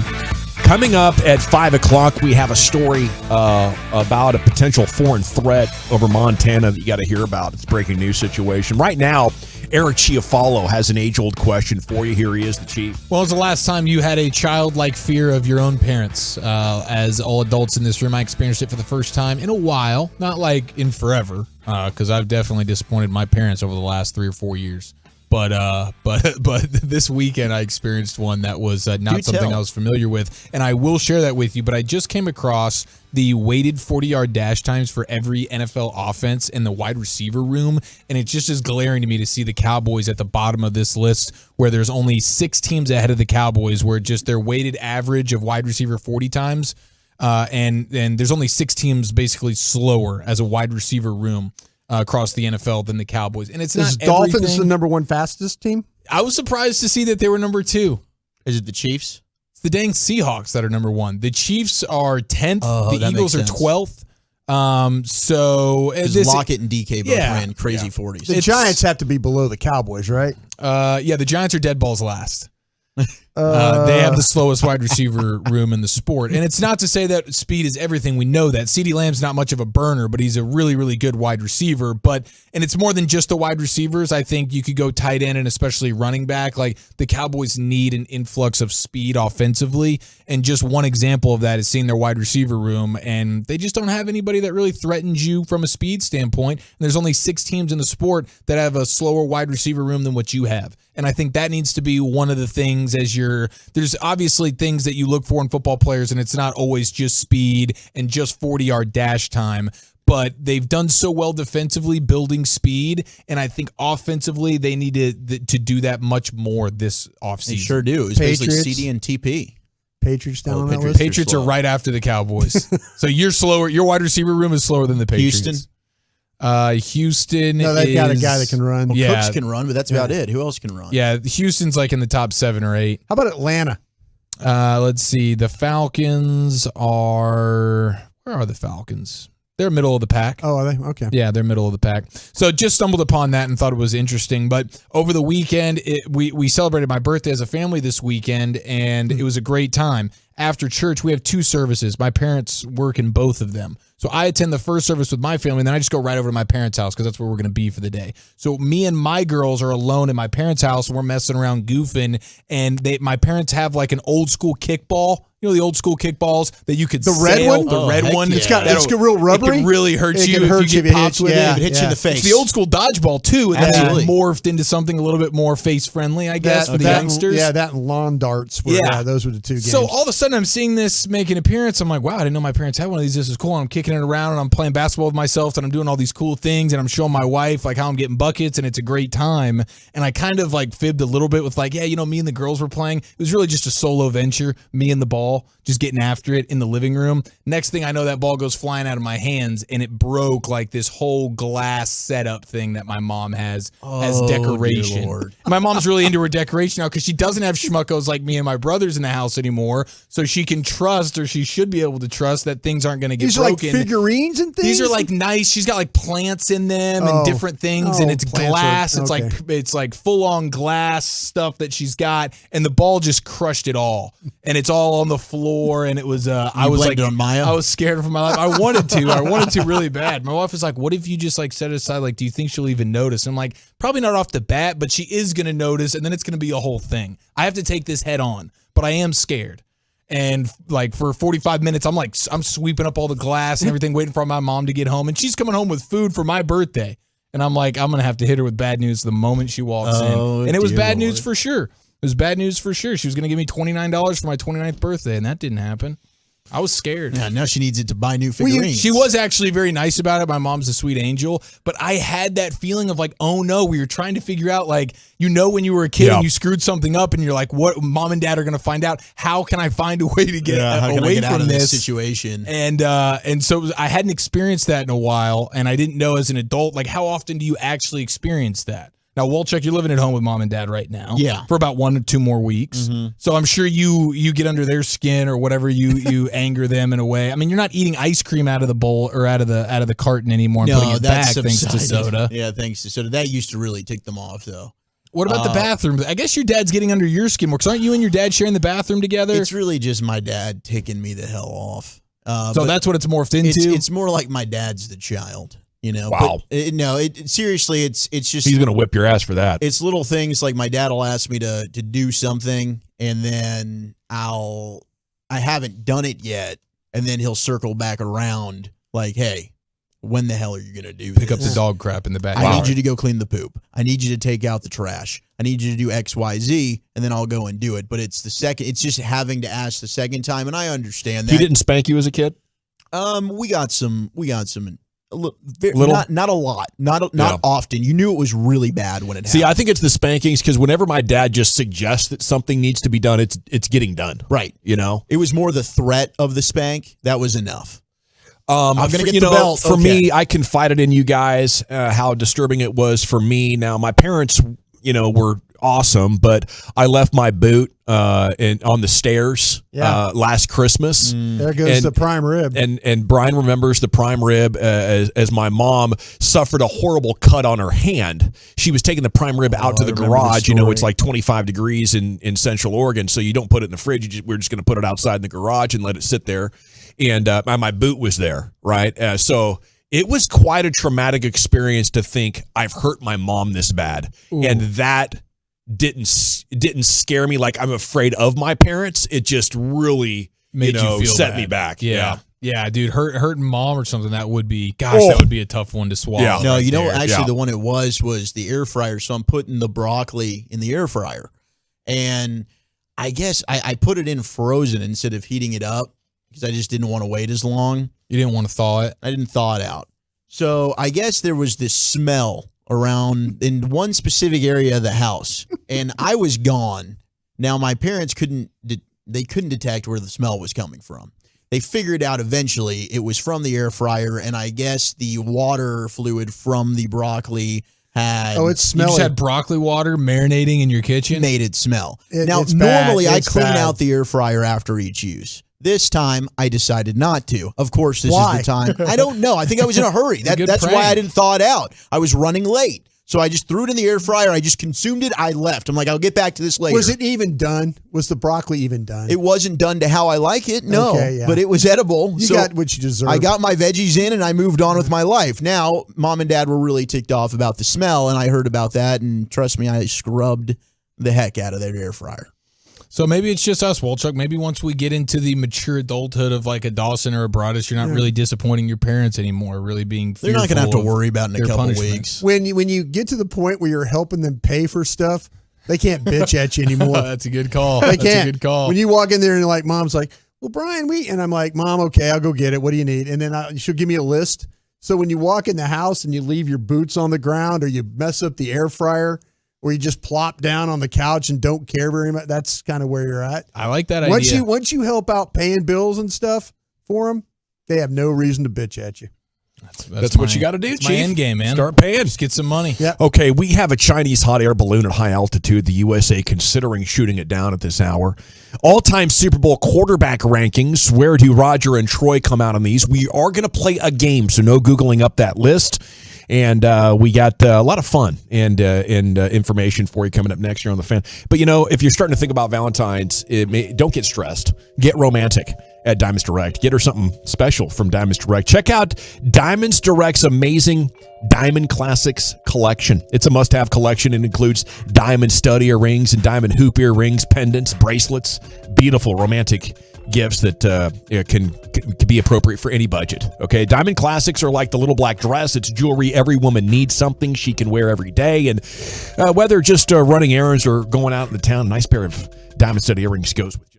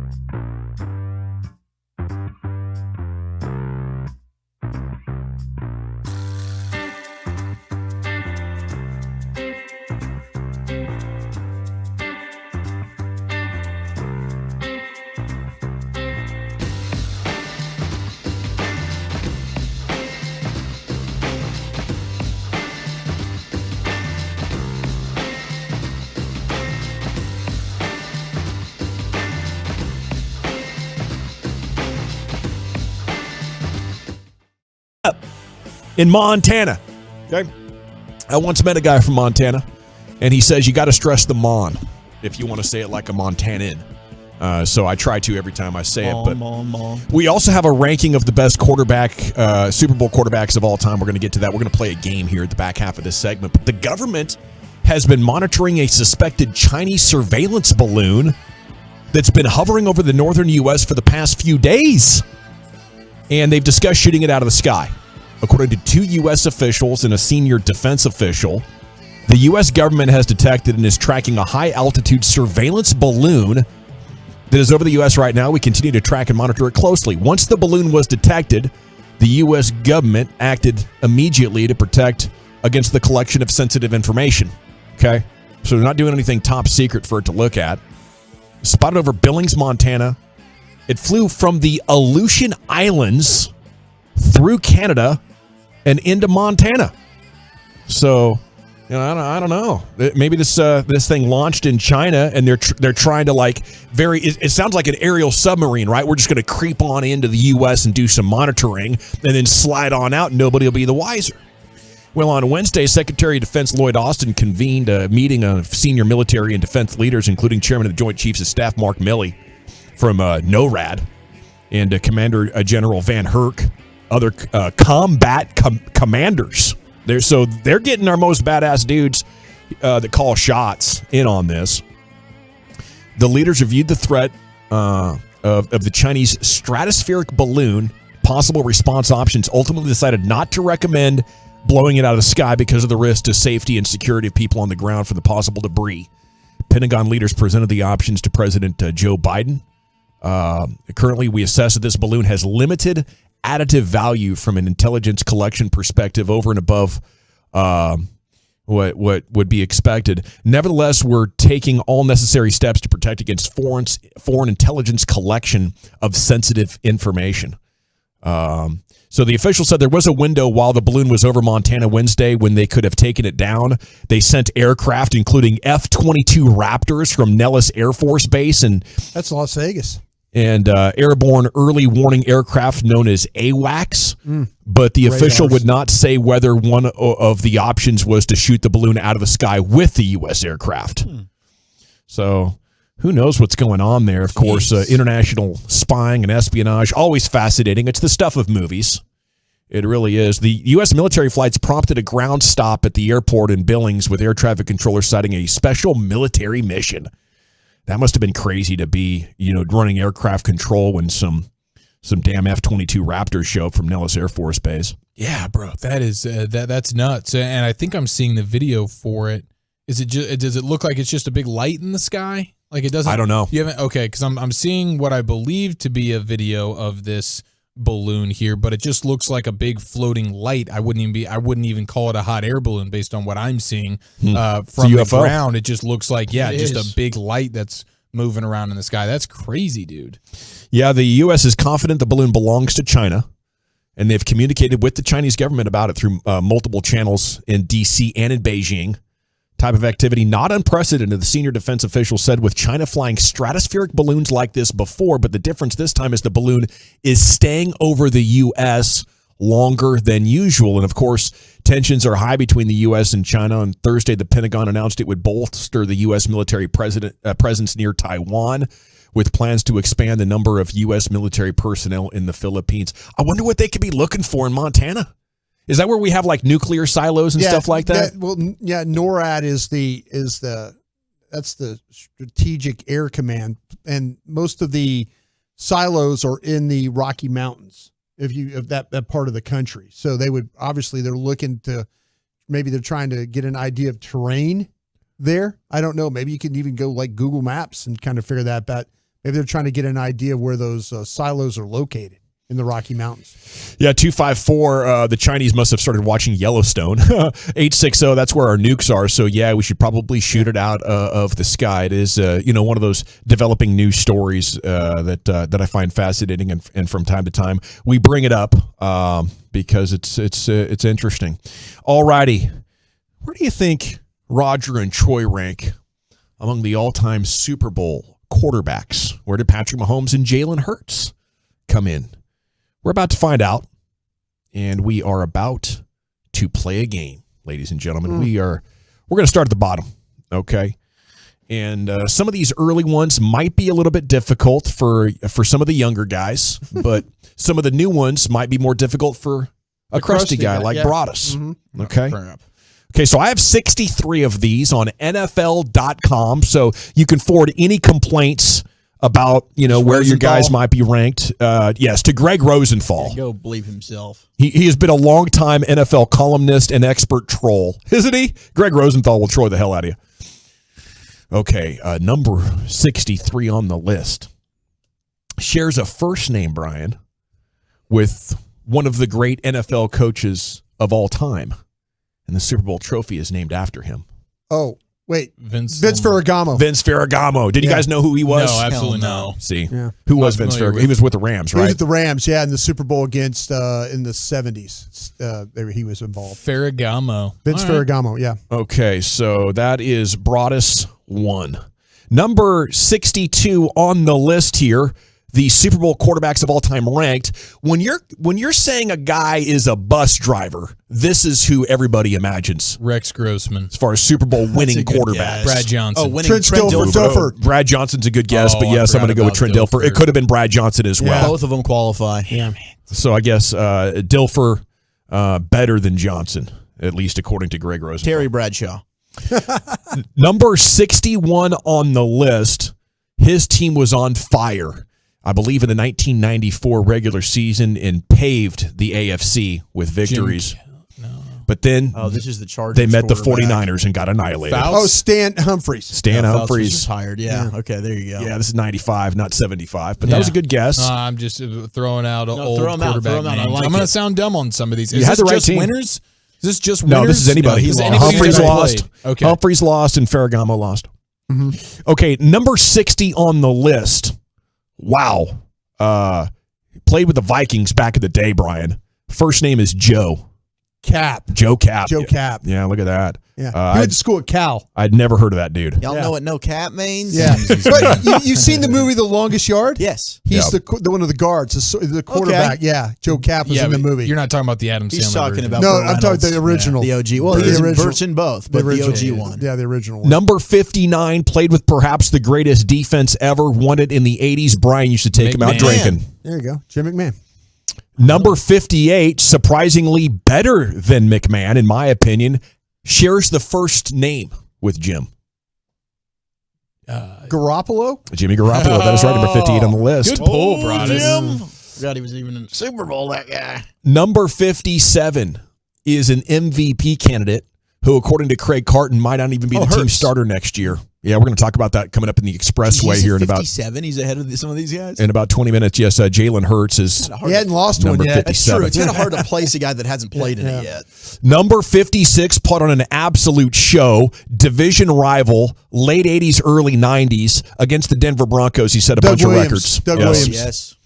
Yes. Number 55 on the list took his team to the Super Bowl about 5 or 6 years ago, but they became convinced he wasn't the Goff. guy, so they traded him. Yes, for Mr. Highland Park himself. Number 54 on the list, Louisiana Tech. And I didn't say the first name. I know you didn't say Lost to Brad. Tom Brady, 2003-ish. Jake Delhomme. Was I right on the college? No. Where did Jake Delhomme Where go to did he school? go? But he was a Louisiana guy. He's he a Raging was, Cajun. absolutely. He was. Louisiana Lafayette? He was Lafayette. He was yeah. Lafayette, yeah. That's my bad. That's okay. I'm trying to make up hints on the fly here, so it's kind of fun for Your me. to hints try are a to lot come- better than try to come mine. up with a good hint. Me too. We've learned Okay, that. all-time I've Super got Bowl terrible hints. quarterbacks in NFL history. Number 53 got blackballed from the league about 8 Kaepernick. years ago. Yeah. Yes. Kaepernick, yeah. Number 52 on the list. Cowboys beat them. Neil O'Donnell? Got it. Okay. Number 51 on the list. Wow. BDN. Oh, Nick Foles. Nick Foles. Yes. Oh, Eric knows all about him. So you know who doesn't? Wow. Elliot Shore Parks, who was in the locker The room. girth or the tonnage? Which one was more impressive? Well, we don't really discuss it. I'm highly offended. Nick Foles should be almost dead last on this list, if not dead last. He was pretty damn They good. got in that him game. being better than Hurts. He right did now. have a good run. He did have a great playoff run, but there were a couple of games But they I had no hear you. business winning. Yeah, I hear you. Number 50 on the list. You go back in time, and Phil Simms was playing great. The Giants were the guy, but Jeff Hostetler. Yes, Jeff Hostetler. Jeff Hostetler comes in for an Virginia. injured Simms and wins a Super Bowl. That was against the Bills, right? Did he end up getting a starting job? I think that was the one where Norwood missed the kick. Oh, wide right. Yeah, with the Bills. That's when they should have won, really. Yeah. Did he go start for the Raiders after that? Is my memory served? He had to have gotten a starting job. He was the quarterback the day of the Lambeau Leap. Number 49 on the list, started some games this year for the Jets. Joe Flacco. Miracle run for the Ravens a few years back. Yeah, he had no picks in that Super Bowl run. Number 48 on the list, another division rival, not Doug Williams. This guy dominated, though, in his Super Bowl matchup. What, was a long time ago? Mark Rippon? Mark Rippon, he got it. Okay. Number 47 on the list is the other bus driver. Oh, Brad Johnson. Number 46 on the list is a loser for the Washington franchise. Must have been back in the 70s. I'm out on this one. Maybe the 60s, looking at his haircut, to be honest with you. Okay, this is against the Dolphins. He did not kill it. He lost. Billy Kilmer. Number 45 on the list. He got there because Minnesota missed a field goal. Oh, Chris Chandler. Yeah.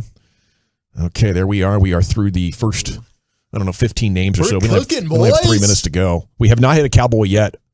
Number 44. No, forget that. Let's jump down here.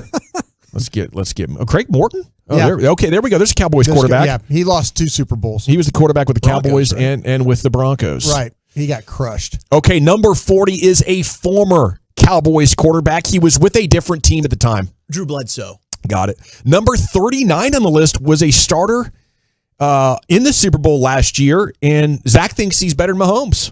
Joe Burrow. Joey Burrow. Yeah. 39. That's gonna be way low. Jeez, that's ridiculous. Number 38 on the list. His number is retired at the Eagles Stadium, and he was a good broadcaster. Was he that good? Joey. Was Josh that good? Jaws. Oh, hell no. Speaking of Jaws, I always think of the AFL because he had that team. That's coming back in 2024. Yeah.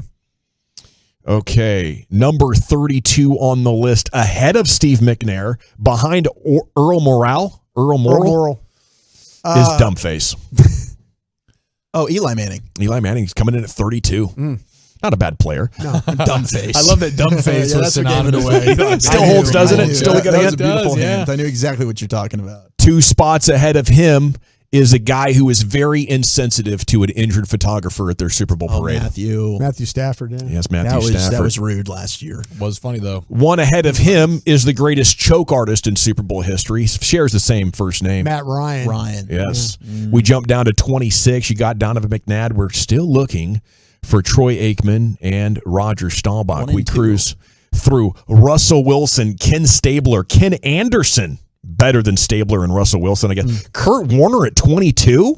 Wow, he might not have the longevity, but that was some high quality. Jim Kelly at 21. You're going to find 20 quarterbacks better than Jim Kelly that played in the Warner's Super Bowl. got to be higher than this. Warner, even in a loss, put up crazy numbers for the Cardinals. Yeah, he was. Yeah. He was awesome. Jim Kelly is better than the next 4 guys. Len Dawson, Bob Greasy, Joe Namath, Terry Bradshaw. Yeah. Is he better than number 16? The first Cowboy on this list, whose number is half of his Troy ranking. Aikman, yeah. Wow, Troy Aikman is 16. 3-0 in Super Bowls. Yeah, you're starting a career. You're starting a team. Do you want Jim Kelly or Troy Aikman, Brian? Taking Aikman. There you go. That's the right answer. Number 15 on the list, we just kind of overlook things that happen in bar bathrooms with locked doors. Oh, Big Ben. Man. Number 14 on the list, lost 3 of them with the Vikings back in the day. Fran Tarkington. Yes. Better than Troy, Fran?